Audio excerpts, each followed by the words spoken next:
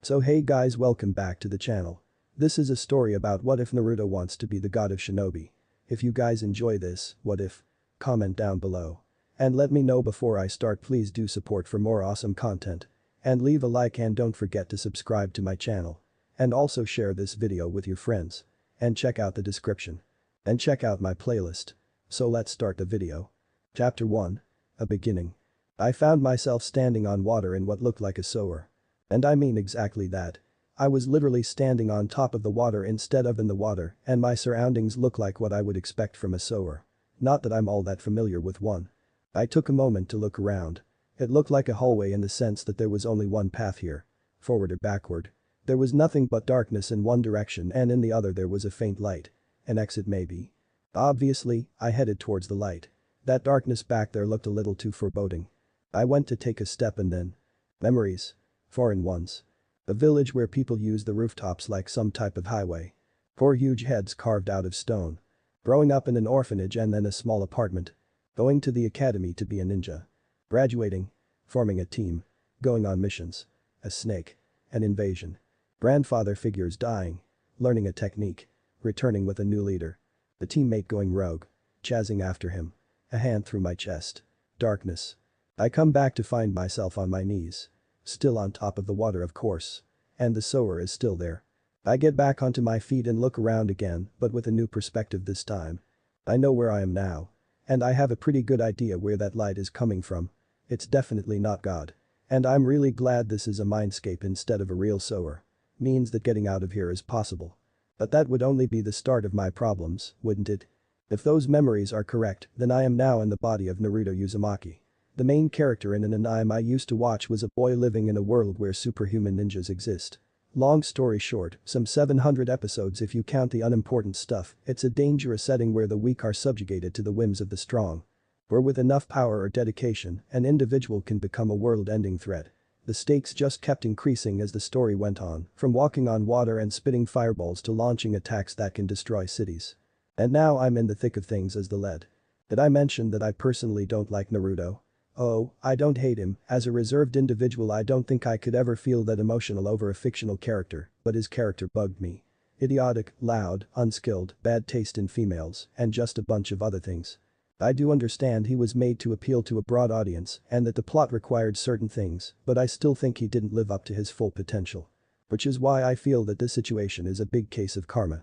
I always said that I could do better and now here I am. Some being out there felt that I should put my money where my mouth is. And I have no choice except to do so because this is my life at stake here. Those memories were simply too vivid, if lacking in emotional attachment, to be passed off as my imagination going wild. No, I'm moving forward with the assumption that this whole transmigration deal is legitimate and doing anything against my personal well-being is a big no-no. That also means following the original script is not a good idea. Aspiring to become well making friends everywhere I go is not a bad way to live, it's just not the best way to ensure I continue living. I can't limit my rate of progression to match the blonde. Too many events came about only because Naruto was who he was and because the creators wanted such to happen. I know very well I lack absurd levels of charisma and willpower, so my path has to reflect my own strengths. I want to survive, no, thrive, in this insane world. So there, a goal was established. How do I make it happen? Power. How do I get that? Training and using what I have at my disposal. What do I have? Uzumaki bloodline which includes large chakra pools, longevity, and vitality. I'm also the container for a tailed beast meaning more chakra, more vitality, and whatever unique traits it provides. I have shadow clones. Clones of me that retain memories when they disperse. An extremely useful tool which I plan to take advantage of. My outside knowledge is perhaps my greatest advantage, I can use that to guide my training and decision making.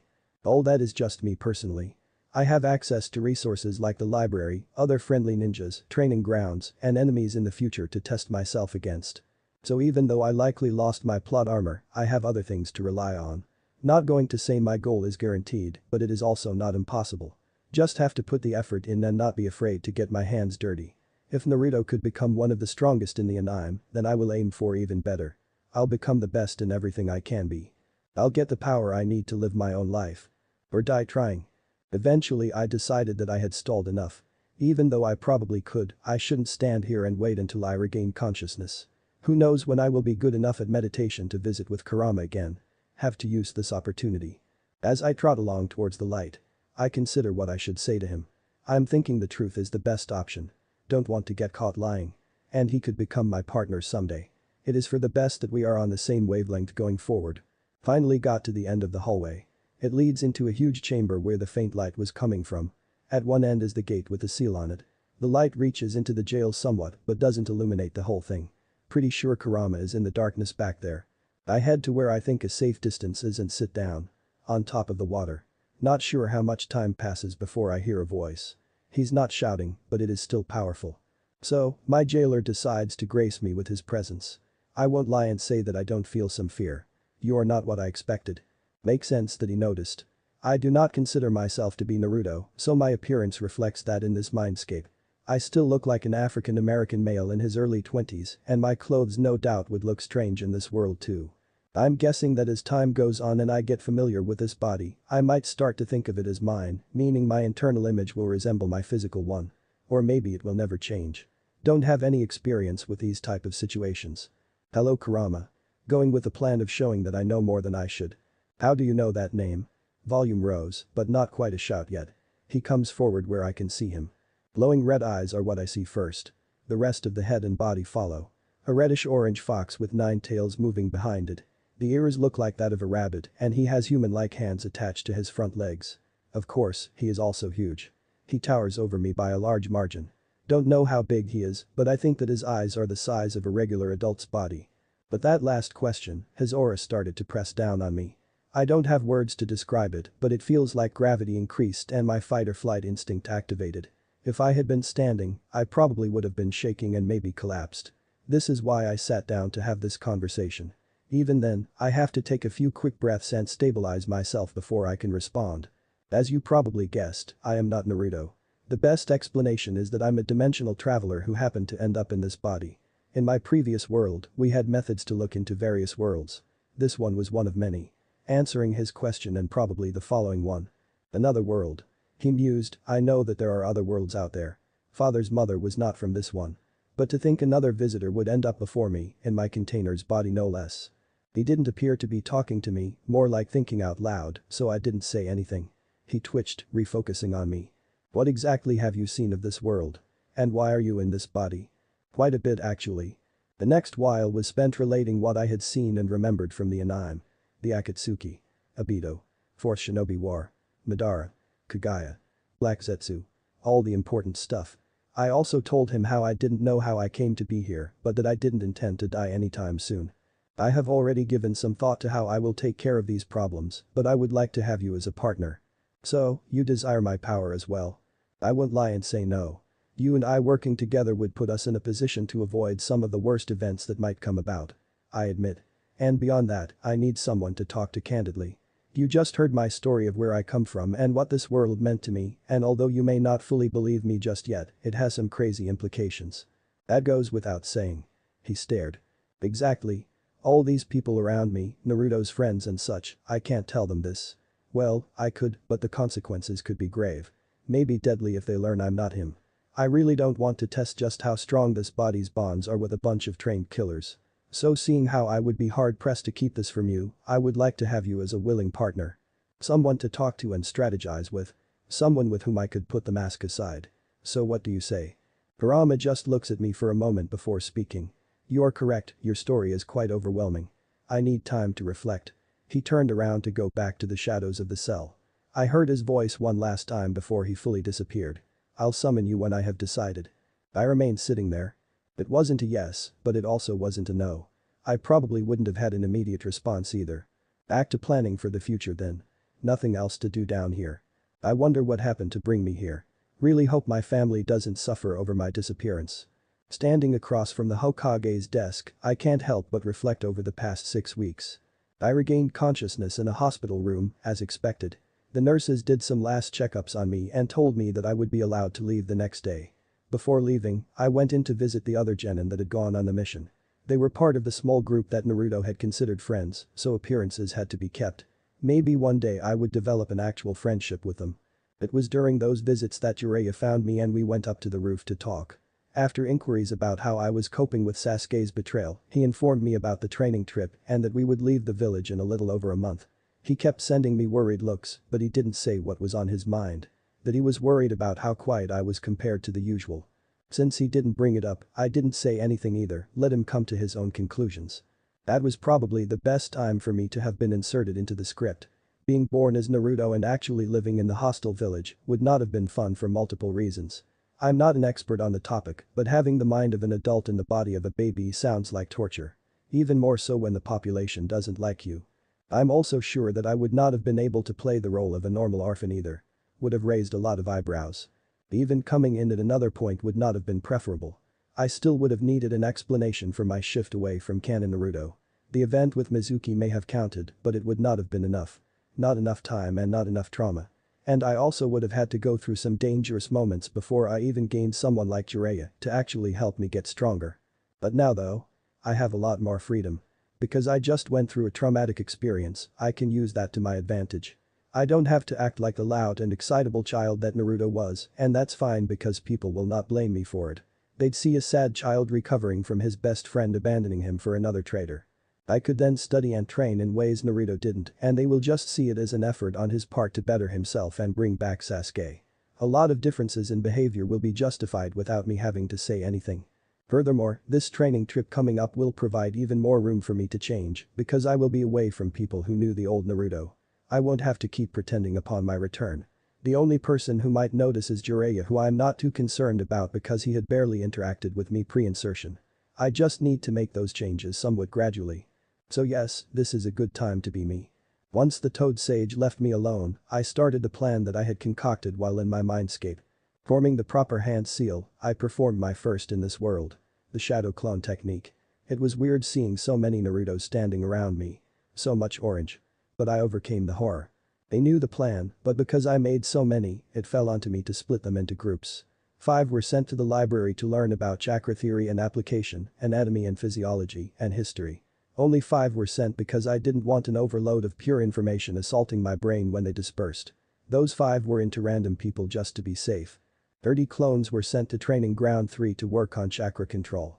They would combine water walking with leaf sticking in order to get the most out of those exercises. One final clone was tasked with finding out where Lee got his weights from and purchasing a set. With the groups assigned, the set of 30 followed me to the training ground while the others went about. By the time I finished warming up, the clone with the weights arrived. I was expecting something like the ones I saw in canon, but was pleasantly surprised instead. The set he bought consisted of a belt with 2 seals on it that went around the midsection. The instructions that came with it said that sending a pulse of chakra directly into one seal increased the weight on the whole body by 1 increment. Sending chakra into the other seal undid all the weight. The first level was approximately 15 kilograms, and each increase raised the weight by another 15. Doing the maths, once I reached the last level, 10, then I would be carrying an extra 150 kilograms. I was intrigued by the idea, but also not looking forward to getting there. The instructions also made it clear that training without the use of chakra would provide the best results. It made sense, work on the base body, and all physical enhancement techniques would see marked improvement. After putting the belt on, I got started. Sprinting until I dropped, variations of push-ups and sit-ups, squats, lunges, planks. I pushed the famous Uzumaki stamina to the limit. Needless to say, I could feel every bit of those extra 15 kilos before I called it quits for that day. Periodically I would create a different set of 30 clones when all the ones doing chakra control exercises ran out of chakra and dispersed. The clones in the library also dispersed sometime that afternoon after open hours passed. They were nice enough to come find and warn me before they sent over their memories. The sensation of receiving memories felt odd but not uncomfortable. I suddenly knew stuff that I didn't have to waste time learning. Truly, shadow clones are the best. Except for the weekends during which I rested, the time I had before leaving was spent in that fashion. Wake up. Eat breakfast. 5 clones to the library. 30 on control. Spend the morning working on accuracy with kunai and shuriken and then physical workout. Have lunch. Practice taijutsu based on academy books and memories. Practice ninjutsu and absorb memories from the library clones. Dinner. Watch television and relax. Meditate while lying in bed. The weekends were used to acclimate and keep up appearances with the people Naruto was friendly with. Not going to lie, it was hard. Going from a civilian in 21st century America to basically a child soldier. Drastic change. At times, it was an honest struggle to keep going. This was the case mainly with the physical training, as I never had to push myself this hard back on Earth. But I had to do so now. Having a strong, capable body and later on excellent taijutsu skills was the foundation for my goal of being S-rank by the time the war starts. Beyond that, thoughts of what awaited me if I wasn't strong enough served as potent motivators. Therefore, I pushed myself and the results can speak for themselves. I progressed up to level 4 with the weights. My accuracy with kunai and shuriken improved. Chakra control skyrocketed and with that so did proficiency with substitution and body flicker. The main ninjutsu that I focused on. I picked up all the chakra theory that was available to me in the library. Advanced control exercises that I couldn't use yet but would be beneficial later. Shinobi tactics, plants and poisons, etiquette. Anything that I believed could be useful. That being said, I noticed a lack of material. Guess they didn't want untrusted amateurs messing around with seals. Common sense, I guess. Anyways. It was a productive month. As the exterior would suggest, the Hokage's office is actually circular. Walls made of some type of earth with a number of large windows across from the entrance that provide a good view of the village. Along with a few portraits, the only other thing of note is the desk placed in front of the windows. A simple desk that wouldn't look too out of place in a classroom back home. Hums with a stack of books and paperwork as well. All in all, smaller and less decorated than what I would expect out of the personal workplace of a powerful leader. Standing behind and to the left of the desk is Shizune. Dark hair with eyes to match them, fair complexion, and wearing her dark blue kimono with white trimming. Wide obi around her midsection. Attractive young lady. The only thing detracting from her appearance is the pig in her arms. Fortunately for me, it doesn't stink. At least not from back here.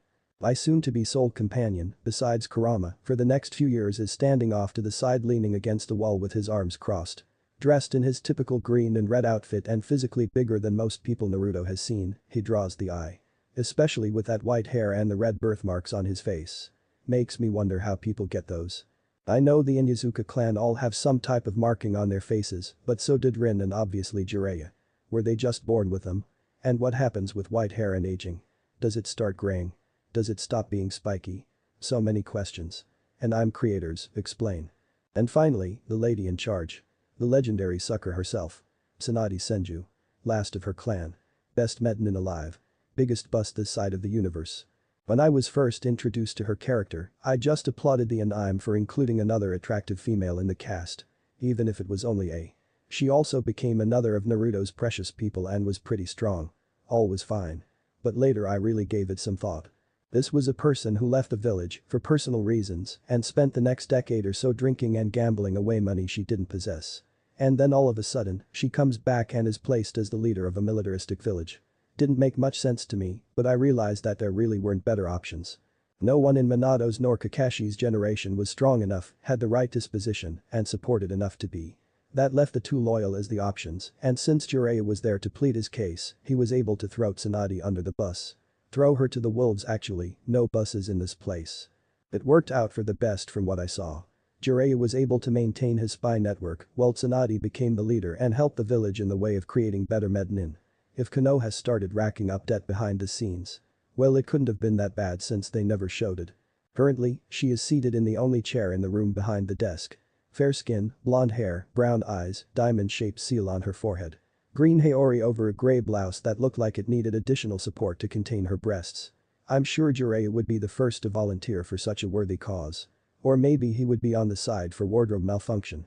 Those three and I were the only ones present for this send-off, not counting the pig, and I'm sure were stationed around the room.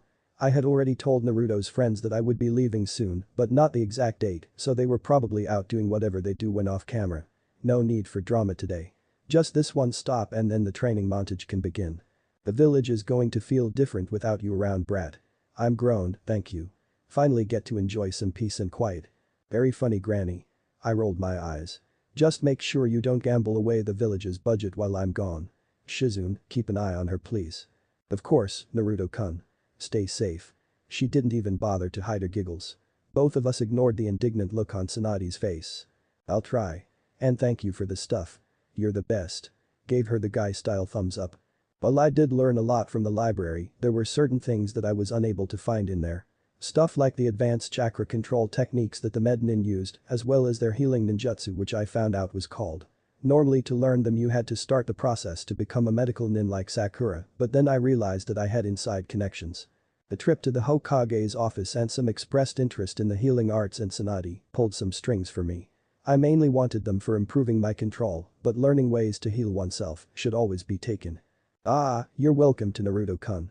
She was smiling now, probably recognizing the joke I was playing and willing to play her part. I'm happy that I could help.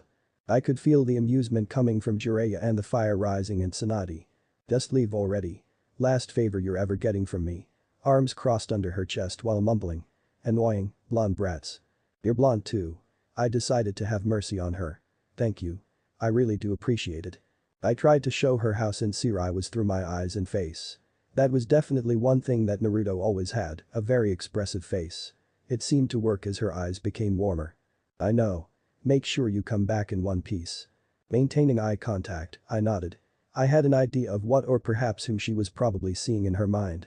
Jiraiya came around to stand beside me while placing a hand on my shoulder. I'll watch over him at home. You had better, pervert. Was her response, to which he just laughed and gave a gesture similar to what I had done with Shizune. We'll be back before you know it. Let's go to Naruto. With one last wave goodbye we left. Through the window, of course. My first time doing that. It was much faster than going down all those stairs. We ran along the rooftops and hopped down at the gate to be signed out. It didn't take long, probably due to the presence of the toad sage, and then we were off. My journey to the top was finally beginning. Chapter 2. Building blocks. 2 months into the trip. I was always a quiet person growing up.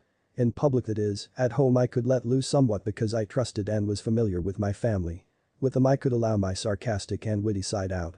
In public, which mostly meant school, I was the quiet and polite kid. I had friends that I talked and joked around with, but with strangers or large crowds I clammed up. Looking back, my introverted nature could be depicted as a bell curve.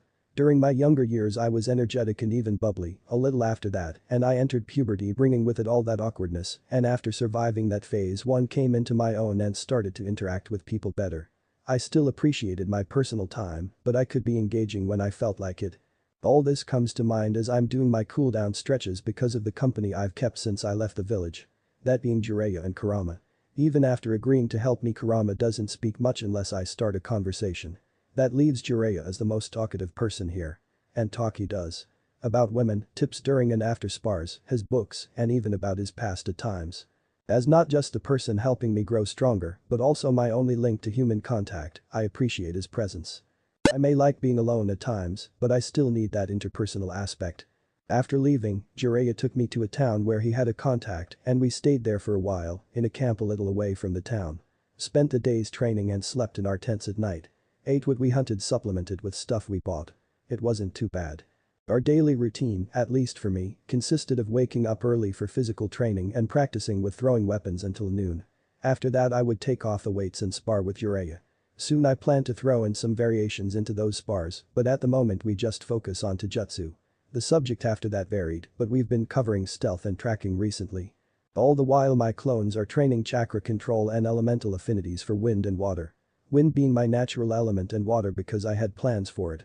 I also didn't neglect my main ninjutsu, the substitution, and body flicker. Using my fresh perspective and outsider knowledge I plan on pushing the limits of those. But that comes later. For now, I can do it one-handed within 2 seconds. Much better than using 2 hands, but not quite as fast as I want it to be yet. Less than 1 second is what I would consider prime. Adding an element would be the next step. The substitution is seeing a lot of progress. No hand seals, only takes a fraction of a second to do, and slowly increases range with it. My clones are the best mediums for them, with them being the same proportions, and having my chakra and I can replace myself with one almost 20 meters away. With control, chakra usage, and experience being the factors that influence my skill with them, I can realistically predict even better results in the future. It's going to be one hell of a get-out-of-jail-free card. The body flicker has provided less results, but I have ideas in mind. Stuff like increasing the range, speed at which I can use it, and even using that boost in speed for other purposes besides travel. But that won't become a reality anytime soon. Chakra sensing is an odd experience. It's like using a sense that you didn't grow up with, so then you didn't have any idea how to interpret what you were picking up. Like a blind man suddenly seeing a shirt and not knowing which color to call it unless someone tells him. Using my knowledge of submarines or bats, I visualized detecting chakra as a sonar device. I would send a pulse and when it bounced off another source of chakra, it would give me a sense of where it was. This was a method I had been messing around with during the evenings with my free time. Pulsing out my chakra had simply been an extension of dispersing a. Expanding my senses and looking for the feedback had been a matter of practice. Interpretation is a matter of experience. Having a clone run a distance off and then slowly walking back had allowed me to get a sense of the maximum range. When I first sensed him, I would tell him to stop and then measure how far away he was. 11 meters the first time I did it. A month later and it was about 20 meters. From there, when I picked up a ping in the middle of my position and the end of my mental grid, I could deduce that it was about 10 meters away. That gave me a distance and a sense of which direction it was coming from. Not all that useful with how small the range was, but I had hopes it would improve in time. Made me actually envy that Karen girl. And don't even get me started on her chakra chains. I have no way to replicate those. Annoying nags with all the good genes. Back to my senses. It lacks a great amount of precision. Something I hope to achieve in time. Good thing I already have clones in my rotation to focus on that. That is a hack. Sitting in front of my tent focusing outwards, I was able to catch the presence 20 meters out with my eyes closed. Being able to recognize my own clones by now, I could infer that it was someone else. My familiarity with Uraya's chakra and the sound of his clown footwear told me who it was. When he walked into our little clearing among the trees, I was standing facing him. "I'm surprised you returned so early. Didn't take long at all," was my sarcastic greeting. He didn't have much to say. Only took a couple of minutes. Okay. Getting a report from his spy. Getting what I asked for. That should not have occupied him for the 4 hours he was out. What did he do? There was an emergency at the hot springs. Required my expertise. Haha. That was one of my guesses. Found out anything important? Well, this one blonde had one of the biggest assets that I have. There he goes again. Best to let him get it out of his system. Don't blame him though, some of the body proportions in this anime world made flesh were outrageous. I couldn't wait to see them up close. And feel them. Taste as well. And whoa, down boy. Just fantasizing up here, no action to partake in yet. Be patient. These boyish hormones keep taking me on roller coaster rides. It's worse this time around because I know just what I'm missing out on. At least acne hasn't found its way into this world. I meant the informant. Cutting him off midway from his pantomime of something bouncing. 2 things. Anything sinister lurking around? Nothing too major. Mostly rumors. Here, I got what you asked for. Laying out a storage scroll, he activated it, releasing its contents. Some clothes, sandals, and a belt. Naruto had been one of the shortest among his graduating class. The last checkup I had before leaving the hospital said 146 centimeters in height and 40 kilograms in weight. Either due to a normal growth spurt or intensive workouts, I had grown a little since arriving here. A little bit taller and a slight gain in mass. Enough that the number of baggy tracksuits I had, all in orange, were a little less baggy, and I had to unroll the legs to prevent high waters. They were passable for working out but not much else. And since I didn't bring any civilian wear, I had nothing else to wear when we passed through any settlements. I didn't feel like putting on a transformation just to not look fashion blind, so I had Jiraiya purchase some normal stuff while I did my morning training. A couple of black trousers, some white shirts and a light black jacket. Black pair of sandals. Simple things that won't attract too much attention. The belt is for a different purpose. I had progressed to level 7 of the training weights, 7 out of 10. After reaching and adapting to the max level, I would have no way to add more weight to it. It was not like Lee's weights where he just added more when he wanted to. Mine was a work of complicated stuff. My answer to that? Having Jiraiya look at it and try to create another seal to use as a training aid. One that had no limits. The new belt would hopefully allow me infinite gains. Retreating into my tent and returning with my own storage scroll, I sealed up the new purchases. Thank you, Jiraiya. No problem, brat. He responded with one of those smiles, eyes closed. You know, I keep meaning to ask you, but how come you use my name now? Not that I miss the nicknames. Looking away from him, I cast my eyes toward the trees while formulating my reasoning.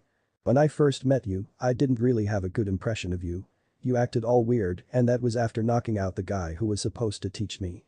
And then you threw me into a deep trench instead of teaching me the summoning properly. And later you took my money even though you should have been loaded. Me calling you pervy sage was just to get back at you for all those things and more. Turning back to his face and taking note of his serious expression, I continued. But then you taught me. Disregarding how much fun it was to hit Kabuto with it, I used that in so many fights. The last of which being against Sasuke. It was my direct counter to his Chidori. So, although I ended up losing, I can honestly say this is what kept me in that fight and what kept me alive. In a way you saved my life. Calling you by name is the least I could do to give you the recognition you deserve. While I'm at it, I would also like to say thank you for all you've taught me so far. Maintaining eye contact as we were, I was able to see the emotions flick across his face. From seriousness to a slight smile and then a genuine smile. When he finally spoke, I could hear a little extra in his voice. "You're welcome, Naruto." We stood there for a moment before he placed a hand on my shoulder. "Hey, you still want to get started on learning?" "Of course, I was just waiting on you." "That's so?" With a laugh he motioned for me to sit. "Now where to get started?" 7.5 months into the trip. No longer do I have a sower for a mindscape. No sir. Standing in a clearing, surrounding me is a large forest. Trees and shrubbery, natural greens and browns. Healthy looking. On one end of the forest is a cave leading underground. A huge one at that. The entrance looks like Lady Liberty could walk into it and stretch her arms out and still not touch the edges. Can't make out how far back that cave goes due to light not reaching that far. It would be funny how I don't know my own mind, but Kurama made the executive decisions regarding his adobe. And I can't exactly go visit due to reasons. Back when we first began renovating the gutter this place used to be, I thought the process would be easy. Just imagine a setting and boom. Done. That was not the case. I had to work for it. We had to work for it. Kurama and I had to create the environment piecemeal. So, it took weeks of nightly visits to even get this far. And it was far from perfect. We had one tree copied and pasted to form a forest of trees. Same with a shrub. They were all the same and equidistant from each other. The sky was a plain white color. No sun and no clouds. To reflect nighttime in the real world it would get dark in here. Dark yet somehow enough visibility to see each other despite having no moon. We made do. I had my clearing and Kurama had his forest to do whatever within his cave. My clearing was actually the seal. It was inscribed on the ground and kept me from leaving the clearing and Kurama from coming into it. It could actually be seen as a prison for me now if I actually lived here. At least my guest likes it better than the actual bars. You're slowly changing. It's quite a strange sight. What, never seen someone going through an existential crisis before? I laughed. No. My previous containers were never in your unique position. Lucky them. It looks worse than it actually feels. I replied, looking down at myself. Over the last couple weeks my mental image had started to shift. Instead of the usual crisp image of me pre-insertion, I looked pixelated. Like someone took a really blurry image. I attributed it to adapting to the body I have now and calling it mine. Not like I had a choice, with all the training I've done so far, I have become quite familiar with my body. My short boyish body possessed more power than my young adult one did. More than probably everyone back home. And that's just naturally, not even adding on the usage of chakra reinforcement. That is not the only aspect in which you have changed. You are becoming more powerful every day.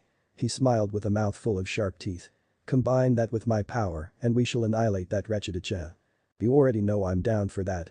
What do you think of the arrow step? Give it a name that makes sense. It also has no destructive power.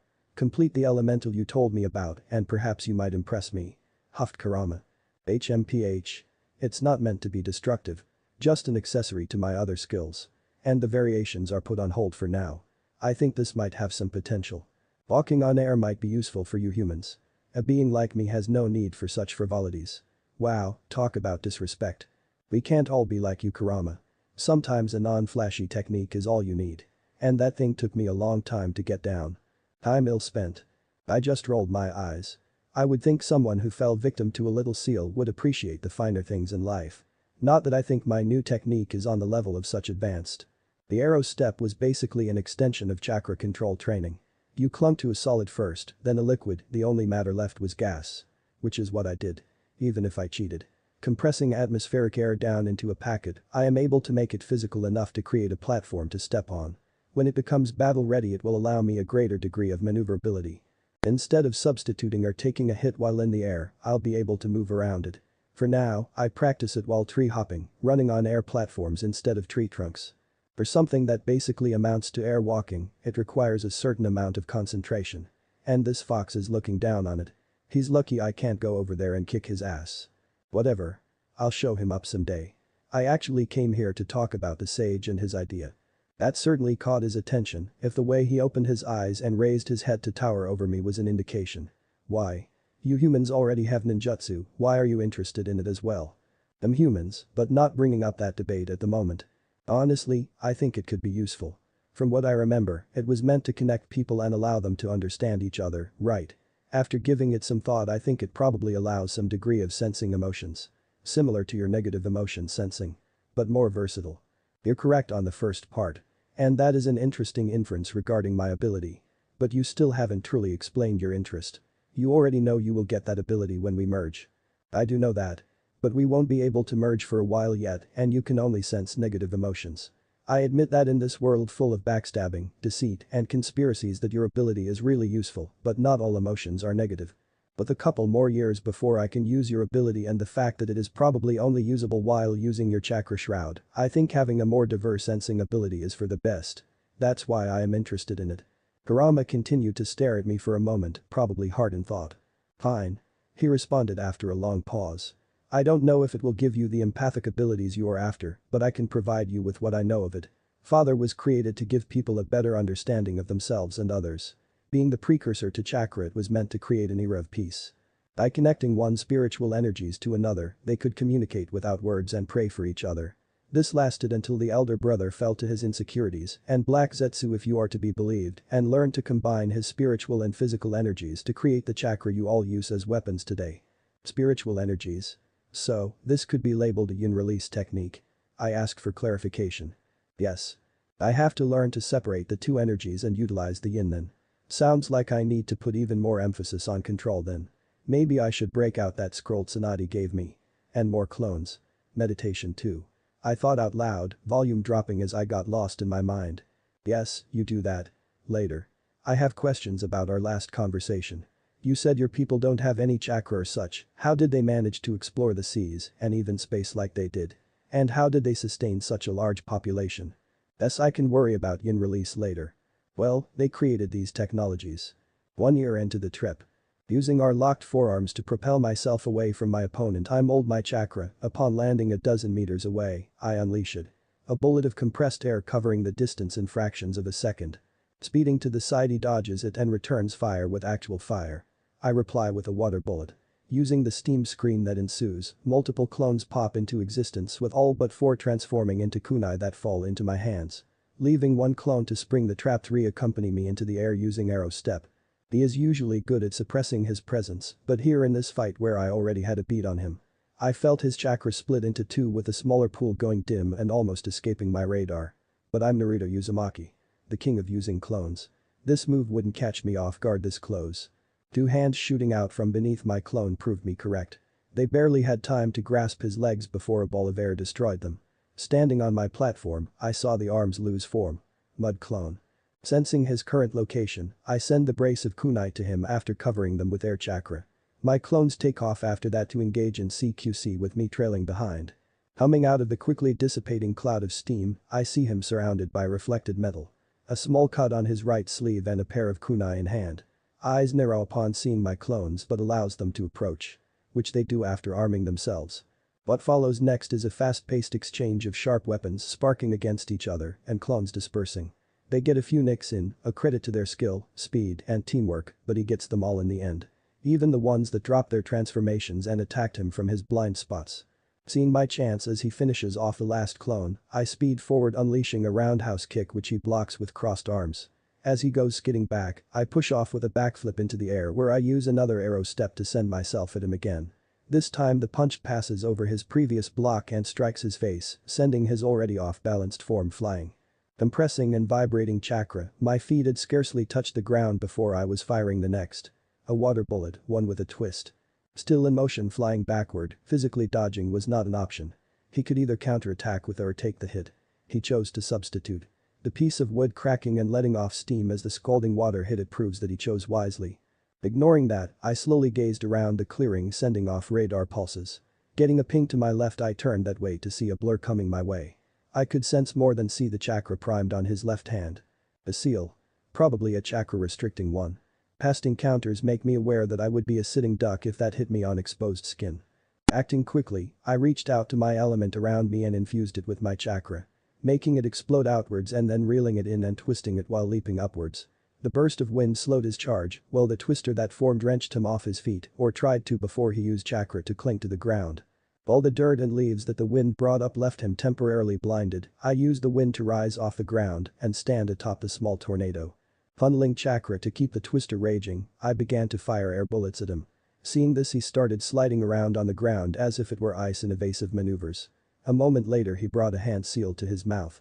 Recognizing the tiger seal, I sent the twister his way while expelling wind-attuned chakra from the points in my hands and feet, taking off like a discount Ironman as fast as possible. Even then, I felt the mixing and combustion of air and fire behind me.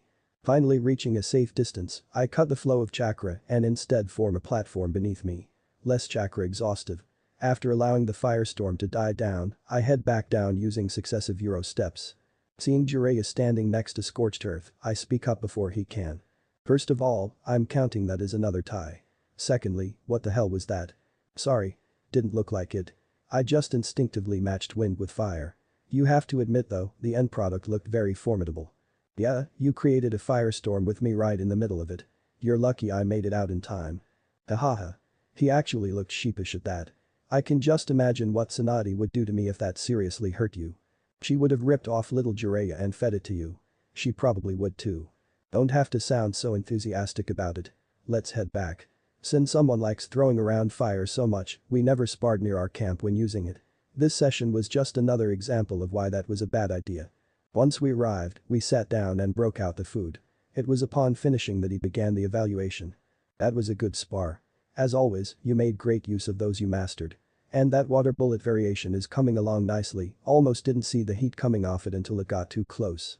I think it is up to your standards for battle use.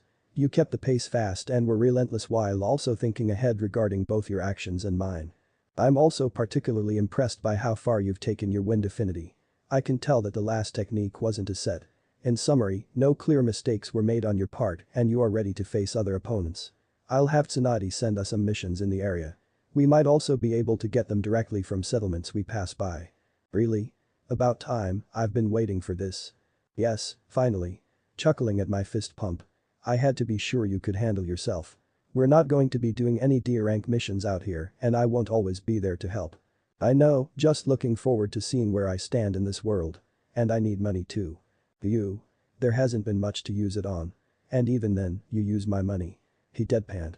I wave that aside, you're filthy rich. I've seen your writing contract. Besides, I need money to buy new clothes. A set of armor and some other things. Planning on moving out of that dingy apartment when we return too. Armor you say? What kind? I'm thinking of just a chest plate. Maybe some arm guards. I have some ideas for the latter. I still have my armor from the Shinobi War. But although you're pretty tall for your age, I was older and bigger when I was fitted for them. They won't fit you. Jiraiya shrugged apologetically. That's fine. I want my own after all. I have a contact that is pretty good with that sort of thing. We'll go to him to get your armor. Cool. Now if we're done here, it's Friday afternoon meaning my rest period starts now. I'll throw on my civilian clothes and we can go into town. To the hot springs we go. Haha. Serious Jiraiya is no longer among us. In this dangerous world full of psychopaths, weird hair colors, and even weirder people, there is one thing that makes it bearable. No, it's not the above average looking women, I still haven't been able to appreciate that properly. The best thing they have here is the hot springs. Natural pools of water heated by the earth itself possess minerals that soothe the body and mind. As in Uzumaki and then further compounded by being I heal faster than other people. After a day of working out and shredding muscle fibers, food and a good night's sleep is all I need to bounce back stronger than the day before. A bonus that I've made great use of. At 14 years old, 154 centimeters tall, and cut, defined muscles throughout my whole body, I was quite the sight. And as the routine spars with Jiraiya have shown, it wasn't just for appearances. Self-appreciation aside, I didn't have to come to the springs for rejuvenation. Not like those other people. I came here because I can still enjoy it as the warm water tickles my body. I found it to be calming. It was also a good location for test subjects. After developing and practicing yin release empathy for months, I got pretty good with it.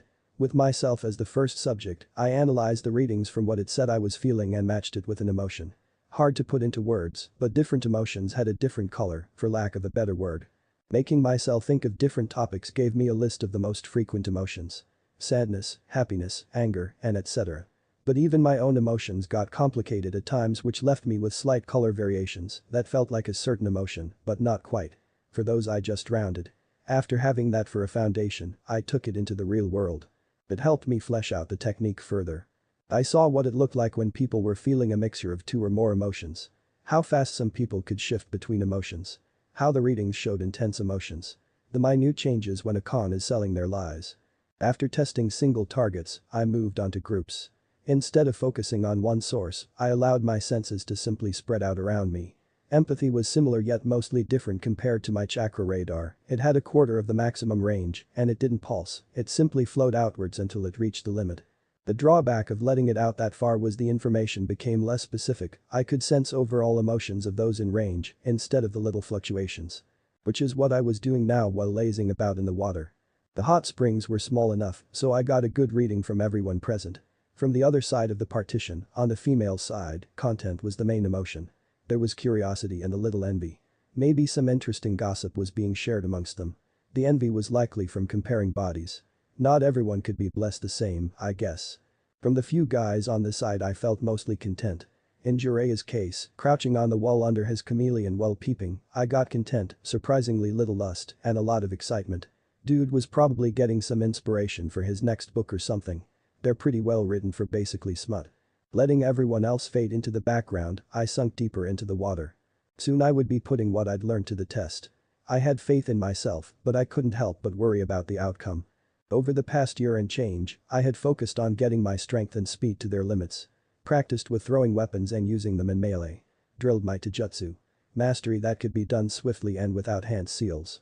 And then in spars with Jiraiya, I had combined everything into the style of combat that I wanted to have. Striking fast, striking hard, and being efficient. Attacking from blind spots when I can and bringing my overwhelming power to bear when stealth isn't possible. It was that same efficiency that I feared the outcome of. There would no doubt be killing involved. Matter of fact, I would probably be introduced to it as fast as possible, and it would be the right decision to make. Better to get the first death out of the way in a somewhat safe environment rather than at a critical time. Practical. But was I ready? Ready to take a life? You're not ready. Oh, hadn't realized I was broadcasting my thoughts like that. But I believe you will get through it and overcome it. From what I've seen of your character, when something happens you adapt. You were brought here leaving everything you knew behind yet you did not crumble. You took the situation and made the best of it. If you can do that back then you will do so again. You may not be ready, you may even stumble after the act, but you will persevere and come out stronger. That is what I believe. Sitting up straight in the hot water, I nodded. That's right. This was always going to happen. Just going to be another hurdle in our path. Just have to take it with my head high and deal with the consequences. Thank you Kurama.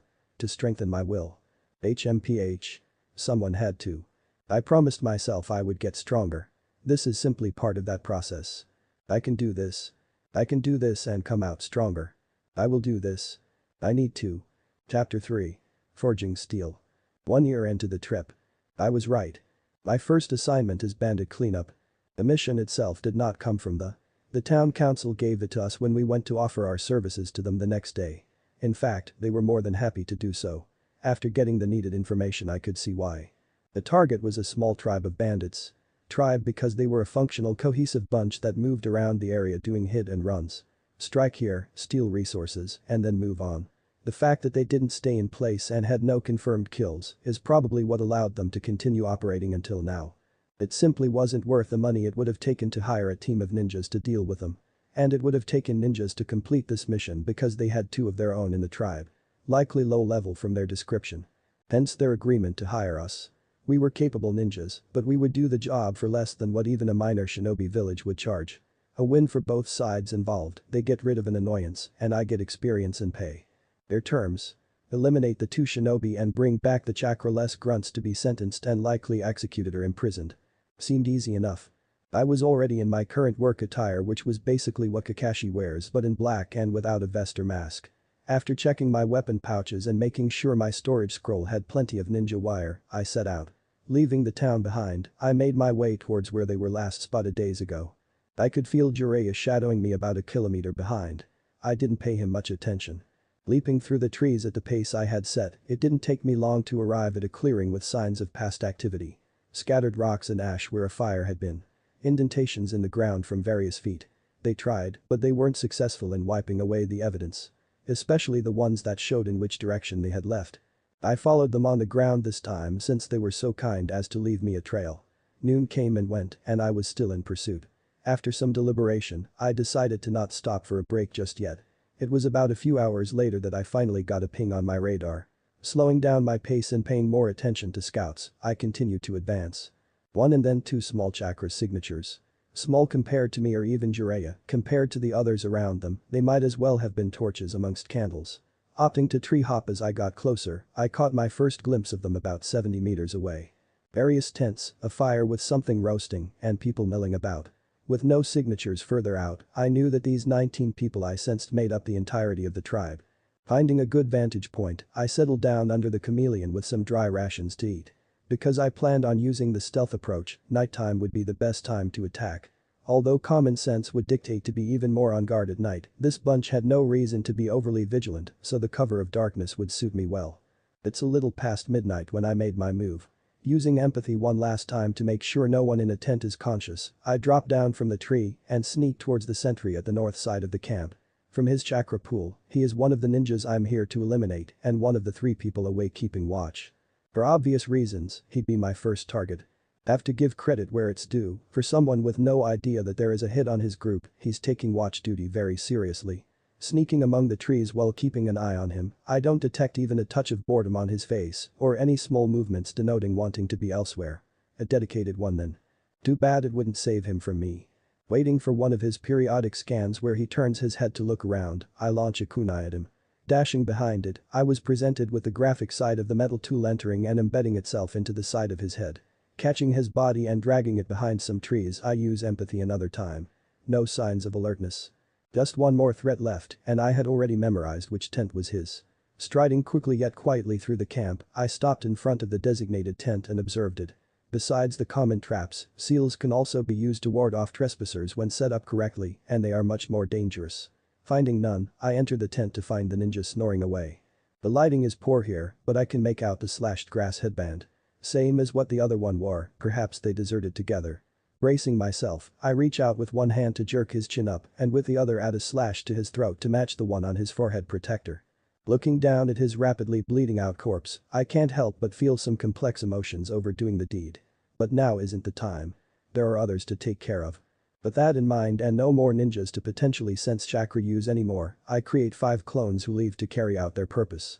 I dragged out the body and set it down at the center of the encampment. It doesn't take long for my clones to knock out the other sentries, along with the sleeping bandits. Upon doing so they brought them to where I stood and began binding their limbs with the wire I brought. Once done, they went back out collecting everything that was of use and storing them into 2 scrolls. While they did that I went to the trees where I had left the other ninja and returned placing the body on top of the other. Running through hand seals and feeling my chakra respond almost sluggishly, I set the bodies on fire using the Great Fireball technique. After only ashes remain, I create more clones, one to carry each remaining bandit and then speed back towards the town. From the first kunai thrown to my departure, less than half an hour had passed. What an eventful night. You did good. Were Jiraiya's first words regarding the debrief. Running all night, I managed to get back by dawn. Leaving the town hall sans bandits and a little bit richer, we had retreated back to our hostel to discuss things. After running all day yesterday, attacking the bandit camp and then running throughout the night, I was pretty tired. And having shadowed me the whole time, so was Jiraiya. But I'd rather get this out of the way than sleep on it. Picking up and following the trail, observing the camp for the best time to attack and the attack itself were all well done. You did most of it without using chakra. At my nod he continued, I thought so, only noticed it when the clones came out of the tent. Anyways, the only comment I have is to take out all the sentries first next time. You may have known ahead of time that there were only 2 shinobi and made them a priority, but that may not always be the case. It's best to deal with those on watch and minimize the chances of the alarm being sounded if something is discovered. Understood? Yes. I'll remember that for next time. I affirmed. Good. That was the only suggestion. Now, his look of concern grew more prominent. How are you feeling about your first kills? I feel like a mess at the moment. An uncomfortable blend of many different emotions. I decided to be as honest as possible. It was easier and harder than I expected it to be. But I'm really happy they didn't ask for the death of the others. Bad enough I had to kill the shinobi, doing the same to what amounted to civilians would have been harder. Naruto. As a war veteran and someone who has experienced a lot of what the shinobi world has to offer, I'll be honest with you and say that it gets easier. Not the act of killing, but in the way of living with yourself afterwards. You have to find your reason for what you do during missions. For many it's because they were ordered to and it was their duty, for some it's a way to feed their family, and for others it's to protect their loved ones and their home. My advice to you is to find your own reason for carrying out the tasks in a shinobi's life. A greater purpose to assuage that pain you feel. Recognize that each life you take is precious, but that each violent act can play a part in the creation of something better. Do you understand what I'm asking of you? I find myself staring in shock and even some awe at these words. They're surprisingly eloquent compared to other stuff that I've heard Jiraiya say. But it's not a bad philosophy to live by. One that I would do well to take as my own. Not finding the right words at the moment, all I could do was nod. Do that, and I promise that you will be alright.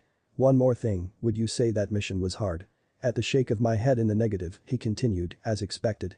I accepted this one to allow you your first experience in taking a life, not to test your combative abilities. I know that you could take on dozens of ninjas of that level easily, even if you hadn't caught them unaware. No, your real test will be more challenging. I will work with Tsunade to assign you an A-ranked missing nin, and you will find and defeat him. Understood? I do. I confirmed. This was a pretty big leap, but not one that I didn't think I was ready for. It might be my first real fight against someone that wasn't Jiraiya. I say might because I didn't plan on attacking anyone face to face unless I had to. I'm a ninja, it's what we do. No need for stupid banter or letting them figure out how to beat me in a drawn-out altercation. We will see how this missing nin fares. I haven't picked one yet, so until then we will continue with our normal routine. Think that's all. I'm going to rest for a little bit and I think you should do the same. I have some time before I have to meet up with my next source, so we can stay here for another week. Offering one last pat on the back, he went to clean up before retiring to bed. All the while his words of advice bounced around in my head. That week went by peacefully. After that day we checked out and went back to the clearing where we had stayed and set up the camp again. From there the grind continued, physical training in the morning, sparring with Jiraiya, and meditating in the evenings.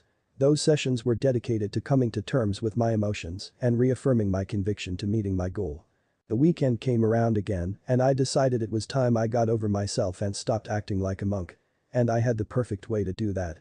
Learning from Jiraiya the ridiculously long chain of hand seals for the anti-pregnancy and donning a slight transformation on my face to add a few years, I was ready to go.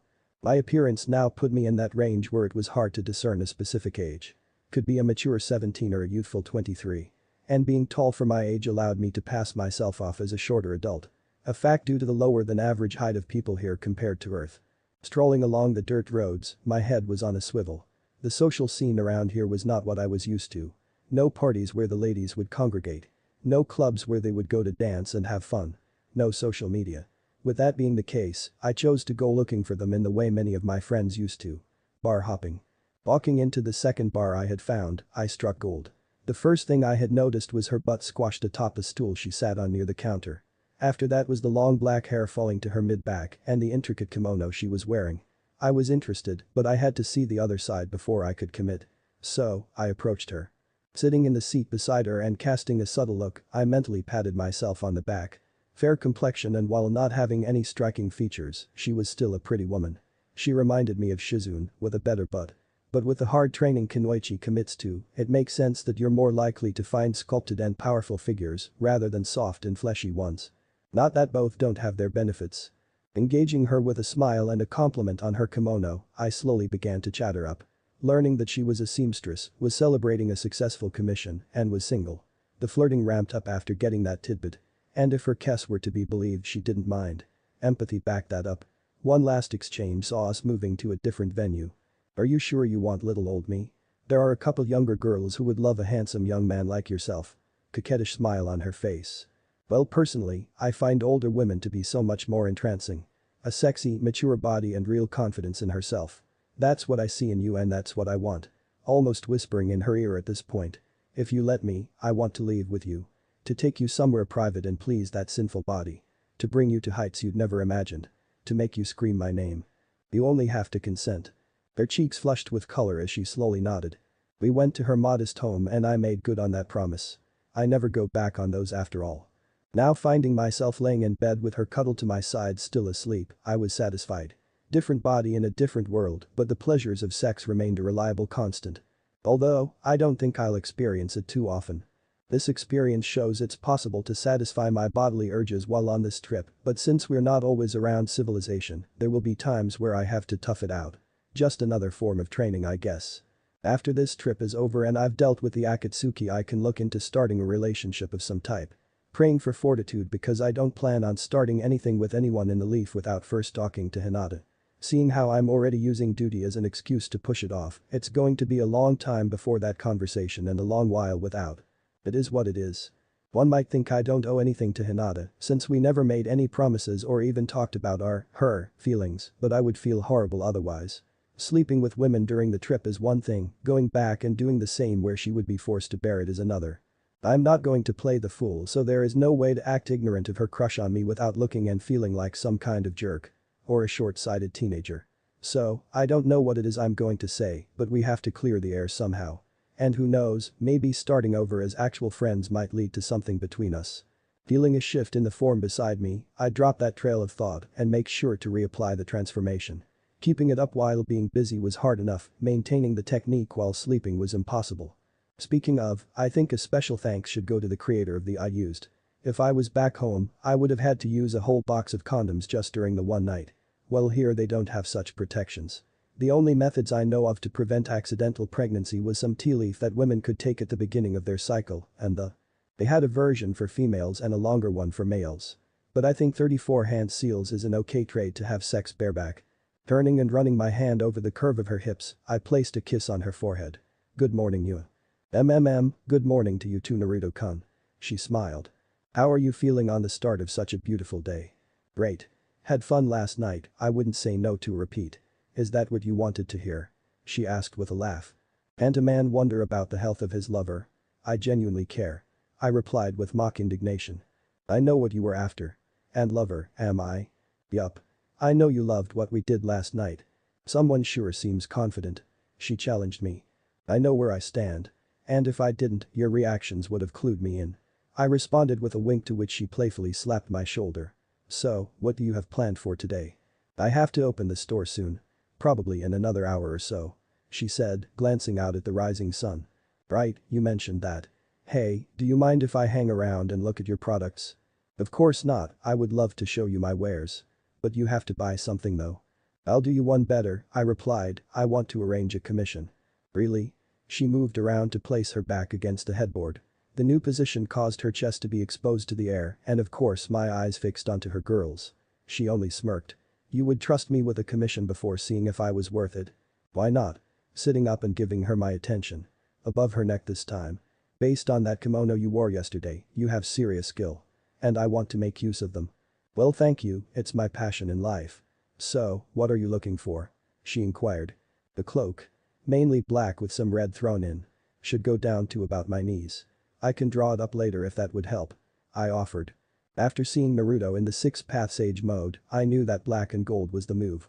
With the wisps of chakra flowing off of him and the truth-seeking balls in the back. Badass. I didn't have access to that form and might never, but I can copy the basic idea. Due to that, I already had a color scheme for my future armor, but since I didn't plan on wearing that everywhere, I needed another signature. Thus, the cloak. Loosely based on what I remembered him wearing while confronting pain, it would be my go-to. Sounds easy enough. She commented. Cool. Knew I could rely on you.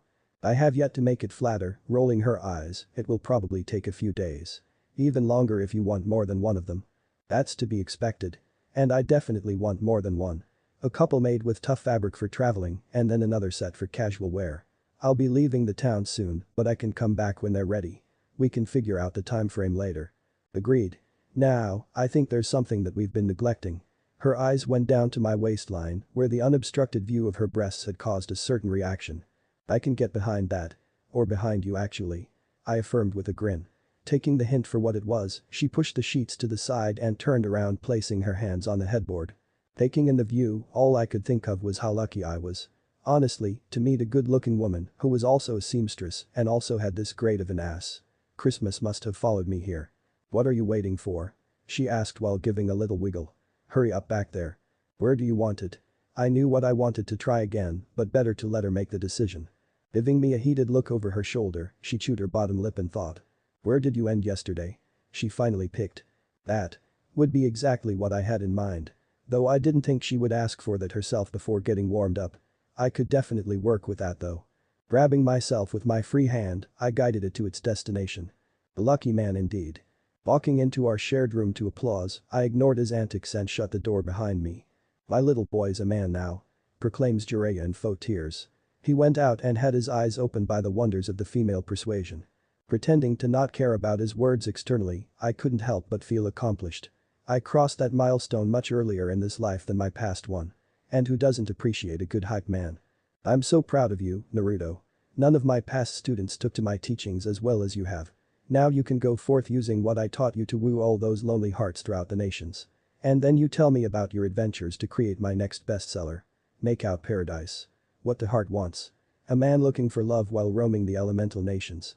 Steamy action galore. The last part is said with his typical laugh. That weird giggle he has going on. Whoa. Hold on there. First of all, you didn't teach me to woo anyone. Secondly, if anyone is writing a book about my sex life, it's me. Not some old man.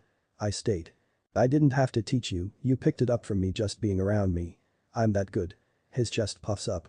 It didn't work that way. I'm just a natural ladies' man. Yes, it did. And what do you know about writing fine literature? I have to be the one who writes it. Like I said, I'm a natural. And no one is writing erotica about me except me. Get your own muse. Fine, I'll base it off my experiences. Huffed Jiraiya before his tone changed, so, how was it? It was amazing. Mind-blowing. I replied in the same manner. And get this, she's a seamstress. Haha, that's what I like to hear. He crowed, extending a fist to me. Recognizing what he was after, I reached out and pumped mine with his. This brought up fond memories of my friends. Hope they're having as much fun as I was. Likely more without me there to slow them down. So, you talked to her about that cloak you wanted? Yeah. She agreed to make them, so I gave her the specifics. I'll have to return here in a couple months or so. Good. I don't mind coming back here again. For now, I'm feeling pretty hungry. Want to go to that restaurant across from us? Heard it's good. He asked me to get up. Sure, I can eat again. 1 year 6 months into the trip. Flying under your own power is one of the greatest sensations in this world. It's fun, convenient for traveling, and can be the best escape route in a pinch. People here should do it more. Like honestly, if that short dude from Iowa can do it using an earth, then it shouldn't be that hard to figure out. Of course, in this case when I say flying, I'm actually aero-stepping some kilometers in the air. Running on air platforms is more chakra efficient than my method of ejecting air from my palms and soles like the late Tony Stark. May he rest in peace. It also allows me the use of my hands for the special binoculars I'd obtained. They allowed me to keep a visual on my target whom I'd been trailing for the past couple days. A missing nin from Iowa named Shiroto, no clan affiliation. An A rank with known proficiency in earth and some fire release, he had a bounty of 250,000 ryo. The reward was decent, but it was not my primary motivation for targeting Shiroto, it was to pass Jiraiya's test. That desire leads to me being even more meticulous in my plan of attack. After leaving the town where you lived, we passed through many other settlements, and sometimes they had something for me to do. Be it carrying a message scroll, seeing to bandit issues, and even being a guard, I had carried out a number of missions. A few weeks ago, Jiraiya had finally decided and sent me out to find Shiroto here. Since then, it took me up until 2 days ago to find his trail, and thus where I had taken to observing him from above, where the distance would make him unlikely to detect my presence. And now, I will make my entrance. Palming the 6 kunai I had attached explosive tags to, I cut the flow of chakra beneath me and entered freefall. Adjusting my body, I feel towards him going head first at an angle. Ignoring the wind racing by me, I mentally counted down until I hit the optimal distance. Launching the kunai while leveling out of my descent, I watched the weapons fly toward the rogue ninja. They were not on course to hit him, but that hadn't been my intention in the first place. As soon as they had flown into position around him, I triggered the specially made tags. Boom. Standing firmly outside of the blast radius, I waited patiently for him to reveal himself. His chakra presence was easy to discern even inside the dust and smoke, despite how muted it had become. It would seem that he was attempting to play dead. The foreign chakra trying to enter my pathways was further proof. Enough. Flexing my chakra and sending out a gust of air, I dispersed both the and the smoke cloud. The explosive tags I had used were more akin to pressure grenades than anything else. Sure, it still had the combustion as expected, but the most dangerous aspect of it was the sheer force it packed. Enough to rupture blood vessels and harm internal organs in a shinobi if caught unaware. And Shiroto had been caught in the middle of 6 of them going off. Which made the sight before me as the cloud was swept away both surprising and then not so. Still in what was ground zero, the missing nin had managed to survive. Down on one knee and bleeding from his visible orifices, there was a certain sheen to his skin that was fading as I watched. Some type of body reinforcement, likely earth-based like Kakuzu's. The fact that he was able to raise his defenses so quickly is commendable. A testament to his abilities. It meant that I would have to personally finish him off. Guess I would be getting that fight after all. I dashed towards him while molding chakra for a hot water bullet. Seeing me approach, he slammed his palms on the ground after running through some seals, raising an earth wall. Launching I leapt into the air and above the wall using consecutive arrow steps which put him in my sight again. Forming a giant, I propelled myself off an air platform at him. He jumped away at the last second, causing me to impact the ground, leaving a crater and flying debris. Ignoring that, I body flicked behind his flying body and caught him with a roundhouse to the back, sending him crashing through his earth wall. It felt like I hit a block of metal, he was handy with that defense of his. Going on the offense once again, I reached him after he got back on both feet and we engaged into jutsu. It was quickly obvious who was superior in that regard, he was injured which lowered all his physical attributes, while I was still at 100%. His only saving grace was his body armament, with proper warning, he could reinforce his arms to block hits or his critical areas in time to mitigate the blows that landed. Well, if speed was one way to victory, then I had solutions. Deflecting a left hook, I used that hand to grab the back of his neck to introduce his face to a rising knee. Letting him go, I gave him 2 quick strikes to the midsection, a straight to the nose sending him reeling, and then a wind bullet launching him backwards. Whipping out another kunai, an application of chakra saw it multiplying into half a dozen that rapidly overtook his flight. This next part required a high level of concentration, but I had practiced it enough to be battle ready. Everything seemed to slow down, my focus only on the airborne ninja and kunai. In a flash, I was off. 3 substitutions. 3 rapid-fire strikes. Knife hand to the throat. Upward punch to the lumbar bone. Rasengan to the sternum. The last attack saw us in a situation similar to how we had started, with him in a crater. Except this time, he would not rise again with half his chest shredded. Waiting until life had left his eyes, I began to clean up. Weakling. That was not a match worth watching. Remarked Kurama, breaking the radio silence. It wasn't. But he can hardly be blamed for that. I responded internally. Taking out a special storage scroll, I unfurled it next to the corpse. Because you attacked while he was unaware. I suppose the credit would go to your proficiency rather than his innate failures. Yeah. I doubt many people expect danger from the heights I can now reach. Very few shinobi can fly. After some maneuvering, the body was sealed away in a puff of smoke. You passed the white-haired one's test. Would you return to him now?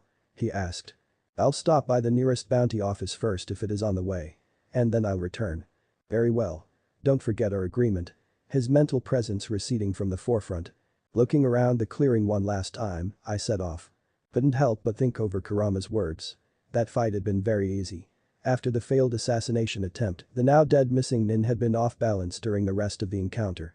Overwhelming offense had made it hard for him to get any real attacks in, never mind the fact that he was already injured. Can't really call it a fight, more like a beatdown in my favor. And I had no problems with that. Having encounters end that easily is something that I know is unlikely to happen all the time, but I will keep pushing for it. If the possibility for a fatal sneak attack is there, then I can't hesitate to take it. Not with the people I am preparing to fight. People with strong abilities and years' worth of experience in combat over me. Of course, I too had a pretty good hand of cards, but stacking the deck further in my favor doesn't hurt. Work smarter, not harder is a saying for a reason. Turning in the bounty and getting my reward hadn't taken very long. It was a simple process with none of the annoying bureaucracy that one would have expected when dealing with such large sums of money. All the better for me, I suppose. Leaving the center behind and meeting back up with Jiraiya, I had presented him with the evidence of my success and received a pretty lackluster congratulations from him. I found it odd, but a scan of his emotions had revealed a crisis of a sort raging internally. So, I had put my concerns aside for a while and simply went about the rest of the day silently after assuming that he would open up whenever he decided to. It was as we were sitting around the campfire that he finally seemed to reach a resolution. Naruto. Looking up from my half-eaten deer haunch, I curled my eyebrows at him. I have something to tell you. You've reached a point in your life where you have the strength and maturity to be privy to this information. Especially since it regards you. Oh. This was looking up to be a very interesting talk. And I think I already knew where this was going. It's about your parents. Called it. Your father was Minato Namikaze, the fourth, and your mother was Kushina Uzumaki, an envoy from the land of whirlpools before it was destroyed. She was also the 9 tails before you, but that is something that very few people knew. Due to this and the notoriety that your father had gained, they kept their relationship and especially your approaching birth a secret. Not that it helped in the end, the night she gave birth, something happened and the 9 tails was released. He gained a far-off look in his eyes as he looked back to that day. Probably the worst event in Konoha's history as of yet. It cost him a lot, his students, friends, and dreams for the future. But being a shinobi meant enduring, and Jiraiya had. They managed to restrain and seal it into you at the cost of their lives. It was decided after that to keep the identity of your parents a secret to protect you. Both of them had enemies, but Minato was a high-profile shinobi. Any links to him would have put you under extra scrutiny. It could have revealed not only that you were his son, but that you were also the current, which would have raised your threat assessment even higher. I can tell you more about them later, but before anything else, I want you to know that they both loved you. The months before your birth were some of the happiest for the couple, and there was nothing that they wouldn't have done for you. They even sacrificed their lives to save yours. After that spiel, he took a breath and looked me directly in the eyes before continuing, I would know that, because I was close to your father. Minato was my pupil just as you are now. I saw him as family, and the same was true for him. He even asked me to be a surrogate father to you if anything happened to him. To which I agreed, not knowing what was to come. Disaster strikes and he died, leaving you an orphan. And instead of fulfilling my promise, I used my duties and lies about your safety to remain outside the village. All the while drowning my sorrows in drink and women. That is one of my greatest regrets in life. Abandoning you to a village that spurned the sacrifice that Minato made. I told myself that it was safer for you, but in the end, it was me running away from what mattered most. I will understand if you never forgive me, but I want to do right by you. I want tea. I'm going to stop you right there, I said while lowering my hand. There is no point in asking for forgiveness. Jiraiya, I hold nothing against you. I've been spending some time thinking about the past and the future I want, and long story short, a lot of things have changed. My dreams are not what they used to be, and the way I approach problems is no longer the same. I'm a different person now with a new perspective on things. So, you can rest assured that I am not going to hate you for leaving all those years ago. You have been a good mentor and a friend to me over the time that we've been together, and I want you to know that. You may not be a father figure to me, but we can still be family as well. So, stop worrying over stuff like that, you're just adding more years to your face. Still. Catching my look, he let the matter drop, thank you. You've really grown, Naruto. I know. At 23 years old mentally, I would find it pretty offensive to have shown no growth in maturity compared to Naruto. And to be honest, the fourth being my father isn't all that surprising. I had already suspected it after connecting some of the dots. It's the identity of my mother that was harder to pinpoint. Thank you for telling me the truth, Jiraiya. No need to thank me. You had a right to that information, and as soon as you were ready, I had no justification for concealing it. And like I said, I knew both of them and can tell you more about their personal lives if you wish. I nodded, I'll take you up on that in the future. After getting that confession from his chest, Jiraiya seemed to have found his appetite again. I really hoped he took my words to heart. Putting my feelings into words has never been my strong point, but a man has to try his best sometimes. Jiraiya had quickly become a close friend to me. All the time spent traveling, training, and just conversing together had elevated him to bro status in my eyes. Making sure he doesn't get killed by pain and finding love in Tsunade were two things that I hoped my presence here would fix. Dude deserved at least that much. Remembering Kurama's last comment, or order basically, I broke the comfortable silence between us. Hey, I plan to start training with the Nine Tails chakra soon. I said. You've finally made up your mind. I remember you saying you wanted to prepare before you messed with that. What can I do to help? He replied. After some suggestions about using Kurama's chakra, I had told him I wanted to train my body and mind beforehand to lower the risks of me going out of control. He had accepted my reasoning back then and hadn't brought it up again. Hopefully you can provide me with the key to unlock the seal. I've looked at it and it appears to have limits in place to prevent me from drawing out too much chakra. I could break them myself, but I figured there was probably a safer method, hence a key. There is a key, but do you really have to unlock it fully? He seemed somewhat hesitant while responding. I had planned to loosen it when you started training, but only a little bit. I don't think going that far so fast is safe. I can handle it. Trust me, I wouldn't suggest so otherwise. Seeing his reluctance dimming, I sweetened the deal, and I don't plan to do it just yet, just wanted to give you advance warning and time to prepare the key if you had it. I was thinking of doing it at the end of this year. Should give me a good amount of time to adapt to it before returning to the village. After deliberating for a while, Jiraiya sighed, fine. We can do it then. That should give me more than enough time to arrange some precautions. Cool. Soon. Chapter 4. Unleash the Kyuubi. 2 years into the trip. Chakra is a powerful thing with diverse abilities. It is defined as a mixture of physical and spiritual energy that everyone possesses. Some people have their chakra system unlocked while most do not. Those who don't are essentially relegated to the bottom of the food chain. In terms of personal power, that is, some of the most influential people in this world are the daimyos, and none are chakra users currently. But their power lies in their wealth and authority. Nothing compared to those who found their chakra systems and brought that energy to the forefront, unlocking it for personal usage. That is where the real power lies. Enhanced physical abilities, both passive and active, clinging to surfaces, a wide range of ninjutsu and the basic stuff available to every user. Aside from that are abilities gained through mutations of the body and chakra-like and bloodline limits. But despite the techniques blocked off by genetics or clans guarding them religiously, there are even more that anyone with the requisite chakra control and quantity can use. Some people are fine with specializing in just a few, while others go above and beyond. Hiruzen Sarutobi once held the title of God of Shinobi due to his mastery of the shinobi arts, including all 5 of the elemental affinities and all public from the hidden leaf. Kakashi Haddock is called the copy ninja for having used his Sharingan to copy over 1,000. Orochimaru of the Sannin is famed for having from all the main elements as well as several forbidden. Thus those 3 are great examples of what one can achieve with the right mindset and tool in the case of Kakashi.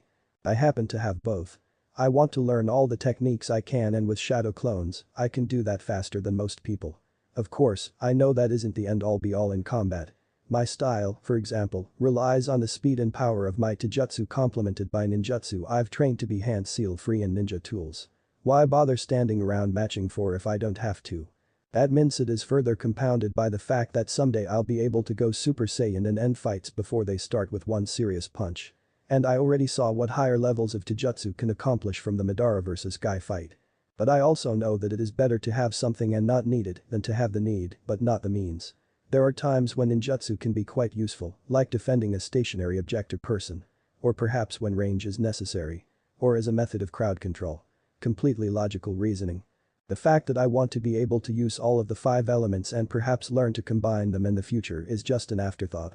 Long story short, the last several months have been spent training my lightning, fire, and earth affinities to an adequate level to make better use of the techniques that Jiraiya taught me. Those elements had not been mastered by any means, but that training was paying dividends in chakra economy and proficiency. I may have a lot of chakra available to me, but that is no reason to settle for simply overloading to make them stronger. Leaving that to my clones, I had personally seen something more impressive. Completing the twice over since I already had 2 highly trained affinities. The wind variant took me almost no time, only a couple weeks. Which admittedly felt like a while compared to the seemingly short time period in which Canon Naruto managed to make his. I'd like to think that creating the final product with the wind blades and also turning it into a range technique made up for it. And that was without natural energy stabilizing it for me. Once that box had been checked, I moved on to the water-based, in which I had put quite a bit of thought.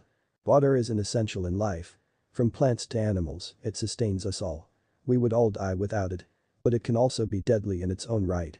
Nature itself presents us with displacements of large volumes of water which can then lead to tsunamis. High and powerful waves that ripple out from the point of disturbance and are capable of devastating property damage and death to living creatures. In my world, man learned to harness water in the form of firefighter hoses and water hydrants. Anyone who's seen these can attest to the power that they contain. As for this universe, well, water is created and learned for a reason. What these examples have in common are the large amounts of water needed along with the high velocities. My idea for achieving that was simple. Create a hollow and then fill it with water chakra. That compressed water would then wreak havoc after the shell containing it collapsed. Seemed like a logical thought process. Of course, before even attempting it, a method of delivery had to be chosen. Keeping up with the current theme, if one truly amounts to such, I went with range. But unlike them, I had no intention of throwing it. Tailed beasts don't throw their attacks, they either launch them as balls or consume, and then fire them as a beam. I had no intention of swallowing but firing it from my hand should be possible. So, I backtracked and learned to launch a normal before getting back to the new technique. Starting off with the exterior of I poured water chakra into it. I envisioned it like a whirlpool, with all the energy seeping in and then funneling into one point at the center. After forcing in what had to be a full 1% of my chakra, I was left with a super dense ball the size of a baseball. The light blue ball of mass destruction, if the new crater in the middle of the forest was any indication. I would remember that scene forever. Standing half a kilometer above the ground, arm tense as the technique was pointed downward. The slight recoil as it was launched and the sound of impact as it hit the forest floor a fraction of a second later. The roar as the condensed water was allowed free into every direction. Trees and shrubs alike swept away. Me dropping down to stand in the middle of the muddy crater that might someday be a large pond. The realization that the new would be a force to be reckoned with. Something that could reshape the land around it. The following months had been spent fine-tuning it. Although it would likely be the start or finishing move of a fight, the time spent building it up was too much. That was improved along with creating estimates of how much chakra had to go in to get desired outcomes. I made a point not to cause too much damage, but sacrifices had to be made. I'm sure the wildlife would appreciate the new bodies of water. Sitting in front of me is a small scroll. One with a new storage seal that I had designed and relied on Jiraiya to make a reality. After using storage scrolls for so long and seeing how useful they were, I had gotten curious. With the use of, people were able to essentially create pocket dimensions that could hold things ranging from simple to complex, depending on the design. But the scroll as the medium, the seal acted as a door to that space whenever chakra was applied. My question had been simple. Could there be more than one door to that subspace? I hadn't liked the fact that once created, a storage seal could not be easily altered. And if it was ever damaged, then the contents inside that scroll would be lost forever. That was something most people did not know about storage scrolls, the fact that you don't actually put things into the scroll, but instead you anchor a portion of space onto the scroll and then create an entrance and exit to it. The medium, mostly scrolls, determines how big the space will be and what exactly it can hold. The seal plays a part in that too, but the medium is more critical. An example would be how people are used to holding the tailed beasts rather than a scroll. Not only does it not make sense to put one there where it would have little use, but the paper simply couldn't do the job for something of that size and complexity. And also exemplify how the medium doesn't hold the contents itself. Cutting open my stomach wouldn't reveal Kurama because he isn't in me in that sense, but rather a subspace. Going back to the anchor part, a damaged seal no longer works for that function. The space collapses and placing another seal onto the same medium only creates a new space. The original is lost. But if there were two doors to that space, one could be destroyed without effectively losing the contents. Crisis averted. The fact that such a scroll could also be used to send messages between two people had been my selling point to get Jiraiya to help me. I was nowhere near good enough to attempt something like that on my own and hope to succeed. Thankfully he had been happy to provide aid and after 3.5 months, we had a working model. Two scrolls that shared the same sub-dimension. As long as only one was activated at a time, things could be sealed and then unsealed from either end. That was what I was currently waiting on. Jiraiya had my scroll's counterpart and would be sending me a signal after his preparations had been made. We would be unlocking the seal today, and rather than do it here, he had enlisted the toads to help, and thus the procedure would take place at Mount Mamboku. He had told me of his plans this morning, and I had told him to go ahead and just give me a warning before having me reverse summoned. We would be spending quite some time there, meaning I had to go procure groceries to last me the duration of my stay. Eating bugs was not something I ever wanted to experience. Movement coming from the scroll grabbed my attention. Part of the seal had activated for a few seconds and then went inert again. Meaning that someone had activated the twin scroll. Prodding it with a finger and giving it some chakra, a small piece of paper was expelled. In 30. J. Looks like he was ready. Picking up the scroll and rising to my feet, I wondered what it would feel like being reverse summoned. Perhaps something like the substitution, as long as you prepared yourself, the transition wasn't all that. The scenery suddenly changed. The sky was no longer just white clouds on a blue background. Instead there seemed to be slight aspects of pink and yellow added on. It was simply so vibrant. The vegetation shifted to mainly tall blades of grass and mushrooms. Those were also full of exotic colors that would have screamed toxic back home. Honestly, I wouldn't be surprised if someone described this scene as part of their drug-induced hallucination. I always imagined being high would look like this. Minus all the toad paraphernalia. In front of me was a waterfall, made from toad oil rather than water, leading to a fountain in the form of a toad with oil coming out of its mouth. To my sides were numerous statues which I knew to be once living creatures who fell victim to natural energy. Hopefully Jiraiya didn't meet the same end while trying to perfect his sage mode. And on the ground in an indented circle lies what Jiraiya came here to prepare, and another reminder that facing sealmasters on their own turf was usually very foolish.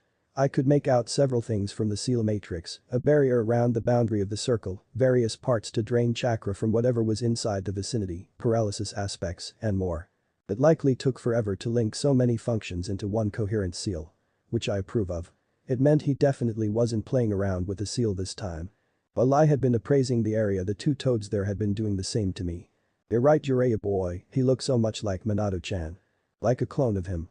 Minato's looks and, until recently, Kushina's temperament. Said Jiraiya with a chuckle. Turning to me he introduced the two toads on his shoulders, Naruto, on my right is Fukasaku-sama, and on my left is Shima-sama. They are elders here at Mount Mamboku and are above even Gamabunta, the chief toad. Elders, this is Naruto, Minato's son and my current pupil. "Welcome Naruto. We are pleased to finally meet our latest summoner," said Shima. She was relatively small for a toad summon, both of them were actually. But I had no urge to put more thought into the size disparity I had noticed among the toads. Gamakichi was small as a young toad, Gamabunta huge as an adult toad, the elders small as old toads, and the toad sage big as the eldest toad. Doesn't make sense to me at all. That aside, Shima was a pale shade of green with purple hair compared to Fukasaku and his darker shade and gray hair. Each one was wearing a cloak around their frames. "Yes, Naruto boy, it's good to finally see you. Jiraiya speaks highly of you," added Fukasaku. "Pleasure to meet you too as well," I responded. "I appreciate you helping us with the unlocking procedure. Even if their aid likely wouldn't be needed." "Think nothing of it. We'll only be helping Jiraiya maintain sage mode. If something goes wrong, then perhaps we may take a more active role in things," Shima stated. "Jiraiya's trump card, huh?" I turned to my sensei, "Are you sure that will be enough?" "Of course. Senjutsu is one of the strongest forces in this world. Should be enough to handle this," he replied immediately. "And if it's not, the seal should help to contain you." "Sounds good. So, how do we begin?" "First, we need the key." Through a method that I had forgotten about, Jiraiya went into a gagging fit and regurgitated a new toad. An orange and black one with what looked like a folded accordion connecting the top and bottom half of his body. Wiping his mouth with his sleeve, he addressed the toad. "Giratora, if you would." "Fine. But now, he's not ready for such a task. I am only consenting because you won't stop bothering me." With that he rose to his full augmented height and unraveled a scroll. On it was inked a long and complex array of kanji, with a simple square box around the center. Honestly, how much time did Minato have to create all of this? First a seal that was almost custom designed for Naruto to get stronger over time as well as this key. Dude was either really talented or he had these measures prepared just in case. Although I feel like the key was added as a concept way later in the series. But I digress. And Jiraiya was beginning to explain what he had in mind. "You will be positioned in the center of that seal Naruto, and Giratora will bring the scroll to you. Your only task is to place your hand on that square and accept the key. Giratora will quickly leave the seal, and then I will activate the barrier while we wait. If at any point in time we feel something is wrong, I'll also activate the other parts to suppress the Nine Tails' power." "Got it?" "Yeah. Let's do this." I responded while already in motion. Taking off the layers on my upper body and getting into the middle of the seal, I beckoned over the storage toad with a hand gesture. After letting him get into position, I channeled chakra to my fingers and placed a hand onto the square. This event had not been something I paid particular attention to while watching the anime, so what happened next was new to me. The kanji on the paper pulsed and then moved in towards my hand and then down my arm and body to my navel. It left an odd sensation down the path it traveled. Almost like a chill. While I watched this happen, I could sense Giratora leave the seal and then a hazy wall go up around me. Sitting down on the ground, my consciousness went inwards to my mindscape. It hadn't changed much. The forest, clearing, and cave were all still there. The white sky had not changed, except for the addition of a ball of light. Functioned as a sun during the day and then a moon at night. "This moment has finally arrived." Kurama's deep voice came. "Yes." I turned to see him standing just outside the clearing. The moment of truth. Indeed. But the thought, the manifestation of the key appeared on my arm again. And seemingly as if part of a chain reaction, the seal lit up beneath me in the form of interlocking plates in a spiral formation. Slowly, I picked up the front of my top which had reappeared with me here to place a hand on the corresponding symbol on my stomach. Here we go I guess. I rotated my wrist and a clicking sound began. Both seals were becoming undone in a spiral pattern, starting from the inside and spreading out until there was only a black circle. On the ground, the now unlocked seal flashed before disappearing. I felt the change right away. I heard it too. The roar Kurama let out threatened to deafen me. As it was, only clinging to the floor with chakra kept me from being blown away. I stood my ground as the giant fox approached me. Either the seal had held back a large degree of his aura or he was purposely channeling it onto me. Despite that, even as he lowered his head to put his snout at my level, I held his gaze without flinching. Something undecipherable flashed across his eyes. 2 years ago, we made a deal. His voice rumbled. To work together in return for 2 things. I had my doubts, but I agreed to the bargain all the same. I remember the day he was talking about with perfect clarity. The day he called me back into the mindscape with his answer after our initial talk. We had indeed made a deal that day. One that I intend to uphold. But today you have proven that your words hold weight. That you can be trusted. So, I'll place my faith in you. Continue to walk along this path and you will always have my active support. Of course, if you renege, you will face my wrath. But until then, making a fist with his massive hand, he reached out to me. We are partners. I couldn't help but feel some relief as I raised my fist to bump his. Partners. A ripple spread out from our hands. A wave of energy that transformed the mindscape around us. Everything started to look more realistic, the trees lost their copy-paste appearance, the sky became more natural with clouds and an actual sun, there was even the sound of birds and other wildlife. The clearing that had only been meant for me expanded to easily fit Kurama. What we had tried and failed to achieve over a period of months had just occurred in a few seconds. But that's fine though, progress is progress. Kurama's appreciative hum told me he likely agreed. You know, I didn't imagine this to resolve itself so anticlimactically. I thought you would want to test me or something. Seemed like something you would do. Hearing the hesitation, I wrenched my eyes from the new landscape to look at him. You actually plan to fight me? I asked with a laugh. Yes. That was my intention some time ago. Not anymore. What changed? Fighting would have had no benefit. Kurama huffed. You can't truly defeat me here and I likely wouldn't have been able to land a meaningful hit on you. True. I nodded my head, guess I won't have a reason to use the new one just yet. Perhaps some other time. There was a brief lull in the conversation before he spoke again. Are you not going to deal with that? He asked to my surprise. You can feel it too? Yes. He affirmed, I am even better attuned to you than before. Something like that can't be hidden from me now. Fine. I'll see you later then. Following the connection that had made itself known earlier, I vanished from the mindscape and appeared somewhere else. The first thing I noticed was how bright it was. The second was the figure already waiting there. Naruto-kun. She whispered as she moved towards me, arms outstretched. She was around my height. With fair skin, violet eyes, and a slender build, she was the picture of a gentle lady. The long red hair was also a nice touch. If you didn't know who Kushina Uzumaki was while she was alive, you wouldn't be blamed for assuming she was a normal housewife. Her white top under the green dress also helped to sell the image. Of course, you would be wrong. Hell hath no fury like Kushina when enraged. Jiraiya had provided me with the inside scoop. Basically, don't piss her off, especially while she's pregnant. You would think that would be common sense. Not to Jiraiya. She's not pregnant right now, but it doesn't make what I have to do soon any less scary. Not quite. Was my response. Her eyes, which had been teary with happiness and sadness alike, narrowed in confusion and slowly rising alarm. Kyuubi. Not that either, I began. I am Naruto and more. A mixture of my previous self and a transmigrated soul. Dear Kami. She gasped. Are you okay? Was your soul damaged? How did this happen? Each question was rattled off into one barely articulate bunch. Good to see that mothers will be mothers even after death. It's a long story. And I don't even know how it happened. Sitting down on the ground which looked just like the rest of this place, I patted the space near me. Still with a worried look, she sat right across from me. I went on a critical mission and my opponent landed a fatal attack on me. Instead of dying, I woke up in the hospital with these new memories. I knew they weren't mine from the beginning, but just having them there, it changed my perspective on a lot of things. I didn't even tell any of the villagers this, consider yourself lucky. Kushina returned my smile with a shaky one. What were the changes? I shrugged. I stopped being so immature is what Jiraiya tells me. He says I used to act like a younger version of you, but now I'm more like my father. Calling him that feels so weird. Like me? What's that old bastard trying to say? Her face became almost as red as her hair. I wasn't immature. His words, not mine. Believe it. I said, channeling the old Naruto. That brought her out of her plans for vengeance. She stared at me with a funny look before bursting into a laugh. You definitely got that from me, you know. I would say it all the time, no matter how hard I tried not to. Trust me, I know. She stared into my eyes for a little while searching for who knows what. You're really not lying. My son has two souls inside him. She said wistfully.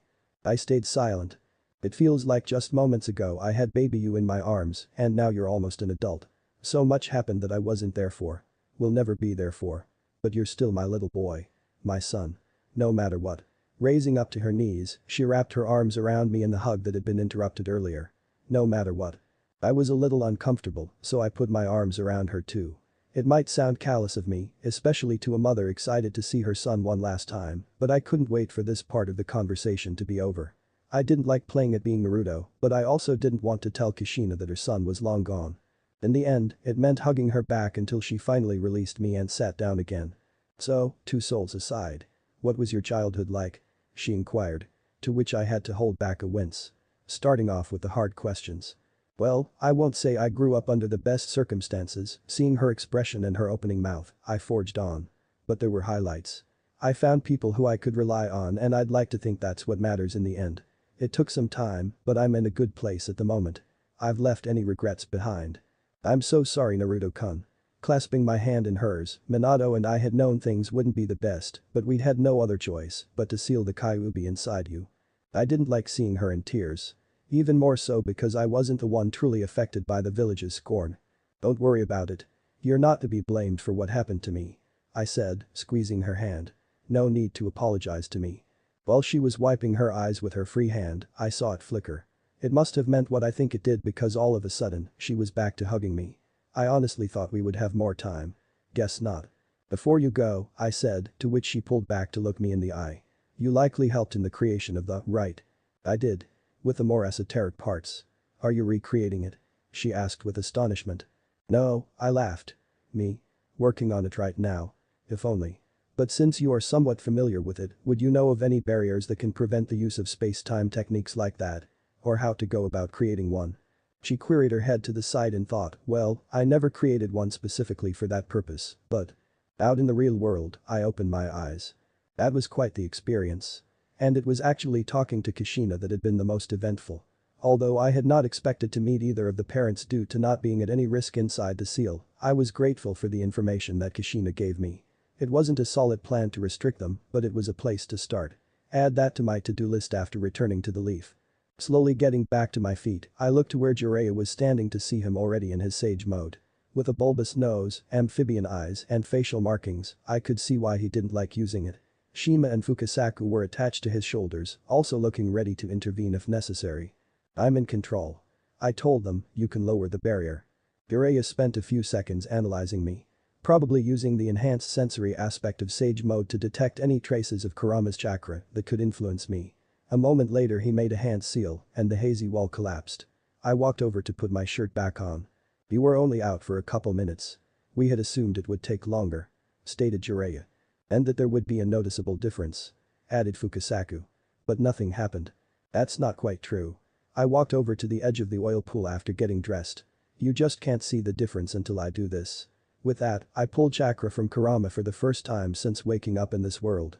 I was able to watch the transformation occur on the surface of the pool. Like I suspected, instead of the initial Kyuubi cloak, we had moved straight into the second form.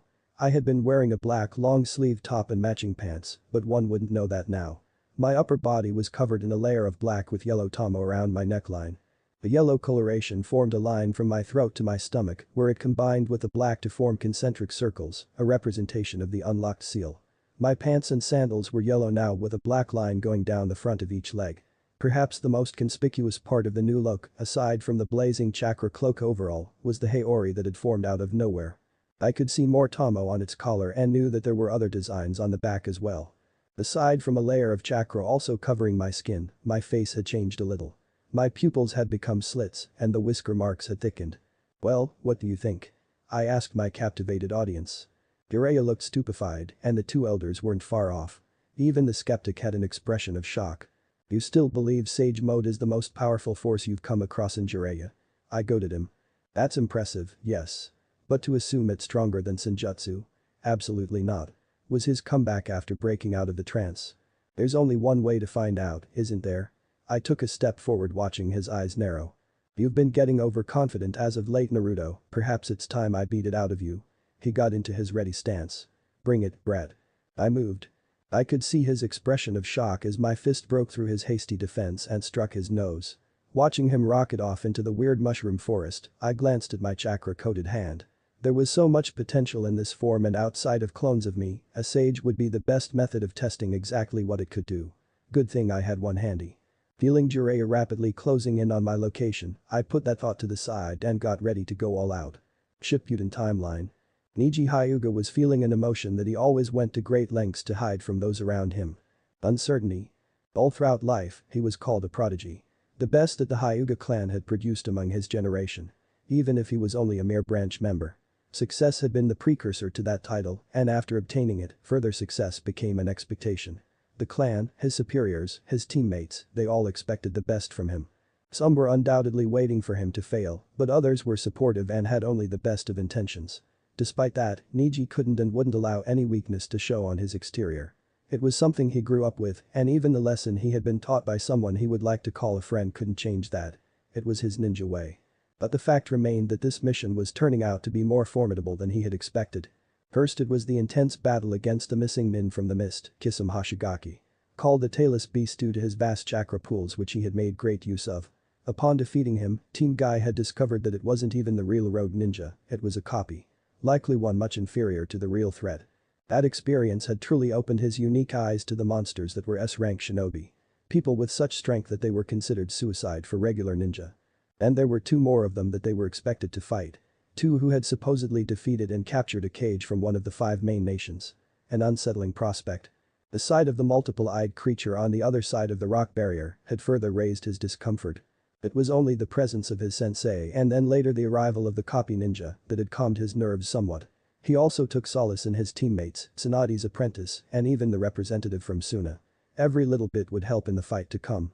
After learning of the mechanics behind the 5-seal barrier and pinpointing the location of the tags, Niji was in the process of equipping the wireless radios that Guy had brought. They were rather useful for circumstances like this. A simple solution to an obstacle that would have barred any team that was encompassed of 5 users. Now if only Lee would stop causing that irksome noise. He needn't have bothered thinking about admonishing him. His still active ability allowed him to catch the next sequence of events and react to them, even if it was too little, too late. "Guy-sensei," he shouted in alarm. "The cause?" The two quickly approached Chakra's signatures. With one being so bright it was like looking at a miniature sun. And that was over a kilometer away. A few hundred meters out and the moving star dimmed in presence along with a drop in speed, but it still landed just outside the group before his last syllable could get out. The second figure was not far behind. Being of the Leaf, regardless of how recent that promotion had been, Niji could immediately recognize Jiraiya of the Sannin. The red pigment and the horizontal bar around and in his yellow eyes had not been part of the description, but the overall appearance could only fit one person. If that's Jiraiya, then that means. He turned to the first figure again. The black and yellow armor was certainly new, as was the golden eyes, but the blonde hair and whisker marks gave it away. "Naruto?" he heard Haruno whisper. He did not blame her for questioning her senses. The sudden appearance and weight of their auras had momentarily robbed him of his higher thinking as well. Such a presence. "Just how strong are you now, Naruto?" was his thought that went unanswered. Niji would remember what happened next for years to come and credit it for why he threw himself into more rigorous training. "Where are they?" Naruto had asked with his eyes on the forbidden tag. Niji had thought it was addressed to him, but Jiraiya had responded faster with the coordinates of the 4 other tags. 5 clones had popped into existence and taken off in the required directions, while Naruto had created a blue orb of chakra in one hand. At an unseen signal, the clone that had jumped onto the rock entrance tore off the tag and the barrier had fizzled out. 3 things had then happened in consecutive order. Naruto had pointed his palm at the wall and had launched itself into it. The clone, who had flipped off the rock face, and Jiraiya both ran into the cave despite the pieces of rock falling down. In one hit Jiraiya shattered the skull of a blonde ninja sitting on a body, while the clone had launched itself at the other bulky figure and decimated it with a large fist seemingly made of chakra. Both had exited seconds after running in with the on Jiraiya's large shoulder. They had barely passed by Naruto before he had unleashed it into the cave. The temperature had plummeted before the gust of freezing air even left his mouth, turning the inside of the cave into frozen wasteland. And just like that, the fight had been over. He had barely seen it with his eyes that could see through walls and descending boulders, so he doubted any of the others had any idea what had occurred just then. But from their faces, he had known they were likewise amazed. Naruto and Jiraiya had shared a look before they had called for a retreat. Everyone had followed, leaving only Naruto standing there, which had confused Niji before his eyes had presented him with the reason. Dashing away, he had paid witness to it all. His friend floating high in the air. The collection of black and white particles that formed a black bowl between splayed hands. The technique being fired and the devastation it caused. Leaving no trace of what had once been there, no cave and no bodies. As the dead cage was resurrected and his villagers came out in full to show their love for him in a heart-touching scene, Niji couldn't find it in himself to really enjoy the positive atmosphere. His mind kept replaying what had transpired. The ease at which 2 S-class shinobi had been utterly defeated. 2 powerful criminals snuffed in seconds. And one of them by a clone of someone who had been around his level just years ago. A clone. After that defeat during the exams, Niji had started to believe in Naruto's dream of being. Maybe not right away because although he had the strength of personality, his physical strength was lacking. But he had seen him easily acquiring that power in a decade or so. Maybe longer. Instead, he seemingly had it right now. In 2.5 years, Naruto had eclipsed the entire Konoha 11. Maybe the entire village. Was there any single person who could contend with someone who could remain out of reach and rain death upon them? Create craters the size of the one he had just seen. Perhaps the loyal. Was Naruto S-class already? Based on the little he had seen, it was possible. That made him reflect upon himself. What could he do in order to improve? He had and was already doing everything that he could to get stronger. Was he missing something? Perhaps Guy-sensei would have suggestions. And asking Naruto wouldn't hurt either. And thus, having a plan of action, Neji put those thoughts out of his mind. He could worry about that back in Konoha. Chapter 5. The story begins. Suna. I would consider my stay at Mount Mamboku as time well spent. I had achieved my primary goal, which was fully linking with Kurama, as well as learning Sage Mode. I will admit that becoming a sage was on my list of things to do, but I had been fully willing to push it off if I had to. Luckily for me, I had found the time for both. The abilities of the two modes had some similarities but were distinct. They both enhanced the physical body. The Kurama Chakra mode, or KCM, gave more linear speed. From point A to point B, it was faster than Sage mode. In return, Sage mode allowed for greater understanding of one's body and surroundings, leading to faster reaction times. Strength went to Sage mode, and stamina was hard to decipher due to neither mode having a limit that I could test. KCM came from Kurama, while Sage energy came from nature. One would take a long time to deplete, while the other was infinite as long as I had a way to continuously absorb it.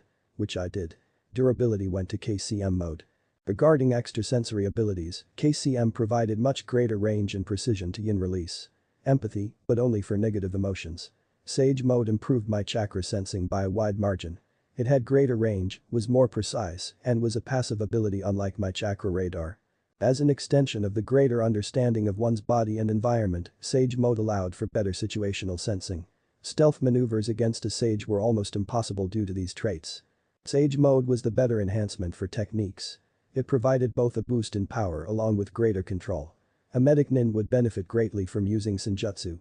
Assuming they had the large chakra pool and strong body to evoke Sage mode. KCM only augmented power as it allowed for more chakra to be used. They had other traits unique to each state. Using Frog Kata, which I was surprised to learn was its actual name, a sage could take the natural energy and surround themselves with it. From there it could be used as an extension of their body to increase the range or power of their strikes.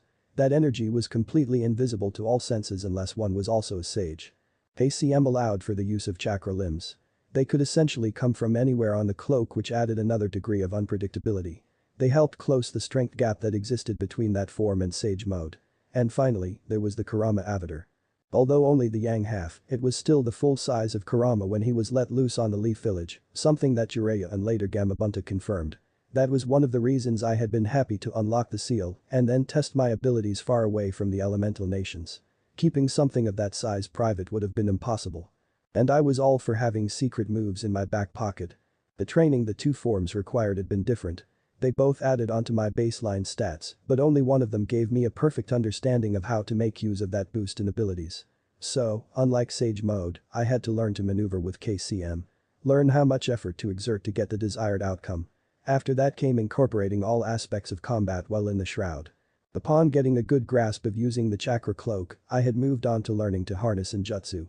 Something that Jiraiya had been refining while I was busy. Either due to having me there with him or just having that span of interrupted time to train, but he made great progress with his Sage mode. The day he was finally able to enter that state by himself with only the standard changes was one to remember. It was interesting to note the difference in the color of the pigment around his eyes compared to canon Naruto. His were red, a color already associated with him, while Naruto had orange, a color that he was infamous for.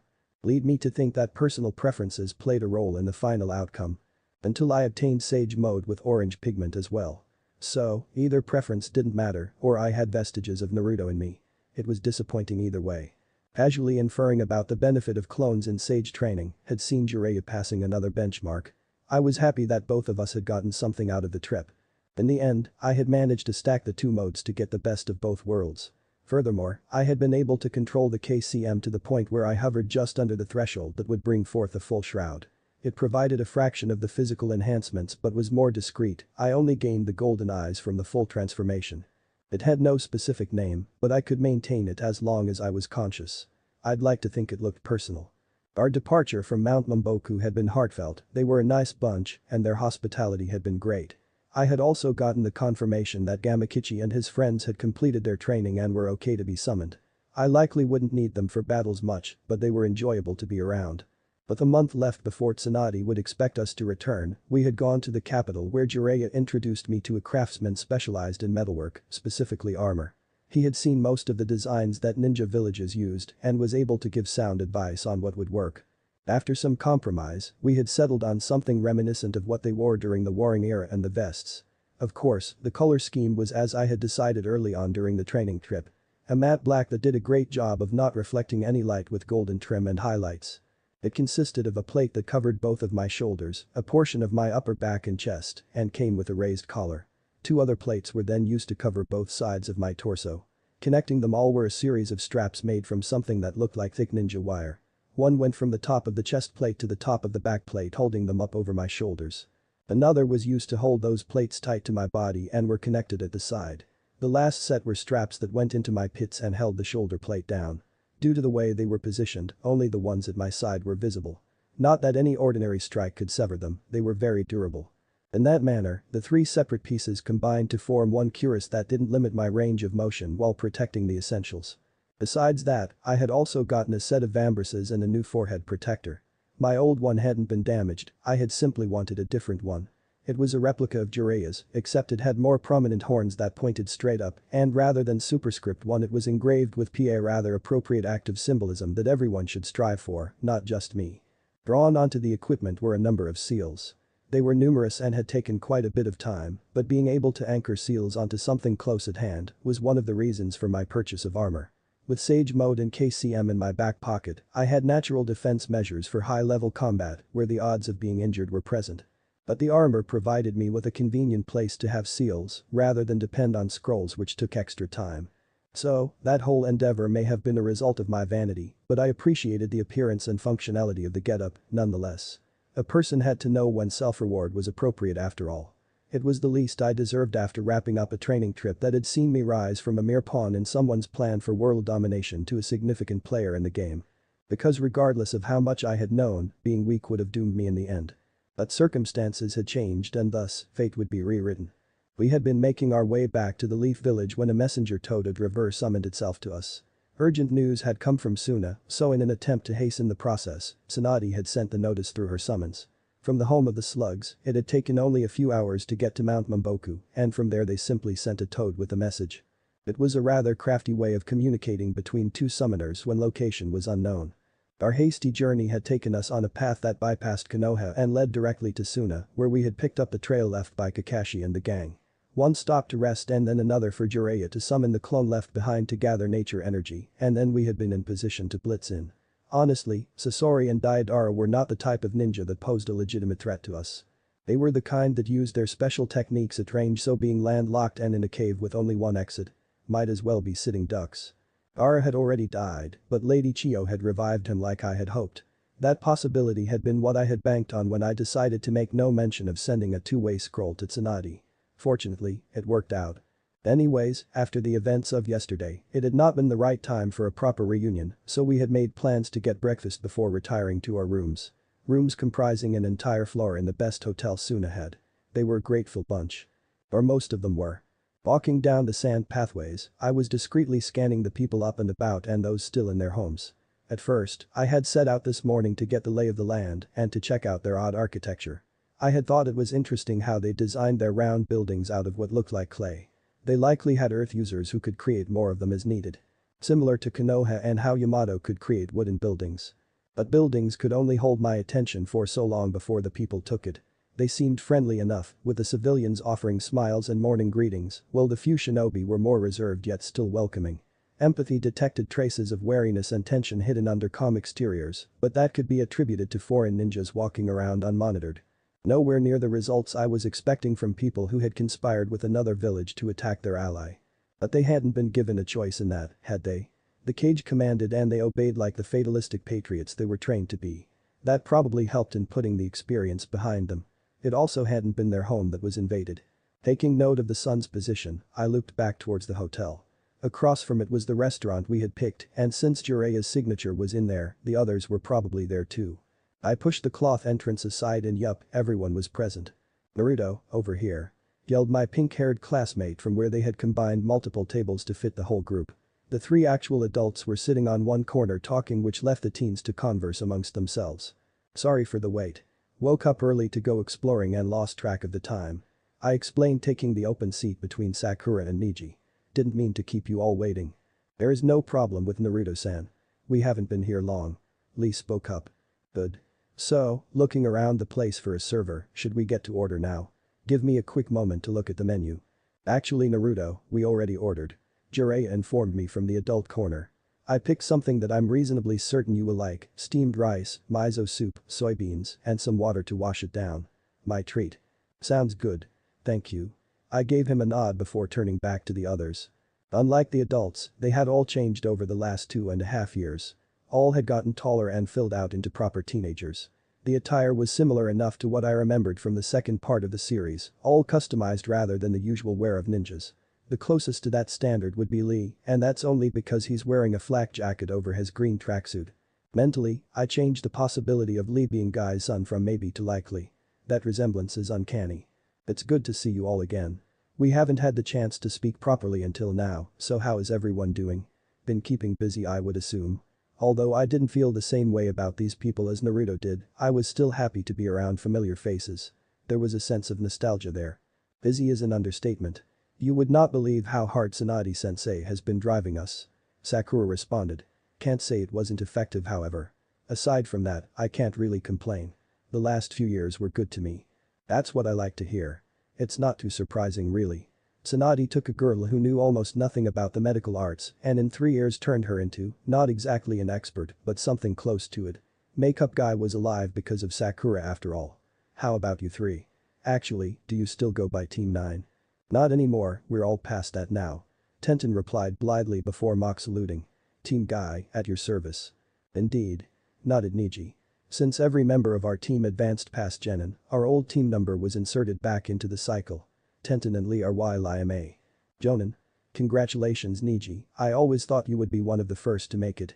You and Shikamaru. He just gave me another solemn nod before I turned to the others. Not that making isn't an accomplishment for you two or three. Sakura. Yeah, I got promoted too. She confirmed. Okay, you, I did have my doubts about, but I'm happy to see you proved them unfounded. Good job. I nudged her arm and smiled to make sure she knew it was a joke. She rolled her eyes but smiled back. But really though, I missed a lot. It was for the best, however. You honestly did. They replied with a smirk. I sensed a comeback. Out of our class, you're the only Genin left. Kiba isn't going to let you forget that. HMPH, you make it sound as if I spent my time away doing nothing. I scoffed. Let him say something, I'll teach him better. Won't win by farting in his face this time either. I am most curious about Naruto-san, Star Lee, polite as always.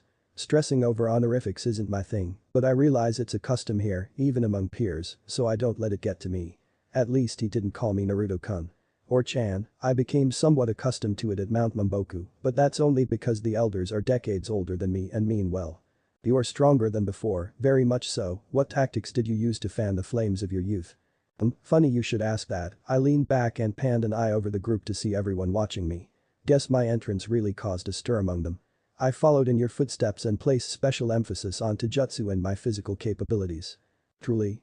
He looked really excited to have found another Taijutsu enthusiast. Can't blame him, as it's a good thing to be skilled in. A ninja's bread and water. And a better base body means my various amps become more potent. Yeah.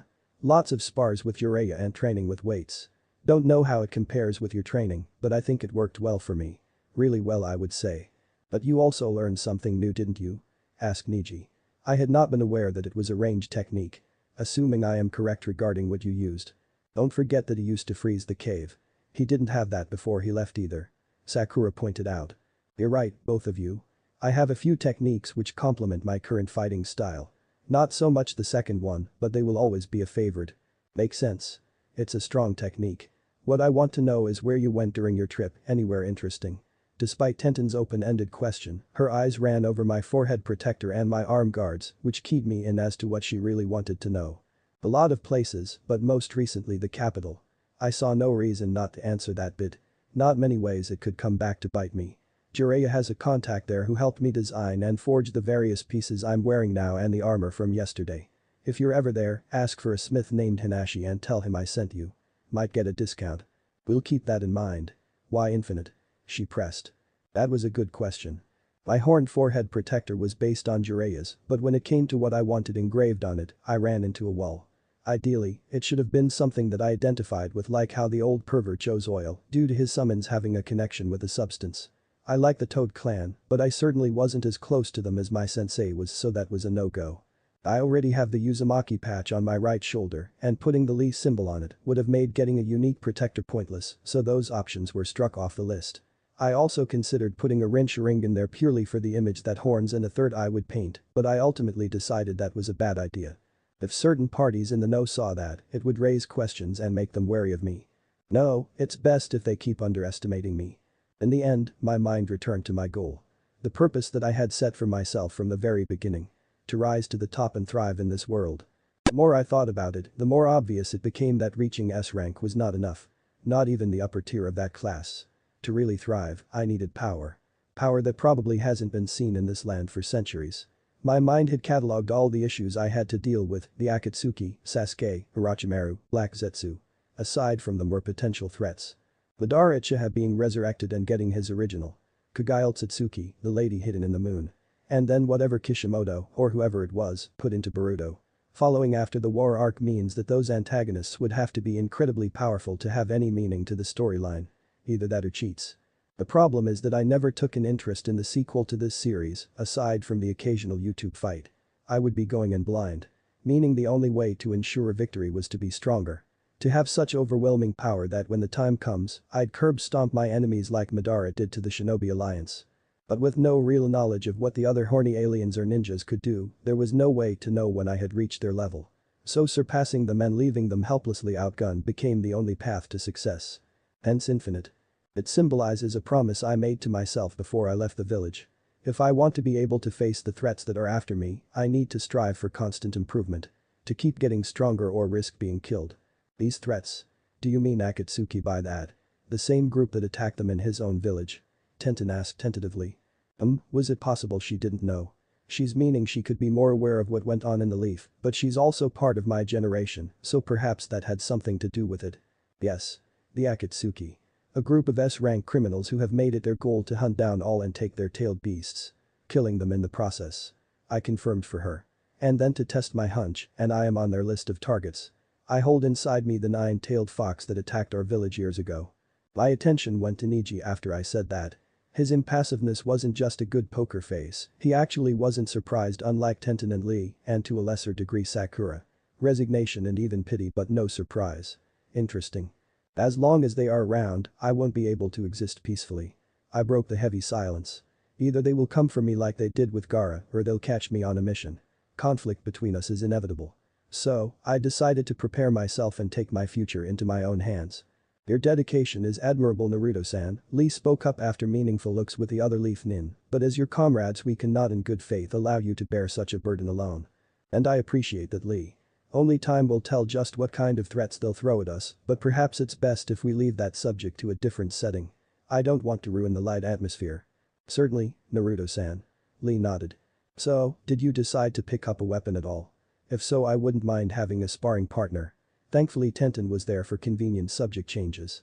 As much as it annoys me, getting some type of primary weapon is one of the few things that were neglected over the training trip. I sigh.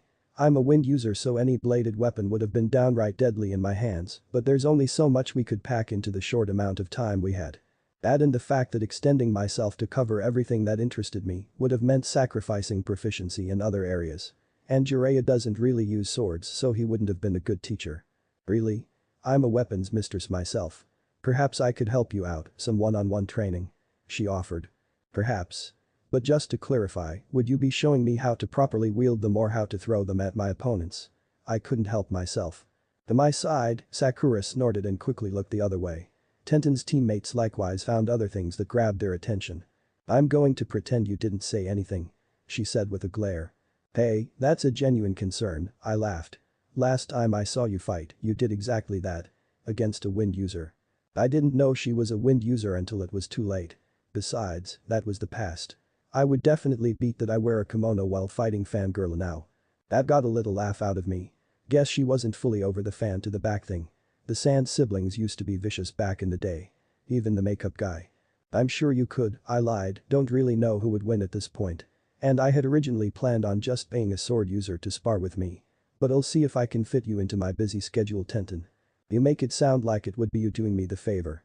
Like you wouldn't benefit from having another moving target. Sensing something, I raised a hand to her. I think the food is coming. Indeed, a couple servers were wheeling over a cart laden with steaming plates. The smell emanating from them made me even hungrier. Nothing beats having hot food prepared for you. Almost nothing. Our stay in sauna had finally come to an end. And because I had friends in high places, he and his associates had come to see us off. The rock steps and setting sun created a nice backdrop to the touching moment. I suppose this is goodbye, Naruto. More like until next time. I have a feeling we will see each other soon. Stay safe, Gaara. And you as well. He responded, taking my outstretched hand. Make sure to stay in contact. You have no excuse now. Lowering my voice some and dealing with that too. I will. He replied, head dipping just a slight bit to signal he had received the message. I nodded and stepped back, ending the handshake. Well, I'll take my leave now. It's about time Naruto Uzumaki returned to the leaf. Tamari, Kankuro, until next time. Bye Naruto. Farewell. With one last round of goodbyes, we began our trek back home. He should be fine now. Since Shukaku was removed, the Akatsuki had no reason to come back to Suna. None that I knew of at least. And with a pair of dual-end scrolls linked to me and soon Tsunade, Gaara should be able to communicate with us faster in case something does happen. Only time would tell. Good work Teams Guy and Kakashi. I expect written mission reports by noon tomorrow, but for now, you're dismissed. Tsunade commanded the members of the Gaara rescue mission. Falling out of attention, they trickled out of the room. Sending one last look over her shoulder, Sakura closed the door behind her, leaving inside the exact group of people who had been present when I left for the training trip. Moving to stand directly in front of her desk, I compared that day to the present. Not much had changed. Shizune was still wearing her black outfit and standing behind Tsunade.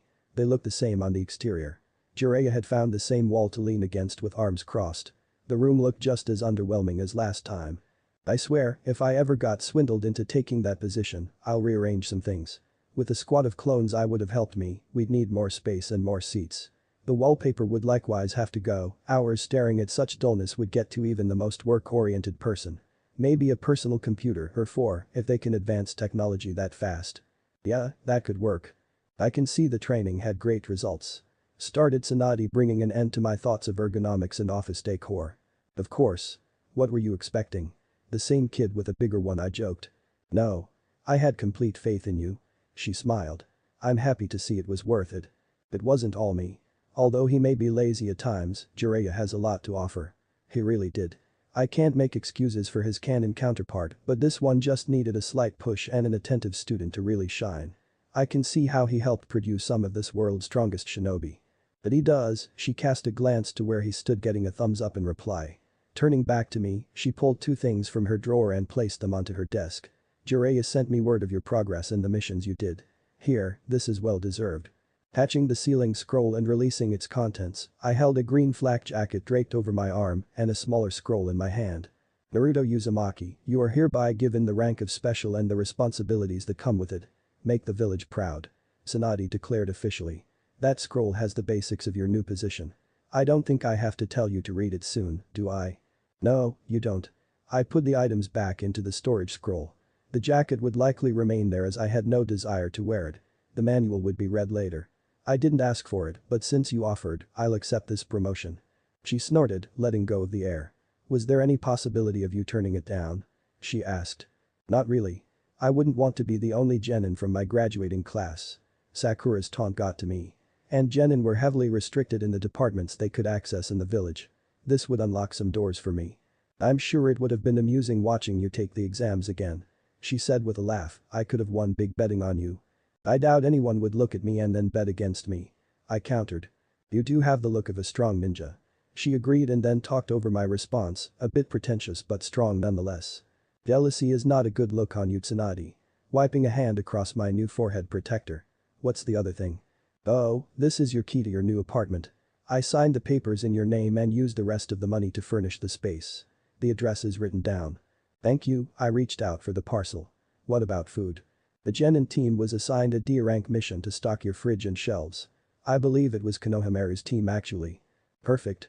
And actually, I have something for you as well. Sending a pulse of chakra into a seal on my left gauntlet, I handed over what came out. A scroll. Wait, one for storage. And blood and chakra identifying elements.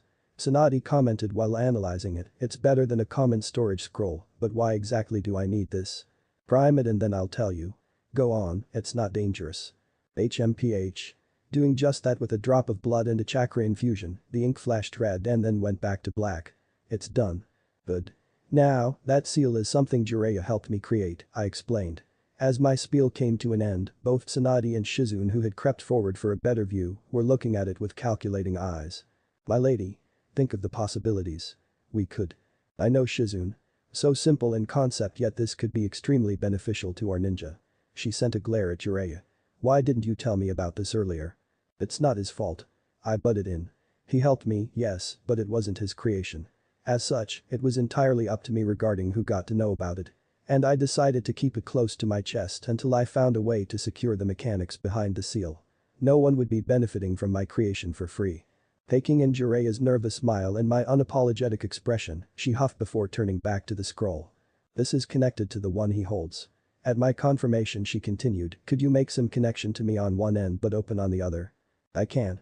I have a system in mind that could work if you are indeed thinking what I am thinking. Give me a day or so and I can make you multiple sets. Fine. I have other questions, but I suppose you would want to settle in first. Stop by the hospital tomorrow around midday and then return here. Got it. See you tomorrow. Bye Shizune. Later Jiraiya. While heading to the door, I pulled out the parcel with a key and address. Now, where exactly is this place?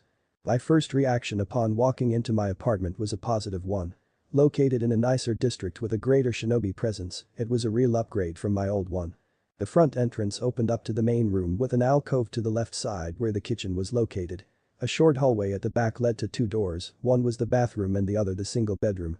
As Tsunade had promised, each area had the appropriate furniture and the kitchen was well stocked. It still lacked the personal touch to show someone was currently living in it, but it would make quite the bachelor pad. Just needed some decorations. And one more thing. Going about unsealing various scrolls from my arm guards and then unsealing my belongings from those, I placed everything onto the bed. It wasn't a small quantity, clothes, souvenirs, cooking supplies, and other miscellaneous items. I kept almost everything I owned in seals, which is why I had gone to such lengths to protect them. It just so happened that the method I used had other applications as well. Setting aside my sealing equipment, two shadow clones came into existence and grabbed them. They had the task of adding protections to the apartment. Nothing outrageous like the 5-seal barrier, but convenient all the same. Proximity seals around the door and windows to detect people who would try to enter the apartment. Privacy seals that aren't public knowledge, these were used in the Hokage's office and other important buildings.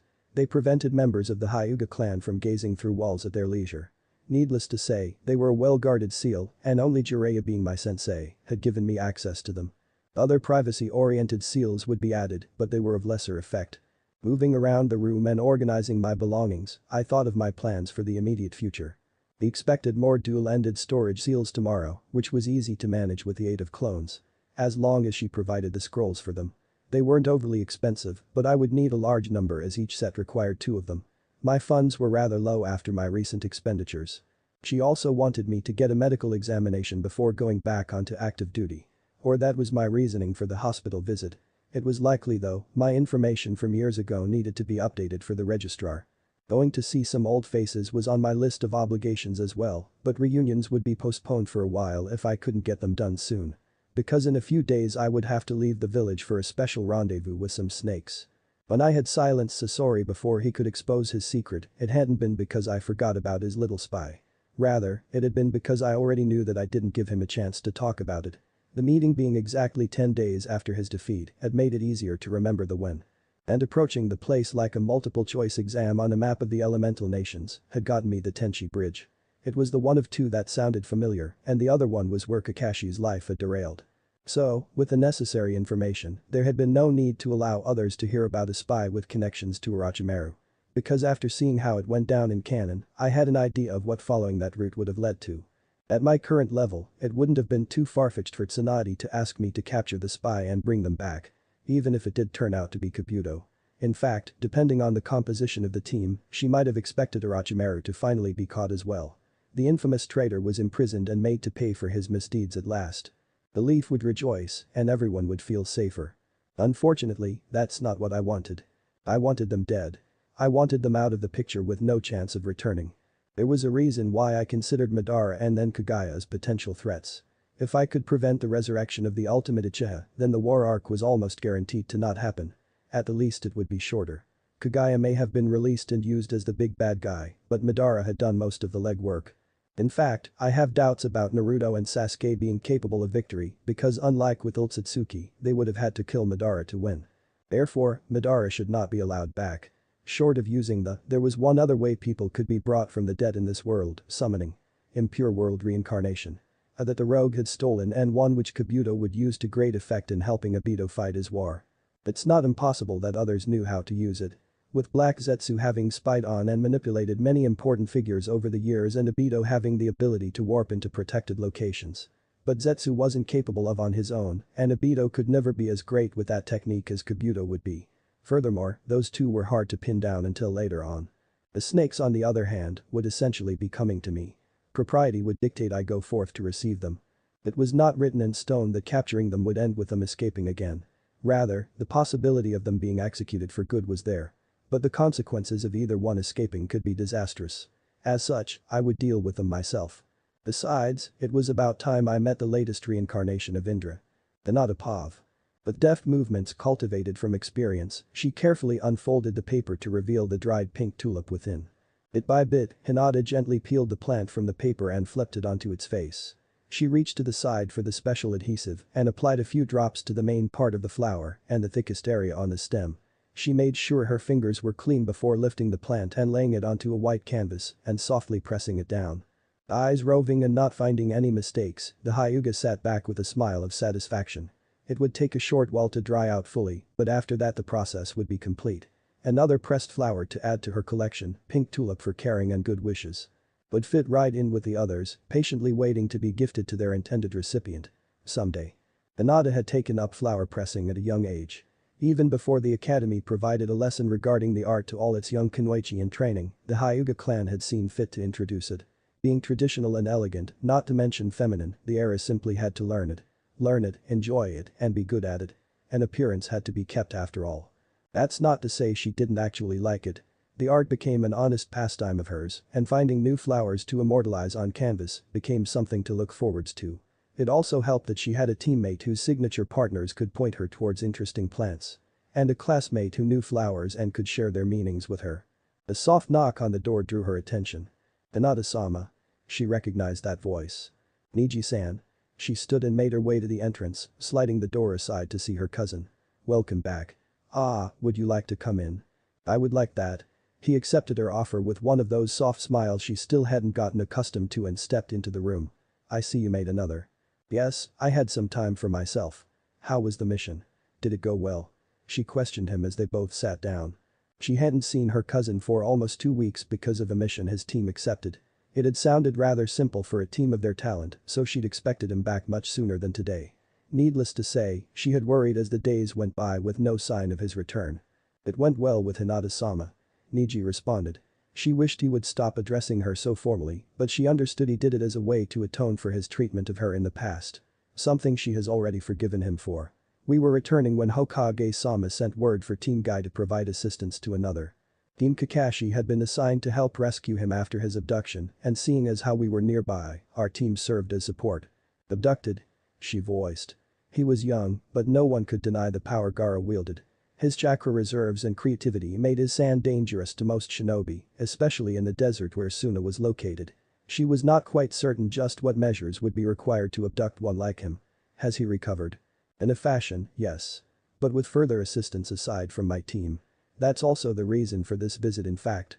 Another smile passed over his lips. It seemed Hokage-sama had informed Naruto-san his friend was in danger as he and Jiraiya-sama arrived in time to defeat the Akatsuki members. To her mind, Niji may as well have stopped talking halfway through his last sentence. Then Naruto-kun. Excited as she was, she almost didn't note the stuttered speech she had been working so hard to eliminate. Naruto-kun was there. He was. Niji indulged her and went on to relay his last mission and the conversations with her blonde interest.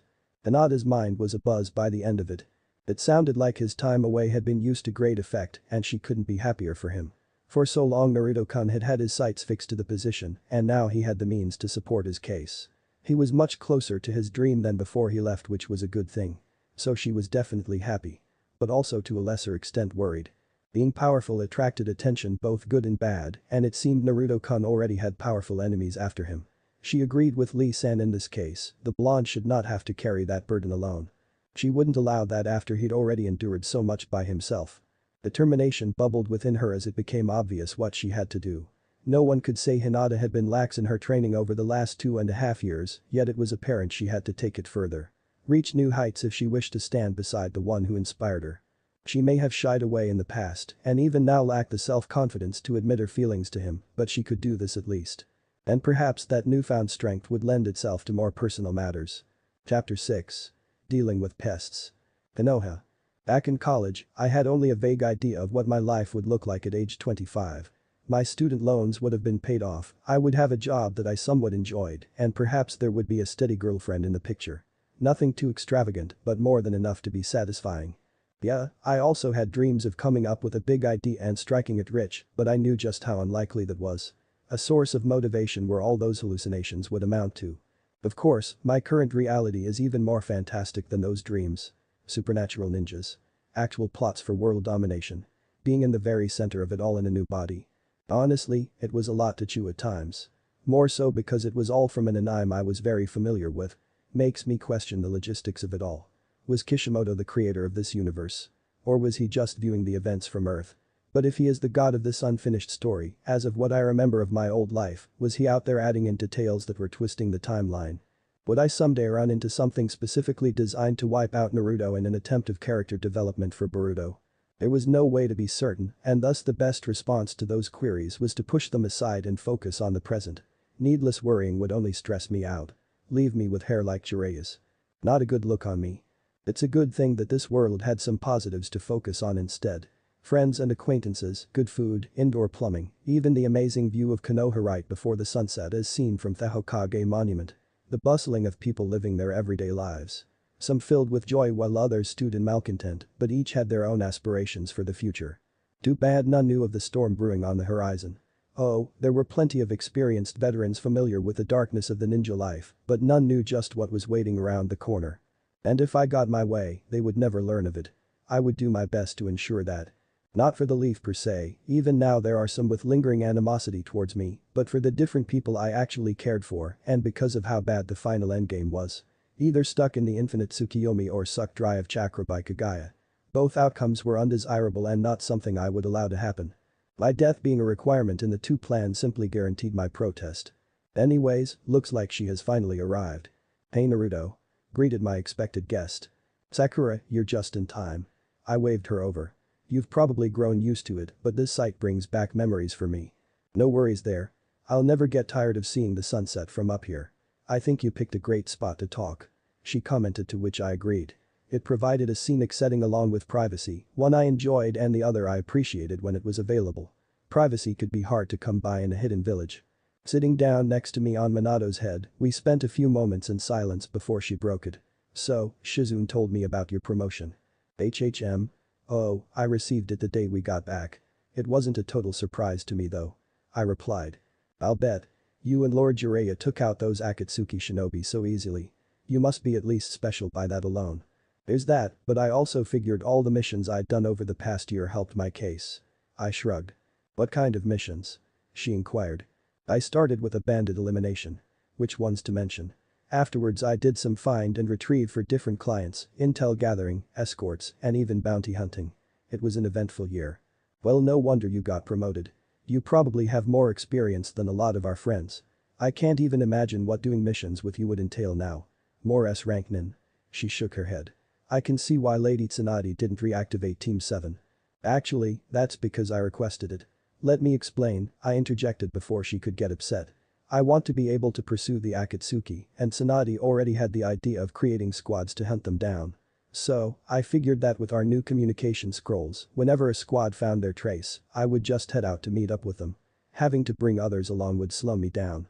Are you really that fast that Lady Tsunade would allow you to move alone? I am. Besides time and space techniques, I can probably travel long distances faster than anyone else. With the arrow step I could use my chakra cloak to its fullest without worrying about being seen by people on the ground. Incredible. You really benefited from that trip. I guess I would have been dead weight if we teamed up again, huh? Her good cheer from earlier was less visible. No one could realistically be expected to keep up, Sakura. It's not a slight against you. And besides, after 2 months I'll be able to take any type of mission, meaning we could team up, even if it wouldn't be an official Team 7 thing. Why 2 months? She asked, no longer as downcast. But the attack on Gaara, we believe that the Akatsuki is mobilizing right now. I go back to active duty next week and for the following 2 months, I'm on standby in case we get intel of their movements, meaning no missions that go outside our walls.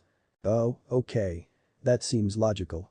I'm glad it did because I had argued my case with that reasoning, so I would have time to focus on important stuff rather than on filler missions.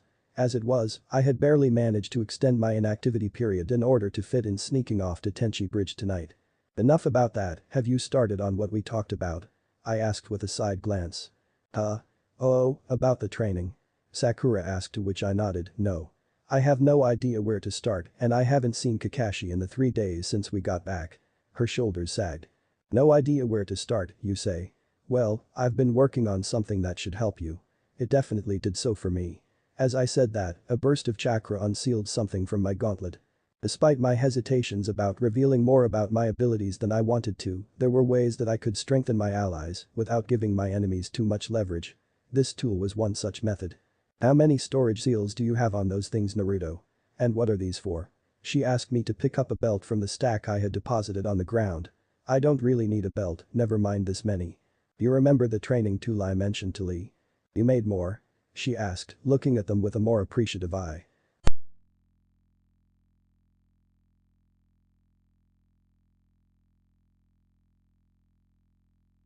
Really? Thanks, Naruto. These must have taken you a long time to make with how complicated they look. She gushed. I think you forgot what my signature was, Sakura. I laughed. With a few clones, it hadn't taken over 20 minutes. Right. Those shadow clones are really useful. But still, thank you. You're welcome. And I have some words of guidance if you want to hear it. I offered, looking her straight in the eye. Sure, taken aback by the sudden intensity, she took a while to respond. I never thought that you of all people would be offering sound advice, but please, anything would help. Okay, I took a moment to gather my thoughts. I think that a great ninja is one that is strong in body and mind.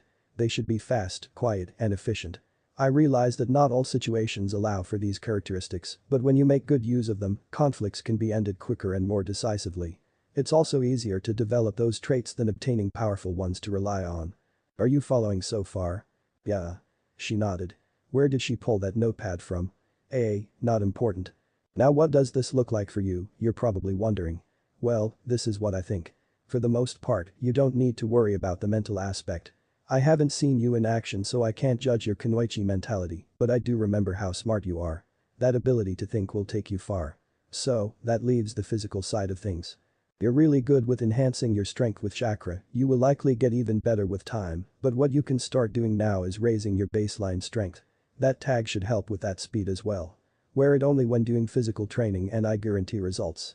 Especially if you can facilitate muscle repair and strengthening using your medical know-how. That kind of training and my rapid regeneration is one reason for my current strength. The sound of pen on paper could be heard over the general din of the still lively village. Is this how teachers feel when students actually pay attention to them? It's not a bad feeling. There is likely a limit to how far you can push your body in that fashion, but you won't know until you try it. You always need a disclaimer. Through that method, you would be faster, stronger, and better able to react to perceived stimuli. Even if you don't become a frontline fighter, those would benefit you as a medic while avoiding danger. Taking a breath, I forged on. With your good control and intellect, I think you could get even more out of Tsunade's super strength technique. Instead of focusing on attacks only, use it towards movement. By channeling precise bursts of chakra and calculating time and angles, I think you could have your own variant of the body flicker. You probably know better than me if that's physically possible. It might be, she said hesitantly, there would be so many variables to account for, like reinforcing the muscles in the legs and spine, and then keeping the body oriented while in motion. Making sure the chakra expelled is focused towards propulsion of the user would be another thing. The clearing of my throat brought her back to reality. It's good to know it isn't a mere pipe dream. Having high speed along with your high damage potential makes for the best combination. The final thing that I remember from your sensei's style is that she lacks ranged attacks or simply doesn't use any. I assume it's the same for you and was thinking ninjutsu could help you there. What's your elemental affinity? Earth. Before you ask, I haven't had the most time to train with all the training and hospital work I've been doing. She preempted me. That was the expected answer, but not too pleasing. I knew a few earth techniques, and they all came from Jireya's repertoire, not the kind that someone with small reserves and an untrained affinity could reasonably use. Even with great chakra control. Okay. That can be a long-term goal then. I settled. Perhaps later on. My other suggestions are using your ninja tools. Those can supplement your other abilities regarding your lack of range. Overall, I think you should work on your physical training and figuring out that body flicker technique. I hope that provides some clarity.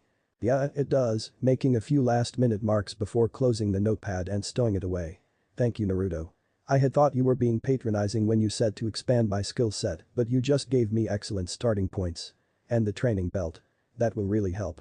She said with a radiant smile. No problem, Sakura. I may not be able to actually train you at the moment, but I can definitely provide guidance. You are also much easier to help than the others.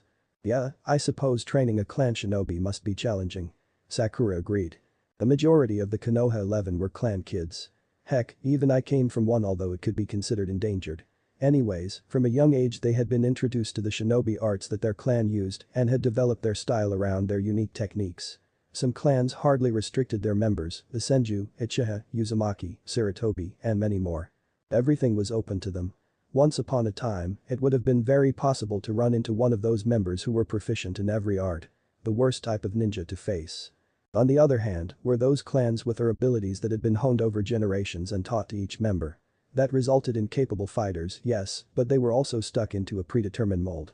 Specific to jutsu styles, ninjutsu, team formations, etc.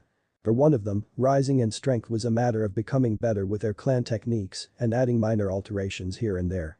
And that is what made helping them so hard.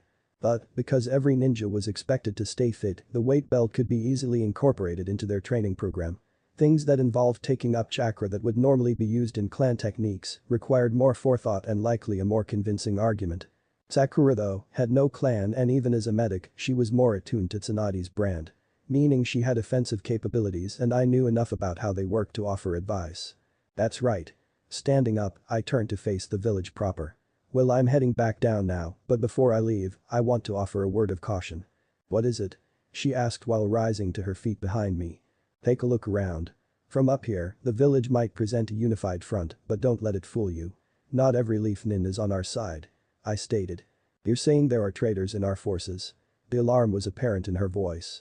Does Lady Tsunade know about them? I suppose you could call them traitors. And she has her suspicions.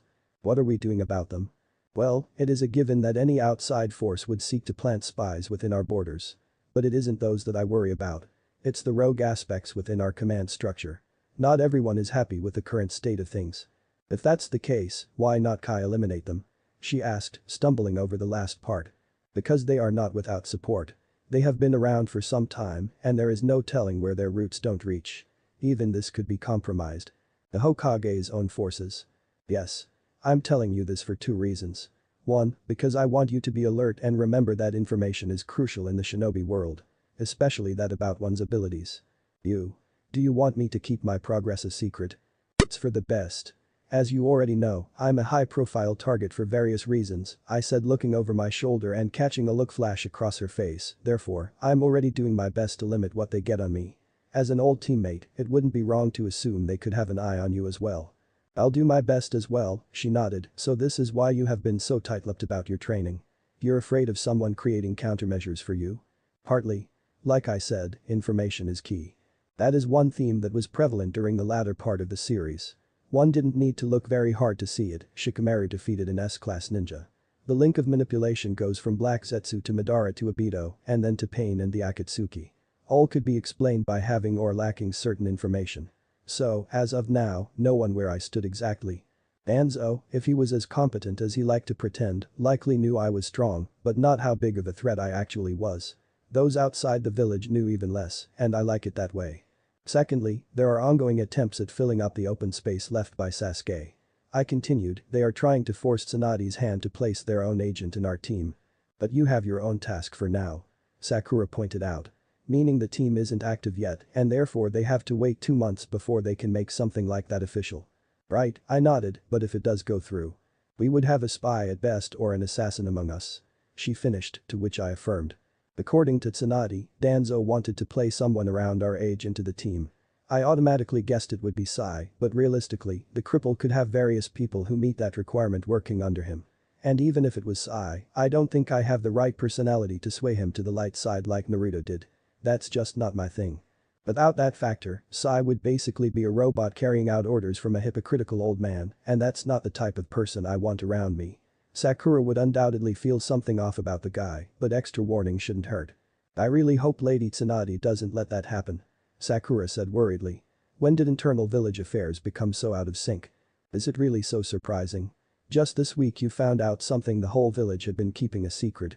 I would think this is much easier to manage as compared to learning that your parents had been lying to you for the last decade. Honestly, corruption and humanity went hand in hand. I guess. Hey Naruto. I wanted to, I waited while she tried to find the correct words to express herself, but after a few false starts, decided that I could meet her halfway. Sakura, if you're trying to say what I think you are, then it's okay. Perhaps okay is not the right word, but we all said and did things we now regret while we were young, and I won't hold it against you. Not when you seem genuinely sorry. I meant it.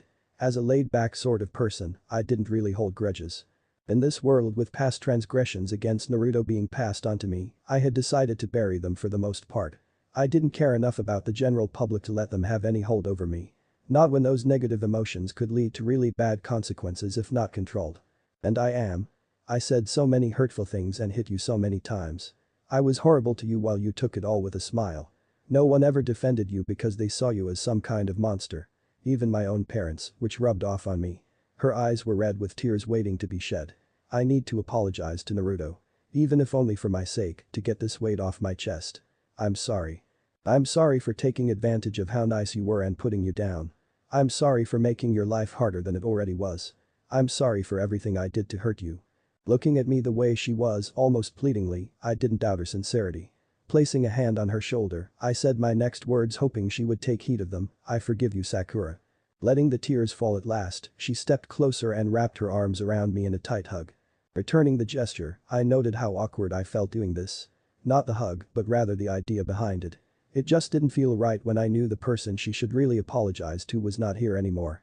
For now, all I could do was give her the chance to unload. Kusa. Everyone looks down on them as being the weakest of the three, and they're technically not wrong. One of the others lets you copy hand seals, create via eye contact, and unlock even crazier abilities. And that eye is considered the weaker precursor to the third one. But the wide eye is certainly not useless. As long as you don't mind the bulging veins around the eyes, it allows for a visual range of several kilometers, X-ray vision that still makes no sense to me, and telescopic sight. Not too bad. It's definitely something that I could benefit from with my preference for assassination techniques. My sensing capability served me well enough I suppose.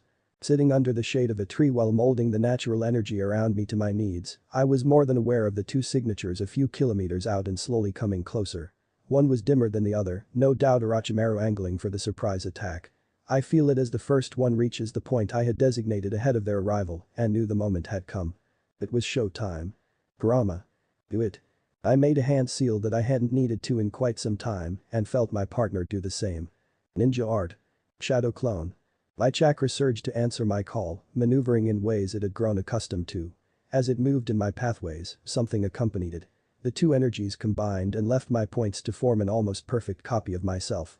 The same black attire covering everything below the neck. Same armor covering the torso and forearms. Same blonde hair and whiskers. Typical me in every sense. But in the middle of the orange pigment, the clone's eyes were a vivid red. Such a strange sensation, he grumbled looking down at a clenched fist. Although different, the sheer power in this form is substantial. There was also that. His voice was nothing like mine. Really, one would think his voice would change to reflect a different body, however, it remained just as powerful. When I was a lesser man, I might have felt jealous. The satisfaction of working on the first try kept me strong. That's probably the natural energy. Trust me, my baseline is nowhere near that level. I stood up and started walking away. Try not to have too much fun. I could have said good luck, but that wasn't a factor here. We call this technique the shadow clone because that's what it was, essentially. It had a consciousness just like a regular one, but in this case Kurama was taking the driver's seat by sending his mind into the clone. Similar to the Yamanaka, his body didn't move, but he was possessing the clone which came with all the benefits. He had my innate familiarity of a bipedal form along with all my techniques at his command. And on top of that was the natural energy. No, the one in need of luck was Kabuto in this case. Maybe Kami would have mercy on him, because Kurama definitely wouldn't. Taking a roundabout path and arrow stepping over the wide trench, I focused my mind on the matter at hand. Kabuto would be engaged near the bridge while I would attack Orochimaru from the side. That would be Kurama's go-ahead to engage while I dealt with my opponent. My first strike was set to kill a regular shinobi, but the old snake was beyond that point now. So instead it would function to further separate the two sound nin and force him to shed his skin. From there, it was simply a matter of killing him multiple times until he assumed his true form. And then die permanently. That was the gist of the plan, start with him on the back foot and keep it that way. There were too many unknowns about his abilities to specify further with any accuracy. Although physically inferior, he was a survivor of 2 wars and countless scuffles since leaving the Leaf. Which included a stint with the Akatsuki. Altogether, he had more experience fighting and winning than both of my lives combined. Hence, a certain degree of respect was warranted. I lost nothing by taking him seriously. And so I would. Reaching an optimal position, I turned off the arc I had made and sprinted towards Orochimaru. My senses register the terrain and wildlife seemingly frozen in place as I navigate among the trees. Within seconds, the distance had been closed and I was on the ground inside his guard. Planting a foot, I bled my momentum and power into a spinning kick into his midsection. I could feel through my sandal his skin breaking and innards being liquefied as he was launched into a flight path just clearing the tree line. Pulsing my chakra, I leapt in pursuit. Quickly catching up I was able to take stock of his condition. His chest cavity was destroyed, but that wasn't the noteworthy observation. His skin was decaying, while his chakra presence seemed to be moving inwards. So that's how it worked, huh? Well, it's still too slow. Aiming my hand, a blue sphere of chakra formed and was fired into his center mass, sending him crashing to the ground. A fireball was soon to follow, turning the impact zone into a pyre. Landing on a branch overlooking the site, I waited. That was the second time he'd shed. I tilted my head and allowed a blade to shoot past my ear from behind. Dropping from the branch, I again dodged a swipe that could have potentially beheaded me. Turning around, we made eye contact, slit pupils on bars. Naruto-kun, what an unpleasant surprise. He hissed, eyes narrowed. With his pale skin, reptilian eyes and fang-like teeth, I could see why just his appearance would create fear. But unlike during the incident in the Forest of Death, he wasn't facing a weak genin now. I take it dear old Sasori was defeated. Perhaps you Leaf Ninja aren't. Completely useless. He continued. I didn't bother responding. Instead, my eyes took in the blade in his hand. The Kusanagi. A legendary double-edged jan that could cut through almost anything and extend using chakra. I made up my mind to take it today. Especially after he went through the trouble of summoning it for me, rather than risk it disappearing with his death. Not getting a reaction, he switched tactics. It's such a shame Sasuke-kun isn't here. Witnessing the possibilities offered by Senjutsu, it would have driven him further into my control. Seems he, like everyone else, was working off outdated information. Sasuke was not a trigger word anymore. But I already realized his intention was to stall. Looking him dead in the eye, I raised one leg and smashed my foot into the ground, destroying it and the clone which had been creeping up to the surface. I didn't say anything, but I didn't have to. The gesture said it all. With a practiced movement, a kunai fell into each hand and then the slight haze of wind chakra swept over both. Giving them a twirl, I shot forward. Our first clash saw Orochimaru being pushed back as my Senjutsu-enhanced strength overwhelmed him. The second saw him redirecting my strike and mitigating the force behind it. After that, a pattern developed. One of deflecting and evading flashing metal. I had doubts whether or not Sage Mode would protect me from the Kusanagi, so I dodged or parried each attack. All the same, I continued to advance as he shifted from the ground to among the treetops and back. A couple exchanges later and my opportunity came up.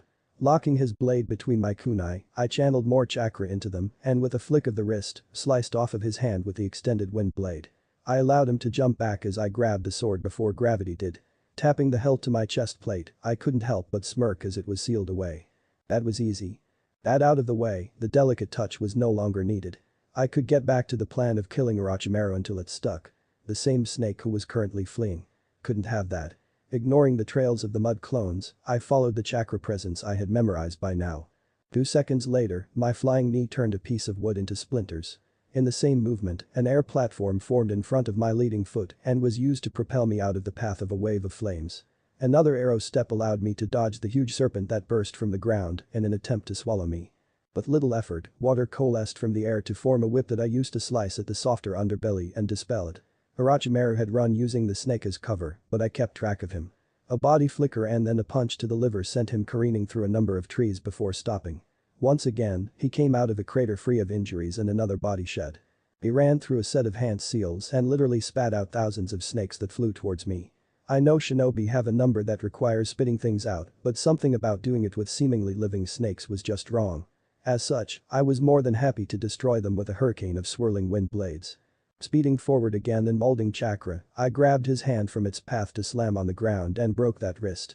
My free fist then jabbed him in the stomach with considerable force, enough to cause internal damage, but not send him flying. When his inevitable reflex presented itself, I launched an original down his throat and leapt back. Checkmate. Wind release. Liquid nitrogen was something that I created while experimenting with elemental chakra and temperature.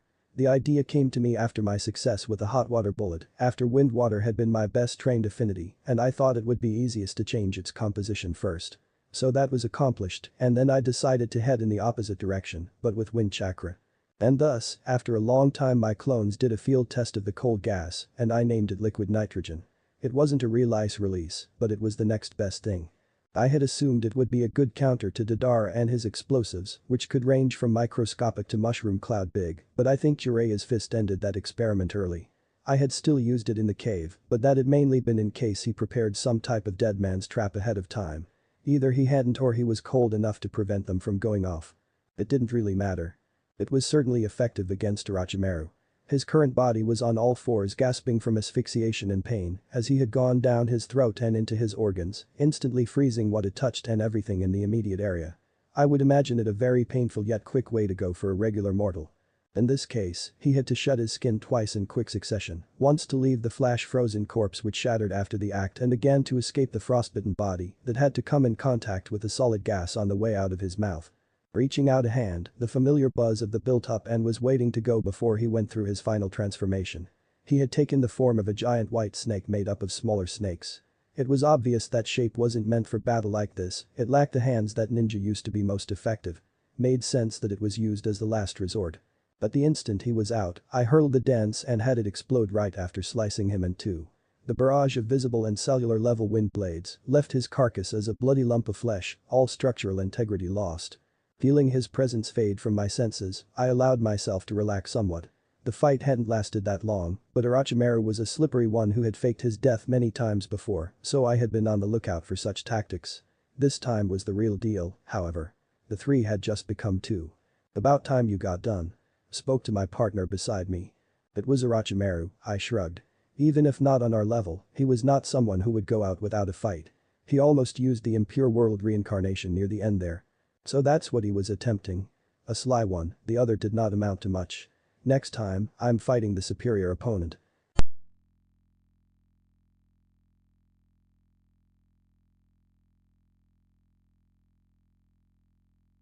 Good. Here. I burned the rest of him. Laying in his hand was a sound forehead protector and a pair of glasses with a broken lens. The same pair Kabuto would constantly adjust to do that light glaring off the glasses trick. I always assumed they were for that purpose alone, I doubt someone like him couldn't fix his eyesight. Taking and sealing them away, I turned back to the snake, I took his sword, so there's no point in digging around for his forehead protector.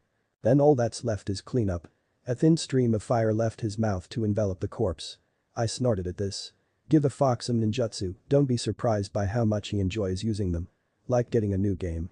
Taking the cue, I created a dozen clones. A few went to round up a skin that had been shed, while the rest spanned out to find the snake's hideout. It was unlikely they had left a direct trail to their base on the way here, so we would have to search from the point I first felt them and outwards. So? Nothing. He shook his head, not using my negative emotion sensing nor your radar. We were completely alone today. I didn't pick up anything either. Let's pray it's because there was nothing to find rather than them subverting our senses. I hadn't been certain if chakra sensing worked on any of the Zetsu, but searching through emotions should have found them if they had indeed watched the battle. Either way, we've lost some of our advantage with this move. He commented while staring at the flames. Perhaps. But this was a calculated plan of action. We'll deal with the diverging plotline and whatever it throws at us.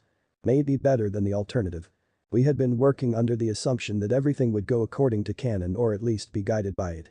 I didn't really remember what effect the two snake summoners had on the plot between the first encounter with Sasuke and the point where Orochimaru was killed.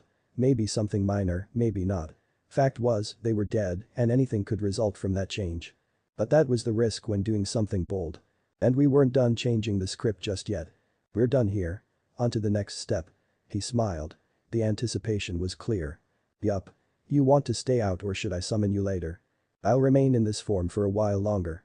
He answered before leaping away. I saw that coming. I don't have the time nor expertise to reverse engineer a key to the barrier seal. I wasn't too prideful to admit it. I was decent at and could accomplish novel things with it, but I was no prodigy with the art. So hacking and entering through the main entrance was a no-go. But we weren't without options. Waiting until the dead of night, after I had felt the single source of emotion inside the dampen, we improvised.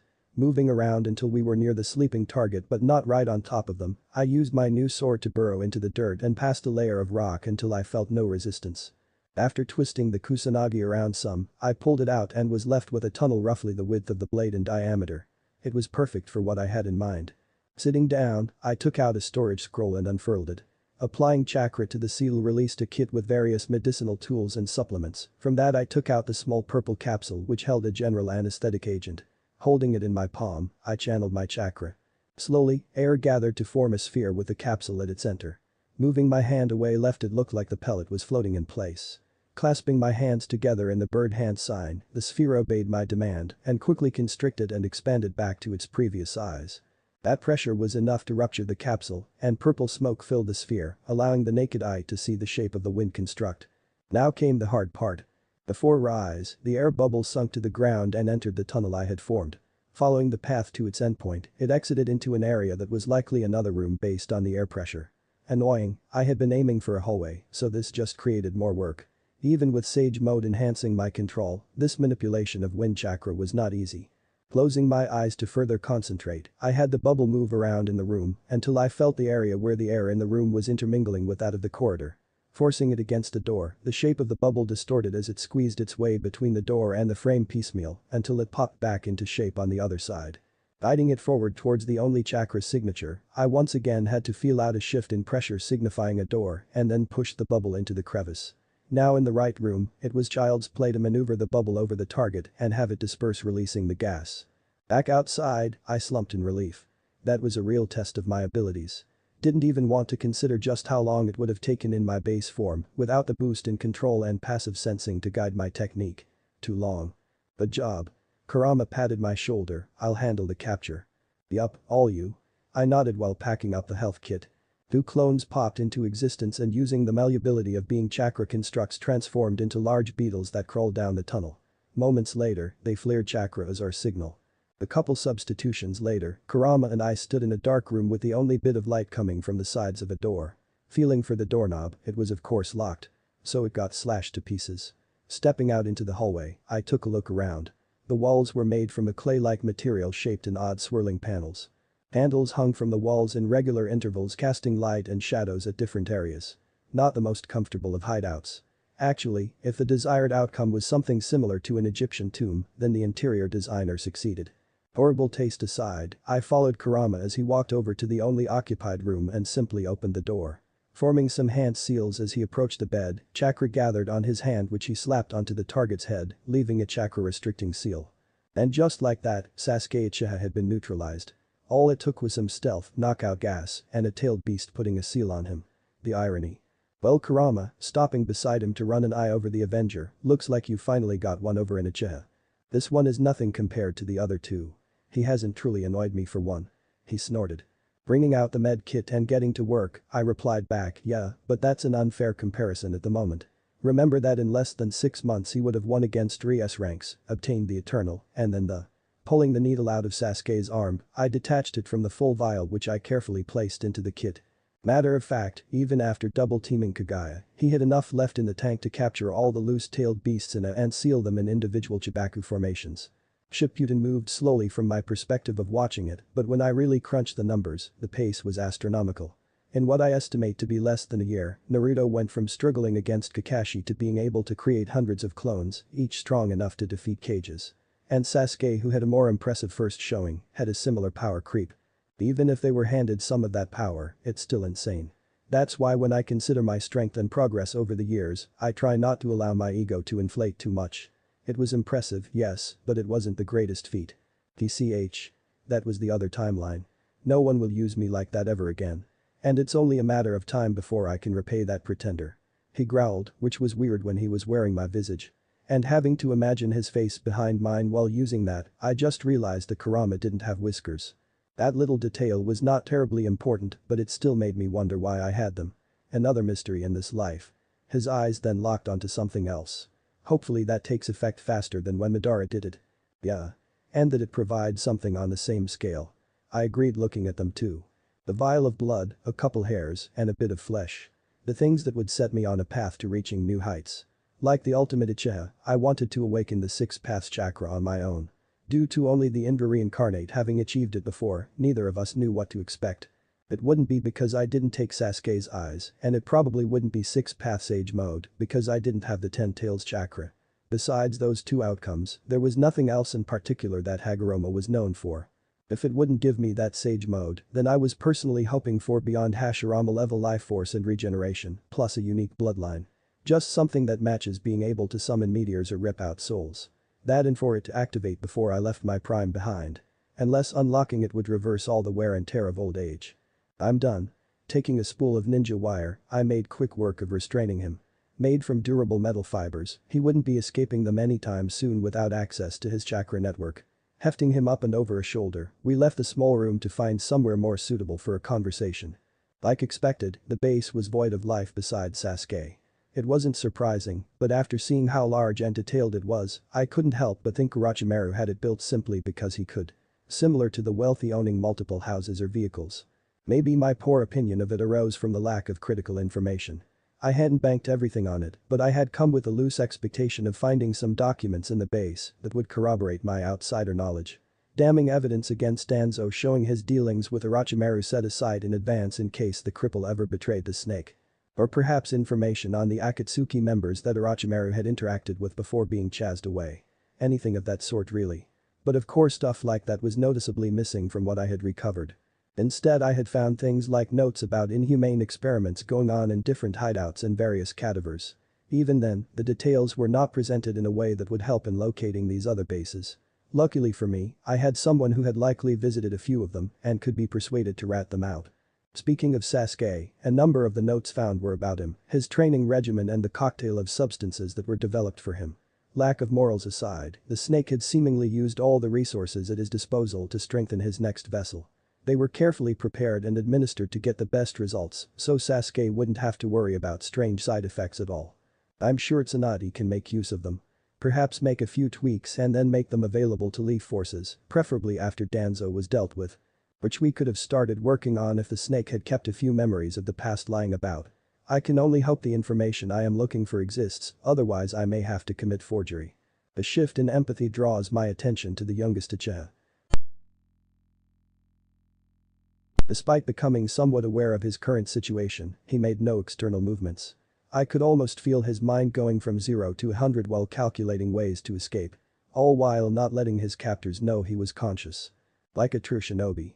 I expected no less from someone trained by Orochimaru. I know you're awake. I adjusted my posture. There was no response but slowly, bending at the waist, he sat up off the ground. After almost 3 years, black eyes locked onto blue. They then darted around taking in my position sitting on a raised platform in front of a giant snake head and the extra candles that I had lit around the room. His gaze rested temporarily on the kusanagi held between my hands before returning to mine. While he was doing that, I took notice of how his white top basically left his chest open to attacks. I don't quite think he had reached a level where physical protection was optional. What are you playing at, Orochimaru? Sasuke glared. I was momentarily confused before I realized what was going on.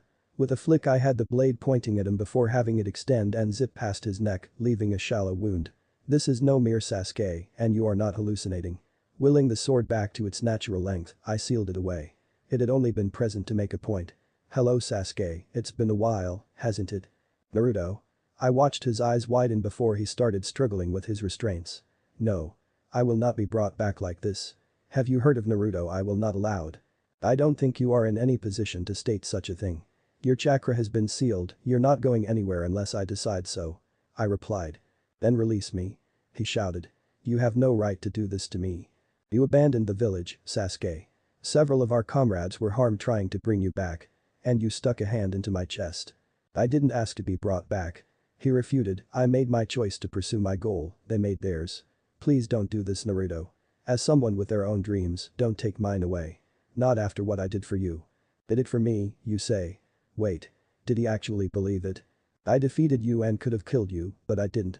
I let you live, so you have no right to intervene with my goal. Returning me to Konoha will be the end for me, so let me go like I let you go at the valley. Huh. He actually thinks he did me a favor. Even after driving a Chidori into my chest. I don't know if Naruto really died from that incident or if it was an unfortunate coincidence when my presence overrode his, but he's no longer here. And I doubt anything Sasuke did was beneficial. So his argument held no sway over me. Even more so because I did not plan to return him to the Leaf just yet, he could end up playing an important role. It's not that easy, I said. I made a promise to bring you back, even if you had to come kicking and screaming. Then I'll come back myself. After I've killed my brother. He replied instantly, let me go now, and after Itachi is dead, I will return to Konoha. You have my word. I let the proposal sit in the air for a moment before replying, and why would I do that, Sasuke? Why risk it? The Akatsuki are after those like you. People who have tailed beasts in them. If I get my way, Itachi will die, leaving you with one less threat to worry about. It would benefit us both. He outlined. My presence here along with the Kusanagi would suggest that Orochimaru was dead. I started, taking into consideration that I easily defeated him. What makes you think I worry about the Akatsuki? Answer me that. Bei-chan. That fool wasn't the strongest member in the organization, they had a leader. A leader? Yes. A leader and other strong shinobi. He didn't speak of them often, but he made secret bases and countermeasures for a reason. Is what he finally went with. Not at all useful, but it led to my real demand well enough. I stood up and moved 2 steps closer, causing his jaw to clench. You're not wrong, Sasuke, I do have a certain empathy for you and your dreams of vengeance. So, I will accept your promise of coming willingly after the deed is done, but I want something else right now. Which is? In return for freeing you, I want the location of every hideout you know of. Big, small, empty, occupied, I want them all. Do that and you will be allowed to pursue Itachi. I offered, looking him straight in the eye. Just that. Simple hideouts. I nodded once. After some mental deliberation, he relented. Fine. I have been too. No. Moving quickly, I brought out a map and writing utensil and freed one of his arms. Marked down them.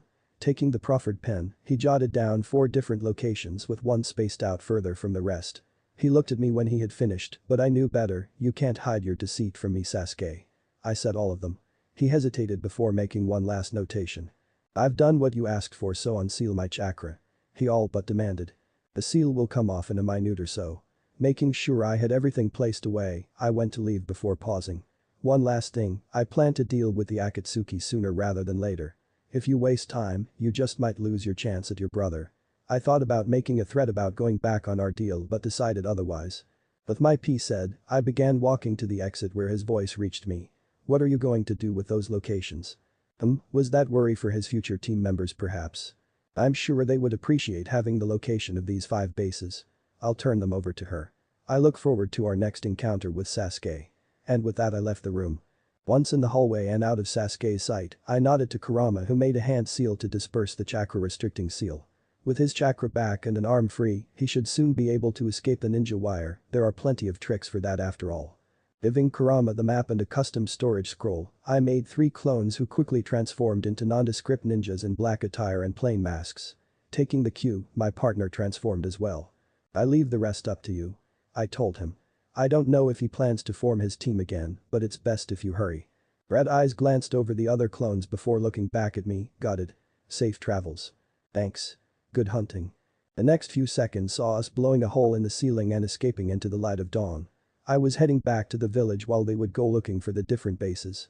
The hope was that they would find and search them all by the time I reported back to Tsunade in a day. It would really help in circumventing any anger she feels about this stunt. Seeing how far Kurama's mind could extend away from his body was why he had accompanied my clones. The results from this test would factor into later plans. Running over the barren land, the events of the past 24 hours swirled around in my head. There were things that could have been changed but, in the end, it was a day of repeat successes. Kabuto was dead along with his master. Although I could have tried to obtain the location of the Shinigami mask, I knew he wouldn't have easily given it up. Not when he likely knew I was going to end him either way. And dealing with Sasuke had been the most important event. Okay, likely second most important when considering the return of Madara and Kagaya, but he was up there. Not only for his DNA, but also to guide him down a certain route. The ideal outcome was him finding Itachi and learning the real reasons for the Uchiha massacre from his mouth rather than someone else. From there they would likely fight and Itachi would die by Sasuke's hand like he intended and then Sasuke would return to the leaf. In this scenario he wouldn't have been used by Obito to attack B nor the Cage Summit and wouldn't be branded a criminal by every nation. Everyone would be better off in this hypothetical outcome. Everyone but Obito, but that's perfectly fine. Sasuke Uchiha once again found his hand being forced by factors out of his control. First it had been his own brother slaying every member of their clan except him, then it had been Orochimaru putting a curse seal on him and tempting him with power, and most recently another person had thrown his plans into disarray. Of course, he hadn't been completely without choice regarding the second occurrence, but it had made sense in his mind. Konoha was keeping him from his potential. Therefore, he would use the pitiful snake who had asinine dreams of taking his body and then kill him. Before the might of an Uchiha, Orochimaru would be nothing more than a stepping stone. After that he would have formed a team to help track down Itachi and then prevent interference while he avenged his clan. Said plan had to be adjusted now. Hello Sasuke, it's been a while, hasn't it? Naruto Uzumaki. His old teammate who had graduated bottom of the class but had proven to be more than meets the eye. Yet despite his hidden strength, Sasuke would never have foreseen what transpired in that base. You're not going anywhere unless I decide so. And Naruto was not the same one he left, barely clinging to life at the Valley of the End. The new one had been confident and collected as he laid down the ultimatum. And why wouldn't he be? He had managed to sneak in and play Sasuke in a disadvantageous position from the very beginning, and from there the tone had been set. It was only his pride that had prevented him from openly pleading to be allowed free. His very dream had been at stake after all. Yet, although he had gotten away, he couldn't help but feel as if he had been toyed with. Without his Sharingan, it was hard to analyze the situation with the clarity he was accustomed to, but he felt positive that Naruto had been pleased by the final outcome. Something that made him seethe as he reflected on that event. To be played like a fool. It would never happen again. He knew just the deterrent to prevent it. But that he put on a burst of speed to arrive at his destination faster. With the possibility of Leaf forces coming after the hideouts, time was of the essence. Finally, he thought as the water-based southern hideout came into view. But the sensation of relief did not last for long. This base was used to hold prisoners for whatever reasons Orochimaru might need them. As such, they were kept behind bars at all times. That was not the case at the moment, various people could be seen milling about on the island. Their white rags denoted their status. As Sasuke walked from the water to the underground entrance, the recently freed prisoners made a path for him. None looked eager to interact with the obvious shinobi. That reaction persisted as he made his way deeper into the hideout, they would take notice of him and immediately back away in fear. Seeing one area where the ex-prisoners had gathered and were making noise, he went to investigate. A few steps away from the crowd, someone in the back saw him and with wide eyes nudged his neighbor. Looking over and then behind him, his cry of shinobi went up and the group dispersed leaving the door they had been attempting to break down. Sharingan blazing, Sasuke stepped up to the door which opened as he got close enough and a figure leapt out at him. It was only the fact that he recognized a person and had come for them specifically that stayed in his hand. Sasuke-kun. You came for me. Exclaimed Karen as she buried her face in the crook of his neck. HN. He ignored the way she was inhaling his scent. Karen, what happened here? Had the Leaf raided the base already? And if so, why leave Karen who was an underling of Orochimaru? Do we have to talk about that just yet? Can't we stay like this for a while? She asked tightening her arms around him. He didn't say anything and just pushed her off. Fine. She huffed but came back to stand in his personal space. A squad of ninja invaded the base earlier. They were dressed like black ops and had no visible signs of allegiance to any village. They swept through the hideout taking all the notes and scrolls laying around before freeing the prisoners and leaving. Sasuke pondered that for a moment. That attack happening hours after Naruto got the location from him was oddly convenient. That meant Konoha was responsible, but how did they respond so fast? Or maybe. Did you pick up any details as to their identities or motive? He inquired. They had large chakra signatures. Each had more than Lord Orochimaru. They were also similar in a way. 3 of them felt like the sun, threatening to destroy anything that came too close. The fourth one, I don't know how to describe it. Potent like the others yet more eager. Sasuke gave her an expectant look, asking her to keep going. They arrived so fast, 1 second everything was fine, and then the next these monster chakra signatures were there. They were all sensors, I felt them when they activated their techniques. Usually I can hide from that type of detection, but one of them found me. I thought I was going to be killed. The memory of that chakra bearing down on her still raised goosebumps on her skin. She took a breath before hesitantly continuing, he asked me about the location of other hideouts. And I gave them. I didn't want to, but I was terrified. Sasuke watched the usually confident girl shake in her shoes and found that he could not blame her for that display of weakness. Not after he himself had been brought low by the same person he suspected attacked the base using his clones. And he at least had had the assurance that his old teammate would not kill him. Although, wasn't taking someone's dream away essentially killing them? That doesn't matter anymore, Karen. Orochimaru is dead. The different hideouts and even the escaped prisoners no longer serve a purpose. He said once she had gathered herself. Is that really true? She questioned. One of them said that to the prisoners, but I thought it was just to make them stop cowering in their cells. And of course after they left those unwashed brutes tried to attack me. Like I was the one who locked them up. She fumed in her typical way. Yes. I saw the proof. He left it at that. But Lord Orochimaru had taken so many precautions. Could he really be dead? She wasn't close to him, she doubted even Kabuto would be considered as close to his master, but she knew that at least. The snake summoner had been addicted to his pursuit of immortality. It doesn't matter if he survived. He's gone now and I'm moving on to what I joined him for. Turning off his Sharingan, he looked her in the eye. I'm forming a team to help me find Itachi. I want you and Karen. Chapter 7. The Shinobi Life. Konoha. Left swipe. Left swipe. Waste of time, next. Left swipe. Oh, this one looks important. It was a lengthy document, it had drawn my eye from its position in the stack and gotten me curious about what it could be. Not many would choose to create something this time consuming without first gauging interest. But I see why they might feel confident in gaining approval. On the front was a familiar symbol and a title. Following was an overview and beneath that were signatures from the headmaster of the academy along with various instructors, Haruka's name being the second on the list. Color me intrigued. Putting my time as a student to good use, I quickly skimmed all the pages and then gently placed it down. Things really are changing, huh? And it wasn't even due to anything I did this time. I looked at the proposal submitted to the Hokage's desk again. It seemed Haruka and his teacher friends wanted to make the academy curriculum more wholesome, introduce students to various ninja arts before graduation, and even work on chakra control techniques up to tree walking. I could definitely see the benefits of a move like this, but it would also require more effort to be put in by the instructors and students. Easily worth it if the goal is to have quality genin enter the force each year. Of course that was the positive way of looking at it. My world would have seen it differently. More efficient child soldiers. Built differently or not, most genin still started their careers around age 12. It's simply how things are done, but at least now they might have slightly better odds in the field.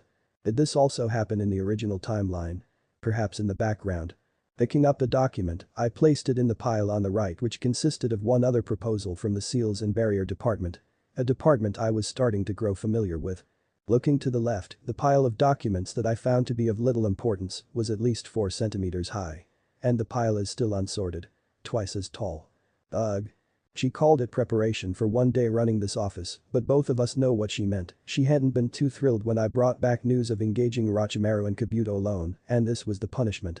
Helping her get through all her paperwork by prioritizing the documents that weren't classified into a pile that should be attended to soon and another for the useless ones. After the third day of doing this, I could say that the number of requests and forms of various types sent to them was honestly absurd. Yes, she was the head of the village and had final say, but some of these things had no need to come this far up the chain of command. Reaching for the next document, I was very aware of the time barely moving.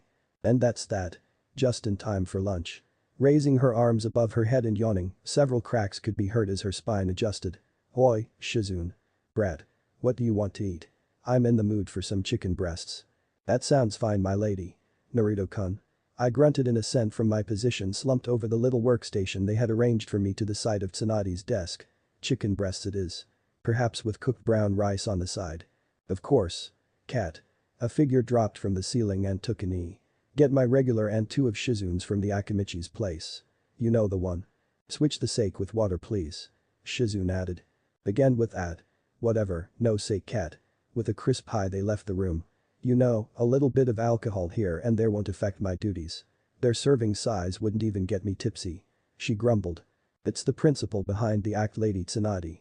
And besides, what kind of example would that be setting for Naruto-kun here? I looked up at the two of them. What not to do as she shrugged her shoulders. Way ahead of you.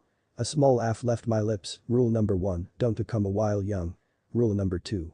Don't become responsible for the paperwork. At least not personally. I don't think it works like Naruto-kun, but if there's one person who could manage to get around the paperwork, it would be you. I am pretty amazing, huh? I preened while she laughed. But I'm sure Tsunade here could actually use a clone to take some of the stress off. I pointed out. Of course I could, she snorted, but to maintain it for any useful period of time would require me to activate my seal. Going that far for something so trivial is just idiotic. And Shizune also wouldn't allow it. I smirked, cutting straight to the heart of the matter. No, she wouldn't. Tsunade sighs and sends her apprentice a side glance.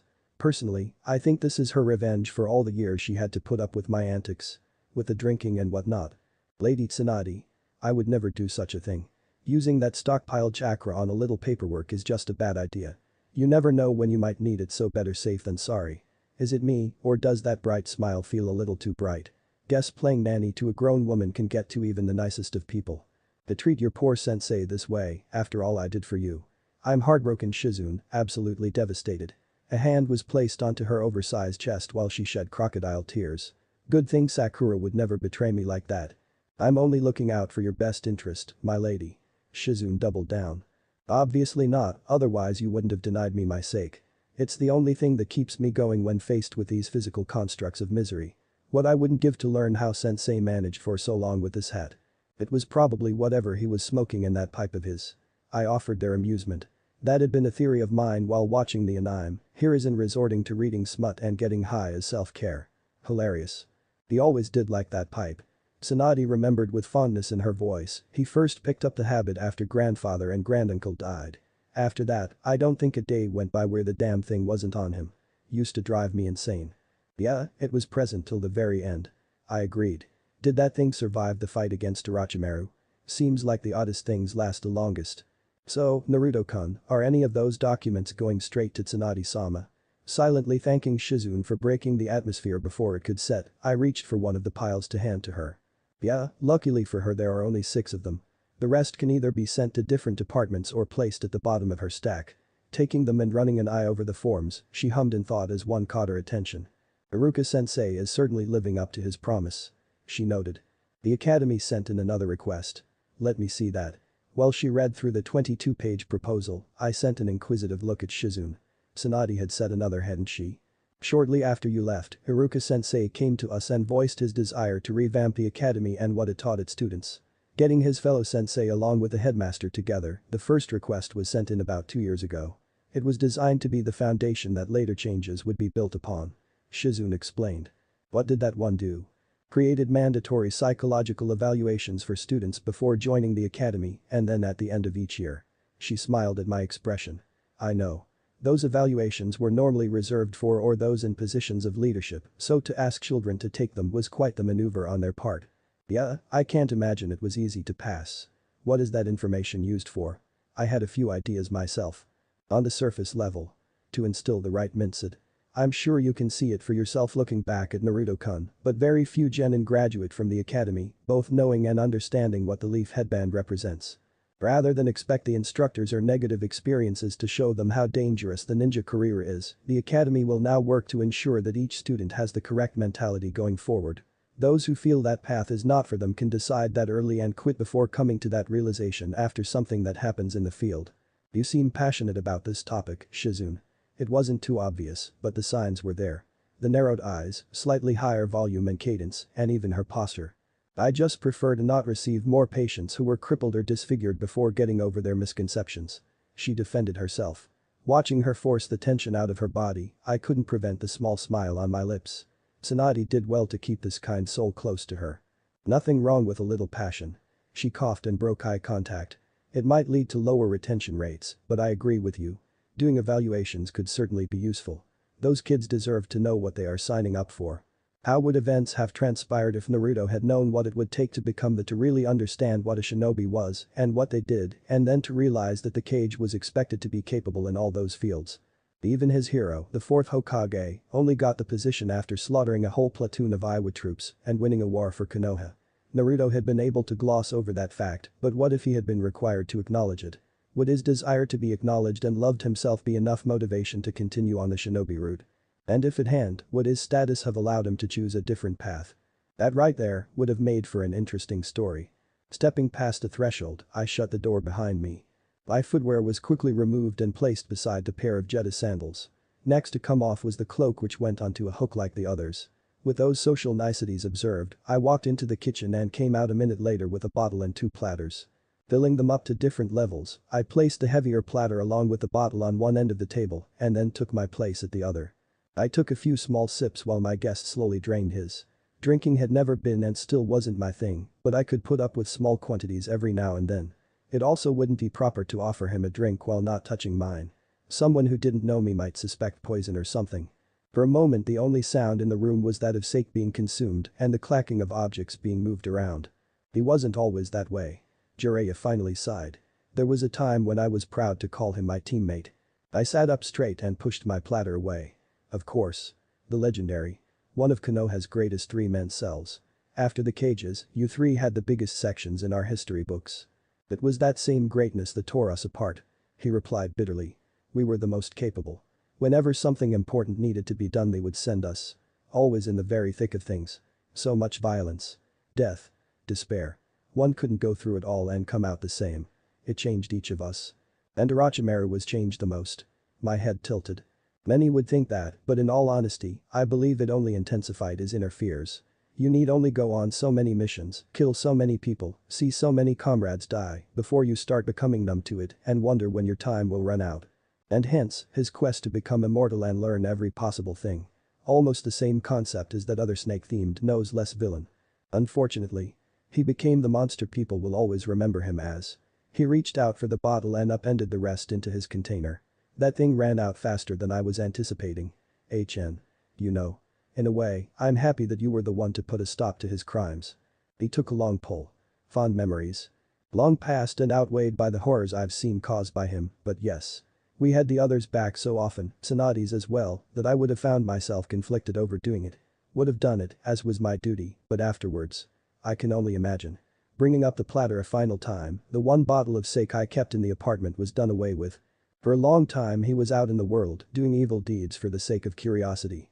I would be plagued at night knowing that he was always out of my reach. That every day I didn't catch him, someone else was paying the price. I owed it to the hundreds of innocents to do something, but I always fell short. Now however, since it was a pupil of mine who carried out the act, I'd like to think I played a part in finally ridding the world of him. And knowing you, his end was quick. More than many others would have given him. More than he likely deserved. The last part came in a whisper, but I heard it all the same. That was an opinion that most people would have agreed with. Well, I wasn't really doing it for you, but I'm happy to have taken a weight off your shoulders. And I can't really say I regret killing him, but I'm sorry you had to lose a friend. No matter how long ago it really happened. I shrugged. Actually, I appreciate you not blowing up on me. What I did might seem reckless, one might say I should have retreated, but I had it well in hand. Just want to point that out in case you think a reprimanding is due. Jiraiya let out a little chuckle and shook his head. That's just her way of showing she cares. With the few precious people she has left, you can't really blame her for being upset at what she sees as reckless behavior. If you didn't keep making excuses and just show her what you can do. I know. And I really did. The poor woman lost her family, lover, and basically her entire clan to violence. Screw that last bit though, I'm not doing a practical demo until Scarchin is gone. Sigh, I'm just complaining. I don't really mind helping in the office that much. And Shizune usually stops by too. Ooh. You'd better be careful with her. He said, sucking through his teeth. Tsunade will find a way to hurt you if you make her apprentice sad. Her favorite or not. I'm not some bastard. Waving aside his warning. I'll flirt with her, yes, but I would never lead her on or do something stupid like that.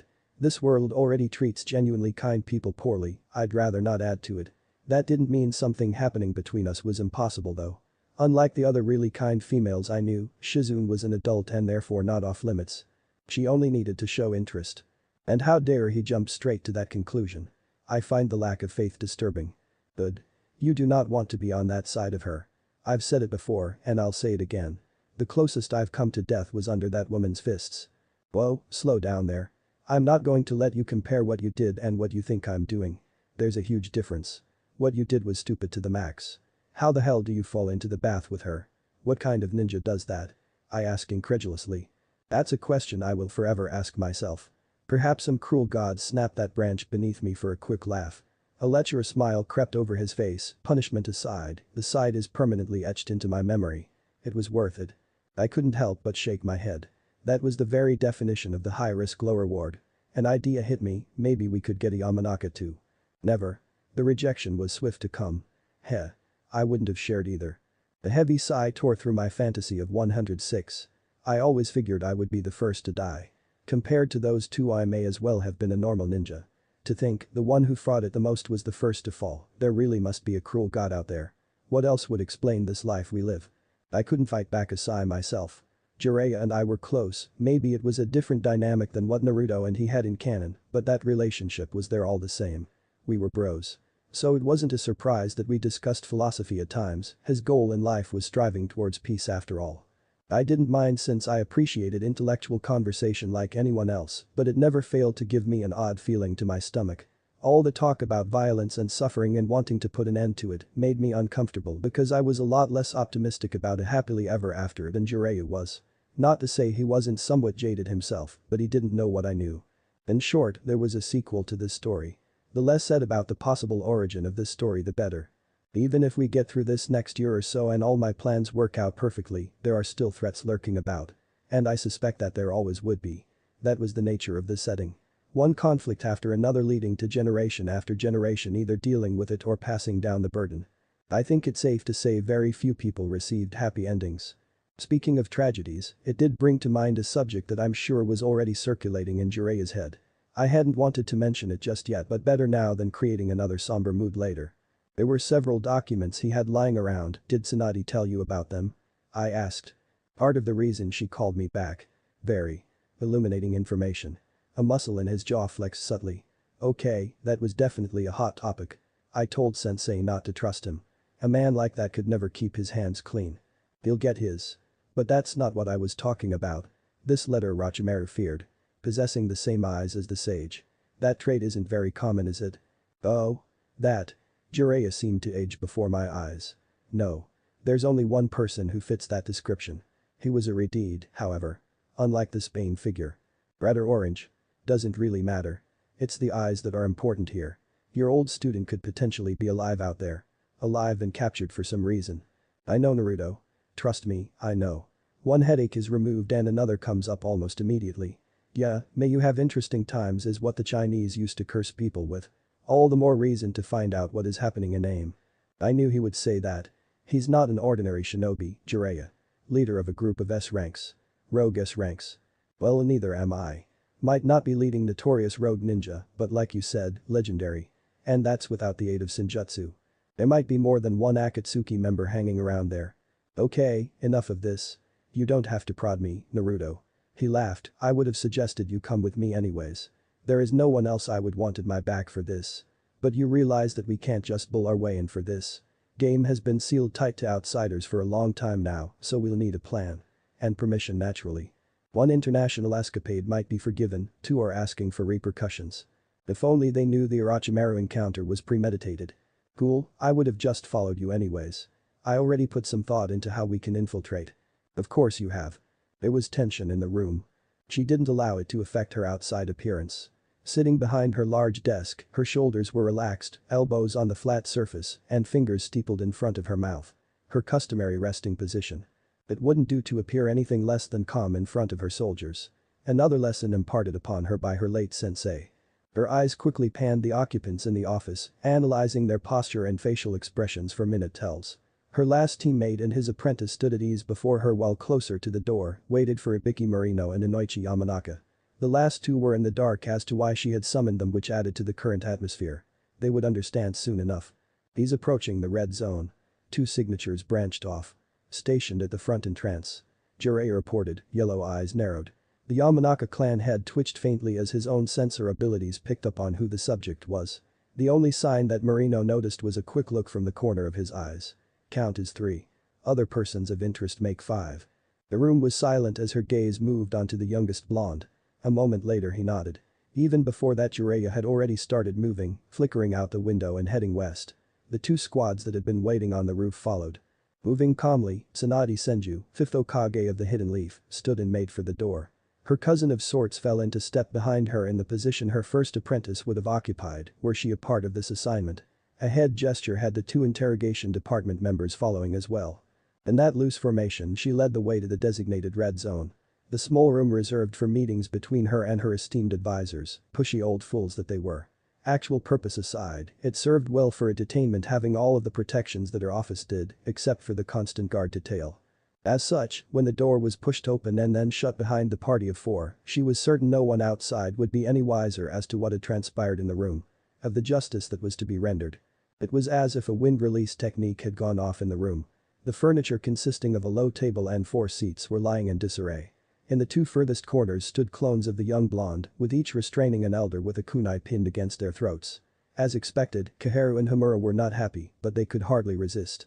Not when their abilities as shinobi had deteriorated after many years in retirement. As with everyone present, the elders were focused on the center of the room where the unofficial third advisor was positioned. Prone on his stomach, her eyes jumped to the kunai planted through the bandages and likely into his right eye socket and then to the cauterized stump of his right arm. She hoped the pain was excruciating. Another clone stood over the scheming elder with its sandaled foot pressing the side of his face into the ground. In its hand it held what had captivated everyone. A pasty white arm with several Sharingan eyes embedded into it.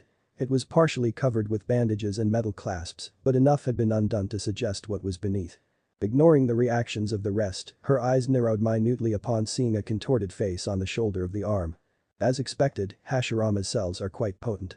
Bonding to the host body without issue yet leaving a mark of its own. A relatively minor issue. The arm is functional and will sustain the various amples. Personal side note. I do wonder how he plans to get their full benefit bereft of an optical nerve as they are. Very curious, but that is not my concern. If he wasn't already dead, she would have done her best to make it his concern. As it was, one culprit was better than none. Treason. Bloodline theft. Sedition. I could go on, but that will do for now. Her words rang in the small room, reflecting none of the emotion she felt inside. The burning rage, disgust, and perhaps a sliver of satisfaction. None could argue her decision regarding this thing anymore. Not without incurring reproach upon their person. Over the heavy breathing of the cripple and the stench of burning flesh, the fifth laid down the verdict. Danzo Shimura, you stand guilty of the highest order. You are to be detained and questioned. But make no mistake, in due time, you will be executed. Yamanaka. Morino. Take him away.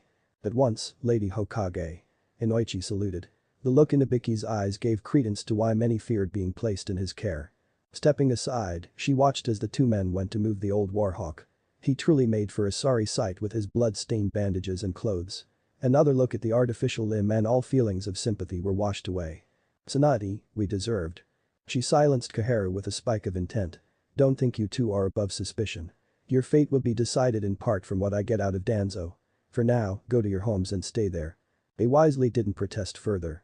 The next day found Tsunade sitting in her office. Not that there was anything noteworthy about her location. She was certain that by the time Naruto took the damn hat from her, there would be a permanent indentation of her rear in the chair. Who would have thought being a cage would be so unsatisfying? Oh, that's right. She had. Annoying blonde and his persuasive ways. The multi-shadow clone wasn't the only one in his arsenal. But she would readily admit the little brat had come a long way. Kushina's blood and the whisker marks added some ambiguity, but she likely wasn't the only one to see a young Minato in him. Especially when he was in a serious mood like right now. She cast a glance at Jiraiya and caught him also watching Naruto pace back and forth with a complicated expression. She could only imagine what thoughts his current student brought to his mind. Probably those about his first two. I'm starting to realize how deep look underneath the underneath actually goes. Naruto stopped for a moment and then continued trying to put a groove into the floor. I know you said the old man didn't know, but he should at least have had suspicions. Enough to investigate Danzo. Agreed. But do remember that we don't have anything from Sensei's perspective.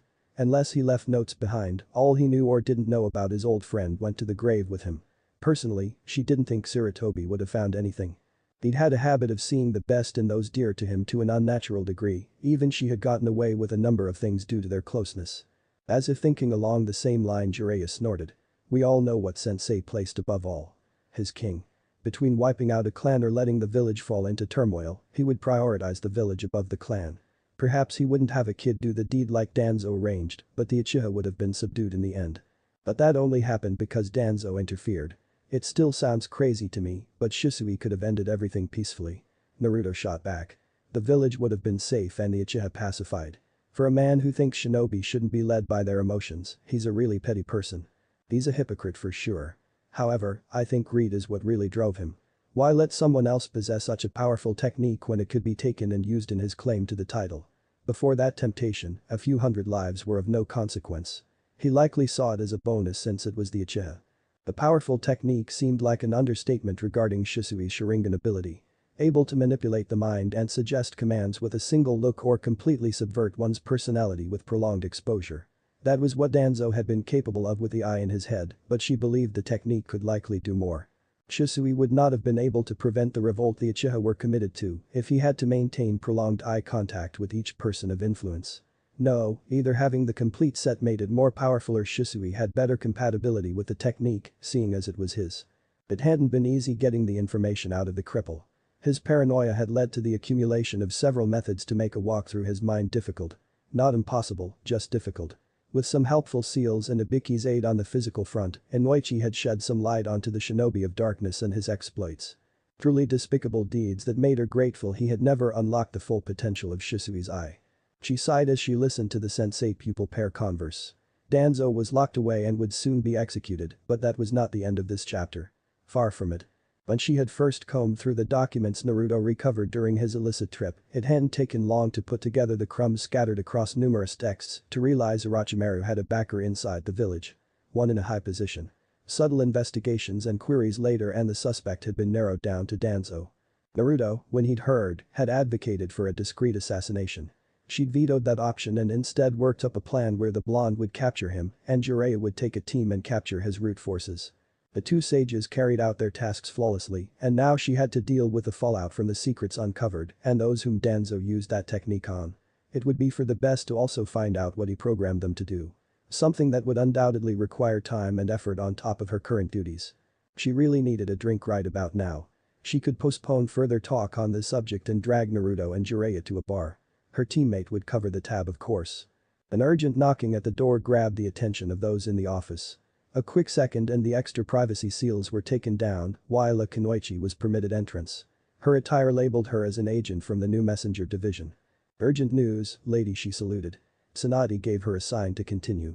A patrol squad ran into a monk from the Temple of Fire. They are on the way back now, but Chiriku and everyone else are reported dead. The monk described the killers as two men wearing black cloaks with red clouds. Of course. Rotten luck as always. New plan. Assemble and deploy the Akatsuki task force and then get that drink. Chapter 8. One step at a time. Temple of Fire.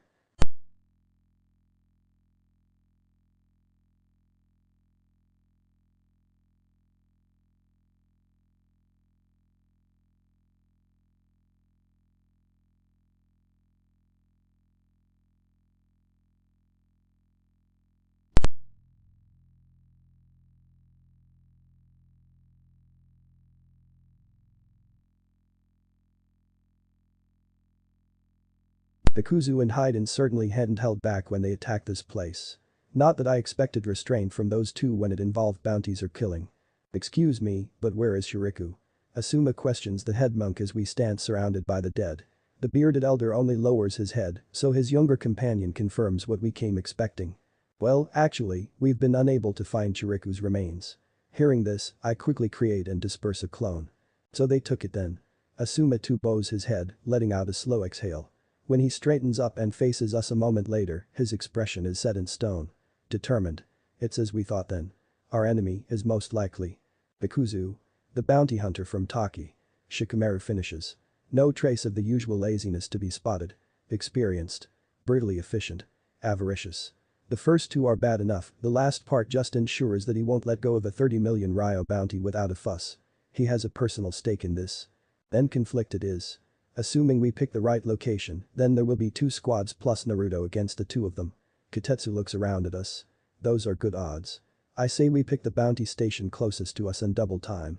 Teach those bastards not to mess with the land of fire. Wording aside, I agree. The odds are in our favor. Let's go recover your friend's body, Captain.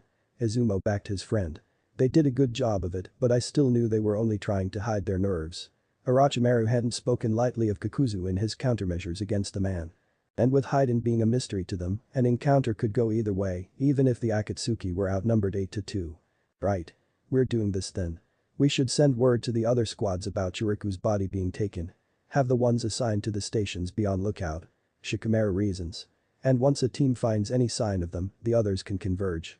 Finding 3 pairs of eyes on him, Asuma promptly reaches into his pouch. Naruto, your multi-shadow clones. Are they able to? I nodded. He was, of course, aware of that useful trait. I figured. I'll send the message using the official method regardless, but is there anything to report on that end? I already sent the news down the channel. Getting feedback as we speak. Taking a moment to arrange all the information. Kakuzu and his partner must either be taking their time or have not headed to collect, as none of my clones have sensed them yet. But I do think Izumo's plan has merit. We've accomplished what we came here to do, so we know how to move forward. The best option is indeed the closest station, not only because they would likely head there, but also because of the team that is camped there. Aoba's. Oh? That does open up a few different game plans. Shikamaru hums. I didn't doubt that he was already thinking a dozen steps ahead. Exactly. So while we're running there, I'll share my idea and you can flesh it out. Sounds good. At his sign of consent I turned to the others. We can do this. S-class or not, doesn't matter. You are not expected to see it now, but know that this mission is crucial. It's about more than eliminating Kakuzu and his partner or even getting justice for these fallen monks and giving Chiriku a proper burial. So much more. I don't have time to put it into the right words at the moment, but know that you're here for a good cause. For now though, just focus on getting this done and heading back home. After that, you two can go back to protecting the village, you back to contemplating life, and you can kiss your lady's stomach or something. You'll have earned it. Watching each person's reaction as I addressed them, I'd say they were as motivated and maybe spooked as I could get them with a few unscripted words. Nice, pep talks were not something that I had much practice in, but this situation called for at least an attempt. We were approaching the upcoming confrontation from different viewpoints. While they were anxious at the prospect of fighting 2 different S ranks, with one being an unknown, I consider the fight a done deal. The zombie bros were legitimate threats, but not to me. Not really. So being the person with power and abilities to spare, I feel that I have a part to play in keeping morale up. Their worries of monsters with strange techniques were not completely unfounded, but they had a certain safety net in this case. 2 of them actually. The other squad and myself. In fact, I plan to take Kakuzu off their hands entirely. Well, in a roundabout fashion. Although he is the one the squad had any information on, Haiden was the easiest of the 2 to subdue. They had almost succeeded in the original story after all. And just to be sure, I will be there to keep an eye out. No one is dying on my watch. Asuma will be there for the birth of his child and watch them grow up. Have that bond he wished he'd had with his father. Not privy to my inner thoughts, Asuma sent me a grateful look and then took charge of his squad. You all heard him. He has the utmost faith in our abilities, as do I. Now let's go do what we came here for. Before we could head out, the head monk called out to us. Please wait a moment. Moving closer on his wooden cane, for those of you who are about to enter a fight, allow me a moment to offer you a prayer. Please. I didn't ask about who he was praying to. Shikamaru Pav. When he had been summoned to a briefing along with the other members of the Akatsuki suppression platoon, he had naturally assumed it was to disclose information about the dangerous organization. His hunch had been proven correct, little booklets had been given to each squad leader while they briefed them. The Akatsuki was said to have had 10 members, but due to death or simply lack of intel, Konoha only had the names of 6 current members. Itachi Uchiha, Kisame Hoshigaki, Kakuzu, Konin, Pain, and Zetsu. Those were the ninjas that Orochimaru had confirmed as being active members. Said confirmation came in the form of personal notes taken from his base after his termination. And hadn't that been a surprise? To him and everyone else in the room aside from the particulars of Orochimaru's death had not been disclosed, nor had there been time to ask about it because they had been deployed right afterwards. What they did receive included bingo book entries on those who had them, additional information from the snake summoner, and strong warning to never engage that Pain figure. Personally, Shikamaru would have been fine with never engaging any of those S-rank individuals, but duty called. Unfortunately. But that information, a general plan had been worked out. The platoon would move quickly to set a perimeter 150 kilometers around the fire temple. At the same time, the report from the monk had not contained enough details to determine just which duo had attacked the temple, so the habits and personalities of each had been taken into consideration. With Kakuzu's love of money, the perimeter had shifted to cover the nearest bounty stations. One squad however would not fall into that formation, but instead head directly to the center to confirm whether or not Chiriku's body was taken. Using the new communication scrolls, the findings would be sent back to the Leaf and from there dispersed to the whole platoon. But never let it be said that the new, hyper-competent Naruto wasn't still unpredictable. Said blonde had appeared at the deployment site and created a clone to shadow every squad, while the original, according to him, had joined Shikamaru's team led by Asuma-sensei. It was interesting to learn that shadow clones shared their memories when they dispersed. It certainly added another layer to the 5-on-1 shogi matches. And made his victories that much sweeter. Shikamaru blinked, discarding that train of thought and focusing on the ones pertaining to the mission. The signal would come any second now, and he couldn't afford any distractions against shinobi of this caliber. He glanced around at his squad members standing in a loose formation, each of them coiled and ready to jump into action. Standing a few paces ahead of them was Naruto looking uncharacteristically grim in full battle attire. The blonde was holding a closed fist over his right shoulder, and as Shikamaru watched, the hand opened and made the sign to advance. Team Asuma moved. Flashing from branch to branch in the direction that Naruto had indicated. While they ran, Shikamaru tried forming a mental map of the distance traveled in an attempt to measure the minimum range of the blonde sensing technique. Information like that was critical if they should ever do a mission again after all. As the trees thinned out to reveal a path with 2 groups on it, he estimated that they had been a little over 2 kilometers out. Definitely noteworthy. His sensei, backed by Izumo and Kitetsu, dropped down exactly 20 meters from the duo, while he remained further back in a tree. The vantage point allowed him to see Team Aoba facing down Kakuzu and his gray-haired partner.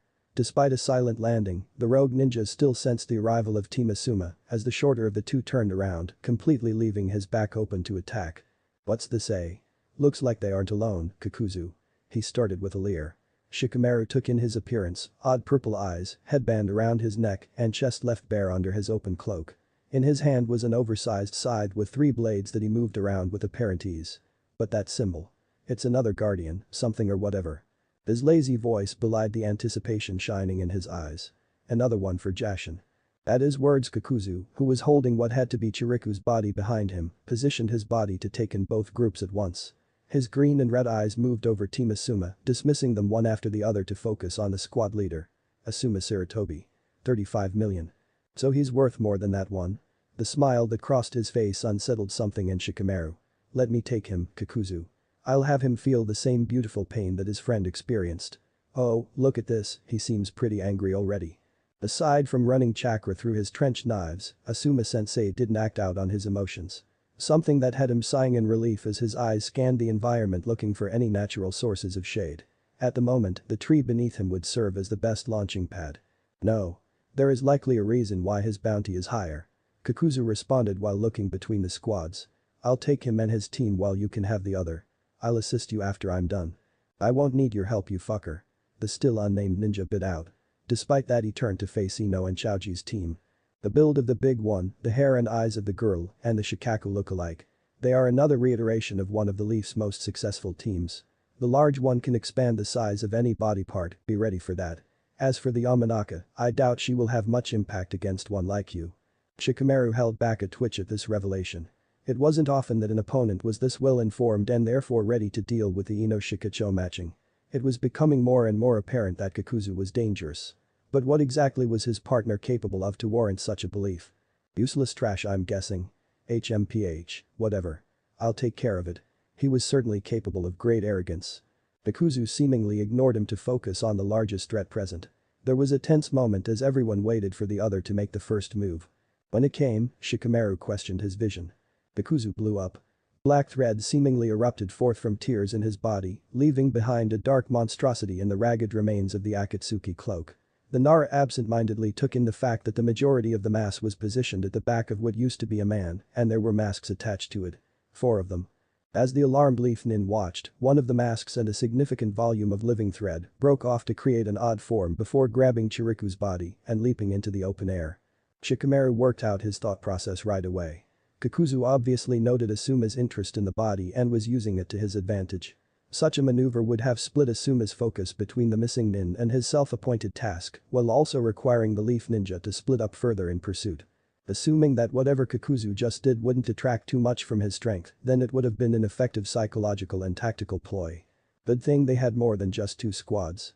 With his eyes already on the flying shape, Nara caught the moment when Naruto appeared before it and struck the mask with enough force to shatter it. Grabbing Chiriku's body, the blonde somehow disappeared, leaving a mess of tendrils to fall to the ground.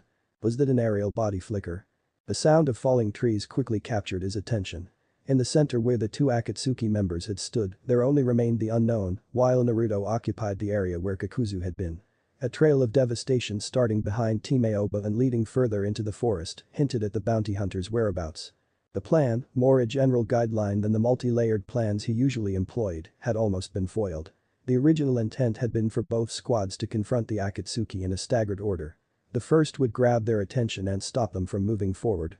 If the second could catch them unaware, then so be it, but their main task was to further focus the opponent's attention so that Naruto could get close for an accurate shot on whoever had Chiriku's body. Engaging before that step would have put the body at risk, which would have been counterintuitive for their goals. But now that the body was secured and the duo separated, the next phase could begin. Naruto dashed off with Team Aoba following to act as support. For his part, the lone Akatsuki member didn't seem worried about what happened to his teammate and instead smirked at Asuma while reading his side. Looks like I get to kill you after all. We'll see about that. Izumo, Kitetsu, I'll engage, intervene where you see the opportunity. Shikamaru, you know what to do. Upon getting confirmation, Asuma stepped forward to meet the charging opponent. Unleashing his customary, Shikamaru took control of the shadow casted by the tree underneath him to enhance his reach. He didn't strike immediately however, doing so early without an understanding of his opponent could lead to overplaying his hand. Kakuzu had been so set on facing Team Asuma that he hadn't bothered giving away Nara's fighting style, so his shadows would be a surprise. Until then, he focused on analyzing the rogue nin who was quite proficient with his side. Rather than being cumbersome, the weapon was used to keep Asuma from getting close enough to inflict any damage. Seemingly wild swings clashed against trench knives, and Shikamaru could tell Asuma felt the power behind those attacks. A formidable close-range fighter it would seem, but he had to have something extra to merit that Akatsuki robe. He could only wait to observe for so long however, each second that passed was one where Asuma was risking injury. If the rogue wouldn't willingly show his hand then they would force him. Blindside him. Shikamaru called down from his perch. Kitetsu and Izumo, who had yet to directly join the fight aside from thrown projectiles, acted accordingly. From a scroll Kitetsu summoned his special conch-shaped mace which he then had burrow into the ground. Izumo threw a quick chain of hand seals but didn't execute a technique right away, his time would come. The rogue and Asuma continued to clash with Asuma on the defensive more often than not due to the cord attached to the side. With a metal spike in his free hand, the rogue could attack directly while harassing Asuma from random angles, with a triple-bladed farming tool swinging around. A surprisingly effective method which had the side effect of requiring focus on each side, user and opponent. Izumo. Kitetsu prompted his close friend. I'm ready. Dashing forward, he spat out a flood of syrup dousing the ground behind where the two were locked in combat. At the same time Kitetsu's mace erupted from the ground beneath the rogue, unsettling his footing and launching him into the air. Batting the mace away with a spike, he recalled his scythe before landing. Right onto the adhesive fluid. Shikamaru leapt at the opportunity. Before the rogue could perform any, Nara's shadow connected with his, the sewing technique tearing into his flesh to further prevent movement. Even while Asuma's cloud of ash hid the Akatsuki member from view, Shikamaru could feel as he tried to resist, but at that point, it was too late. The cloud combusted kicking up intense heat, while the light caused the shadows to vanish. So wound up, Shikamaru didn't allow himself to relax his ready stance until after the fire had been put out and Asuma removed the head off the charred corpse. Sighing to himself, he shook off the tension that had set in his shoulders. His first foray with an S rank, even if the fight itself hadn't been too nerve-wracking, the anticipation certainly had been. The fear that the rogue had a dangerous ability lying in wait for whenever he needed it had been all too real, but it seems they were unwarranted. Just what? Ow. What? His eyes panned around looking for the source of the voice. It sounded like it was coming from the downed Akatsuki member, but that couldn't be possible could it? If he wasn't some sort of master puppet user, then that was his real head down there. Held in Asuma's wide-eyed grip. I'll make you all pay for this. He didn't fault his sensei for throwing the head to the side and leaping back. Subtly pulsing his chakra didn't do anything either. What kind of technique was this? Just wait until my head is reattached, I'll kill you all. Why had he expected this to be any different, especially after seeing the monstrous form Kakuzu had taken? But at the same time, was this it? Some sort of immortality technique? One revolving around the brain seeing as although the head was speaking, the rest of the body was inert. Not something you see every day, is it? For the rest of his life, Nara would deny leaping in fright when he heard the voice beside him. Glaring up at the Naruto clone standing on the tree where he had been seconds ago, his reply was understandably heated, "Where were you this entire time?" Securing this. He held up a black storage scroll. One of the type specifically used for fallen comrades. Chiriku. I also had to deal with a trespasser. Likely a scout for the Akatsuki. Leaping down, the clone gave the scroll to Asuma-sensei, who took it with a complicated expression. Nara watched as the clone then moved to pick up the severed head, which had yet to stop screaming obscenities. "What are we going to do with that?" asked Izumo. They looked just as ready as Shikamaru was to be done with this mission. Giving no verbal response, they all watched the clone grasp the head with two hands and concentrate on it. Before their eyes, charred skin and exposed bones slowly turned to stone, and soon what remained was more a toad head than human. Surprised like the rest, Shikamaru noted how the markings around the clone's eyes disappeared and yellow shifted back to their original blue. Curious. Hadn't the original's eyes been red? At least the shouting stopped. Now it's done. He nodded to the rest of the body, which was still not moving, but it started to leak a greater volume of blood as one would expect from a decapitation. And it looks like my clone is done as well. The other squad is perfectly fine. Thank Kami. He sent a quick prayer in hopes that the Akatsuki would remain out of the land of fire after this. The last thing he wanted to do was face another of those nin. Wait, what does he mean by clone? I've restored. Konoha. I see. Tsunade finally says at the end of the mission report.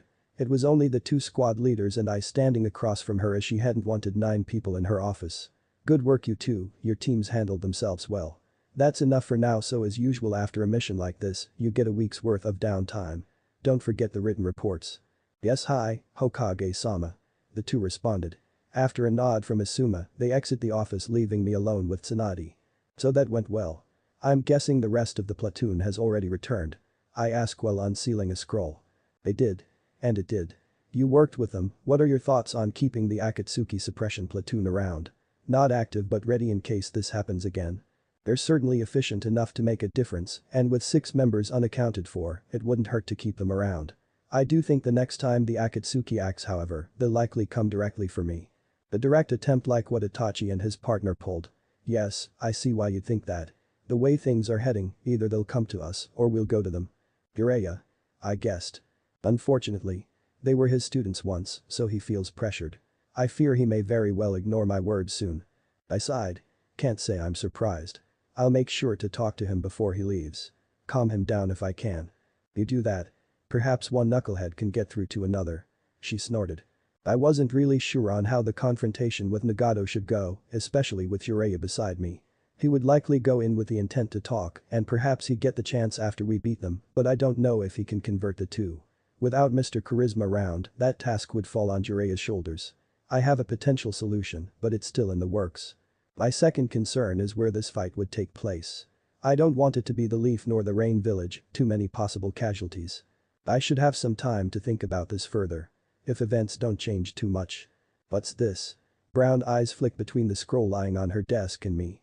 I swear Naruto, if this is another attempt to increase my workload and bring more stress, I'll make you pay for it. It's not. I think. It actually might turn out that way. Giving me a hard stare, the blonde unravels the scroll and pushes chakra to release its contents. A corpse. Chalk-wide and in multiple pieces after getting splattered by a corpse nonetheless. Tsunade's hands light up with green chakra as she scans the thing. It was spying on us when we engaged Kakuzu and his partner. I explained. Emerging from the side of a tree, the thing didn't even register to my chakra sensing ability. Would have escaped me if it weren't for its negative emotions. More importantly, however, is its makeup. It feels like grandfather's cells. It's almost a perfect match for his DNA. She finished in shock and rising anger. Yeah, that. With its ability to avoid detection, I assume it's that Zetsu creature mentioned in the snake's notes. Their spy. It doesn't have the black side, so maybe it's a clone or something. I was getting disturbingly good at this deception thing. It's for the best really. HN. I waited for a few minutes as she performed scan after scan before finally sitting back in her seat looking pensive. It's less than 2 days old, so you might be onto something with the clone idea. We can assume that the original's composition included a significant level of grandfather's cells, meaning increased regeneration capabilities and more potent chakra. Could possibly include access to his wood release. In short, I don't like this one bit. Maybe I'm forgetting his lesser used abilities, but I never saw White Zetsu use wood release. He could merge into landscapes and move around quickly, make clones, and eat things to dispose of them. Those in the 100,000-strong army were shown to be able to absorb chakra, create spores, and pose as real shinobi down to their chakra signature. Assuming Zetsu created that army by cloning himself, then he has all of those abilities which, although not insignificant, aren't exactly wood release either. What are we going to do? I ask her instead. For now, we wait and plan. And keep an eye out for more of them. I'll have a team do further tests on this to see what they make of it. Perhaps it can be used to our benefit. She decided. If that's all, you may leave and enjoy the rest of your evening. See you back in 3 days. Why 3? You gave the others a whole week off. But this new headache to deal with, you'll be more helpful here than ever before. She replied totally unapologetic. Vindictive even.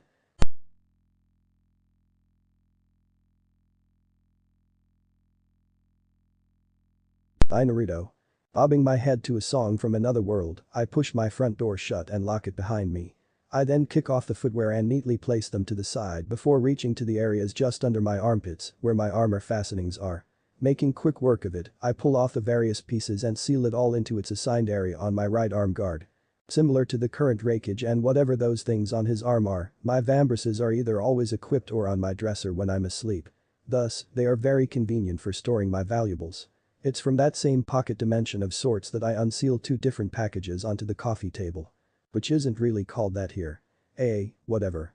After leaving the Hokage's office, I'd made a stop at the parcel office where mail from inside and outside the village was processed. Today was my lucky day.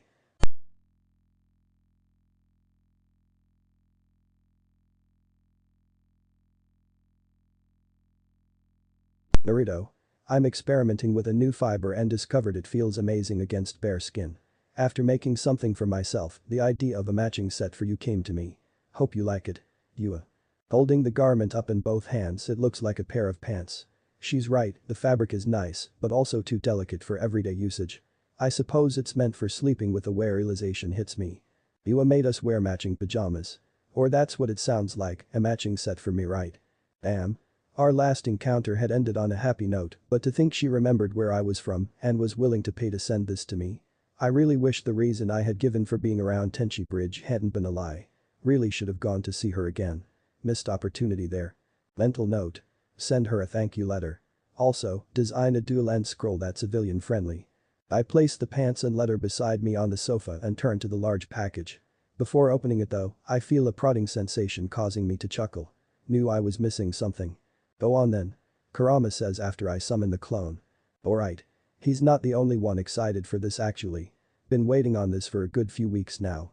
Moving deftly, the outer cloth is ripped open and then a wind-coated finger snaps the cords holding the bundle together. Doesn't look like much, does it? Kurama muses, grabbing a panel of wood. They forgot to put assembly required on the outside. I joke. To anyone besides us, it would look like a woodwork project. Wouldn't be wrong either. Here, I think this piece is the base. Okay, hold this there please. And these here. This is the top and the latch would go here. In short order Kurama and I fit the pieces together to form a box-like structure. It's a perfect square with each side about 30 centimeters long. At the moment, our hands are the only thing holding it up, but the fasteners came included along with a hinge for the lid and a latch to keep it shut. This seemingly plain-looking thing was the foundation of what I plan on calling Pandora's box when completed. In Greek mythology, the original container was said to have held all sorts of evil and misfortune that was unleashed upon humanity when opened. I think the name will be very apt with what I plan for it. I'm going to seal Black Zetsu into Pandora's box. As the elusive shogi master behind many of this world's conflicts and the person laying the groundwork so a crazy goddess can trap everyone in an illusion, he's pretty close to the embodiment of evil in my books. Deserves to be sealed for the rest of eternity. I also don't know how to permanently deal with him. He called himself a physical manifestation of Kagaya's will, and he's proven that old age won't do him off. He's also a very intelligent and wily creature, so if I were to blindside him with an attack and he survives, the odds of me finding him again in my lifetime are low. That's assuming he isn't immune to ninjutsu and that taijutsu could even hurt him. So rather than discover the answer to that theory in the worst way possible, I'd rather use my sneak attack on something more likely to work. Will you do the experiment today or do you want to finish this first? My partner asks me. Your clones could certainly perform the seal work in your place. Yeah. They can. I look up from the box. I'll leave this to them. They're basically me so it should be fine. I create 2 clones who quickly move about the apartment, one fixing up an appropriate workstation right in my living room, while the other gets the right brushes and ink. Going back to my arm brace again, I summon a scroll which after a drop of blood summons a book. My personal journal of seals I've picked up over the years. Working with the seal and barrier department upon my return contributed a good amount of the seals here. I turn to a page about a fifth of the way in and leave the book on the coffee table. Using the blueprint in there, the clones will place seals onto each panel on the inner side. Then the box will be fully constructed upon which further seals will be added to connect the previous seals and make them work in harmony. Should maximize sealing capability. The final touches will be reinforcing the entire thing from external damage and securing it from being opened. It might sound like boring work, but I was kind of looking forward to doing it myself. For that sense of accomplishment because Kami knows, my plan for an anti-apparition seal isn't coming along anywhere near as well. That area of sealing is not easy. Seeing the clones settle down to work, I turn to follow Kurama. Despite how confusing the results of combining Indra and Asura are, the actual process is fairly simple. Combine their chakra. Seeing as how the 4 reincarnates I know were and are shinobi, their chakra permeated their bodies, meaning something like what Madara did was sufficient. He literally grafted a piece of Hashirama's flesh into himself if I remember correctly. So if that worked for him, I assume it would work for me too. Hence the samples I took from Sasuke a little less than 2 weeks ago. The only issue that remained was the time it took before Madara unlocked the. Of course I'm a lot younger than when he did it, sources placed Madara at age 30 or higher during the Valley of the End battle, which should help, but it could still take some decades. I don't want that and yet, I'm no expert at inciting reactions in chakra. I had the idea of using electricity or some type of current as a catalyst, but it didn't make enough sense. I considered natural energy, but that was just from seeing it mentioned in the snake's work in conjunction with enzymes from Jugo. That was geared towards physical transformations and enhanced physical capabilities. Not what I needed. It did raise a few questions though. Assuming Sasuke's chakra is taken in and takes a while to merge with mine, would it just sit around? Could I potentially have mine, Sasuke's, and Kurama's chakras churning around in me? And I will likely use Sage mode eventually, so I can add natural energy to the mix as well. Will those energies create an unforeseen effect? Could they speed up what I'm after? Guess I'll find out. Performing incision. I bite down on the piece of cloth. Even preparing for it still hurts. After a moment, the clone moves on to apply the flesh sample into the wound. Hopefully, the towels are enough to prevent my mattress from being ruined. Coming around to my left side, a needle is stuck into my arm feeding from the IV drip prepared with the sample of blood. Only then does the clone begin healing the wound beneath my ribs. To make space for the blood transfusion, I'd have to lose an equal or greater amount of my own blood. Now that that part was done, I just needed to sit here until the drip ran out. What does it feel like? Kurama speaks up after the clone disperses with its task completed. Can't say. There's a faint sensation there, but don't know if it's lightheadedness or just circulation. I shrug the shoulder not connected to the needle. No autoimmune reaction as of yet. HN. Yeah, stuff like that doesn't really mean anything to him, does it? I think you should carry out the second operation. Yeah, the more I think about it, the better it sounds. If this is Operation 6 Pass Chakra, then the second one would be called an operation. Of course. If the threats that come later are as serious as you think, it would be for the best. He would benefit as well. He adds. All these points I've already thought of. Operation calls for removing Sasuke's Sharingan and placing them into myself, while giving him Itachi's to create the Eternal for him. Kurama and I are of the belief that although it could take time, those eyes would eventually shift into my own. We also believe, although this has less empirical evidence behind it, that the aspect of reincarnation could work to my favor. If Sasuke is Indra and I'm Asura, then to infer we have some connection wouldn't be amiss. Especially with his blood now flowing in me. We hypothesized that I have a decent chance of being the one person not Uchiha by birth, but able to wield them like they do. That means switching between the dormant and active phases of the Sharingan at will, and not incurring the chakra penalty that those like Kakashi do. Furthermore, with those becoming my eyes in a way and activating myself, I would be able to switch between the differences like I remember Madara being able to do. As if that weren't incentive enough, my own would mean having a unique ability. Madara had access to the limbo, while Sasuke had some sort of space-time technique, both very potent abilities. If either of the two plans should bear fruit in time for the events of Boruto, then it would be a game changer. If I get both. I don't want to invoke bad luck, but I'd be optimistic about my chances.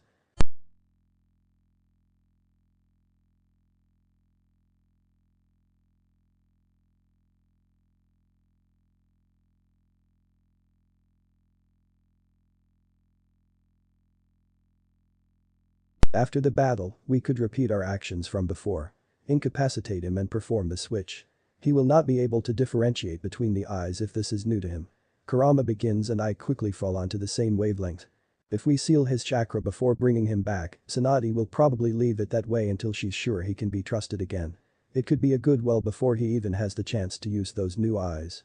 Precisely. Time in which they will conform to him, lowering the odds of him suspecting foul play. We're definitely glossing over a few things, but that's not a bad outline. I muse. This right here is why I keep you around, you sly old fox. This right here is why you need me, you annoying brat. To provide much needed wisdom. He retorts. I laugh, relaxing back into my pillow. Having a partner through this whole mess makes a real difference. Who knows what I'd do without a sounding board? Asuma Pav. Stepping out of the shower, he reached over for his towel to dry himself off. Placing it back on the rack, he moved over to the sink to finish with his pre-bed rituals. Minutes later, he walked out into his bedroom to behold a sight that brought a smile to his face. Asuma wasn't perfect, he recognized that and had come to terms with it. There were many things he regrets, chief among them being his relationship with his past father and the way he dealt with problems back in his youth. If he could go back and smack some sense into the selfish and annoying brat he used to be, he would. But life doesn't work that way, so all one could do was learn and do better in the future. Despite his failures, or perhaps due to his failures, he had a number of bright spots in his life and he made sure to cherish them all. His home, his students, his friends. They all added their own light to guide him in this dark world, but one person was held above all others. Raven locks, eyes made of ruby, fair complexion, the loveliest face and a body to put all other women to shame, such was an apt description of the one who held his heart. You're staring, darling. Kurenai smiled, cheeks a touch of red in front of his adoring gaze.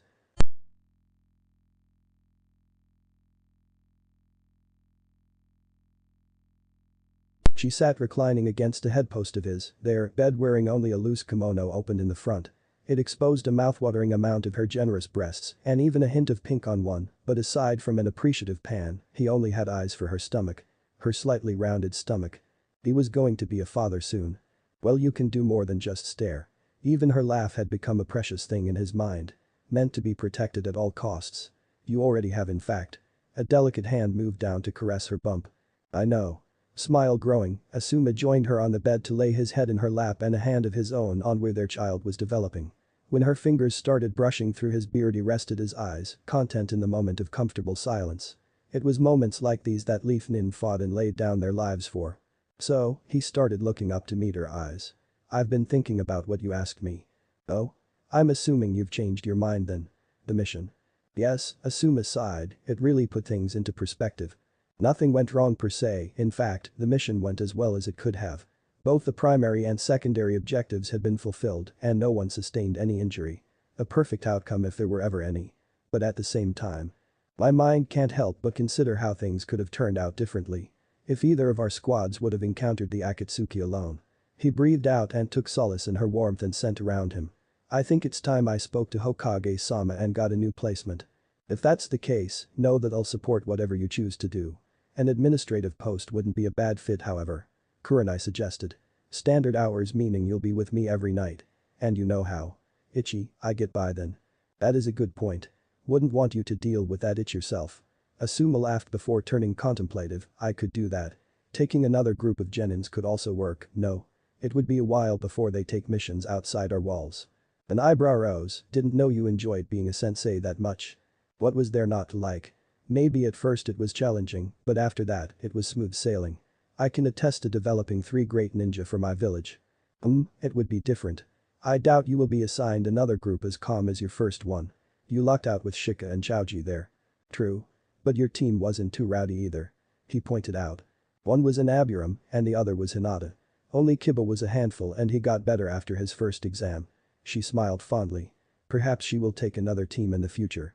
Speaking of Hinata, she told me about seeing Naruto working in the Hokage's office. What's that about? I'm not sure. No one seems to know the reason why. Perhaps he's making true his goal to become, he shrugged. Isn't he kind of young though? His whole generation actually. I'm not saying it's impossible, but they have a long way to go before we can hand the reins to them. Unbidden, a conversation on the way back from the mission came to Asuma. He fought that monster alone? He questioned radio in a low tone. Noticing the faint accusation in his voice, the scarred special just nodded. That was the plan. Our presence was never required. Asuma's gaze landed on the subject of the conversation tree hopping a short ways ahead of them. Said blonde was conversing with his classmates who had taken the chance to swap stories. How strong is he? He mused. Bikuzu faced a force of nature. Uzumaki simply outclassed him in speed and strength. Likewise in application. Radio explained with typical levelness. I would compare it to seeing the fourth in combat. Few could match him.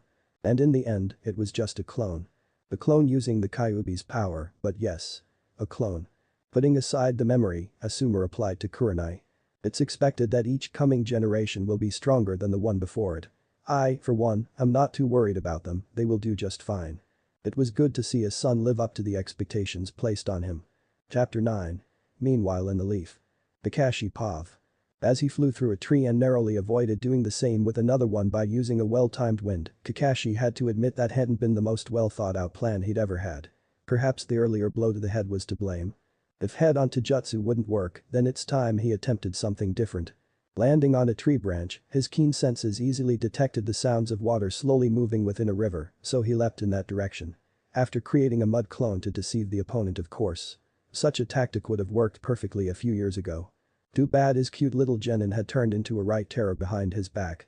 Kakashi landed on the surface of the water with barely a ripple.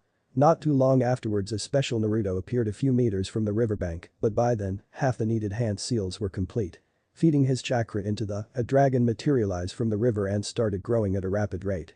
At the same time, the second level to his plan showed itself as the mud clone revealed it had circled back around and attacked Naruto from his blind side. It didn't last longer than 2 seconds, but that was all Kakashi needed as the water dragon had grown large enough to pose a threat and he went to have it target the blonde. And yet, a distant part of his mind commented on how content Naruto seemed to just stand there. Not at all compliant with the blonde's displayed fighting style so far. That brief moment of forewarning was the only thing that allowed him to use a chakra-reinforced jump and avoid the explosion of water as the dragon flew into the area he had evacuated. Reaching the apex of his jump, he flung several lightning-laced shuriken downwards and multiplied them with the third's creation. The projectiles functioned as a smokescreen as he landed on the opposite side of the river and used an earth to slip underground.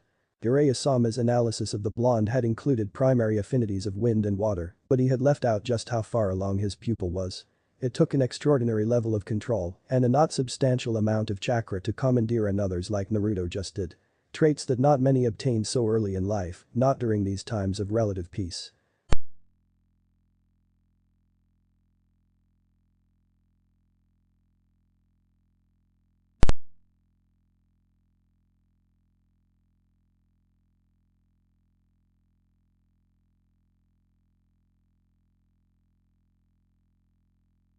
He'd rather spent that time with his new book. Truly, Jiraiya-sama was a blessing from Kami herself. Giving up already Kakashi? Of course he'd be there waiting. Pulling 2 kunai from his pouch, the copy ninja's lone Sharingan gained a dangerous glint. The signed edition of Makeout Paradise. What the heart wants could wait while he humbled his junior. Your skill as a censor makes me envious. He commented idly as he leaned his back against a tree. His poor, humbled back. Really? I know you have your dog summons for tracking, but I assumed you had some type of sensory technique as well. Naruto replied as he unsealed a bento from his vambrace, something that was quickly becoming as customary to the blonde as the old orange outfit had been. They were certainly more functional than those eyesores.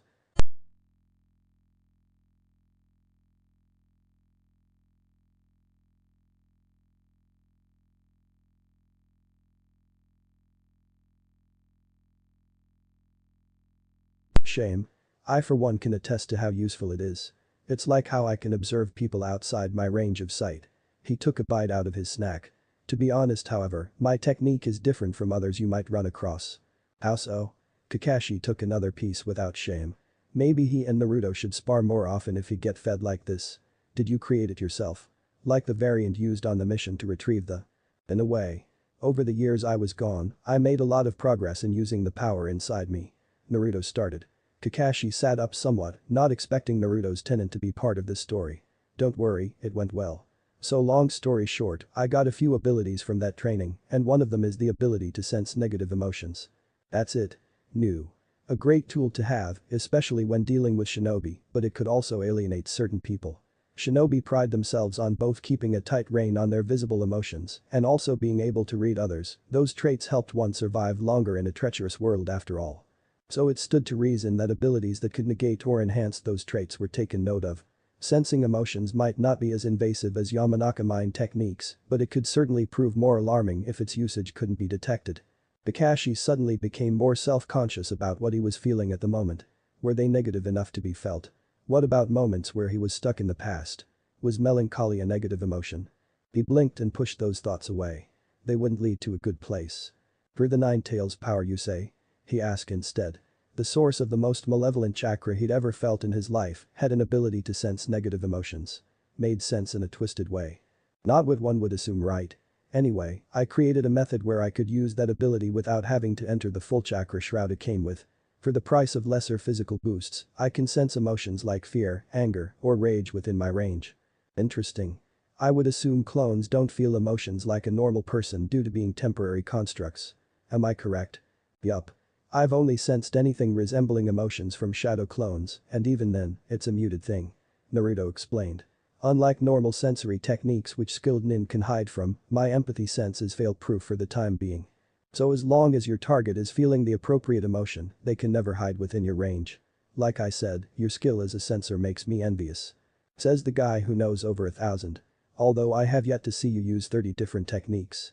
1,000 is somewhat of an exaggeration. More of a ploy to build reputation for client purposes. He shrugged lazily.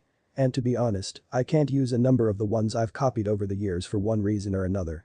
As talented as Kakashi was, he wasn't on the level of the professor as he had yet to master all the basic elemental affinities. This meant certain couldn't be performed without rigorous training, and while others could do them, they weren't comparable to someone who had a trained affinity. While he could reasonably train to meet those requirements, other techniques simply called for too high a chakra expenditure or a special blood limit. I know, I just wanted to hear you admit that out loud. The blonde smiled before turning serious. That's not exactly common knowledge, so I'd appreciate you keeping it to yourself for now. No one can counter it if no one knows about it.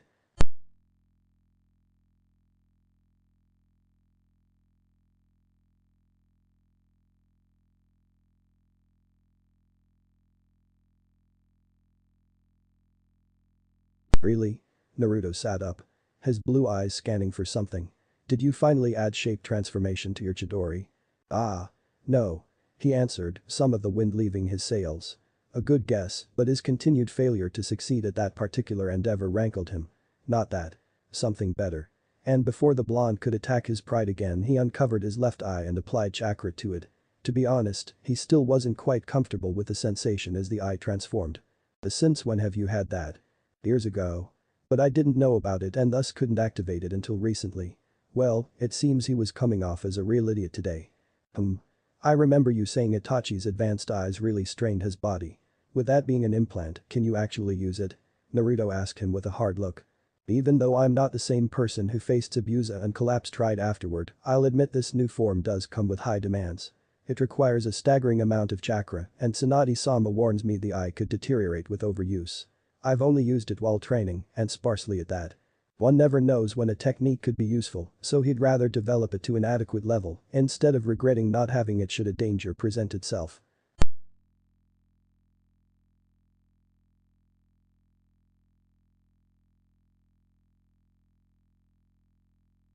It's a time and space technique from what I've observed. It takes something within my line of sight and wraps it away. Kakashi explained. And before you ask, I do not know where they go and I can't recall them. It's a one-way journey to elsewhere. Limits? I need to have a direct visual on it. Mass is somewhat proportional with chakra cost. Works on all states of matter. And there is a focal point where the warping begins and once started, I can't move that point until I stop. You didn't say anything about what happens if the medium the focal point is on moves. Naruto pointed out. I would assume something moving fast enough to escape my line of sight would be able to get away. Same for teleportation techniques and substituting, I would assume. Sounds like a useful tool for desperate situations then. The last part is because it's chakra intensive and hurts your eye. Naruto finally said after a moment of deliberation. So I won't ask you to demonstrate it for my benefit, but I would like to be present next time you train. Odds of a clone actually surviving the process are likely low. Kakashi pointed out, having guessed what his old student had in mind. It would disperse before seeing anything. If there is anything to see, that is.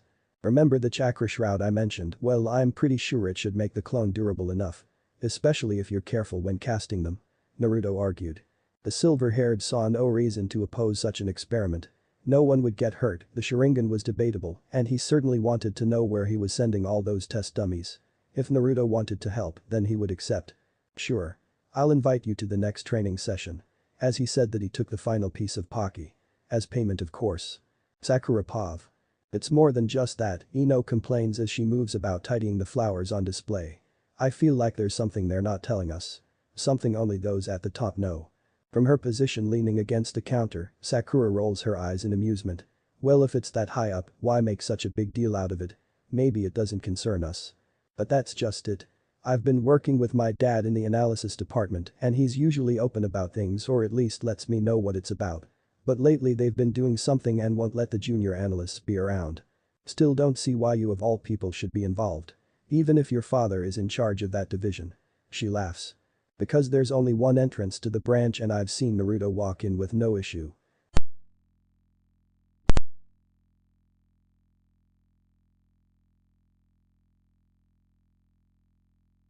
Ignoring her best friend's antics, Sakura focuses on what she just said. What would Naruto be doing in there anyway? He's never shown any aptitude in interrogation. Well, he also didn't use to fight S ranks by himself, so maybe he picked it up while away. The blonde shrugs before casting an eye around the flower shop and nodding to herself. She then moves behind the counter to drop off the work apron and then joins the register. Have you noticed anything while with Tsunade-sama? Not about this, I don't think. Sakura answers. Her sensei had asked her and Shizune to study a cadaver brought in from the Akatsuki mission a couple weeks ago, but that didn't really explain anything. As far as she knew, plus, Tsunade-sama had sworn them to secrecy about the cadaver due to its composition. DNA from the first. Shame. From the way I see it, they must be investigating something or someone from inside the village. That's the only way it could be kept so quiet.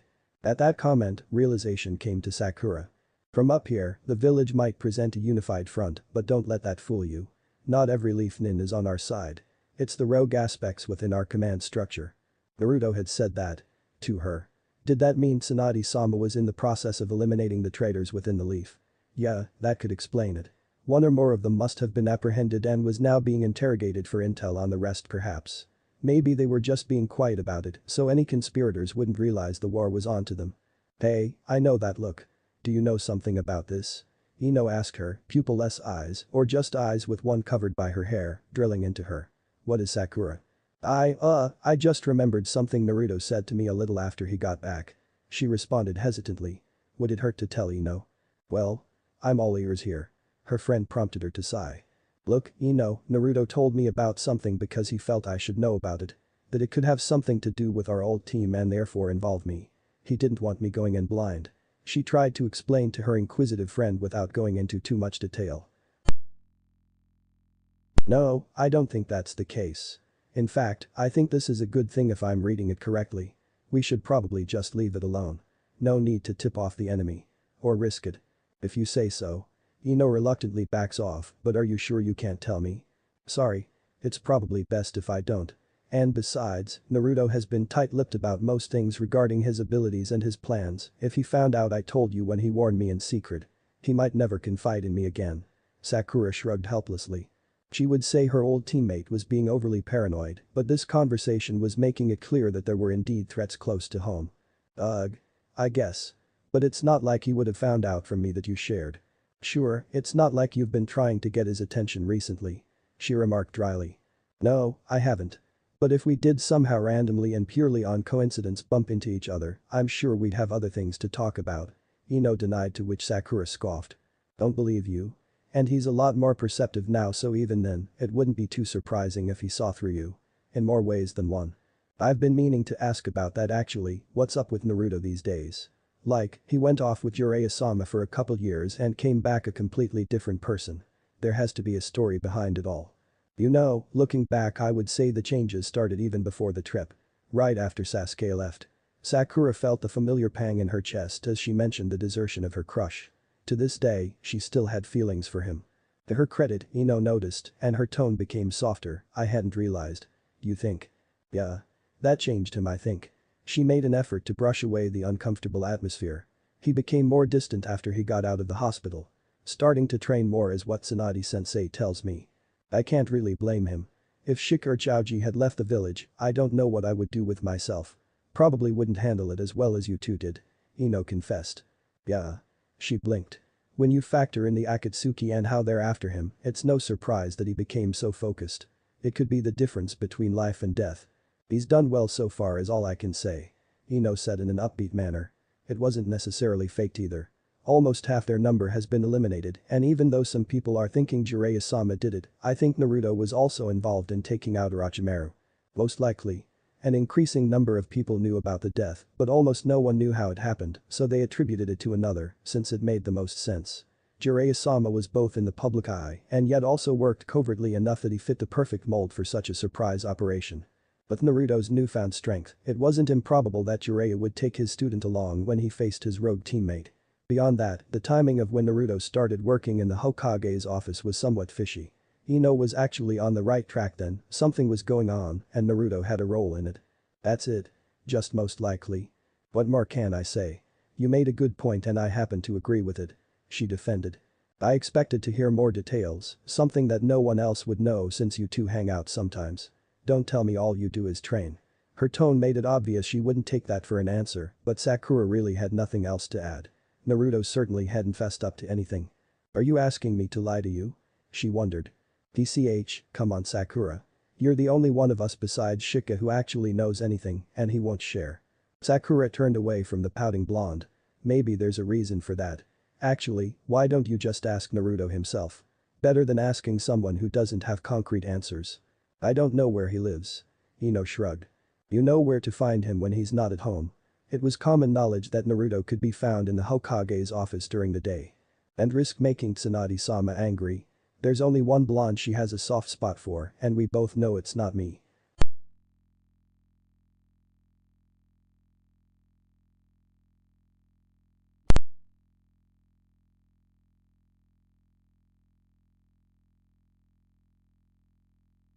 Hinata.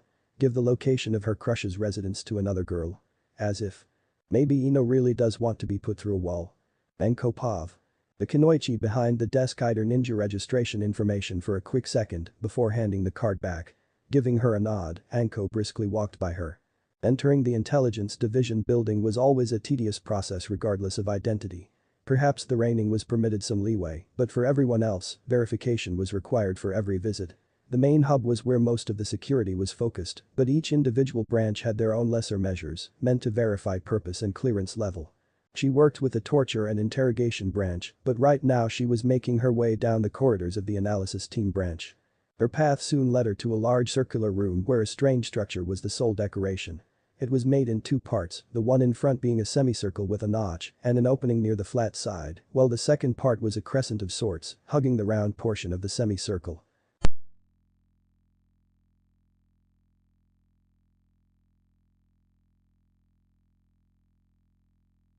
It wasn't in use at the moment, but she knew the traitor Danzo had been attached to it within the previous hour and would be subjected to it again until he had no secrets to disclose. The thought of the disgraced elder brought a frown to her face, so she pushed that away as he wasn't the reason for her trip down here. No, the reason was solely due to one of the two individuals conversing in the room. She didn't know how long their dialogue would last, so she took a few steps back and found a comfortable spot to lean against the wall. A quarter of an hour later and the two separated with one heading her way to leave while the one she'd come looking for stayed put. This was her chance. Hello there Anko-chan. The last male greeted her as he approached. I suppose you wish to speak to my student and not me? Yes, Jiraiya-sama. As long as I am not interrupting. She bowed. Being polite was not a habit of hers, an open coat was the only thing keeping her mesh-covered breasts decent after all, but sometimes it was called for. Speaking to one such as the Toad Summoner was one of those instances. Especially when he looked as serious as he currently did, there was no trace of the perverted persona she had witnessed on previous occasions. Of course not, he's all yours. With a nod he made his exit leaving her to make her way over to the blonde. Anko Mitarashi, right. Was the first thing he said to her since the exams all those years ago. He certainly had grown since then, they were around the same height now. Yes. And you're Naruto Uzumaki. The one who finally killed Orochimaru. She responded looking into his cool blue eyes. She found herself explaining before she even realized it. I was given clearance to work on the Danzo case. I thought so, there's a lot to deal with regarding his situation, so I'm sure multiple heads were brought in. What do you think of it so far? She did not hesitate. The village is better off without him. After what happened with her sensei, the one thing she hated above all else was a traitor. A close second was one who abused a position of power and made their underlings suffer. Danzo, the scum, met both of those criteria. When news of Orochimaru's true colors had been published, she'd been placed under a lot of negative scrutiny by those who'd never known her. Because she'd been his student, many thought she'd been compromised. That she'd known of and supported his cruelty. They thought the seal on her was a sign of his favor rather than the curse it truly was. If they'd bothered to look deeper, they'd have seen she was just a little girl who was abandoned by someone she trusted and had no one to support her. That Orochimaru had fooled her even worse than he'd fooled the village. Despite being proven innocent and forming bonds with those around her, there were some who still doubted her to this day. Danzo had been one of those people. He hadn't kept his distaste for her a secret, believing her to be a liability. And now the truth was out. Not everyone but the select dozen or so with clearance knew about Danzo's treachery and his schemes. He was the liability and security risk that she'd enjoyed being able to work on beside Ibiki. He deserved all that and more. It wouldn't be long until he was executed. She was looking forward to it. I completely agree with you. Only wish he'd been found out earlier. The blonde nodded. But he'll get what's due to him soon and hopefully his agents can be freed. It shouldn't be too long until they are rehabilitated. A couple months maybe. She actually had no idea because although psychological programming was something she had experience in, that could permanently rewrite someone's personality was new to her. Luckily, that sorry excuse for a human had had the forethought to compel his agents to be loyal to the Leaf rather than him personally. No doubt he thought impersonating a village would be more difficult than doing the same for one individual and thus making it harder for his agents to be led astray. Whatever the reason, it left only the results of their harsh training regime to be altered, after which the Leaf would gain a few dozen fiercely loyal nine. Anyways, Uzumaki, the reason why I came to talk to you was to say thank you, she started, not just because you discovered the traitor, but for finally killing Orochimaru. Mitter. No, please, she didn't want to cut him off, but she also couldn't let him interject here, she needed this. Please let me say this. Get it off my chest. He was my sensei a long time ago, before he was driven out, and even after the fact, his shadow always loomed over me. People looked at me differently just for being associated with him, and I won't say the person I am today is a mask, but I know for a fact that their opinions shaped me. Shaped me because of him and what he represents to everyone. A monster. She took a deep breath to try and calm herself down. This was not going how she had practiced, but at least he was giving her the moment to vent. He probably understood what she'd gone through better than anyone else ever could. For a long time, my fondest dream was to one day kill him. To stand above his corpse and to know he wouldn't be allowed to haunt me anymore. But in the end, her jaw clenched before slowly loosening as she shook her head. In that forest, he showed me the truth. Little Anko-chan would never be able to kill her sensei. He wouldn't allow it. A hand moved to rub her left shoulder. Just the memory brought up phantom pain. My dreams were stomped on that day. Torn to shreds as I realized I didn't have the power to take down not on my own. My only hope was for someone else to kill him. That was the only way for me to be free of him, so I prayed for that person. And then you did it. She was staring into his soul at this point. You killed Orochimaru where the third and so many others had failed. I never considered it would be you, I don't think anyone did, but you did it, so if you can take anything from my rambling then I want it to be this. Thank you Naruto Uzumaki. Thank you for freeing me from a nightmare. His eyes held hers for a long moment before he nodded. You're welcome Mitarashi. Just like I told Jiraiya, I didn't off the snake with anyone else in mind, but I'm happy to hear my action brought you some peace. Since we're on this topic, were you allowed access to the documents I took from his bases? If you're talking about his notes regarding my curse mark then yes. I do know about them. Hokage-sama felt that I should know, although the science of it all went above my head. She admitted. All she really got from that discussion was that her sensei was dead and that her seal was a potential method for him to be resurrected. A method she was essentially safeguarding. The irony. Yeah, I just skimmed it all myself, so I don't understand it either. Uzumaki shrugged. It's good that you were told though, I was worried I would have to break it to you. HMPH, she felt a smirk come over her face, worried I would break down and do something stupid. She asked jokingly. Although, the scene where she attempted to do a suicide technique to take out her sensei came back to her mind. Perhaps it wasn't merely a joke. Mostly the breakdown part. Strangers crying to me isn't something I'm really equipped to handle. His lips twitched in a smile. If she'd been looking for a K, then that was it right there. How about we fix that then? She offered with her own smile. The stranger part. I would like to hear the tale of Orochimaru's last stand and seeing how you had the best vantage point, you're the man to ask. A good meal and an even better story sounds like the start of a great friendship, don't you think? I suppose you do deserve that story more than anyone. The smile that had been struggling to come out finally made a full appearance. But I do. My treat. She sweetened the deal. Okay. Lead the way. Yuryapov. He faintly chuckled to himself as he made himself scarce. Even outside his writings, his godson seemed to have the luck of a protagonist. Now if only some of that luck would come his way. Exiting the building, Jiraiya took note of the gloomy evening sky that sensed with his current mood quite well. His mind once again turned to the northwest. To the war-torn village of Aim. He'd been a fool to leave them back there.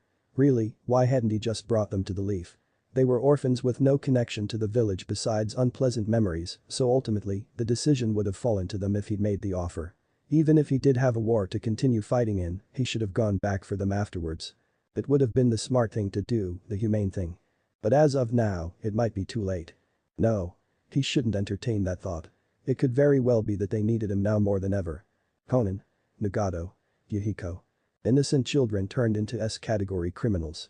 Orochimaru believed them to be in the upper echelon of the Akatsuki. Leaders even. Jiraiya couldn't begin to imagine just what they'd experienced behind his back to lead to such an outcome. However, the reports of pain having Yahiko's appearance paired with Nagato's eyes did not sit well with him. If one of them died. Taking a steadying breath, he forced down all the anger and anxiety. Decisions made under the influence of those emotions would only lead to disaster. It's for the best that Naruto talked him down into waiting for a good window to infiltrate AIM, as even he had to admit taking on numerous opponents of that caliber would not have been feasible. Alone that is. But the solid plan and Naruto beside him, he would attempt to do right by his old students. That was later, however. Until then he had an important package to deliver to the Toads and overdue contacts to see, as it was becoming obvious Danzo would be a tough one to fully crack. He decided to go see him before departing. Maybe the protagonist's luck would work in his favor this time. Chapter 10. Calm before the storm. Sasuke Pav. It is just him atop the high bluff. Him and the nightmares that drive him. My foolish brother. His fingers run through seals he's long since memorized. The resulting fireball soars up into the heavens and explodes. If you want to kill me. Curse me. Hate me. Another set of seals and the clouds take the brunt of multiple balls of fire. Run away. Run away. And cling to your pitiful life. One more. A stream of flames escapes from his lips and finally the heavens can take no more. Clouds darken and thunder roars. It's time. These hand seals are likewise engraved in his mind. Chakra flares up around his hand pointing to the sky. The urge to bring it down and cast a final judgment is great. And then someday, when you have the same eyes as I do, come before me. The hand drops and the sky is split with a bright flash of lightning. Kirin.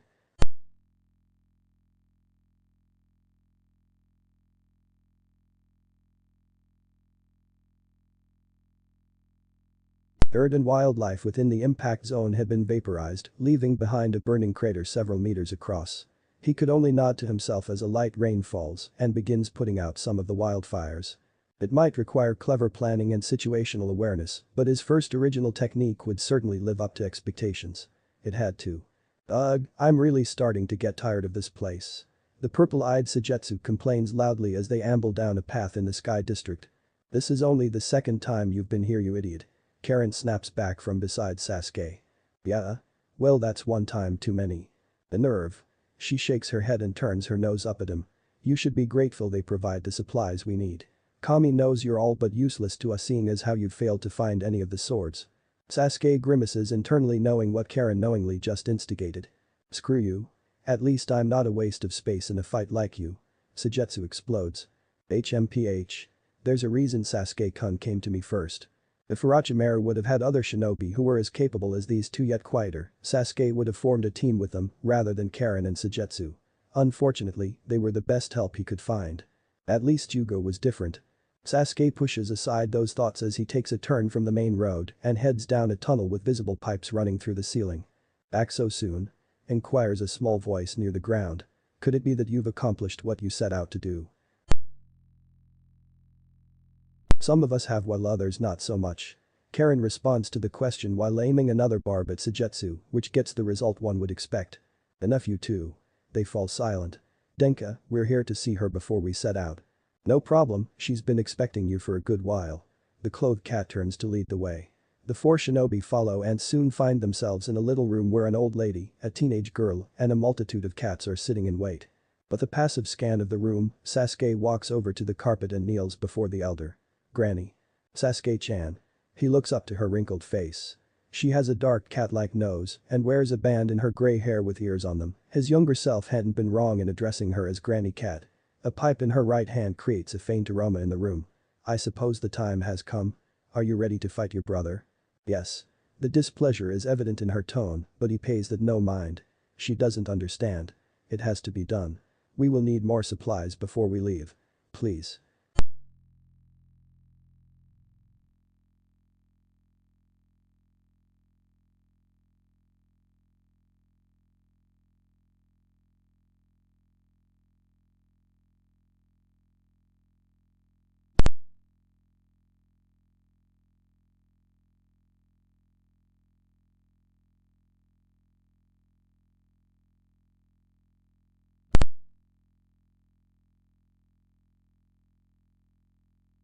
That's one issue down.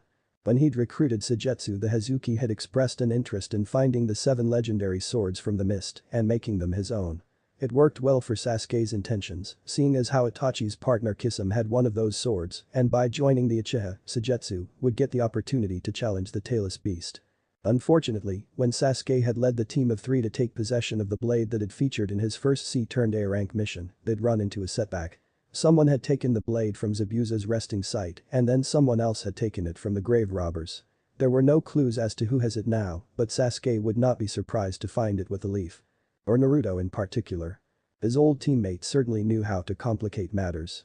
With no executioner's blade to challenge Kisame, Suigetsu and Jugo had dedicated the last month or so to pursuing the other swords not currently in possession of the mist. As Karen had no issue pointing out, his efforts were not met with much success. It made for high tempers and more vicious arguments whenever the two interacted. Sasuke would have helped, but his time was better spent training his body and honing the techniques he would use against Itachi. Now, with the Kirin under his belt and a proper sword for Suigetsu, they were ready. Their next step would be tracking down Itachi. I know nothing I say will change your mind, and I've accepted that. Granny begins making Sasuke turn back to her, but I do hope after it is all said and done that you will find some measure of peace, Sasuke-chan. In whatever form it may present itself. He bowed his head, grateful for her aid if not necessarily her words. Thank you, Granny. Not much else is said before he takes the team and heads out. Images fly before his eyes as he walks. Memories of his family, his clan, back when they were alive. A father who was stern but loved them just as much as their affectionate mother did. An older brother who was frequently busy yet would play with his sibling from time to time. Just as fast as the memories appear, they turn dark. So many bodies. So much blood. Everyone he knew. All of them died. Not a single one survived that night. He'd made a vow then, one he would see through. Nothing would deter him from that. Nothing at all. Tsunade Pav.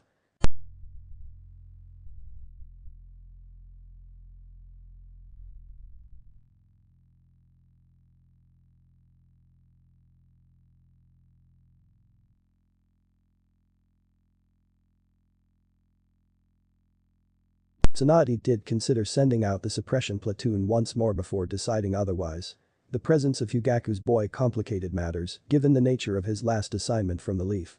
After having him wipe out his whole clan, integrating him back into the village would be difficult bordering on impossible, and yet, the thought of simply eliminating him left a bad taste in her mouth. She'd had to make hard choices back when she was a foot soldier and even recently as a cage, but this situation is different from previous ones and she would never be able to forgive herself for making a rash decision here. For now, capturing Itachi alive is the best plan of action and the best way to achieve that is with a strong yet covert strike force. "My lady, they're all here," said Shizune before stepping aside and letting the members of Team Kakashi walk in. She then closes the door and moves over to stand behind Tsunade, who is taking the time to observe the trio. They all look healthy and aside from Kakashi, they're primarily in civilian wear. "You're probably wondering why I called you 3 in here since your team is yet to be reactivated. The reason for that is this report I just received." A hand gestures down to her desk, sightings of red clouds in the land of fire.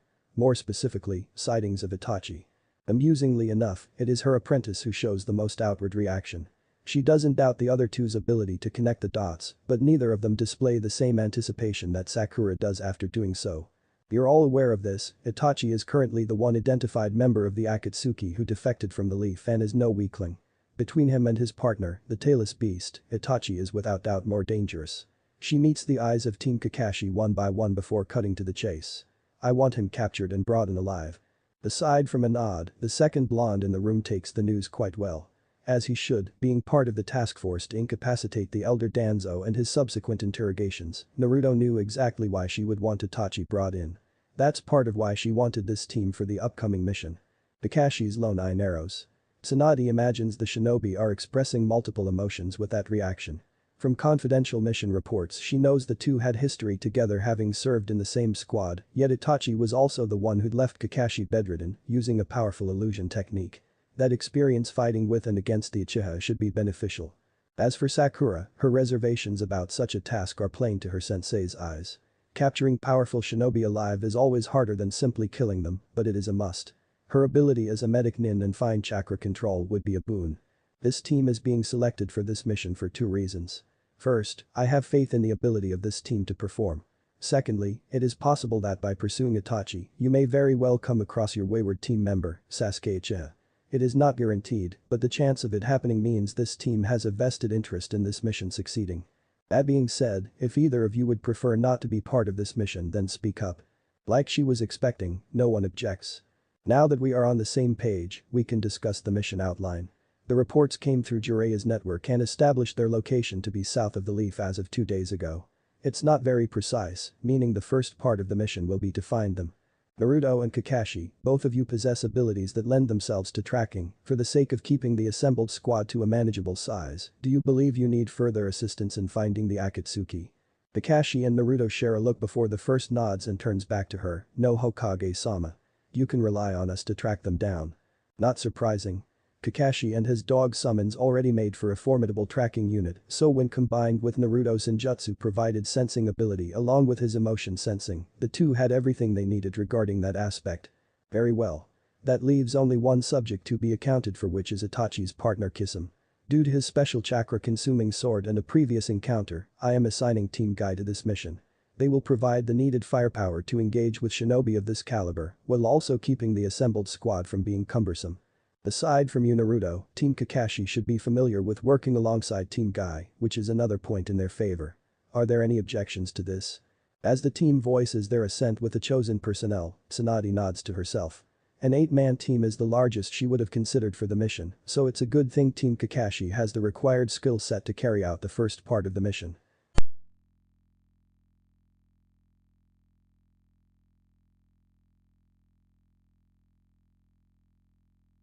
That's good to hear. Shizune, if you would. The brunette bows and leaves the room. While we wait for Guy and his team to be brought in, I want to emphasize that Itachi is the priority. If you encounter Sasuke and can bring him in as well then that's fine, otherwise, I expect the older brother to be brought before me. Her voice gains a measure of softness, for what it's worth however, knowing Itachi is being held here will likely compel your teammate to return. Restored. Konoha.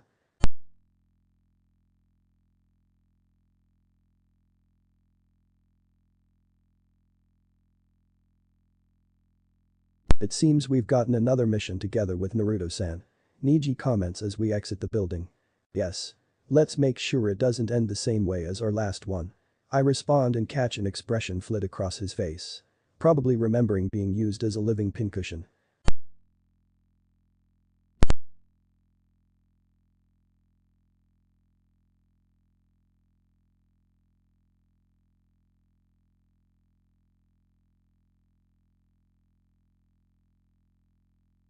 Ought to agree with Lee on this one. Tenten casts an eye over the group. You've all gotten stronger since that last mission, so your odds have improved. And better yet, I'm coming along on this one. She still hasn't let that go yet. Not like we're the ones who picked that team years ago. And me too. Sakura affirms. She seems a little off though. We'll get Sasuke back together. Do keep in mind the primary objective. The user cautions while coming to a stop at an intersection. This might be an opportunity to redeem ourselves, but only if Sasuke Uchiha makes himself present. Hokage-sama warned against undue risks. Don't worry about Neji, we all know what takes priority. Tenten waves it off. I live down that way so I'll see you all at the gate tomorrow. Bye everyone. Likewise. Waiting until they're gone, I turn to Sakura to study her. She'd originally been excited when hearing of this mission, but now there's something else mixed in. Join me for dinner?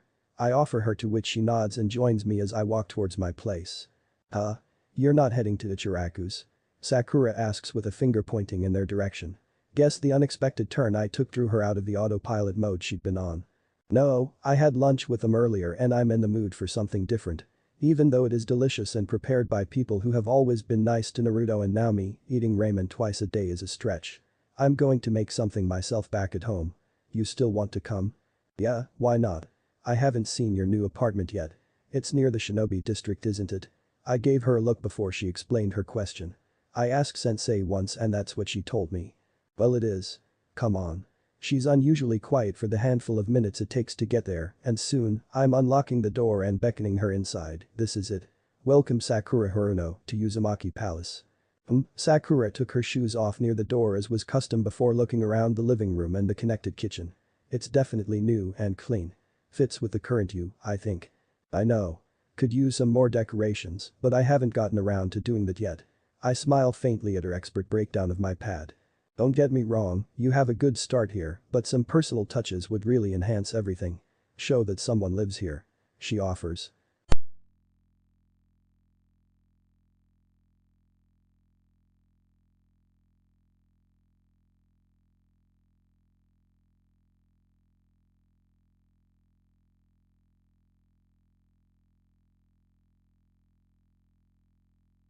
What do you need me to do? She follows me into the kitchen and watches as I pull out pots and other materials. Actually, what are we making? I put some meat there in the sink, so if you can prepare the vegetables while I work on that, we can have stir-fry for dinner. Leave it to me. Sakura rolls up her metaphorical sleeves and gets to slicing. As for me, I start in on the boneless lamb. This really brings up old memories. Not because I was some cooking expert back on Earth, far from it actually, but because stuff like this had never appealed to me. Preparing meat had always been something my parents did while I was growing up, and when I went off to college, I had a meal plan, so there was no reason to ever learn how to do this. Somewhat embarrassing, but since I never got the chance to move and get a place of my own, it doesn't really matter. As a young orphan however, Naruto had picked up some experience in this field, and joining Team 7 had built on it, so I had a good foundation to work with while traveling with Jiraiya. As we prepare the ingredients and then get around to frying everything, I glance periodically at my helper, whose expression faintly hints at the turmoil going on inside.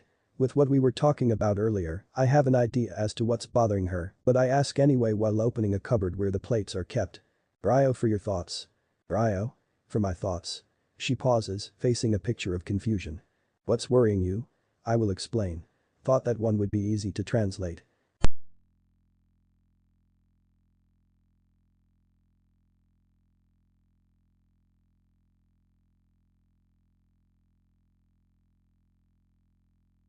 It's good that she realizes the team won't be what it used to be. Too much has changed. Sasuke went rogue, which is really frowned upon in Shinobi society. I don't see it within me to create that bond of pseudo-brotherhood the two eventually had, and honestly just a bunch of other reasons that will make themselves apparent when the time comes. And now? I ask leadingly. It's just. How do you think he will respond? I raise an eyebrow promptly. Sasuke. His dream ever since that day has been to avenge his clan by killing Itachi. He left the village, because he thought Orochimaru could help him do that. That's the most important thing to him. I can tell it pains her to say something like that out loud. The plan is to use Itachi to get to Sasuke, so say we succeed in capturing them both, or maybe even just Itachi. How would Sasuke react to that when he wants to personally kill Itachi? Would he hate us? I find myself humming. There it is. The question I can't really answer because she's not allowed to know certain things just yet. I gesture with my head to move everything to the table, giving myself a few extra moments to think this over. Sasuke wants to kill Itachi, while Itachi wants Sasuke to kill him. Neither want outsiders butting in, so each will bring backup to ensure that. And then you have us, the Leaf, who want to go against what the brothers want. Even worse, it's the same Leaf that gave Itachi the task of killing his people. Yeah.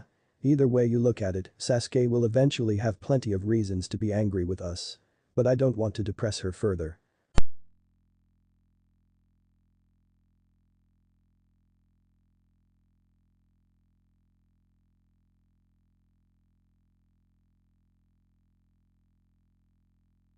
This mission is just part of Tsunade's overarching plan, and I'm sure that if we handle it and any blowout accordingly, then the final outcome will be something we're all happy with.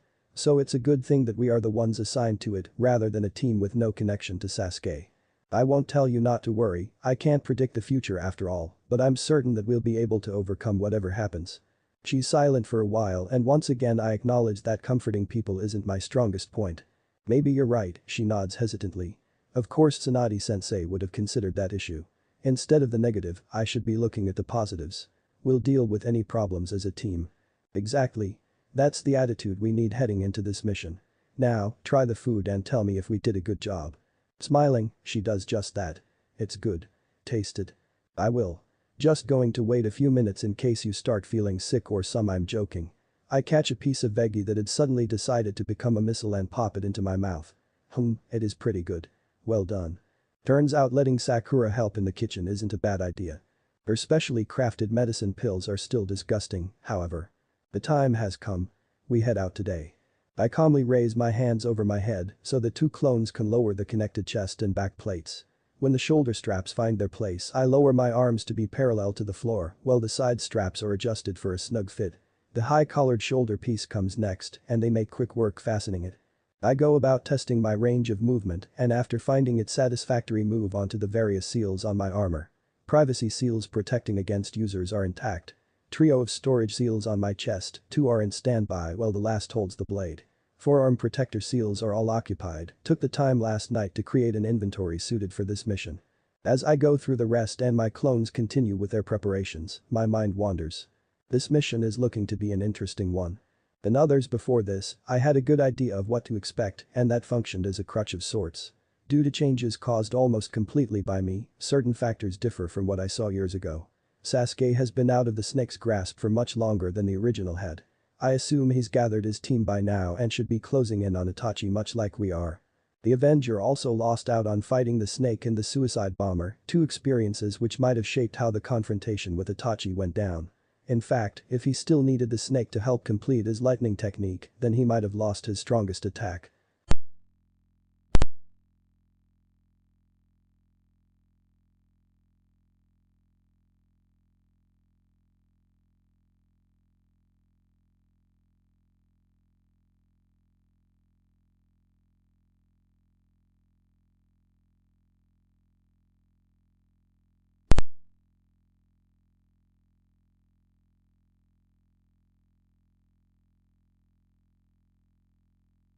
I move over to the coffee table where a trio of clones are preparing 2 scrolls.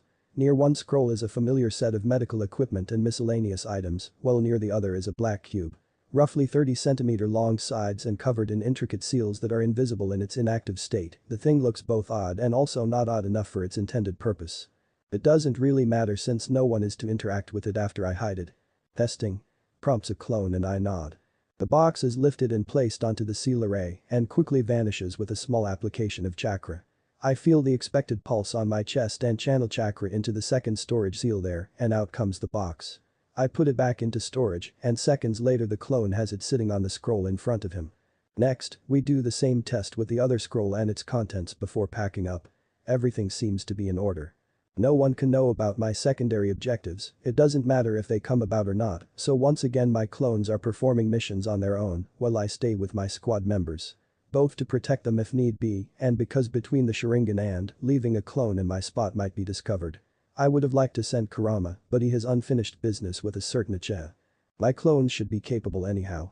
They're practically 3S ranks at this point. With one last mental check, I head out the door. Plans to be disrupted and wetned. Itachi Pav. From a throne-like seat in the Uchiha hideout, red eyes narrow minutely as memories from one of the clones fills his mind. He's been running for several minutes in search of his target, Naruto Uzumaki, who reports say had once been the closest person to his younger brother. At least before he left the village. Such a relation explained why Zetsu's intel included him in the Leaf Squad sent to capture him and Sasuke, if found.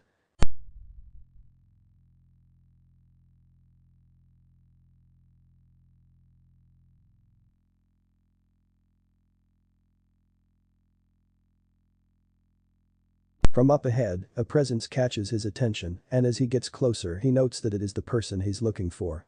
Or rather, a shadow clone. His eyes reveal the truth. This confirms that the leaf is in the general area, but for the conversation he has planned, the original would be the optimal participant.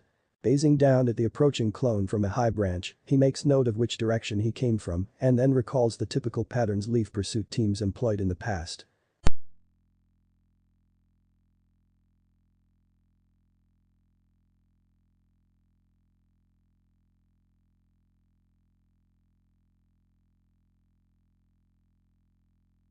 Movement from his peripheral interrupts.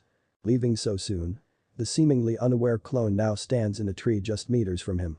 Surprising. Impassively, he turns and makes eye contact with eyes that are yellow, rather than the expected blue.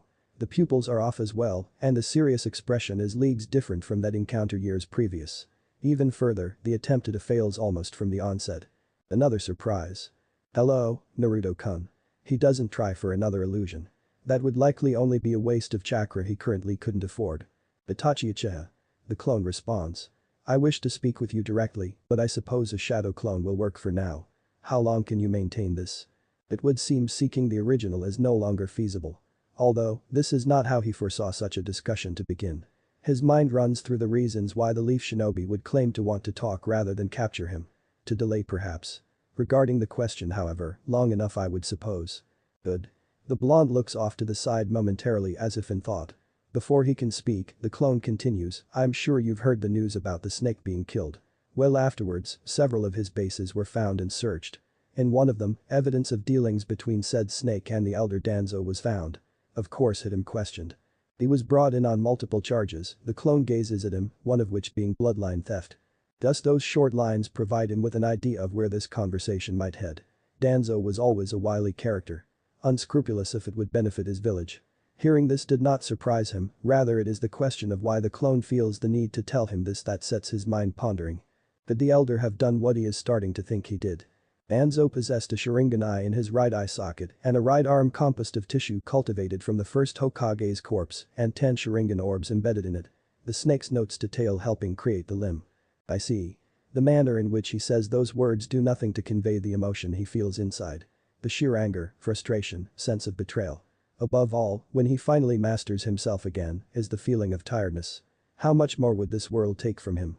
The deception and secrets, the underhand tactics, he understands the need for it all but his own village. I was part of the effort to bring him in. The eye in his head was destroyed while capturing him and the artificial arm was severed. There are discussions to destroy it as well, but it is also possible Jiraiya will seal it away with the toads. After a quick second, Itachi decides both are tolerable options. He stares at the clone who then continues, his questioning revealed much. His part in the Uchiha massacre, an attack on Shisui Uchiha to obtain his Sharingan, and most importantly, your role in the event. Itachi takes a breath in and slowly releases it. At long last he finally knows what brought Shisui before him that night, down one eye and on the verge of death. He supposes it's good to know a part of his best friend is no longer in the hands of a treacherous warmonger. He can only pray Tsunade-sama takes more after the third than the root commander.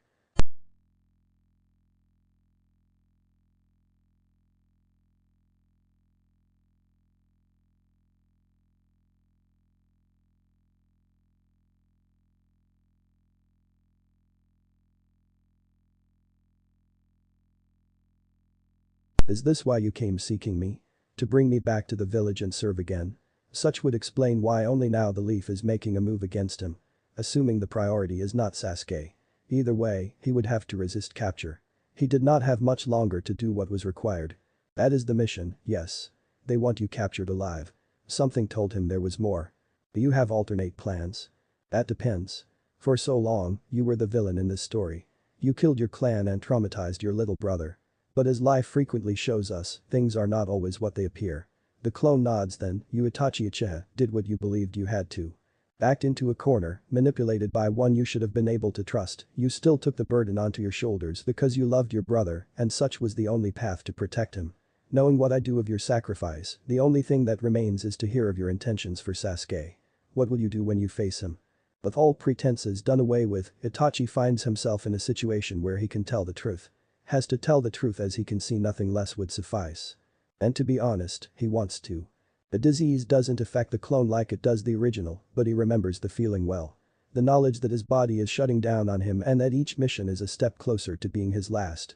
If he wants Sasuke to kill him and get retribution for the clan he killed, then he doesn't have much longer. Fighting the Leaf Squad would hasten the process, and it is possible he would die without atoning for his actions which he won't accept. He will go out on his terms. And although he had a different picture in mind, coming clean now and later with Sasuke is not necessarily a bad thing. Better he tell his impressionable younger brother the truth rather than someone with malicious intentions. Yes, if he truly loves Sasuke, dying and leaving him in the dark is not the best way. He has to have faith that his little brother will understand and live a good life. That's all he ever really wanted for him. His hand will deliver justice for the innocents I killed. The words lift a weight off his shoulders. For his part, the clone is silent for a long moment. Eyes narrow as they drill into his, searching for the truth. And then he takes a step back. I will try for time then. Naruto-kun, Itachi calls as he feels his chakra waning. After it is done, bring Sasuke back with you. To the leaf. Right before he disperses, he hears it, of course. The original Itachi closes his eyes with a small smile. He did not anticipate this coming about, but perhaps it's for the best. With a few hand seals a crow is brought into existence and with one glance, slowly taken out. Black flames rage as the crow caws. Staring at him with one blood-red eye. He'll put his trust in his brother. Chapter 11. A fated battle. Itachi Pav. He sits there, on a seat designed to look like a throne, with seemingly no worry. Legs crossing at the ankles, left over right. Hands similarly clasped, dominant right holding onto the left poking out of the top of his cloak. Eyes shut while his head reclines against the top of the throne. As with everything Itachi Uchiha does, he presents the picture of poise. Of being in control even when he isn't. Despite pain both emotional and physical as well as impending death, this reunion would be handled in the same fashion. So at the sound of approaching footsteps he makes no movement other than to lazily open his eyes, Sharingan orbs meeting another pair. Sasuke. The precious little brother who could never hide how much he looked up to his elder brother. The so-called prodigy, the perfect errant shinobi. Theirs had been a strong bond at one point, weakened by duty perhaps, but always present. Always to be relied on when it mattered most. Itachi still remembers the smiles the shiny-eyed toddler would send his way after any time apart. Be it a few hours apart or weeks due to missions, little Sasuke was always the one bright light in his life. He remains that light even now, but he would willingly admit to missing those smiles. The brotherly love. Unfortunately, the expression Sasuke bears is completely deserved. The loathing stare, it would forever be a reminder of where Itachi failed his little brother. Of the time when the darkness so prevalent in humanity tried to overcome the one lit corner of his heart. Tried and yet failed. Life may have torn his brother from him, but he would always carry him in his heart and mind. Alas, it is all too common where the gentle approach is not the correct one. He would have to harden his heart and will one last time to provide a final lesson to his brother. So even as he burns the somewhat blurry sight into his memory, if only to take it with him to the next life, Itachi takes the opportunity and molds chakra. Illusions have always been his specialty, so that is what he begins this last confrontation with. Such was his experience and talent that he is cast and then weaved with a trio more, while his brother hardly feels the intrusion. Within a fraction of a second of eye contact, the battle had begun. Leaf Squad. The two-team coalition pursuing Itachi Uchiha moves rapidly among the forest, flitting from one branch to another. The original plan, starting at a center point and slowly expanding outwards tracking the rogue ninja by scent, had not worked as intended. Indeed, they'd been at it for hours before Naruto brought news of the Uchiha shadow clone, which actually gave them their best means of tracking him. As skilled as the infamous prodigy was, the forest environment meant he'd left just enough clues for someone who can see down to the microscopic level to detect signs of his passage. The lone Hyuga was more than up to the task, so with that, the squads moved as one. Leading their loose formation is an unusually serious guy, boisterous and playful demeanor set aside for the mission.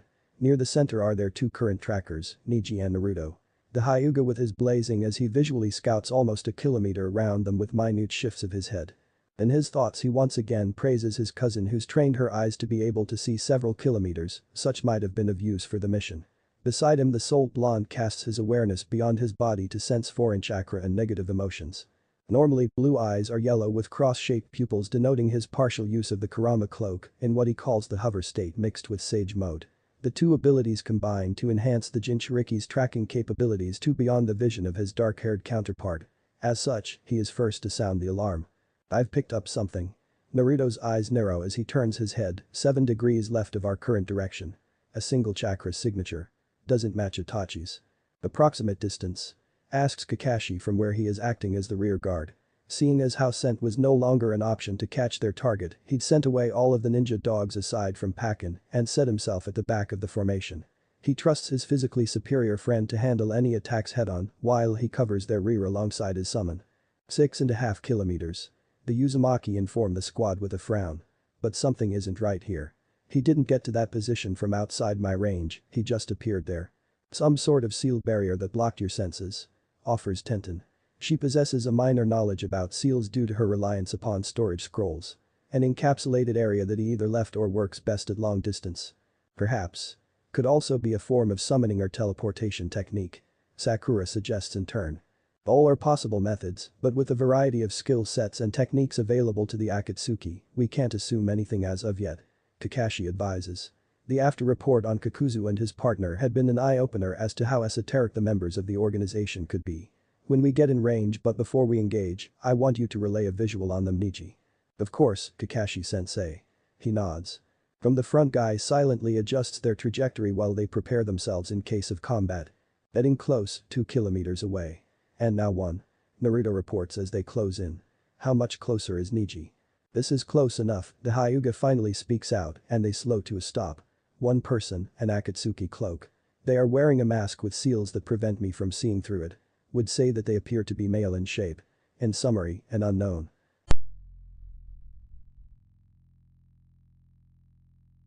His miniature clone hums beside him, how will we advance, Guy-sensei?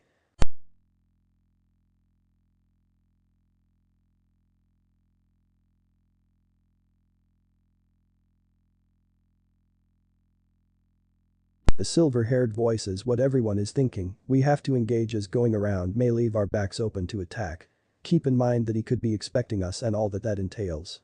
I would also like to remind you that the Akatsuki normally move in pairs. Naruto throws in. No one has to question why he said that, there could very well be another S-rank nearby serving as a partner to this one. Very well. Use formation C, attack pattern 2. Move in. Kakashi calls and they are off again, slowly splitting into 2 groups. Formation C means Niji stays out of the direct confrontation to oversee the development, while Sakura and Tenten accompany him. One acting as the field medic who mustn't sustain injury while the other watches over the other 2 and provides long-range support if needed.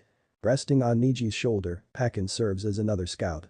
So is called for, mere moments later when the Akatsuki member wearing an orange spiral mask comes into view, the other members of the squad carry out attack pattern number 2. Instantly unlocking the second gate of healing, Guy plants a foot and blurs. A branch off to the side used as a leaping platform barely has time to burst into shreds before his leg is rapidly approaching the rogue shinobi's face in a dynamic entry. Where Guy goes high, Kakashi goes low. The silver-haired leaping forward and Buira blade in hand set for a strike to the midsection. His lone Sharingan tracks the progress of Guy's leg and his blade as the window for evasive maneuvering closes. It's that close scrutiny that informs him what happens next is not a delusion. None of the attacks land. Not his, not Guy's, and certainly not the pair of kunai sent by Naruto to complete the full pincer movement. And it's not because their opponent was able to evade them all, rather, everything went through him. The kick entered one side of his head and appeared out the other, while Kakashi ended up on the other side of the nin. Quickly correcting his balance, he leaps to a safe position to observe the Akatsuki member once again. You leaf ninja sure are no joke. The masked figure swipes imaginary sweat off his forehead. Exaggerating the movement. You guys almost had me. I, for his part, stares. As someone who's experienced a lot during his time as a shinobi and wears a mask of sorts to cover it up, he has a good eye for such falsities. This opponent is more than meets the eye to stand there surrounded while putting forth an attitude like that. But then again, a technique to avoid physical harm would likely lead to such levity, even if just an act. The green beast glances at his longtime friend standing behind the masked fellow and then to their student standing facing him.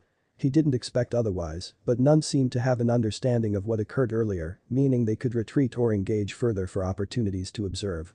Turning away would not help with the mission, however. But don't think that means I'll let you get past me though. Toby's a good boy and he was told not to let the scary leaf ninja through. The self-identified Toby sinks into the branch beneath him and appears on one behind Kakashi, neatly escaping the triangle he was in and likely getting between them and their objective. There. All better. He says, voice dripping with taunting cheer. The 4-leaf shinobi take the opportunity granted and quickly regroup, moving back to where Niji and the girls are positioned. I don't know what to think of this guy, Sakura shares, eyeing the masked man simply waiting for them rather than engaging. He waves happily. From here it looked like he completely negated your attacks. Almost phasing through them. I believe that may very well be the case with Sakura-san. Niji agrees, right before contact I was able to see an irregularity in his chakra. It became blurry, for lack of a better word. The areas targeted seemed to lose integrity, while the rest of his body was unaffected. I felt something similar. His overall chakra fluctuated and then decreased. Like some of it was no longer there. Seeing as how it's back to normal now, I would say it's a technique he's using. Indeed. Niji nods at Naruto, one activated with no hand seals. Could it be automatic? like the Kazukiya's sand defense. Lee wonders, looking perplexed. The mechanics behind them should greatly differ, but that is a possibility. A very grim one. Kakashi acknowledges, we need more information before we can draw any conclusions. Same formation, attack at will. Tenten, see if you can target any blind spots he has. Any hit would mean his defense is not automatic. Will do. The weapon's mistress affirms. This time when the four spread out and engage, Naruto takes the lead-wielding 2 kunai. Rapid swipes see the masked ninja leaning and swerving to avoid them. Whoa. Be careful or you could hurt someone with those. Toby continues his childish act while the blonde takes the time to observe the second largest obstacle in his path to eliminate the Akatsuki. Toby is fast, as expected of someone trained by Madara and possessing cells from the first, but Naruto knows he's holding back.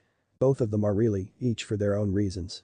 He slashes diagonally down to the left which causes Toby to duck into a crouch and reach out for Naruto's leg. The Uzumaki, knowing what the contact could result in as Toby is tangible at the moment, pumps the brakes and hops backward. A perfectly timed fireball from Kakashi crashes into the crouched opponent. Catching his sensei's eye upon landing, Naruto shakes his head. It was well executed, but sensing that same shift in Chakra's signature from before meant their opponent had gone intangible. Indeed, Toby appears on a different branch clapping enthusiastically, bravo. Such teamwork, no wonder Lee appears beside him cutting him off. Well. Kakashi lands in Naruto, both keeping an eye out as Guy and Lee show off their teamwork. Their familiarity and speed not allowing Toby to dodge all their attacks, but instead phase through some. Can't say if it's automatic yet, but clearly he can choose to physically dodge certain attempts. Could be because he can or perhaps there are limits to his technique. Naruto reports. I have something in mind that might answer that question for us. You three will have to keep him busy while I summon a couple toads. If his objective is to prevent us from closing in on Itachi, then I don't think he'll mind us taking our time here. We'll keep him busy. Kakashi promises. Thanks. Have you considered using your ability on him? I have. Kakashi grimaces. Since it provides no forewarning and is a ranged technique, warping their opponent could potentially be a way to defeat him, but doing such comes with risks. Even one use would take a toll on my stamina and chakra reserves. Don't want to do that with Itachi and kiss him on the horizon. I thought so. This should help with that. Naruto comments before placing a hand on Kakashi's shoulder and concentrating. From that point of contact a shroud of red chakra forms and quickly begins to envelop his sensei. Oh? The copy ninja raises a hand to his face, analyzing the visible chakra. Internally he can feel his reserves being bolstered while the fatigue and slight strain from keeping the ocular implant uncovered fades. It's a good feeling, the increase in power not dissimilar to opening the few gates he's capable of. He also takes note of the tail waving in the air behind him. This chakra, is it? Yeah, it is. Use it wisely. The blonde moves away. While Kakashi focuses back on the battle now looking for the best instant to intervene, Naruto finds a safe distance to put one of multiple contingencies into effect. He quickly bites the inner side of his lip and swipes a gloved thumb in the ensuing blood before the wound can heal. He runs through hand seals and slams a hand onto the wood beneath him, which results in a small cloud of smoke before two small elderly toads are revealed. Greetings. Sorry for being abrupt, but I could really use your help. Itachi Pav. Landing atop the Uchiha hideout building, Itachi takes a moment to breathe while waiting to see the status of his brother through one open eye. The smoke and residual flames disappear revealing Sasuke being protected by unsightly wings growing out of his back. TCH, these wounds are nothing, he huffs, rising and leaping onto the roof as well, they won't slow me down at all. Silently pleased with his perseverance and ability to push through, Itachi slowly rises from his crouching position with a hidden wince. The blade from the windmill shuriken didn't penetrate his leg all that deep, but it is enough to impede his movement. Said wound, combined with his quickly dwindling reserves and twitching left eye caused by the failure, put him on the back foot. This couldn't go on much longer. Luckily Sasuke is in no mood to stall and prepares another attack. Recognizing and matching his hand seals, the brothers each launch a fireball at the other. The ninjutsu that was seen as a rite of passage for any young Uchiha wishing to become a shinobi. Their father had drilled Itachi on it at one point. Same for Sasuke. A shared experience. Who could have predicted that the day would come when they would turn on one another? Regardless of his inner thoughts, the two fireballs meet in the center and vie for supremacy. He doesn't hold back yet. Itachi feels the exact moment when his technique starts losing ground. Accepting the truth and not willing to concede, his right eye slowly opens and summons the black flames of Amaterasu into being. In almost no time at all the normal flames disappear, having been burned away by his potent ocular ability. Sasuke seeing this and likely realizing the danger of remaining a still target dashes about, flames pursuing him. If burning him entirely had been Itachi's goal, Sasuke's evasive movements would not have prevented it, being both too close and too slow to avoid such an outcome. Indeed, it's the hand-shaped wings that Itachi is targeting, and sooner than later his dwindled accuracy locks onto them and they catch fire. Sasuke collapses with a cry. He makes his way over to Sasuke's prone body and bends down before jumping back at the last second. He doesn't completely evade the dragon flame fired from below, but the damage is minimal. Essentially nothing compared to the gaping hole left in the roof. It's what allows him to look down at Sasuke as the marks on his face from Orochimaru's curse seal dissipate. That Amaterasu of yours, it seems to have taken quite a lot out of you. The younger Uchiha falls onto a knee, matching the eldest weakened stance. Likewise, I can tell by looking that you're out of chakra. Itachi comments to his brother. He also deduces that Sasuke used the Orochimaru-style substitution to hide. I don't have any left. Sasuke admits but doesn't look defeated just yet. I used most of it in that last dragon flame. As they speak, the overabundance of heat from their flames rises up into the atmosphere, leading to a chain of reactions. Rain starts falling. Lightning flashing and thunder echoing above them. Now Itachi. You asked for it, so here it is at last. Rain droplets splatter against the roof. The lightning seems to flash even brighter and more frequently. I'll make your death a reality. It's at that point that Itachi realizes Sasuke might have a final effort left in him despite being low on chakra. He casts a quick look into the sky where lightning seems to coalesce, forming a being composed of energy. Come. Sasuke yells out, hand enveloped with lightning chakra, Kirin. Seeing the sheer amount of power poised to descend on him at the speed of lightning, Itachi knows he has to do something.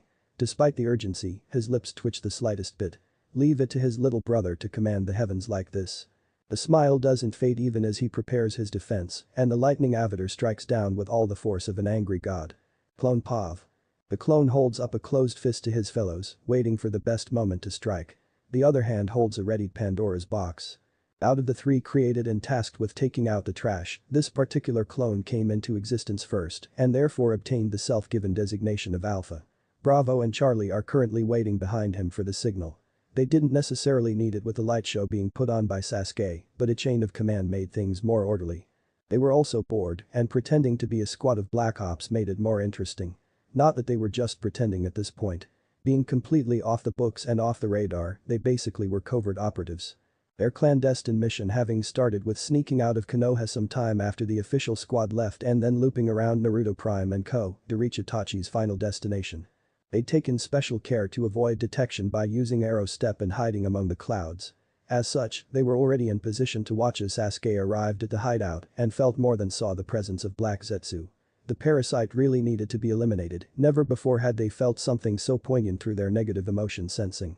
Even without knowledge of his deeds, they would have written off Black Zetsu as evil. It was repulsive really. They hadn't remained in the sky for too long after the brothers engaged. None of them wished to see if the lightning would indeed follow Sasuke's will, if there was something else much closer for it to target. So they made another loop to descend while remaining undetected. Now hiding amongst, but not touching, the treetops via arrow step, the clones wait. At last, they see the Kirin starting to form an alpha gestures to his brethren. Making sure not to disturb the environment around them, they slowly close in and stop at the edge of the tree cover. Fortunately, the one thereafter made sure to put some distance between him and what would soon be ground zero. Makes this next step much easier. The lightning construct strikes, heavily obscuring all physical senses. It speaks to how well coordinated they are that Alpha hardly needs to signal before the squad moves. Just like Prime had practiced, Alpha takes off at an angle, while Bravo takes the direct approach with Charlie hanging back. From up above the two, Alpha catches the moment as Bravo arrives upon Zetsu wearing the full Kurama Chakra shroud and forms a large hand to scoop into the floor. He then uses all the power granted by that state to leverage the hand and shovel out the plant creature, sending him into the sky towards Alpha. It takes a slight adjustment in altitude, but Alpha quickly closes in while avoiding the chunks of building likewise thrown into the air. Before he even has to plan for it, Bravo is on the other side of Zetsu prying open the Venus flytrap-like head covering. Wow, there are two distinct expressions of surprise before the open top of the box connects with the right side of the being. No.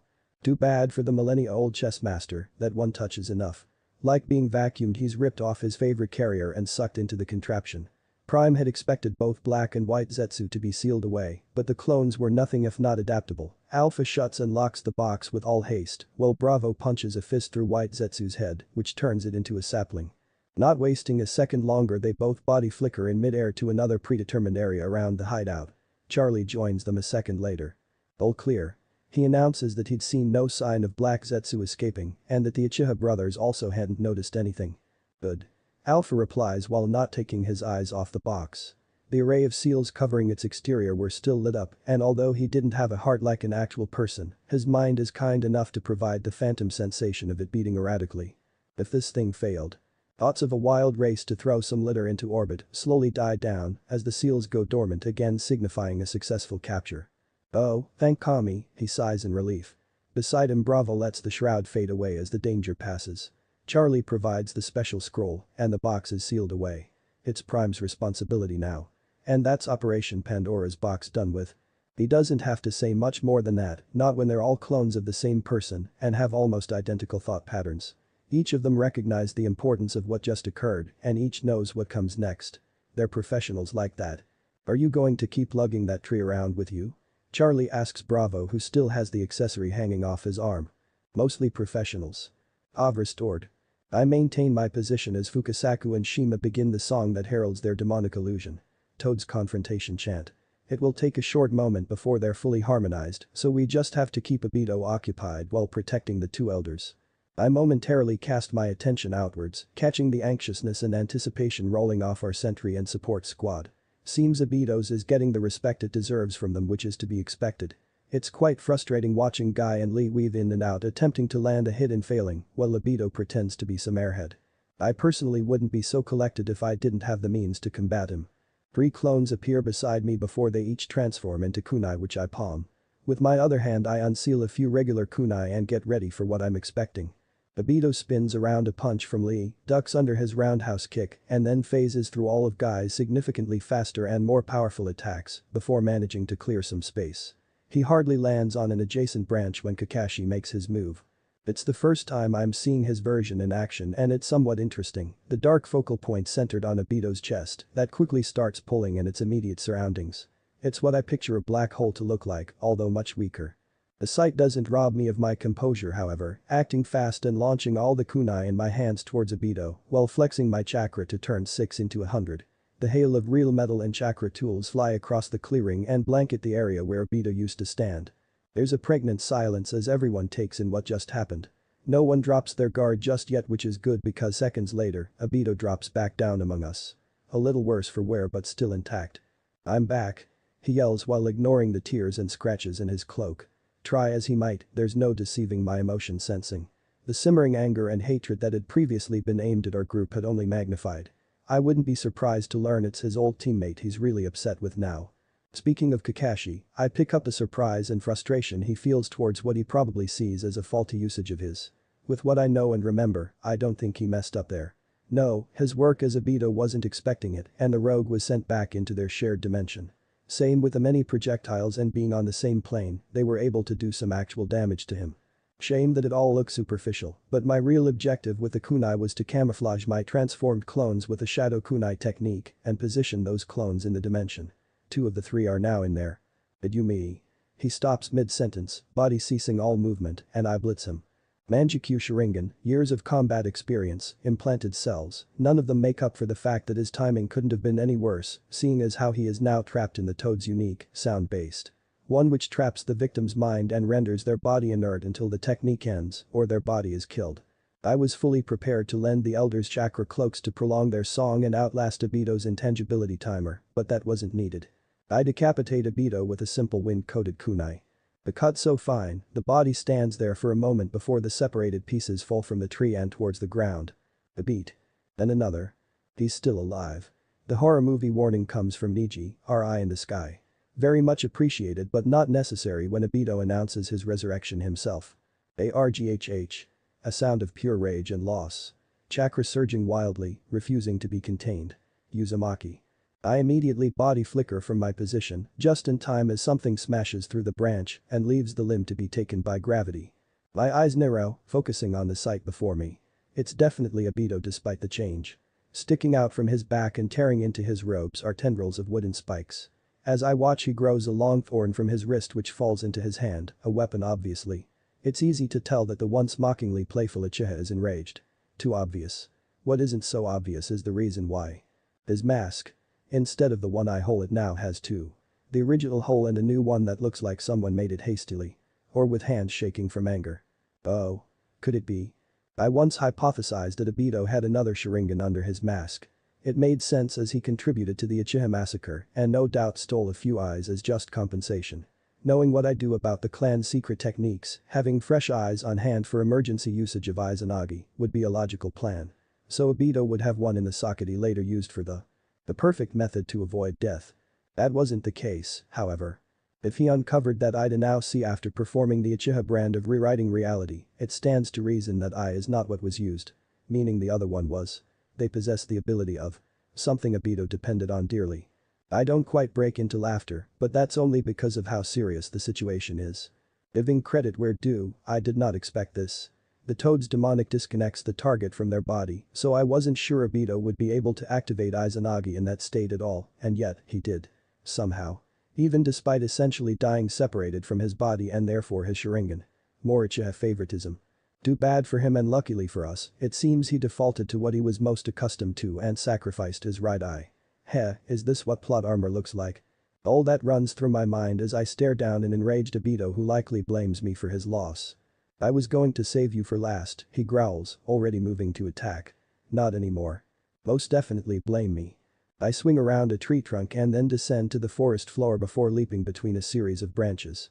All that to avoid a charging Obito and the wooden spikes being flung at me. I do note that he's moving faster than earlier. In fact, his eyes and physical amps might have placed him on par with my Sage mode. Can't have that. Fall back. I yell to the other three.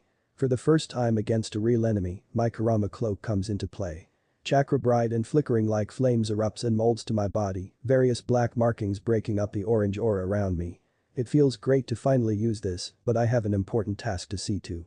If he truly is vulnerable right now then I'm going to take full advantage. I charge him, the shroud providing additional buffs to my considerable capabilities. Appearing inside his guard, I grab hold of his wrist holding another wooden stake and send a brutal knee into his stomach. Aside from cutting his head off earlier, that blow is the first we've landed on him today. Quite cathartic. My free elbow drops down onto the back of his head while simultaneously twisting his wrist, making him drop the makeshift weapon. I bat it away and use the movement to spin and plant my sandal into his side, launching him away from the rest of my squad. As is my custom, I don't let up. Likely due to the Hashirama cells in his body, the blow to the side didn't kill him. He merely catches himself after going through a couple trees and returns fire with literal fire. A massive stream that widens as it closes in on me, using the forest for further fuel. I mold chakra and release it in the form of my liquid nitrogen technique, the only wind I know that can trump fire despite the elemental weakness. With the sheer amount of chakra I have to empower, it narrowly overcomes the flames and blankets the environment in a layer of frost. Something that Obito wants nothing to do with as he withdraws to an untouched part of the forest and drops to the ground. I already suspect he has wood release techniques, so as he slams both hands down and launches countless wooden spears at my approaching form, it's all too easy to arrow step to the side and send a burst back. I harry him with a few more ranges to keep him on the back foot and prevent more ninjutsu, but his chakra still shifts, signifying the use of a seal-less replacement. I instantly lock onto his new position and body flicker over, avoiding a stab from another piece of sharp wood. If that were a regular weapon then I would not worry about it, but since it's made using wood release, I'll take the utmost caution and not let it land on me. I don't think one can be too paranoid regarding that particular blood limit. So I form a chakra construct of an arm from my back and catch his follow-up attack with it, the large hand covers his arm almost to the elbow. It tightens into a vice before Obito can react, the prosthetic arm being crushed to paste and drawing a muted yell from the rogue shinobi. From there, the fight quickly comes to an end as I use my physicality to the max. Despite his rage, he does try to run away when he realizes he can't keep up with me. Tries and fails as expected. Even the snake, slimy version of Hidini that he used to be could not escape me back in Kusa, and that was without the aid of Kurama's power. So I catch Obito on every attempt and continue what I do best. I don't believe in going easy on opponents as one slip-up can do you in, and that's especially true in this encounter. As easy as this seems, Obito still has one Sharingan meaning one last Izanagi. Everything that he learns in this bout will be used to defeat me in the next, so what I'm doing is focusing on Taijutsu, with a few ninjutsu thrown in, leaving everything else unknown. The fact that he will be down both eyes and blind means nothing. So after he falls, mask mostly intact as intended but body broken, I once again use a kunai to pierce his brain through the eye hole he made. This time I go the extra distance of launching a fireball onto the corpse like it will keep him dead. From there I wait, fire crackling beside me while my eyes and senses look for his next reappearance. Waiting. Waiting a bit more. And then some. I think he's down for good this time. Kakashi comments, moving over to observe the pyre. Guy and Lee follow on full alert while Niji and company remain where they were. The other times he returned within seconds. HN. I suppose by other times he means the failed and the first decapitation. Could Obito have actually given up and not use Izanagi? Maybe. Though highly unlikely. There was something else at hand here. Your thoroughness is commendable, Naruto, but perhaps we should continue with our official mission. Guy suggests, each second we waste is one which Itachi Uchiha can use to escape our pursuit. You're not wrong. The chakra cloak around me disperses, same with the one around Kakashi. We don't need those right now. Assuming his stalling wasn't completely effective, getting back on the track should lead us to Itachi eventually. Kiss him, and perhaps Tobi's partner. I nod at Kakashi. No point staying here, with that we turn to regroup with the rest of the squad, where I thank the Toad Elders for their help and promise to visit sometime. Before the clearing leaves our side I make the plus symbol and Mul Chakra, shrugging to the questioning looks, if he does return then I want some forewarning. That assuages their curiosity, and we continue in silence. Sasuke Pav. Nothing seems to be working. The last-ditch fire technique. Bounced off the orange avatar. The remainder of his kunai equipped with explosive tags. Same result. One final attack with his sword. His blade ricocheted into the distance while he flew back and almost crashed into a piece of wall miraculously still upright. No. Sasuke breathes, desperately standing up and backing away. No. Stay back. Itachi pays his pleas no attention. As horrible as Sasuke feels, his older brother looks worse. Staggering forward with a limp while blood runs down his chin as he coughs wetly. Even the arm stretching out towards him is covered in severe burns and bloody at the fingers. Despite it all, Sasuke's the one retreating until his back meets the wall. He's the one fearfully pleading as death comes ever nearer. Could it really end like this? Was this all his ambitions would lead to? Death at the hands of the monster who'd mercilessly slaughtered his family? Would he leave this world the same way his mom and dad did? As Itachi slowly comes closer to touching him, Sasuke accepts the truth. Yes, this was the end. Unbidden, memories and thoughts forcibly suppressed flash before his eyes. He sees his younger self, fresh off the loss of his clan, and foolishly deciding the lone path of vengeance would be his. Pushing away all and any attempts at friendship because stuff like that would only make him weak. But then his teammates, Naruto. They got through to him, just barely.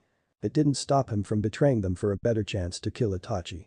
How assured of himself he'd been. How easily he lied to himself that he'd made the right choice to leave them and be alone. That they were a weakness. And now here he is. About to die. All alone. The realization makes his shoulders slump further in defeat. What a failure. Itachi's avatar breaks down allowing him to touch two fingers to Sasuke's forehead. Wide fearful eyes meet hazy red and his world shifts. One which he's in no state to break out of. He doesn't know exactly where the following visions take place, but he recognizes the architecture of Konoha. The first set consists of meetings in a dimly lit room. Various adults, young and old, bearing Uchiha wear sitting around and discussing changes in the village. Discontent and mistrust regarding the village proper. Plans to address the issue, plans of a coup. His mind can barely comprehend what he has seen before the images change. Now they consist of the third and another elder. They learn of the clan's planned revolt and use young Itachi who seeks peaceful resolution as a double agent. Time advances and bloodshed becomes inevitable. The other elder approaches Itachi with an order, kill every Uchiha and be branded a hero. Itachi opposes, chooses to wipe out the clan except for his little brother and live life as a rogue instead. Threatening to expose village secrets for his safety. The influx of images stops there thankfully, but Sasuke feels his world breaking down. All he thought he knew is no longer true. Or maybe this is one last lie at his expense. Yes, that makes more sense. The Uchiha, it wasn't likely that they would plot to overthrow the third, was it? It hadn't been his focus, but the village treated his clan right, didn't they? They were respected by everyone, shinobi and civilians alike. They were a welcome addition to the village. In fact, he was treated like royalty in many of the places he deemed to visit. Uchiha-sama is what they called, always paying respect to his slain family. Sometimes they would even. Oh. Realization hit. His clearest memories of village interactions were after that night. As the pitiful survivor of a massacre. So what were they like before then? Try as he might, he can't properly recall. He does remember they were somewhat distanced from the village proper, however. Likely of their own choice as most Uchiha were reserved individuals. Probably wanted to be alone rather than some slight from the village. Yes, as co-founders of the village, the Uchiha deserved the right to some privacy. Their sweat, blood, and tears given for the leaf called for no less. Sasuke can't ignore the quiet voice questioning why no Uchiha ever took the position of. Surely their sacrifices warranted that. Instead, a line of Senju and their allies held a monopoly on the hat. Was that purposeful? The more his mind wanders, the more he can see why some might suspect foul play against the clan. Perhaps the arguments he just witnessed weren't completely baseless. But were they enough to inspire revolt? To have the Uchiha turn on the village their ancestors helped found? Was it possible? The broken body of Naruto lying in the valley comes to him suddenly. He'd done that, hadn't he? Almost killed his pseudo-friend while abandoning the same village he couldn't believe his clan would turn against.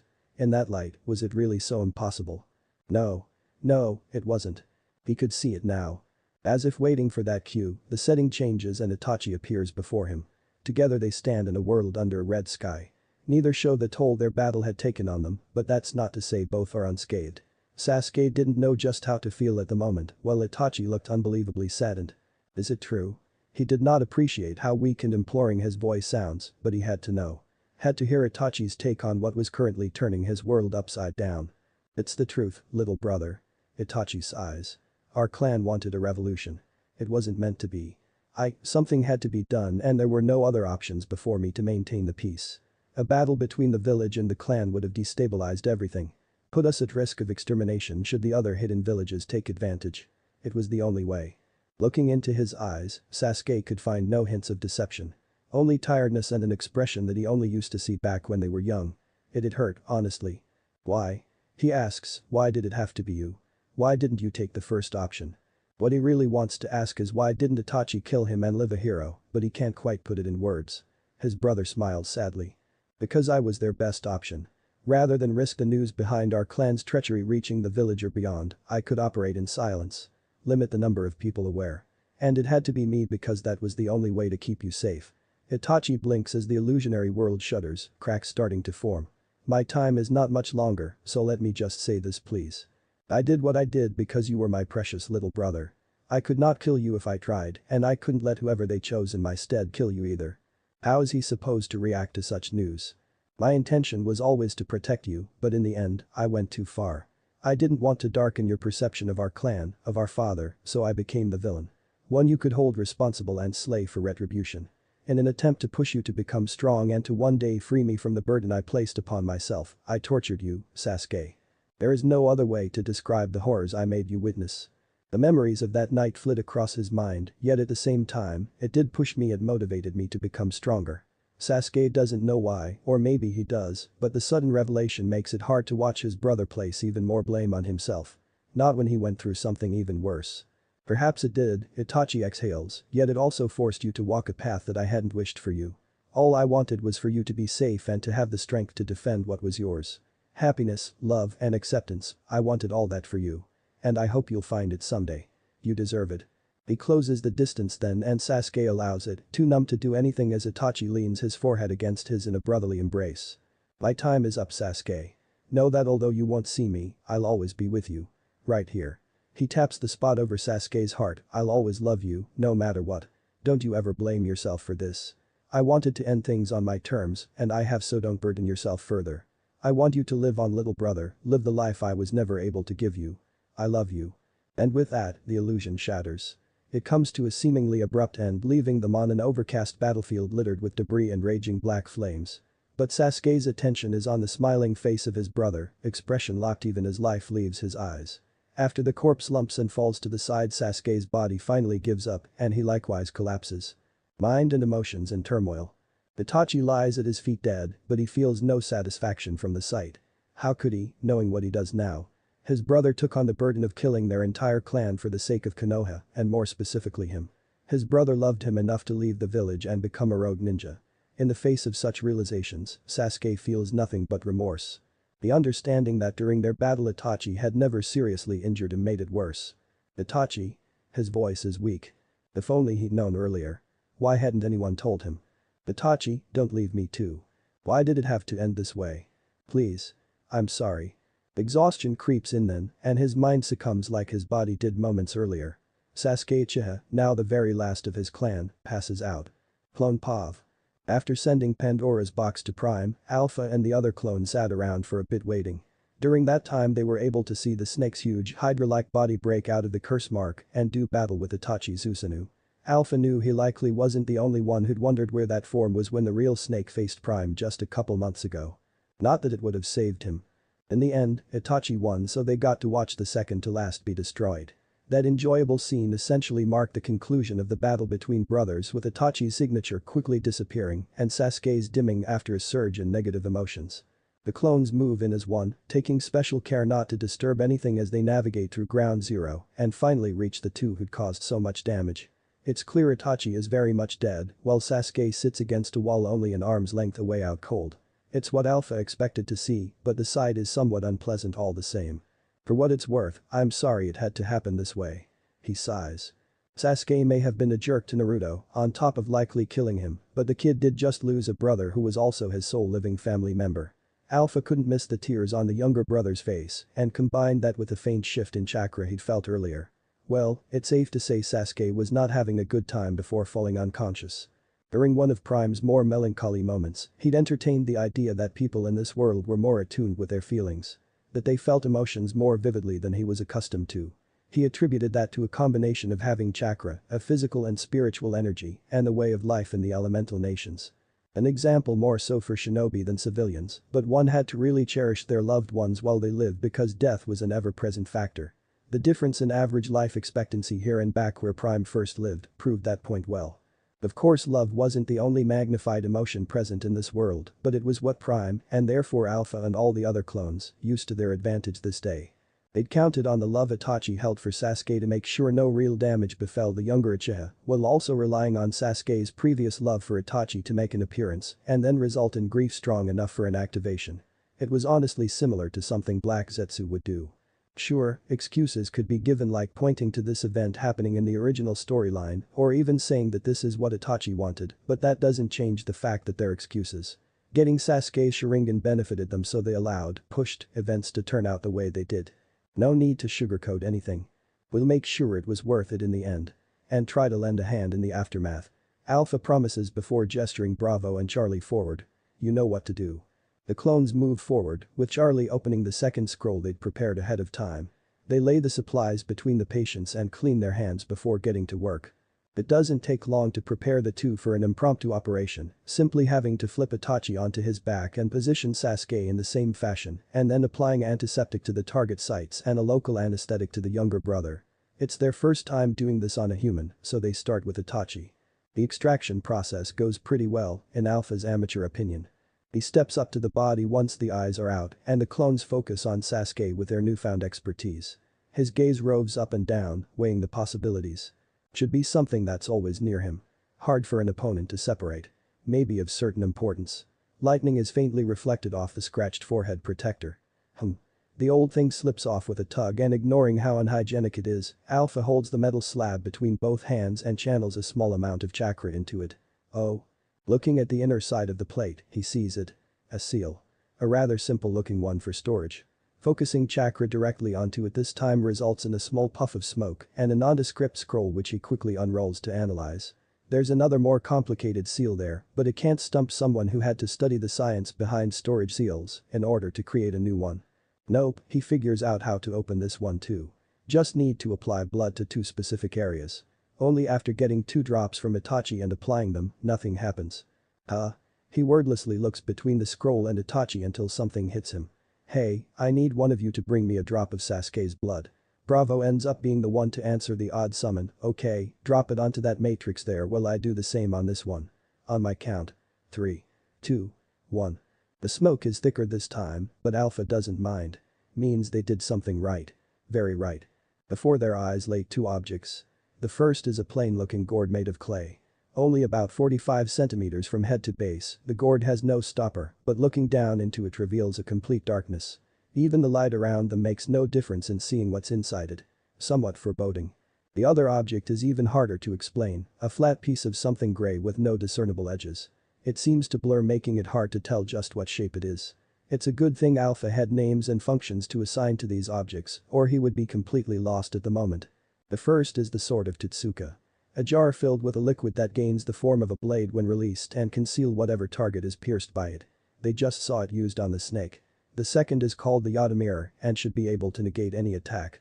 Although both are classified as ethereal weapons and can't be used in their current state, the mirror is said to have no set form or property, which explains why some flat gray thing is the best explanation for it right then. Alpha reaches out to touch the mirror, very hesitantly, and makes contact with the center.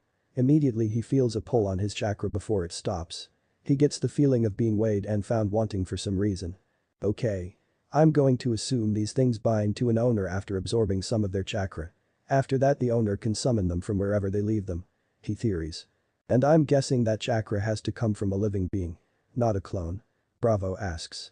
Likely thinking Alpha had just experienced an attempt to absorb chakra from the mirror. Probably, it definitely didn't bind me. He shrugs before putting the mythical weapons back into the scroll without touching them. We'll store this in ours. Make sure you get a sample of Itachi's blood and another of Sasuke's. I'm going to set up a smokescreen. For the sake of secrecy, certain measures had to be taken to cover their presence. The clones would do their part while the rest would be left to Prime. Alpha just hopes the dead can't watch the living world wherever they are. Some things simply can't be explained. Perrin Pav. People from the Hidden Mist are really weird. She's only really met 2 Kirin, but that seems to be a constant. On one hand is Sujetsu of the Hazuki clan. The idiot really needs to learn to read the atmosphere as she can vividly remember all the times he's gotten between Sasuke-kun and her. The boy was probably jealous. Shark teeth and everything. The second person is Kisame Hoshigaki, who she's heard about and is just seeing in person. A tall, muscular freak of nature with huge chakra reserves. That skin tone couldn't possibly be real, could it? The two make quite the sight, killing time sparring as everyone waits for Sasuke-kun to finish up with his fight against Itachi. They repeatedly clash large butcher knives against oddly alive shark swords, also large in size, in a bout of. On the surface level it looks like no one takes any real damage, but she feels the difference in Sujetsu's chakra pool after taking a hit in his water form. Kisame's sword can absorb chakra apparently. The fact that adds to her growing worries. Despite herself and the faith she has in her dark-haired crush, Karen doesn't feel comfortable, and that's what pushes her to make jokes about how Kiri Shinobi are compensating for something with their oversized swords. It helps her stress less about Sasuke-kun who'd left her sensing range and the S-rank Kirin who at any time might stop playing around and decide to kill them. Honestly, this was not going how she'd imagined it would go. Probably because the specifics had never seemed important at the time. In her dreams the younger Uchiha would win and then they'd go celebrate together, just the two of them. Realistically however, Kisame could pose a huge threat if Sasuke-kun kills his partner. What was the point in fulfilling one of their ambitions only to be killed afterwards by a living sword? That would certainly not be the happy ending she wanted. She startles as the senses she's pushing as far as possible pick up something. Multiple signatures, one very familiar. She could never forget the chakra she'd felt that day. If he's really Sasuke-kun's old teammate then that makes the others with him Leaf Ninja. It's obvious who they're here for. Thinking quickly, she makes a possibly rash decision. Sujetsu. What? He barks back angrily, narrowly avoiding another hit from the chakra-absorbing sword. Dead over here. After over an hour she'd think their mock fight would have lost any entertainment value. Kirin, honestly. Ugh. The purple-eyed teen hops back from Kisame with a huff. You'd better have a go.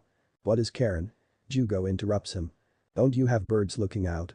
We've got company, 7 Leaf Nin and what feels like a summon animal. One of them could possibly be connected to Orochimaru-sama's death. As she speaks she moves the huddle away from the Akatsuki member.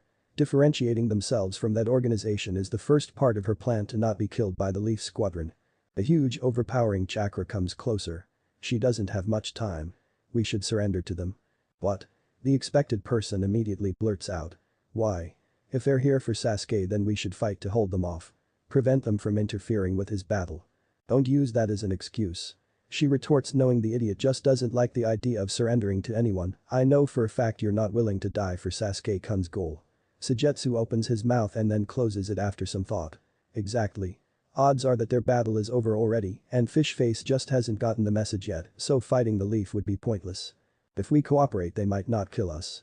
Do you hear yourself? You don't know for sure if giving up would save our lives, and even then, we would end up as prisoners.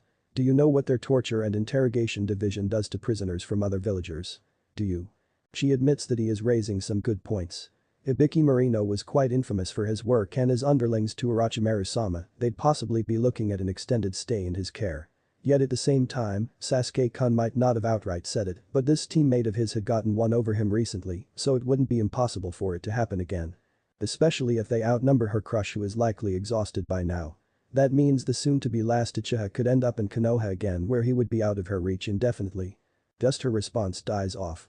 She'd been paying close attention to the approaching group, so she noticed when they'd sharply turned in their direction, and now she also senses how the group splits up less than a kilometer away.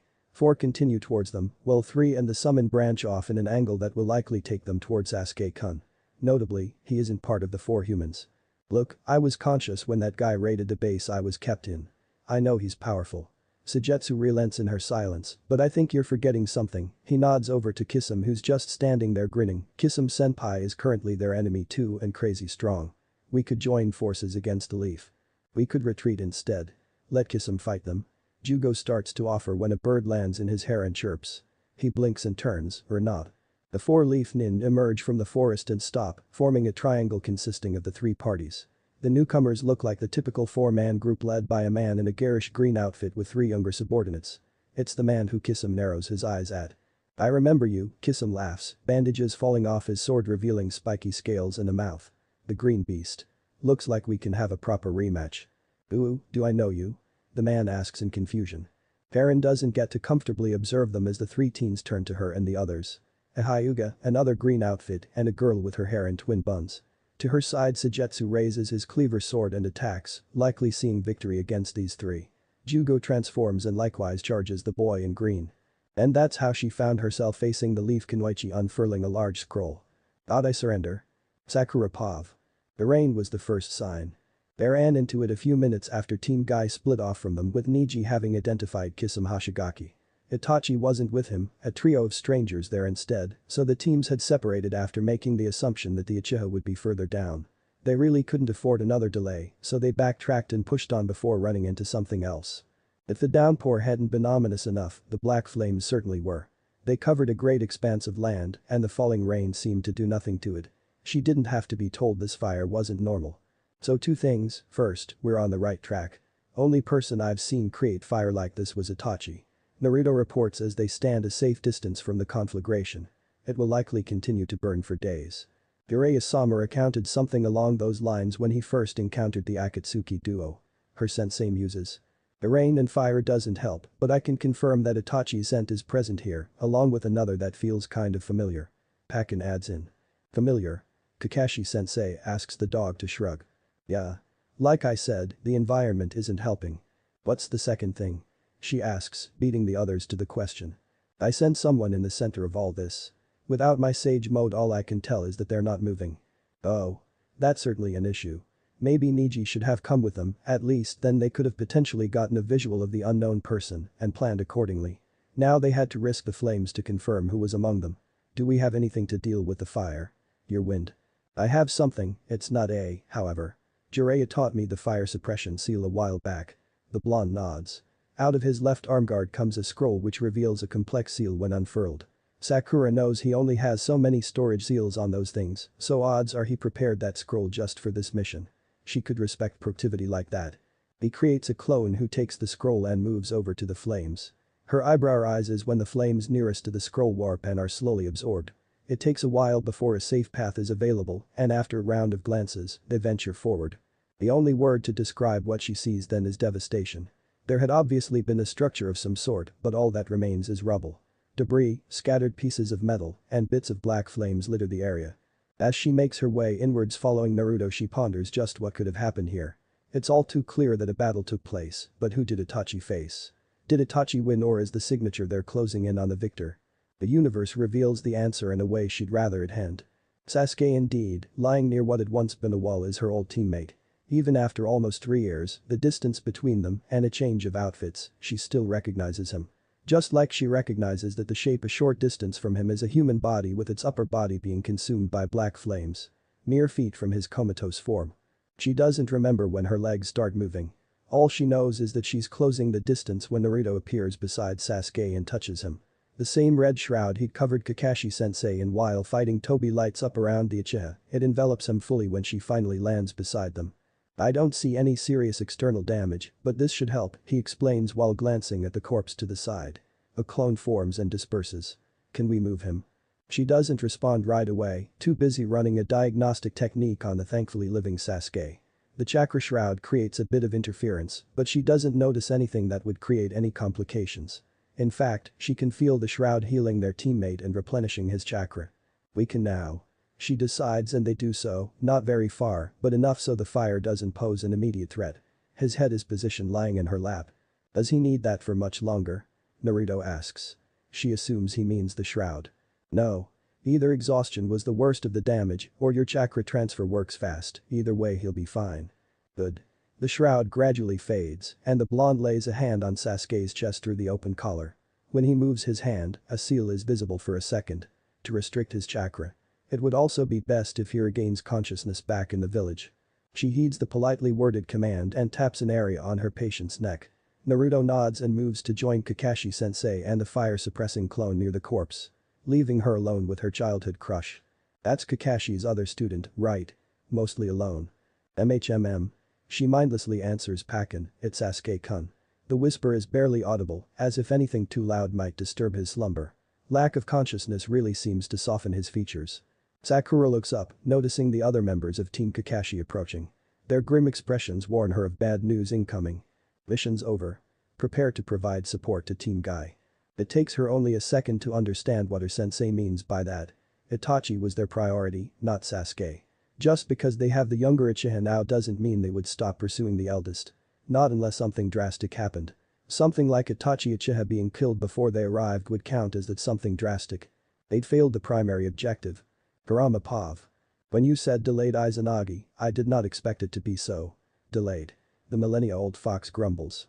This is frustrating. True.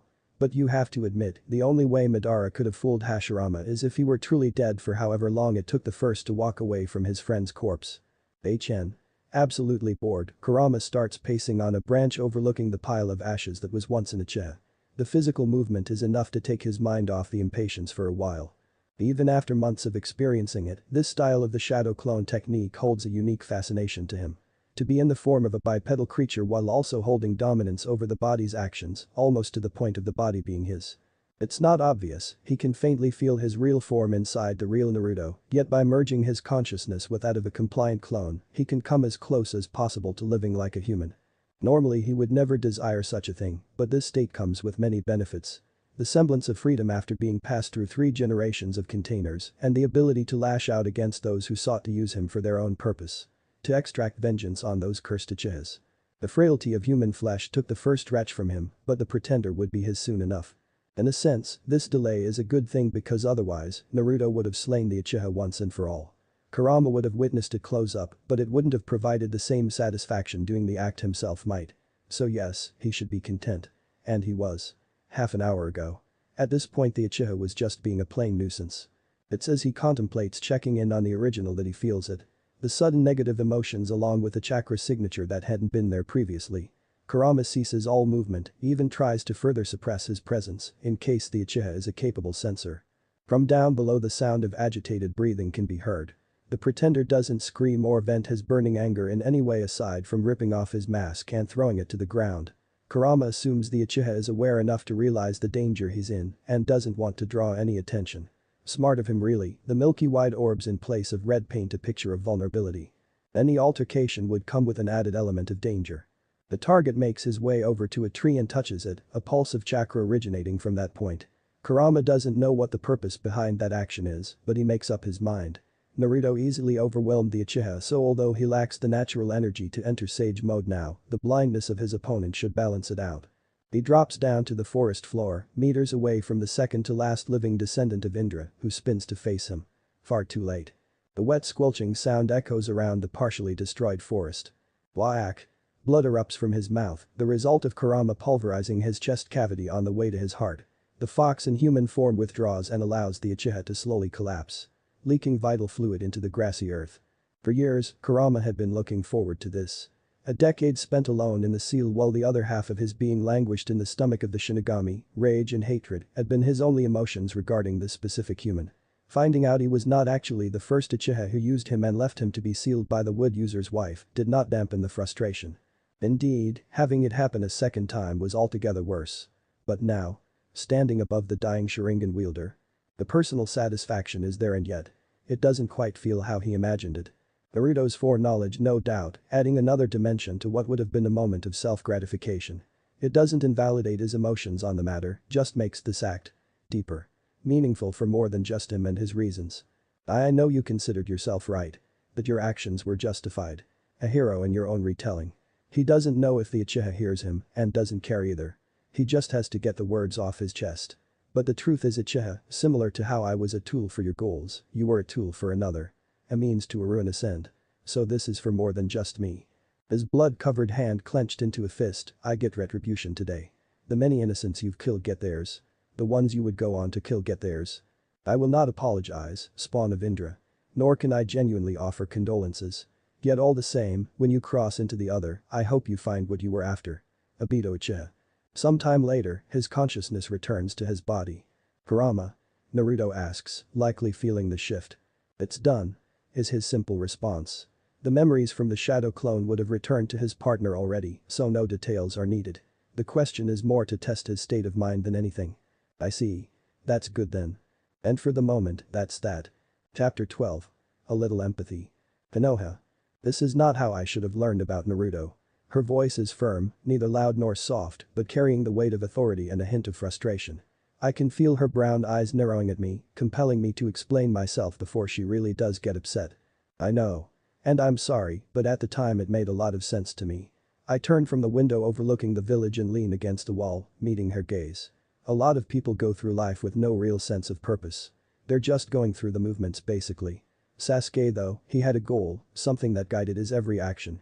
So when I found him in that base, I had two options to decide from. I could bring him back, which would bar him from ever encountering his brother again, or I could let him go to do what he left the village to do. So you let him go?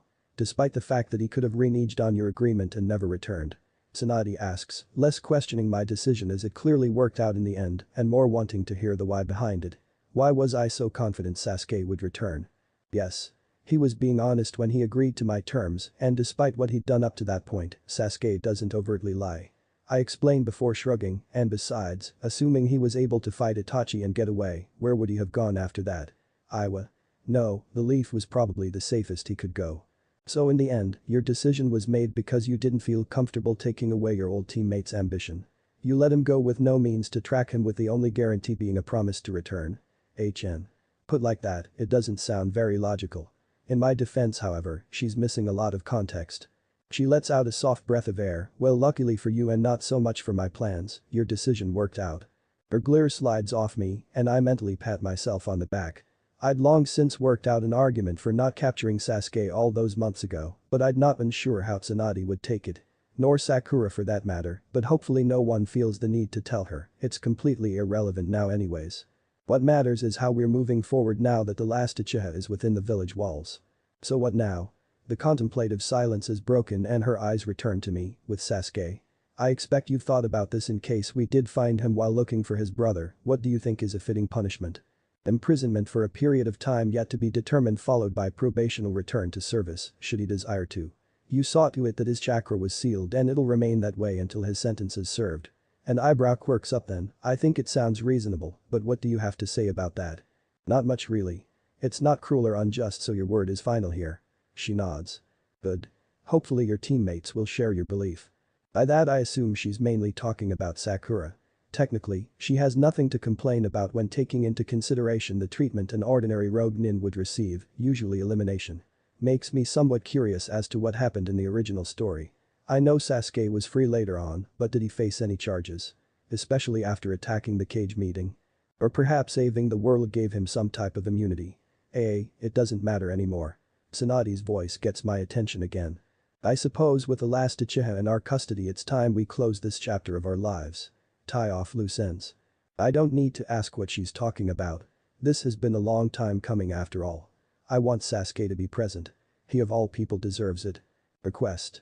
Granted. I suspected you would ask, her lips quirk into a knowing smile, now I believe there's somewhere you have to be. TCH, yeah. I'll be seeing you later. I leave her office with a final wave and take the long scenic route out of the building. It's nice to take it slow for once, enjoy the sights from a different perspective compared to weeks prior. Saying that I feel a weight was lifted off my back wouldn't be wrong, would actually be an understatement regarding my current mood. And it's completely justified. I have Black Zetsu sealed away in a container that I'll leave to be forgotten.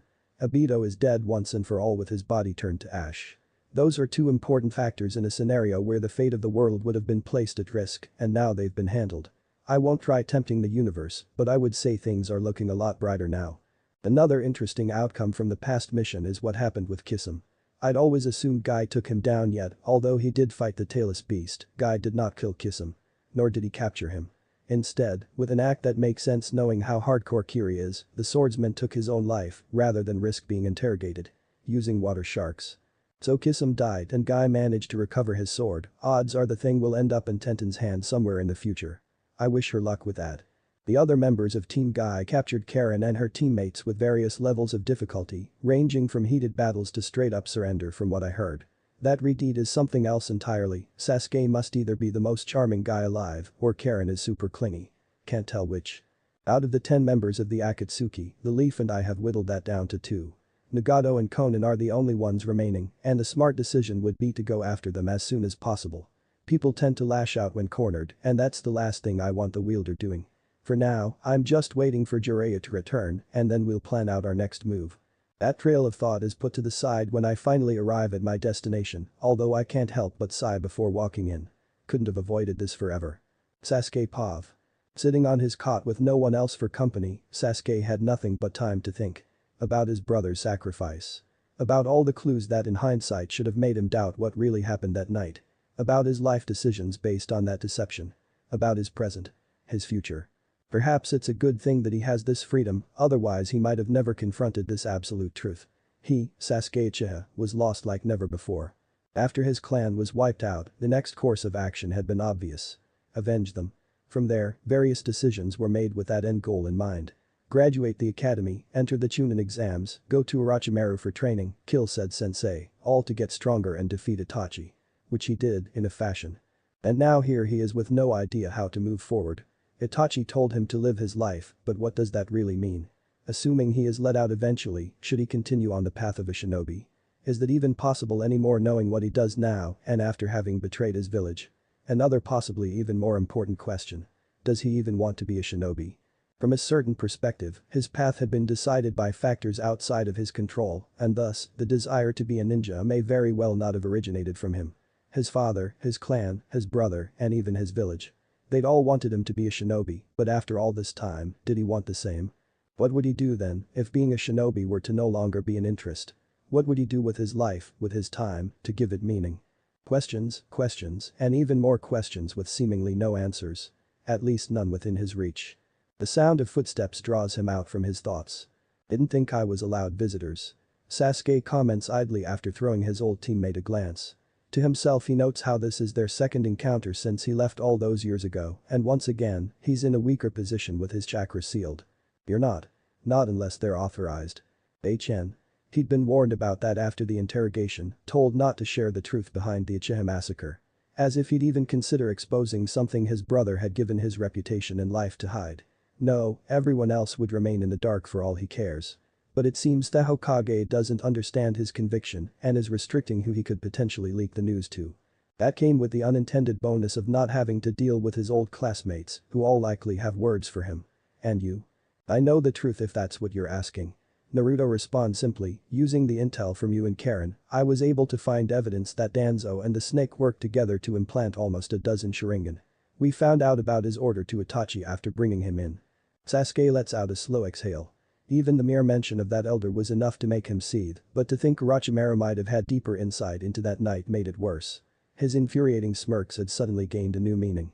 All those times he'd been reminded of Itachi's brilliance, goaded to do better if he wanted to kill him. If only he'd moved to kill him before Naruto got to him. Pushing the thought aside, he focuses on the present. Why did you come here, Naruto? Well, the blonde moves to sit against the wall facing his holding cell. After almost 2 months, we've gotten all we can from Danzo, so his execution is coming up soon. You're allowed to be present for it. Good. Sasuke grunts. Internally the news pleases him. Despite the events surrounding the massacre painting a very complex situation making it hard to assign blame, Danzo was the one who approached his brother and therefore will always be the true culprit in his mind. But if the execution is to follow the traditional method, who will carry out the sentence? Jiraiya. Sasuke tosses and turns that piece of information around in his mind. Either the Hokage ordered the Sannin to participate or he has his own grudge against the elder. Whatever it is, the Uchiha find nothing to protest, it's not as if they would allow him to do it. Several minutes pass in silence with Sasuke intermittently thinking about his future and wondering why Naruto remains sitting there, the blonde stare burning into the side of his head. He's not expecting him to break down and start talking, is he?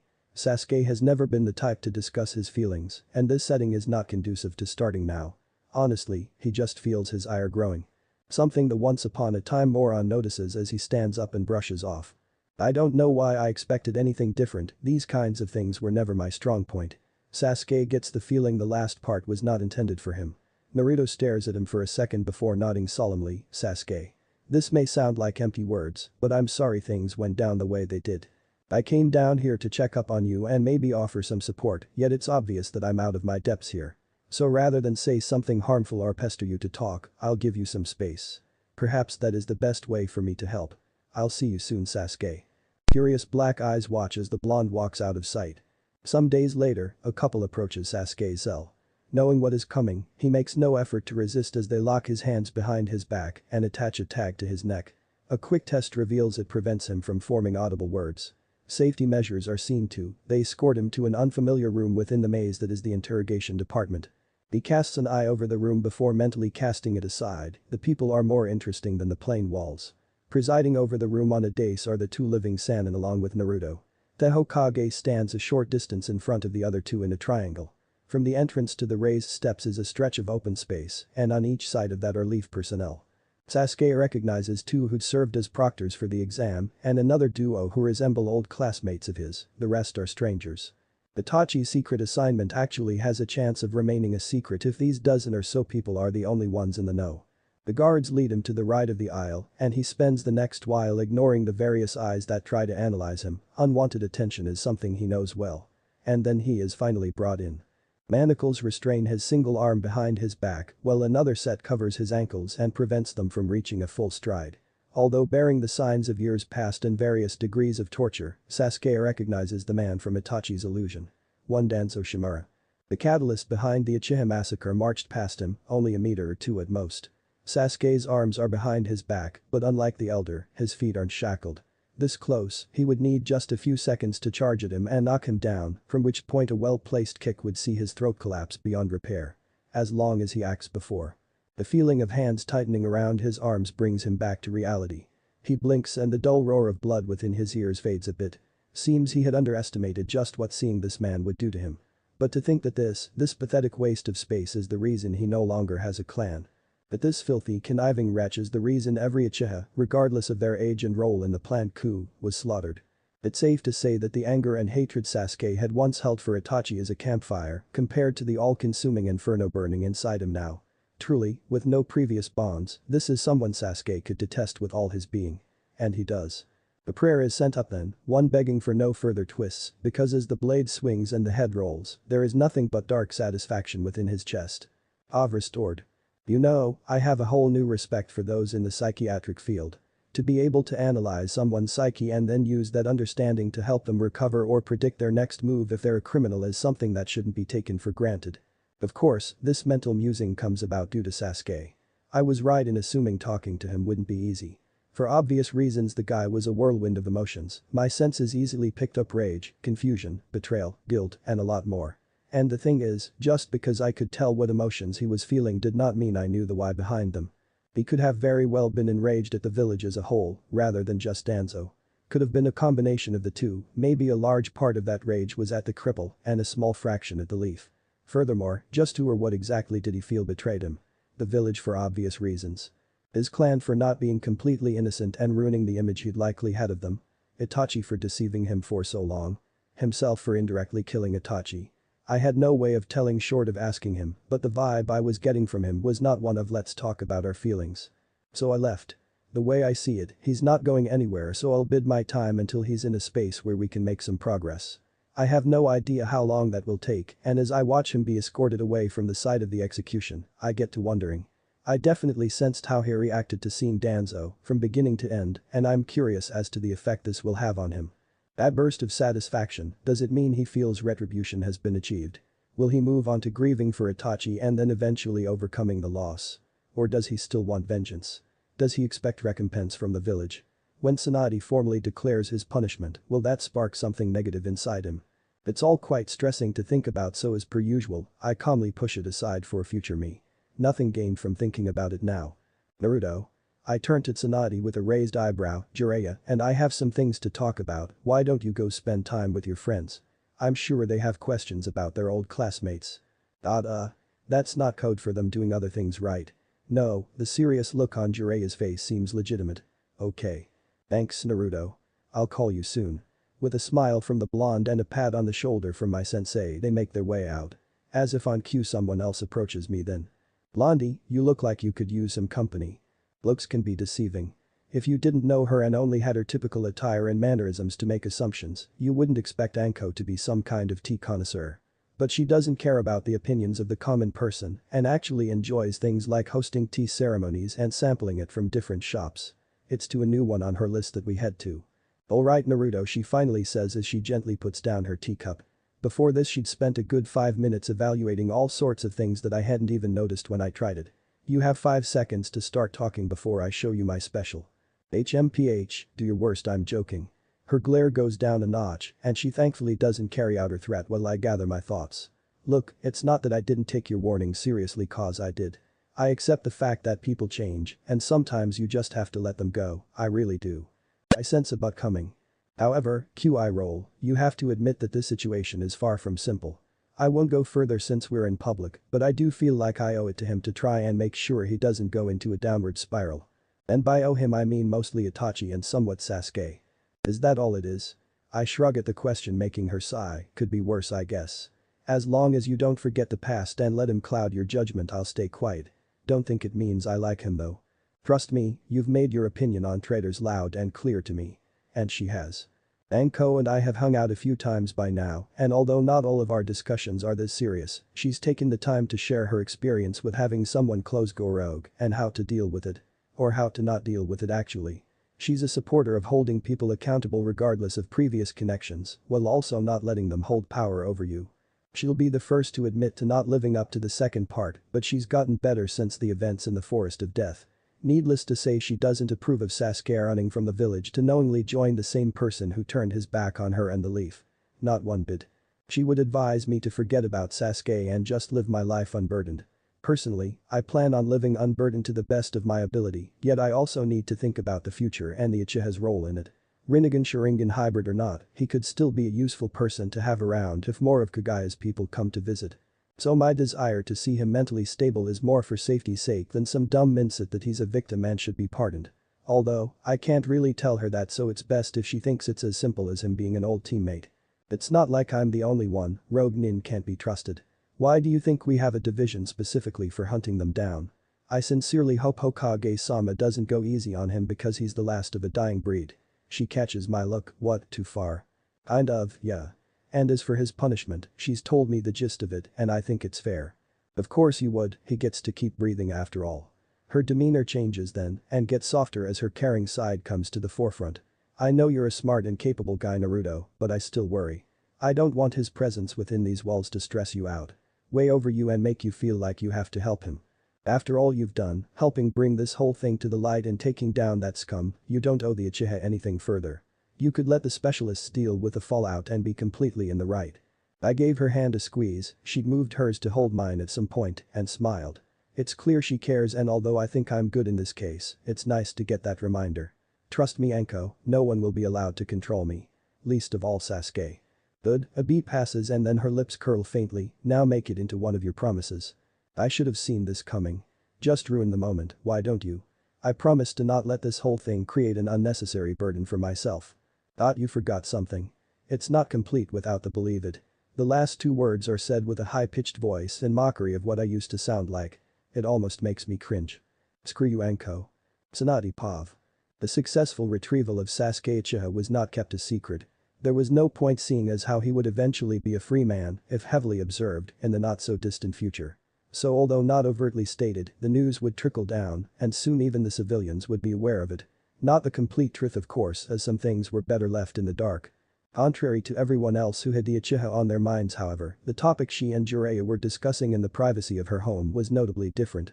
Then they could wait a safe distance from the border, they wouldn't have to know what you were there for.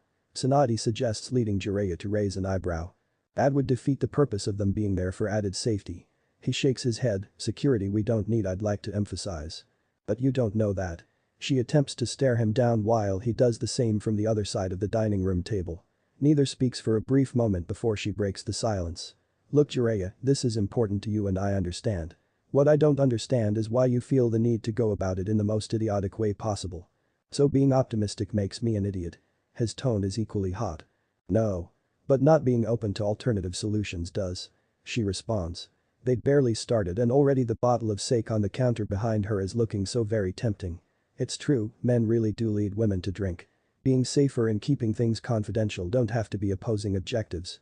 And I'm telling you we'll be safe enough without having to compromise secrecy. I may be older now, but I'm still a Sannin. And I'll have Naruto by my side. We can handle anything that comes our way. I'm not doubting your strength you old fool, I'm worried that you might be too much of a good person. I see where you're going with this so believe me when she cuts him off then. Would you really be able to strike them down? The little brats you took in when Orochimaru threatened to do the same too. It comes across as harsh, but she wants him to acknowledge this. Because let me tell you Jiraiya, if I ever had to do the same with Shizune, I wouldn't be able to. You and Shizune are a different case. She's practically family at this point. He sidetracks. Perhaps. But don't think I didn't notice what finding out they're alive did to you. Deep down you never did let them go, and this guilt won't make it easier. I know. Before her eyes the normally boisterous man she's known for what seems like forever shrinks down on himself. It brings a pang to her chest. But I have to try. Try to change their minds. And if that fails. She closes the distance then walks around the table to wrap him up in a tight embrace. It says something about the seriousness of the conversation that he merely hugs her back. You don't have to worry about me. He murmurs into her hair. But I do anyways, she whispers. Couldn't the big idiot see what she saw? It was fine to be optimistic and think he could get through to his old charges, but the odds were not in his favor. Only Kami knows what sort of trauma those orphans must have taken to be where they are now, and that kind of pain, powerful enough to turn them to the Akatsuki, would not be healed with mere words. No, such a thing would take time or as was fairly common between contrasting mindsets, a conversation using fists. She didn't like such a scenario. The possibility of hesitating on Jiraiya's part was one reason, and the negative impact of killing a student was another. Damned if he isn't ruthless enough and damned if he is. The addition of Naruto helped, but it didn't clear all her worries. The blonde was strong, frighteningly so for someone of his age, and much smarter than when she'd first met him. If anyone should be trusted to fight S-rank shinobi and win a retreat to live another day, then it's the Uzumaki. Yet she worries. In the heat of a battle between monsters like that, anything could happen, and then she would be down another loved one. She wouldn't allow that to happen, not anymore. Would it help then, if we had a fallback contingency? The Toad Sage breaks off the hug, another unusual occurrence. With only the two of us, reverse summoning would be an option. It's a start, she allows. They wouldn't be going anywhere until she assesses every countermeasure possible. And not a POV. She's facing a conundrum. One with dire consequences. Her expression is troubled as she adjusts her forehead neck protector for what feels like the 10th time. Completely unnecessary, but any excuse that gives her an extra moment to think is very much appreciated. Her eyes lock onto the source of her current dilemma, on the other side of the wall that surrounds the academy grounds, and currently sitting on the swing set is her Naruto-kun. Luckily for her, he hadn't been looking at the entrance when she'd stepped through and taken notice of him. That allowed her to quickly backtrack and hide behind the wall from his direct line of sight. She could see him but he couldn't see her. Which, sadly enough, is how it's always been with her and Naruto-kun. Back in their younger years she would watch him in class while he would focus on other things. She would watch him train while he had no idea he had an audience. She would watch him take the world head on with a smile on his face while he believed he had no one on his side. It was rather frustrating to be honest, and although she's matured and became stronger over the years, she can't quite muster the courage to approach him. Sure, she's interacted with him in Tsunade-sama's office where she would report sometimes, but never has she broached what she really wants to. The important stuff. This could be her chance however, an opportunity to talk to him with no bystanders and therefore less pressure. All she has to do is walk through that entrance and take perhaps a dozen steps and she would be within speaking range. Just a few steps and the next chapter of her life could begin. If only it was that easy. Despite her current reality not being what she wished it to be, it's much more tolerable than the hypothetical scenario where she confesses and has her love go unrequited. Indeed, the illusion of a chance is powerful enough to glue her feet to the ground, make her hesitate. Perhaps now isn't the right time. Matters such as this shouldn't be rushed. But that decided, Hinata's legs finally obey her commands as she moves to approach Naruto-kun. Not to talk about her, but to see how he's coping with his old teammate being back. She may not be the best conversationalist, but she can at least try to lend her help if it's needed. She deactivated her before going around the corner, and there he was. Looking at her. Something flutters inside her stomach. Hey there Hinata. He smiles in greeting as she gets closer. Ah, hello, Naruto-kun. It's not perfect but at least she doesn't stutter. Is there something wrong? No, why do you ask? Oh, sorry. It's just that you're sitting on the swing and you only used to do that when I was feeling upset. You're not wrong, forget how observant you are Hinata. She flushes slightly as he runs an eye over the tree and surrounding area. You know, for something that's meant to be fun, this swing doesn't really hold many happy memories for me. He shrugs, but that's in the past with a different Naruto. Can only move on now. So, how are you doing Hinata? Heading back from a mission. I'm doing well, Naruto-kun. And I was here on my father's orders to learn about the responsibilities the clan heiress will have. She responds. It was still quite early for preparations to take over from her father, but like he'd warned her, the Hyuga clan was sizable and held influence over many aspects in the village. Aspects she must be familiar with now rather than later. There was an image to uphold after all. Planned stuff huh? Can't say I envy you. He rises from the swing and smiles down at her from his new height. You're not busy right now are you? I had something to talk to you about and thought now might be a good time. He wanted to talk to her. More importantly, had he been waiting for her here? Either way, I'm not busy. Her report could wait a while longer. Great. Walk with me. And that's how Hinata finds herself walking beside Naruto-kun down the streets of Konoha. Almost as if they were dating or anything else other than being mere acquaintances really. What do they look like from an outsider's perspective? Do they look close? Should she put some distance between them? Get closer? Wait, she'd had a reason for going up to him. I heard about Sasuke. Congratulations. Oh? Yeah, thanks I guess. It's a relief to have him back. That's good to hear. She comments, I'm happy for you. You're really too kind Hinata. He turns to her with a faint smile, one she returns shyly. Not everyone is happy to see him after what he did. She'd worried about that when she first heard of Naruto-kun's promise to Sakura, seeing it through would only be the start of his problems. I don't blame them really. Especially those who almost died trying to rescue him the first time. Was Kiba happy? I am not sure. And that's an honest reply. Kiba himself seems to have conflicting emotions. On one hand Sasuke used to be a comrade while on the other he betrayed the pack. It's complicated, I think. I understand that. But enough about Sasuke. Anything new in your life Hinata? Well, Kurenai-sensei is getting married soon. To Asuma-sensei. She offers a raised eyebrow. Really? That's good news. Will it be before she's due?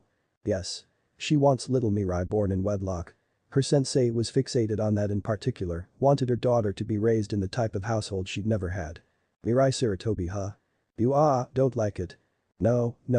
Not that, just getting a feel for the name. It's unique. Was that name planned from the beginning? It surprises her how easy it is to make small talk with Naruto-kun. She sees it as a sign of progress. She'd had no idea where he was leading her, but when they finally stop and he gestures outward, she recognizes the setting quick enough. Despite the lack of snow and bullies to mock the appearance of her eyes, she would never forget this street. The site of one of their earliest encounters. Where it all started. I'm glad to see you remember this. His voice takes her attention. While she'd been reminiscing, he'd moved to stand in a specific spot. The area where he'd fallen after taking a shot to the face. While defending her she remembers. I never forgot either. Although, I admit, it took me a long time to recognize the significance of that day. Of what it meant to you. It's… And there goes her composure.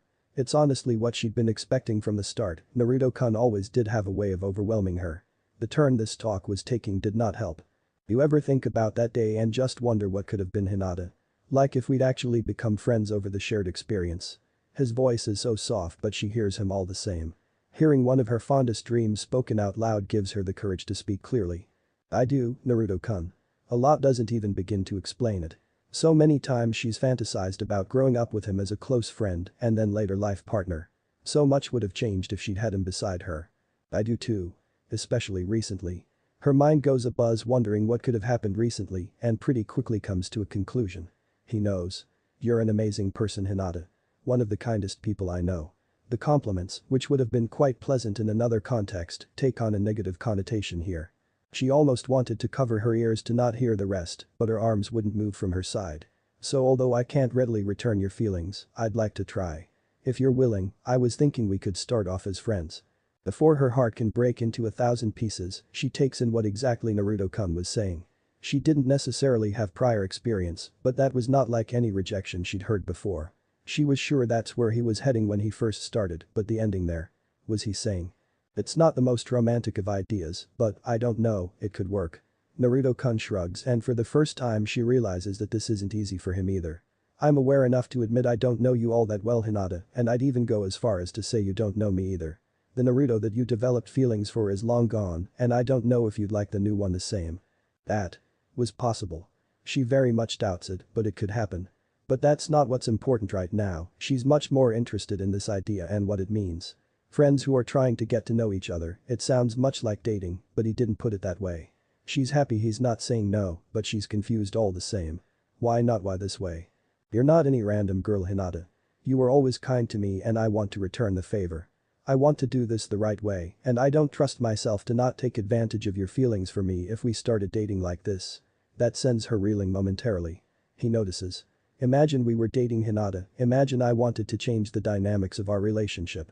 Would you allow me to? And would it be because you wanted it or because you didn't want to disappoint me? Would you hold me accountable to being the best partner for you that I could be? I could go on, but the gist of this is that I don't want to put you into a situation like that. I don't want to be that toxic partner. In the privacy of her thoughts, Hinata admits Naruto-kun makes a good point. She knows she's not the most assertive of girls, and she also knows if she doesn't already love him, then she's close. If keeping him satisfied by her side was within her power to grant, then she'd do it in a heartbeat. And she might not even be conscious of the fact. She of course trusts him and believes he would never do anything to hurt her, as this talk is proving, but she understands he might have reservations. And this would help prevent that. She finally asks and he smiles. Yes. And I mean it when I say friends. Not just two people who see each other every now and then and are friendly. I want to get to know the real you while you do the same with me. In time we could have mutual feelings for each other, well either that or come to our senses perhaps. I'd like that as well, Naruto-kun. It certainly sounds pleasant. Spending time with him was already something she wanted, so for now she's content. Konan Pav. As the name suggests, rain is plentiful in her village. It falls in a seemingly endless downpour and dictates almost every aspect of life within AIM. Simply another reason amongst dozens as to why its shinobi are known to be very short-tempered. Regardless, the weather outside plays no part regarding the heavy atmosphere within the building known as God's Tower. Still no word. The blue-haired Kunoichi comments to her longtime friend and now leader as she helps him get comfortable. Only someone who knows her well would be able to discern any emotion from her stoic statement. Her companion is likely the only such person. That is concerning. For what reason would they be absent for so long? Nagato wonders aloud in his raspy voice. Konan stays silent as she has no answers herself. The man they know as Madara can be distant at times, off focusing on his own projects kept a secret even from her and Nagato. Despite that, he makes use of his ability to come and go as he pleases to relay information and assign certain tasks. So short spans of time without hearing from him aren't overly unusual. What makes this case unique is the uncertainty they are currently facing. Madara and Sasori. Haiden and Kakuzu. Both teams were eliminated during official Akatsuki business. The first handling the extraction of the One Tails and the second pursuing the location for the Nine Tails. Hisam and Itachi. Presumed dead or incapacitated after taking on a personal objective for the Uchiha. Madara or Tobi after taking on an active role, and Zetsu. Missing and possibly incapacitated following last communication almost 2 weeks previously.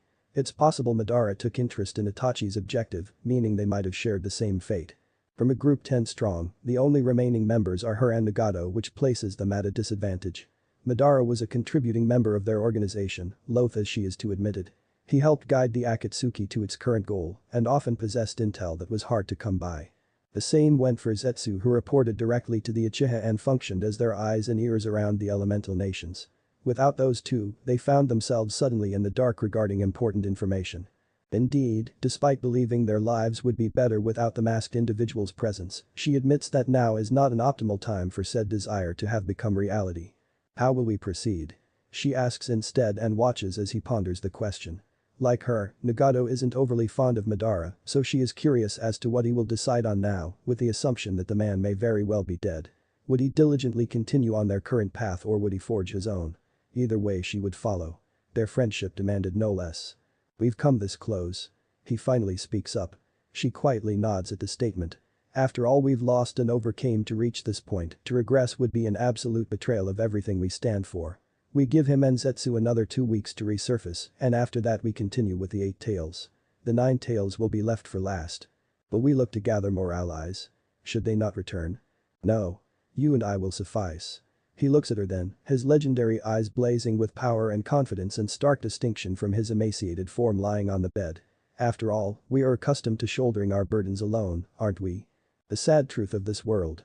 He falls asleep soon after that. His physical body recuperates after the strain of capturing the 6 tails and extracting it. The process took a much heavier toll with only the 2 of them to guide it, and even then, Nagato shielded her from the brunt of it. As she makes her way around the tower, she reflects on the people who'd entered and left her life. Some were inconsequential while others left their mark on her very soul. Yahiko. Sensei. Would they understand? Chapter 13. Is it over? Konoha. Every important action deserves an equally important planning session. Of course, the second part won't be remembered in the same manner as the first, but that doesn't mean it's not necessary. So before setting out to face the remaining members of the Akatsuki we had to strategize, devise a plan beyond simply sneaking in and knocking heads. Said planning session took place in the Hokage's personal home, under an assortment of seals that provide much better security than what I have in my own home. For now, that is. Is that everything then? Have we accounted for all the factors we can reasonably control? Tsunade glances from Jiraiya to me, the only ones in the room with her. Well. I certainly think so. Jiraiya nods somewhat indulgently. We can start this mission knowing at the very least that we plan to the best of our ability. Yeah, this is definitely better than what he and I had in mind. I have no issue admitting that because while my own plan had a number of contingencies to it, the majority of them were focused on actually taking down Nagato and Konan, since I saw that as the biggest hurdle. These additions by Tsunade can be easily slotted into my master plan to great effect. Of course it is, I made it. I'll ignore that one. Even if only because she's more stressed out about this mission than either of us. Being relegated to the backseat where she can't provide any immediate aid is really weighing on her. If nothing needs to be changed then we can do another run through. Naruto, you do it. Definitely stressed out. And yet I go along with it, putting myself into the mindset that I'm running the mission already and outlining each step in the order that we take them. I tap specific points on the map spread atop the table as I go and patiently answer each probing question sent my way. When you take away all the specifics and look at it on the surface level, our plan isn't all that complicated. Jiraiya and I will sneak out from the village under the cover of darkness, using one of the many Anbu restricted paths, and after taking evasive maneuvers to lose any tails make our way westward to the hidden rain. We will sneak past our own border patrol, their numbers are doubled for the duration of this mission, and that of Rain after crossing over. Before we reach the border, however, I'll arrange for a clone to be reverse summoned by Fukasaku, while Jiraiya will summon the toad who will ferry us into the hidden rain when the time comes. We decided on doing this step before entering enemy territory to lessen the chance that someone might notice the spike in chakra usage. So we sneak out of our village and into the rain village with none the wiser. Due to a lack of good intel, our plan for once we're inside is less comprehensive and relies more on smart ground decisions. We'll move fast to locate the Akatsuki's base and confront the leader and his partner. If at any moment we should find ourselves on the back foot then we retreat. No debate. Tsunade has made that clear. And there you have it, an outline for the upcoming mission. One shaping up to be as black tape as Itachi's. The type of thing that will never go on file and will never be shared. The only people who will know the full details are sitting in this room. And just why is that the case? It's quite simple. No, simple isn't the right word here. The opposite really, seeing as how this situation we've found ourselves in is full of layers and different factors to consider. Jiraiya wants to redeem the 3 orphans who in his mind he abandoned in a war-torn village. He wants to knock some sense into them and have them renounce their old ways. I don't know what would happen to them after that, but I do realize Jiraiya doesn't want to kill his old charges unless it's the final resort. Yet if he does succeed in getting through to them, no one can know about it. And when I say no one, I mean absolutely no one. If it leaked out that the Leaf had contact with the Akatsuki leader, the group of rogue ninjas who successfully captured several and stole their tailed beasts, then there would be hell to pay. The various hidden villages would call for their heads, and I suppose it would be within their right to do so. Even though they contributed nothing, leaving the Leaf to take down the other 6 Itachi doesn't count, and no one will know about Black Zetsu members of the organization. I don't imagine Jiraiya would take kindly to such a demand, so Tsunade would have to make a hard decision. Bend to the other cage or tell them off. Disregarding the question of which choice would be the right one, it isn't impossible that conflict could break out in such a scenario. A conflict that none of us want. Would be a real shame to try so hard to prevent one war only for another to break out over something I participated in. So the best way to prevent that outcome is to be discreet. No one will know when we leave and no one will know what we're up to, not even those making up our contingencies. It will be annoying having to sneak past a hyper-vigilant border patrol, but that's the price to pay to have them both close by yet unaware of our infiltration into Rain. Of the Toad clan, only a select few knew where we planned on going, and they were well accustomed to ninjas by this point and didn't put up a fuss as to what we would be doing there. They simply agreed to be our escape option should we need it. To get the clone to the Toads, I'll be using the method devised by Naruto during the Pain invasion, only in reverse. The clone equipped with a dual-end scroll will be summoned away by Fukasaku and be our middleman. There's a brief moment of silence after I wrap up in which Tsunade stares at the map in thought. We watch her sigh a final time before she looks up to pin us with a heavy stare. I've stalled long enough, I suppose, it's time. I can't come with you, nor can I send someone in my place, so I'm trusting you to come back home. We won't let you down, Jiraiya promises with one of his smaller smiles. Very different from the overdramatized gestures that make up his public persona. Just you wait, we'll be back in no time.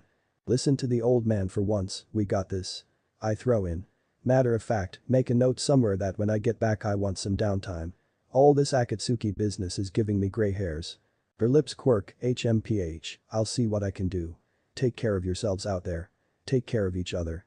That last part seems to be aimed at me more than Jiraiya, so I nod when her eye catches mine. One way or another we'll both be coming back. That, I promise. Aim.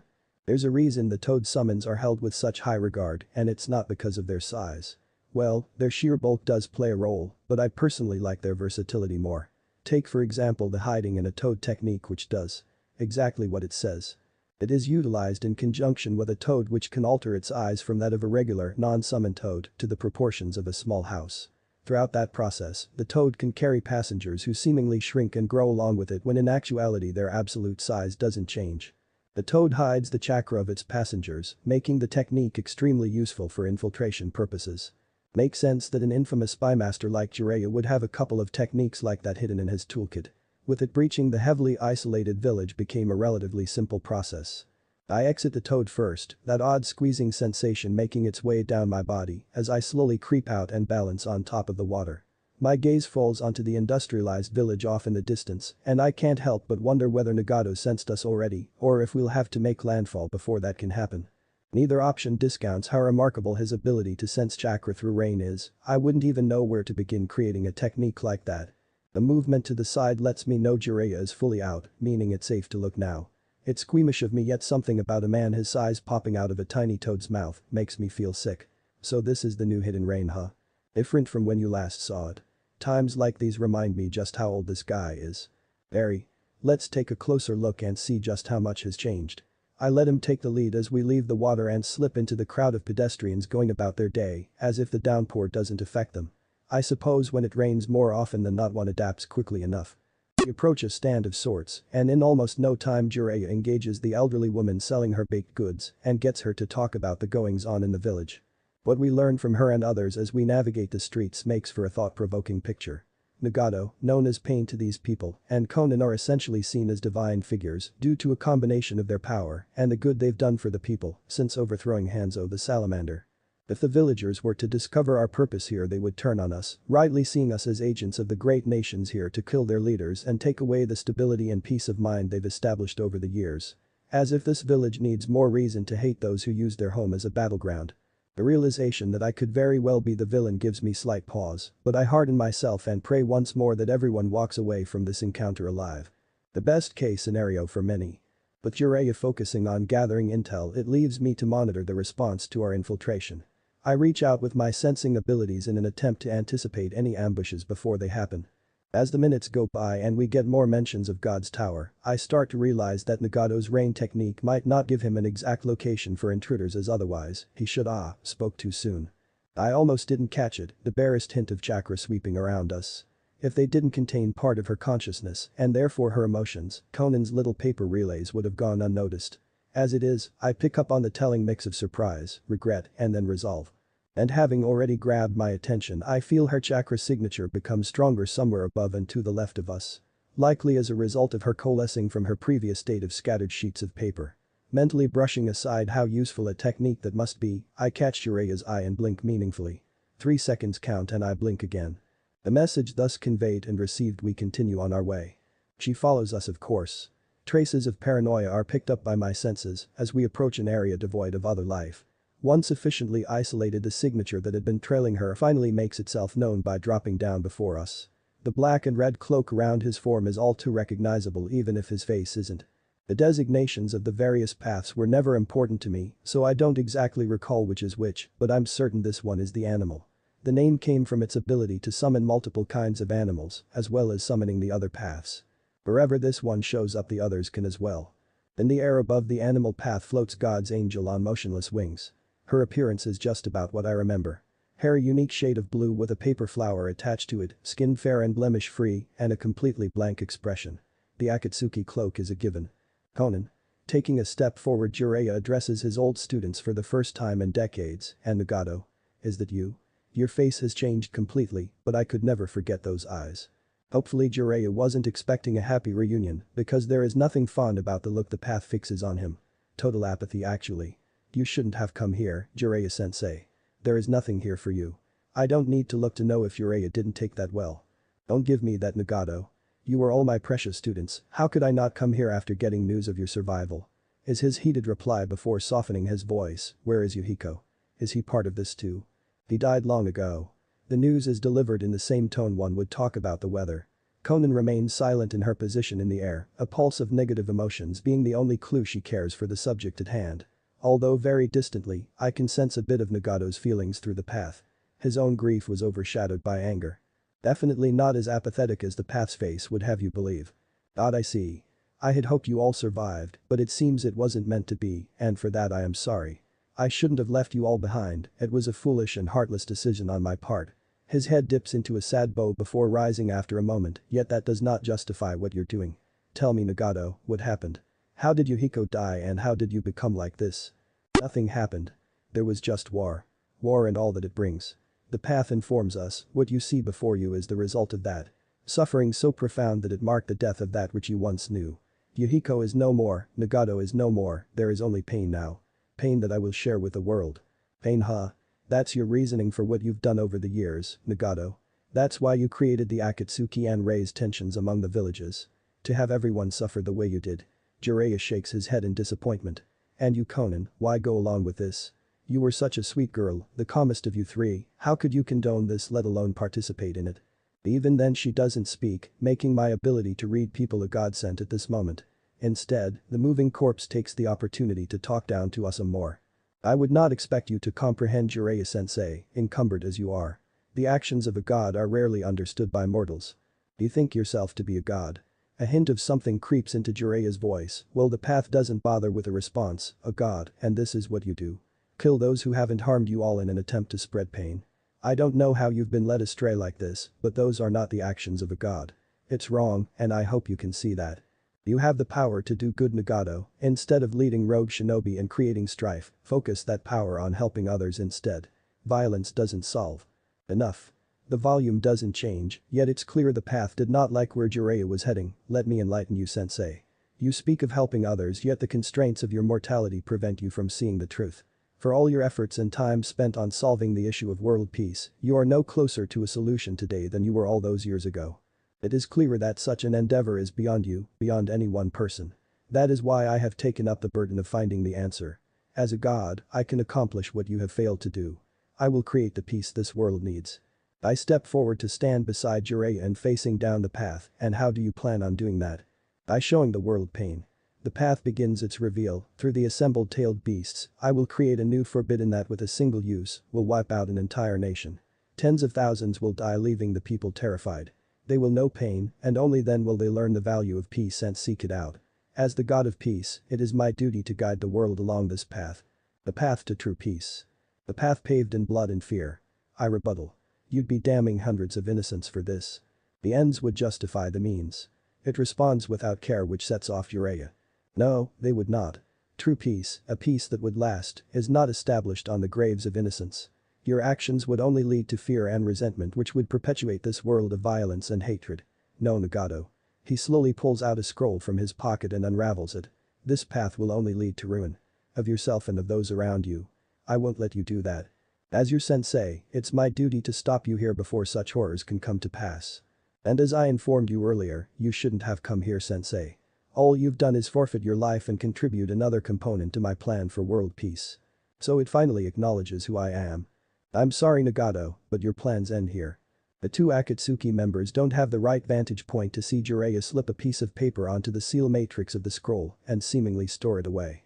On the other hand, he and I clearly see the path clasp its hands together and then the puff of smoke that momentarily blocks our vision. As the smoke slowly dissipates, I feel the shift in Jiraiya's body as the clone he'd left outside the village transfers over the natural energy it had collected. At that same moment, I activate my own Sage mode via Kurama. The smokescreen is gone by that point, revealing what the path had summoned. The other 5 paths. Where there was only one now stood 6 figures in Akatsuki cloaks and eyes. I'd been expecting such a sight before this even started. Jiraiya, not so much. Ihiko? Comes his shocked whisper. But how? Nagato said. How do you all have his eyes? Ihiko? Nagato? Neither means a thing. We are pain. Says the favored path, the one using Yahiko's body. We are God. And at this point, I've had enough of the talking.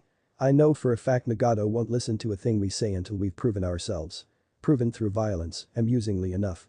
They shift and I launch into action, a set of kunai dropping into my hands and going airborne a fraction of a second later.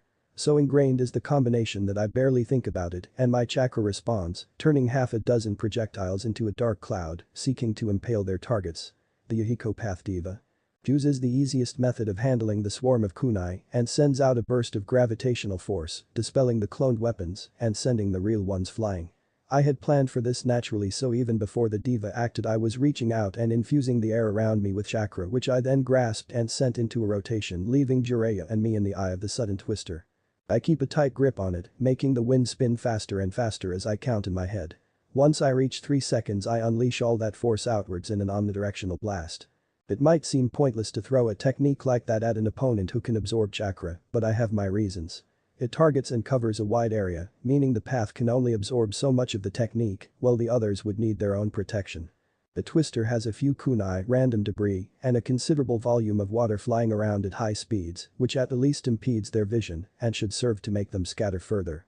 And most importantly, the diva path just used its signature ability, meaning it's on a countdown before it can easily disperse this technique as well. Taking all these factors into consideration, the tiny amount of chakra I spent to create this diversion was worth it, as now I have an extra second to analyze the situation. There are 6 paths before me in various states of disarray, and a certain few require a specific plan of action when facing them. From just a few seconds I had to observe their appearances before they attacked. I was able to differentiate some of them. The diva path, the one with the gravity techniques, took a direct hit and is yet to hit the ground. The animal path is also reeling back, but it seems it was able to summon a large panda to take some of the blow and therefore didn't go flying as far as the diva. There is another path near the animal, but I don't recognize that one. Same for another one further off to the side. One I can confirm, however, is the technological path. Its bald head is distinctive, surrounded by all that bright hair which wasn't able to obtain cover. And finally, there's the one that can absorb chakra. It was able to stand its ground with both arms outstretched in front of it. I can faintly see the distortion around it as the energy is absorbed. By process of elimination, out of the 2 that I can't visibly place, one must have the healing ability and the other the ability to rip out souls. So one's annoying and a high priority target, while the other is dangerous and will be matched with a clone. Since I can't tell which is which, both get clones. These observations and thoughts run through my head at lightning speed and don't interfere with my ability to simultaneously create 6 clones. They act without any verbal commands from me. One stays behind to cover Jiraiya, while the others join me in splitting off and taking a path each. I don't attack my target head-on, choosing instead to take a roundabout approach and come in from the side. Or I try to anyway. It raises a hand and I feel a force grab me and yank me forward. The move might have disoriented an unaware opponent, but in this case, it's easy to use arrow step and pivot mid-air, neatly avoiding the black chakra rod it tried to stab me with. I land lightly and channel chakra into my souls to bleed off the momentum before closing the distance between us. I slip around a couple of attempts to skewer me and slam a natural energy-infused palm into the rod, which shatters it. Redirecting that hand, I aim it towards the path's face in a jab that it just barely avoids by tilting its head to the side. Just barely, however, isn't enough when taking into consideration the invisible yet powerful aura around the limb. Said glancing blow snaps its head backward and momentarily disrupts its side of me, something that is used to my advantage. I punish it with a spinning kick that practically folds the corpse before physics does its job, sending it flying into a metal structure. That brief engagement confirms my suspicions regarding Nagato's paths. His ability to split his attention between 6 different vessels is impressive, very much so, yet at the same time, I remember that canon Naruto only really struggled against one of those paths, and that was after all the others were incapacitated. The assumption then is that each path can only reach its maximum potential when Nagato is focusing all of his attention on it. Certainly explains why the diva can't put up a fight against me while its ability recharges. And speaking of that, it's been 5 seconds already. I materialize in each hand and get ready to end this. Jiraiya Pav. There was a time when he thought he would never get to see his old students again. When he received news of their apparent deaths, his days afterward had been nothing but grief and self-loathing. He'd had no excuse for leaving them in rain, and therefore their deaths could be traced back to his actions. But to be a shinobi is to endure, so he'd pushed that moment of weakness to the back of his mind and focused on his duty to his village. Said focus was tested over and over again throughout the years, and it all came to a head when Naruto discovered that the Rain Orphans might have survived. Much more than survived, they'd grown into competent ninjas and made a name for themselves. If only that name hadn't been associated with a group of international criminals. As he watches Nagato proclaim his desire to bring peace to the world using terror and violence with Konan silently supporting him, he feels something inside of him crumble. How did it come to this? Why his precious students? Vaguely he wonders if this is what Sensei felt when Orochimaru's crimes came to light. If so, it's not a very pleasant feeling. Even worse than having a comrade go rogue, it feels like he had a hand in this outcome. He failed as their sensei. So it's only right that he takes responsibility and resolves this. Even if it means raising his hand against those who were at one point his children. He braces himself to do what has to be done, collecting the natural energy his clone had stockpiled when he appears along with 4 others. Ihiko. The most charismatic of his old wards. He looks to be alive, which Jiraiya should be pleased about, yet something is off with the group in front of him. Using the sensory ability of Sage Mode, he notices that beyond the shared piercings and rare, their chakra is similar to the point of being identical. You sense it, don't you? Their chakra? Asks the clone of Naruto who'd stayed with him while the others faced down the group of pain. They're all the same, he acknowledges. Instead of leaping into the fray like he wants to, he moves to keep Konan in his line of sight while also observing Yahiko and who he'd first assumed to be Nagato. They all have the same chakra and the same eyes, there has to be a connection somewhere. That's what I'm thinking. Remember Team Kakashi and Guy's report of their mission in the sand? About the technique Itachi and Kisame used to puppet those bodies? Oh? Something similar, perhaps. Then one reason they all have the same chakra signature is that Nagato is controlling them from somewhere. The clone finishes the thought for him. Meaning Nagato is alive while Yahiko truly is dead, as he said, Jiraiya concludes with a grimace. It felt as if the world had decided to play with his hopes regarding Yahiko. Dead, to alive, to dead, to seemingly alive, only to be actually dead. Most likely. And if God's tower really is their base, then the real Nagato might be hiding behind some sort of seal barrier, because I'm not picking up anything. Jiraiya focuses on the direction of that odd tower and notes he likewise can't sense anything odd. Either there's a barrier or Nagato is further than they can sense. Then that's our next target. While they were talking, the clones of Naruto had been busy dismantling Nagato's puppets. One was crushed to pieces, revealing mechanical parts inside of it, while another transformed into a petrified toad, meaning its ability to absorb chakra extended to natural energy as well. It's when Naruto, assuming that's the original, kicks Yahiko's body into a wall that Konan, who had seemed fine with playing a spectator role, tries to intervene. Pieces of paper from her wings detach and shoot towards Naruto's back, but a strong gust of wind from the clone beside him throws off their trajectory. Acting himself, Jiraiya exhales a stream of flames into her direction and feels his attack be impeded before it can reach her. Cutting off the technique and quickly rolling to the side, he watches as sheets of paper slice into the ground where he'd once stood. He realizes right away that she used her paper to counteract his flames, meaning those things were resistant to a degree. He feels a burst of poorly timed pride at that. Fire-resistant paper. No one can say his students weren't talented. Before either of them can attack again, a clone appears in the air and lands a kick on Konan's back, sending her plummeting to the ground. As someone who's been subjected to the blonde's preference for kicks, he has to give respect where it is due when she makes to rise from the crater her impact created. Jiraiya extends his hair between them to wrap around her, but she bursts into loose pieces of paper and escapes back into the air. A wily one. She doesn't get far, however. The clone in the air buffets the scattered paper with a column of wind which pushes them back down. Another column of wind comes in from the side via a free clone and strikes her general location. A third clone moves around and launches an attack perpendicular to the second and effectively sets up a cross-stream that prevents the papers from flying away. Seeing Conan taking her shape again under the onslaught of pressure makes Jiraiya move in, forming hand seals as he goes. The streams of wind let up right when he gets to her and plants a chakra-restricting seal on the bare skin of her neck. He makes the decision to tap a nerve cluster and knock her unconscious, grabbing her body before she faceplants. Her face softens then, looking so innocent compared to her previous stoic expression. With a sigh, he lifts her up and onto his shoulder. That's one wayward student accounted for. Feeling the blonde approaching, Jiraiya turns to face him. A quick scan shows not a single scratch on his person. The only sign he'd been in a fight moments prior is the body he's carrying. Yahiko's corpse. Minus the black body jewelry, he'd seen it tutting earlier. Why did Naruto take them out? I figured I should keep his remains as intact as possible, so I hit it with a control. It turned the metal pieces to dust. Naruto explains, to which he nods in understanding. Millions of microscopic wind blades would do that. How is she? Fine. Cut off from her chakra and unconscious, but fine. We need to get to that tower as fast as possible, would you mind? He gestures to Conan, resulting in a clone stepping forward to take her from him. He didn't know what opposition they would face going forward, so it was best if his hands weren't occupied. Right, no time to waste. He watches with a heavy heart as Naruto pulls out a free scroll from his litany of storage seals and seals away Yahiko's body. Another casualty of this cruel world. Let's go. They depart then. As Jiraiya had expected, their fight against Nagato's puppets had not gone unnoticed. No one had interfered because of the rain shinobi setting a perimeter around the battleground. Seems as if they believed their god and his angel would be victorious without support from them. Misplaced faith in this instance. The cordon's own meant they were able to fight unhindered, but they also had to take time evading the rain personnel to get to God's tower. Time in which Jiraiya's pool of natural energy ran out was unfortunate enough.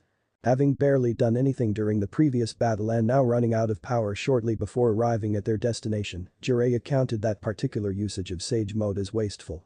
On a slightly different note, if he didn't know better, he would suspect Naruto of deliberately taking control earlier and making sure his participation was minimal. But he does know better and realizes that's exactly what the blonde did, likely as a way to lower the risk of him being harmed. And if he's seeing things correctly, then there's likely another blonde in on the plan. Probably her idea actually. The white-haired Sannin snorts in amusement. Should have known she would get her way in the end. That woman. They opt to scale the tower rather than use the ground entrance. Their reasoning being each village leader resides on the uppermost level of their respective buildings, and Nagato is likely to do the same for various reasons. Halfway up, however, they discover the entrance inside the painted face's mouth, and the plan changes. They go in, and once past the threshold, Naruto nods at him. He'd picked up Nagato's signature. Walking through the dimly lit hallways with Naruto in the lead and the clone carrying Conan in the rear, Jiraiya notes the distinct absence of people. Back in the Hokage building, one could always hear and see the activity as an inactive or retired move around carrying out their tasks. Then again, in a tower this big, perhaps the lower levels are where village personnel work. Naruto stops in front of a door, prompting the party to stop as well. He can't tell what the blonde is thinking, but for a couple of seconds, he simply stands there before reaching out to open it. The door swings open noiselessly, and after another hesitation, Naruto steps inside followed by everyone else. Jiraiya almost stumbles mid-step. So this is how it ends. That voice. Nagato. Indeed, before them is his old student. Or rather what remains of him. Beneath the red hair is an unhealthily gaunt face with a thin neck leading to an emaciated body. His ribs are easily visible, and there is almost no meat on his arms. His hands and lower body are attached to a contraption that Jiraiya assumes is to support him. If his legs look anything like his arms, then his body likely needs all the help it can get to remain upright. The most horrifying part of this image is the various rods seemingly sticking into his back. The fact that he can see two ends of them from the front has worrying connotations as to how far into his body the rods go. How is he still alive? Are you here to kill me, Jiraiya-sensei? Naruto Uzumaki. Nagato's raspy voice jolts Jiraiya out of his shock. Returning his gaze to the orb that speaks of a bone-deep weariness while also brimming with life in comparison to their owner's body. Or perhaps capture me to face the Leaf's justice alongside Conan. I want to stop you from dooming the world, but I don't want to kill either of you, Nagato. Please don't force me to, work with me instead. Jiraiya goes around Naruto to approach the redeed. I want to save you. What is there to save, sensei? You've bested me, thwarted my endeavor for peace, proving my conviction insufficient. I have nothing left but my life and Conan, and you have both within your palms. Damn it, Nagato. Stop talking like that. You can still be redeemed, but only if you work with me. Nagato didn't budge, so he tried another appeal, and if not for your sake, then do it for Conan's. Your story doesn't have to end like this, and neither does hers. Those ringed eyes move from him to somewhere behind him before blinking. What would you have me do? Help me understand you. What happened to you? To all of you? He asks, hoping to learn what could have left Nagato in this state. Turned his students into the people they are now. And don't you dare say war. Who did this to you? Does it truly matter, sensei? Why was he still hesitating? Yes. I want to know what happened to you all after I left. Is this the pain you spoke of? Is this the reason he turned to the Akatsuki? The Redeed stays quiet. Nagato. It was Hanzo. A soft voice speaks up, he marked the end. Turning around, Jiraiya sees Konan kneeling on the ground with her head bowed. Behind her stands the clone who'd been carrying her, and it nods when he looks at it. It had brought Konan back to consciousness. We were getting too powerful, beyond what he could control. Head not rising, Konan begins to recount the events that transpired within the village after he left. The three orphans form a group of like-minded people in an attempt to bring peace to the war-torn reign, to try and prevent other children from being left alone like them. That was the birth of the original Akatsuki. The group grew in size and influence, grew so much that Hanzo the salamander took notice of them and became fearful. He reached out with words of collaboration, but instead betrayed them, taking Konan hostage and threatening to kill her unless Nagato killed Yahiko. Hanzo had seen Yahiko as the leader and spirit of the group and believed killing him would kill the movement. Ignoring Konan's pleas to leave her behind, Yahiko sacrificed himself on a kunai in Nagato's hands, and the sight drove the Redeed to rage. Nagato saved Konan from Hanzo at the cost of his legs. Going further, he used a technique special to that to summon a beast that killed all the troops Hanzo had brought with him. The salamander escaped while the technique stole a great portion of Nagato's life force and left him in the state he is today. Nagato would later get his revenge on Hanzo, but the Akatsuki was never the same afterward. Over time their vision shifted, and with influence from a man in an orange mask calling himself Madara, they devised a new route to peace using the tailed beasts as a weapon. You understand now, why is my solution the only viable one? We only wanted peace within the village, to make life better for everyone. We tried to follow in your footsteps, use your teachings, yet in the end, we paid the price for it. Nagato's face tightens, something very obvious on his frame. Your idealistic vision of peace will never happen in this world. The people don't desire it enough.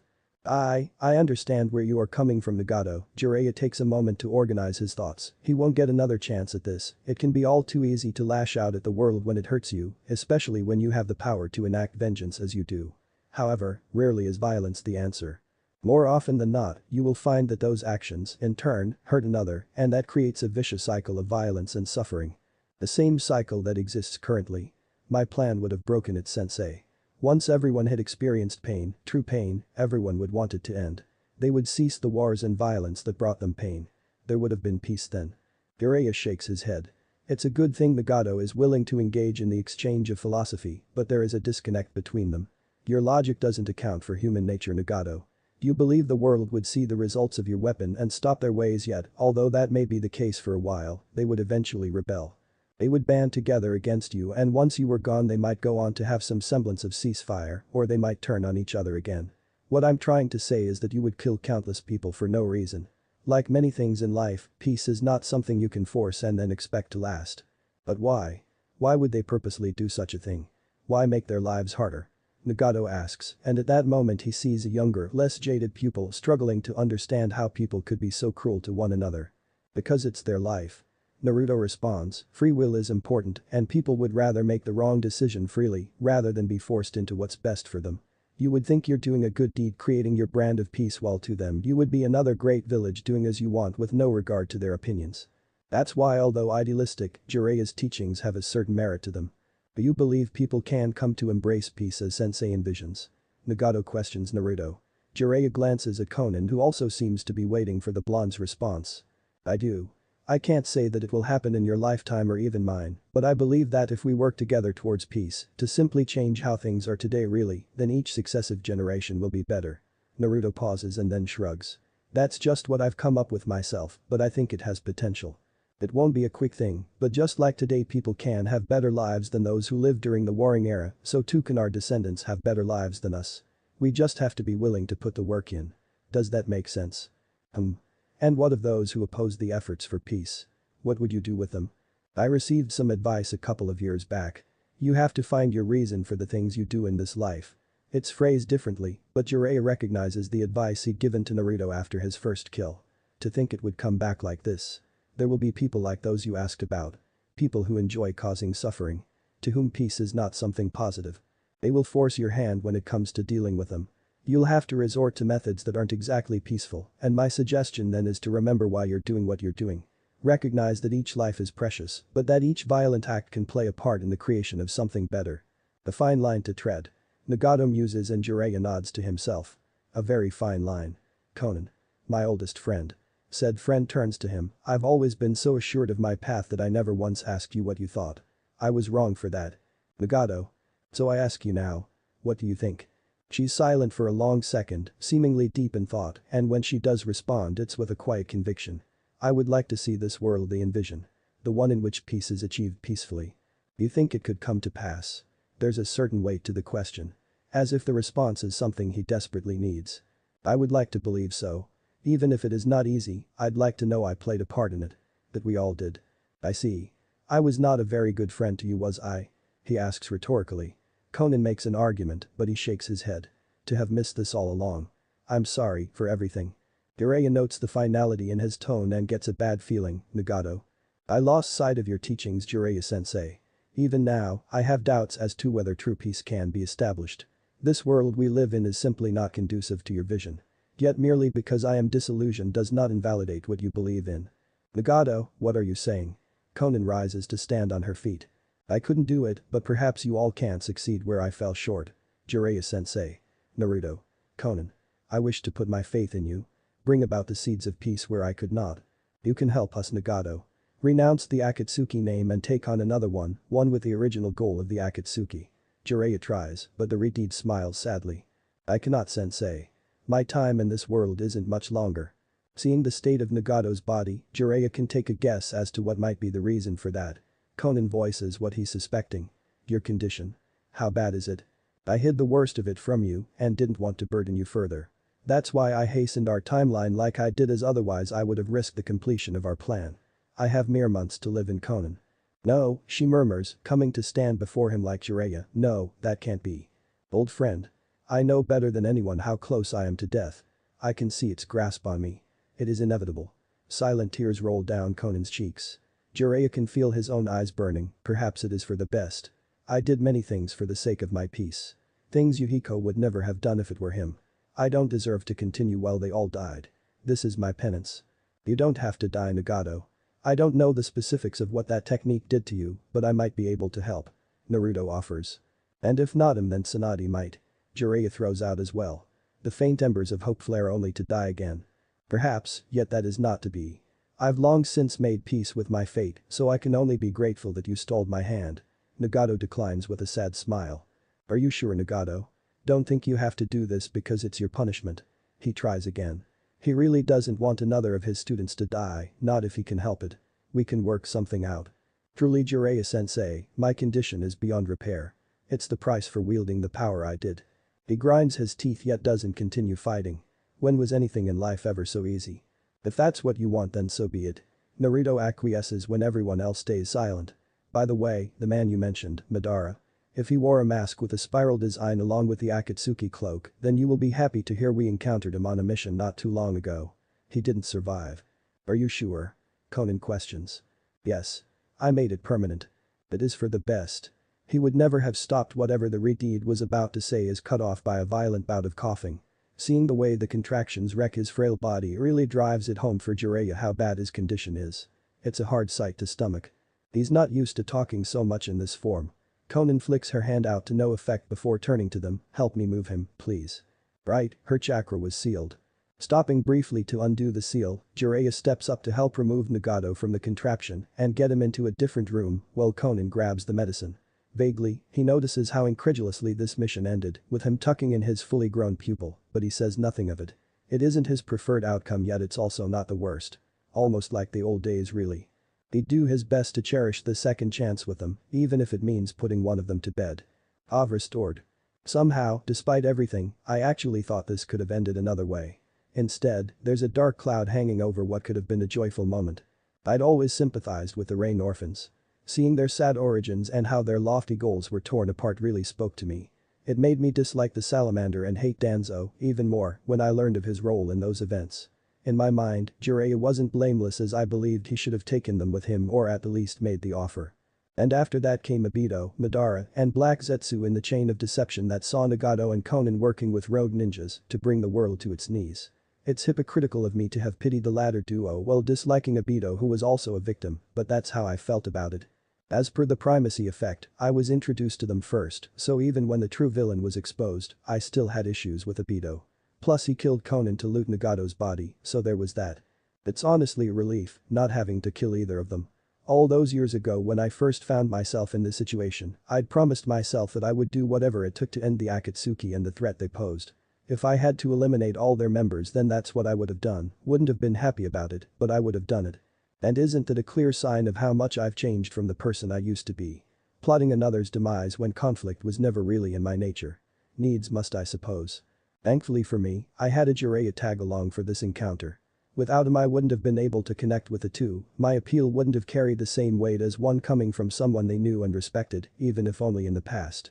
It's unfortunate that we managed to persuade them to try another route to the peace that they've always wanted, only to find out about Nagato's diagnosis. Who could have predicted that he was already on his deathbed? I knew that statue took a great toll on his health and he certainly didn't look well, yet I thought he would be fine. In the story he only died after using a sacrificial technique, so I suppose that knowledge blinded me to the truth. He was a man with one foot in the grave already. I should have seen it coming though. Something like this, an irreversible fatal condition, is frankly par for par regarding the outcome of people with good intentions. This accursed world isn't kind to those who seek to change it. But that's pessimist talk and there are enough negatives for today, so why not focus on something good? Like the fact that it's over for now. This version of the Akatsuki. The Moon's Eye Plan. The revival of Kagaya. They're all over and done with. No longer can they loom in the distant future and leave me restless. No longer will I have to spend time agonizing over plans and their possible outcomes. I've done my part and saw this task through to the end while saving countless lives in the process. I deserve a break now, don't I? Not a happily ever after, those are rare here, but maybe something else. Some time to myself where I can sit back and watch the sunset perhaps. A moment to live my own life not dictated to greater threats. Yeah. That sounds perfect. There will be more obstacles to worry over later, but I'm going to enjoy this peace while I have it. Kami knows I haven't been living for myself for a while now. Thanks for listening. I do hope you enjoy it. Turn on that bell notification. Like, subscribe and comment down below. And also check out the others' videos I have created and enjoyed it. See you guys next video.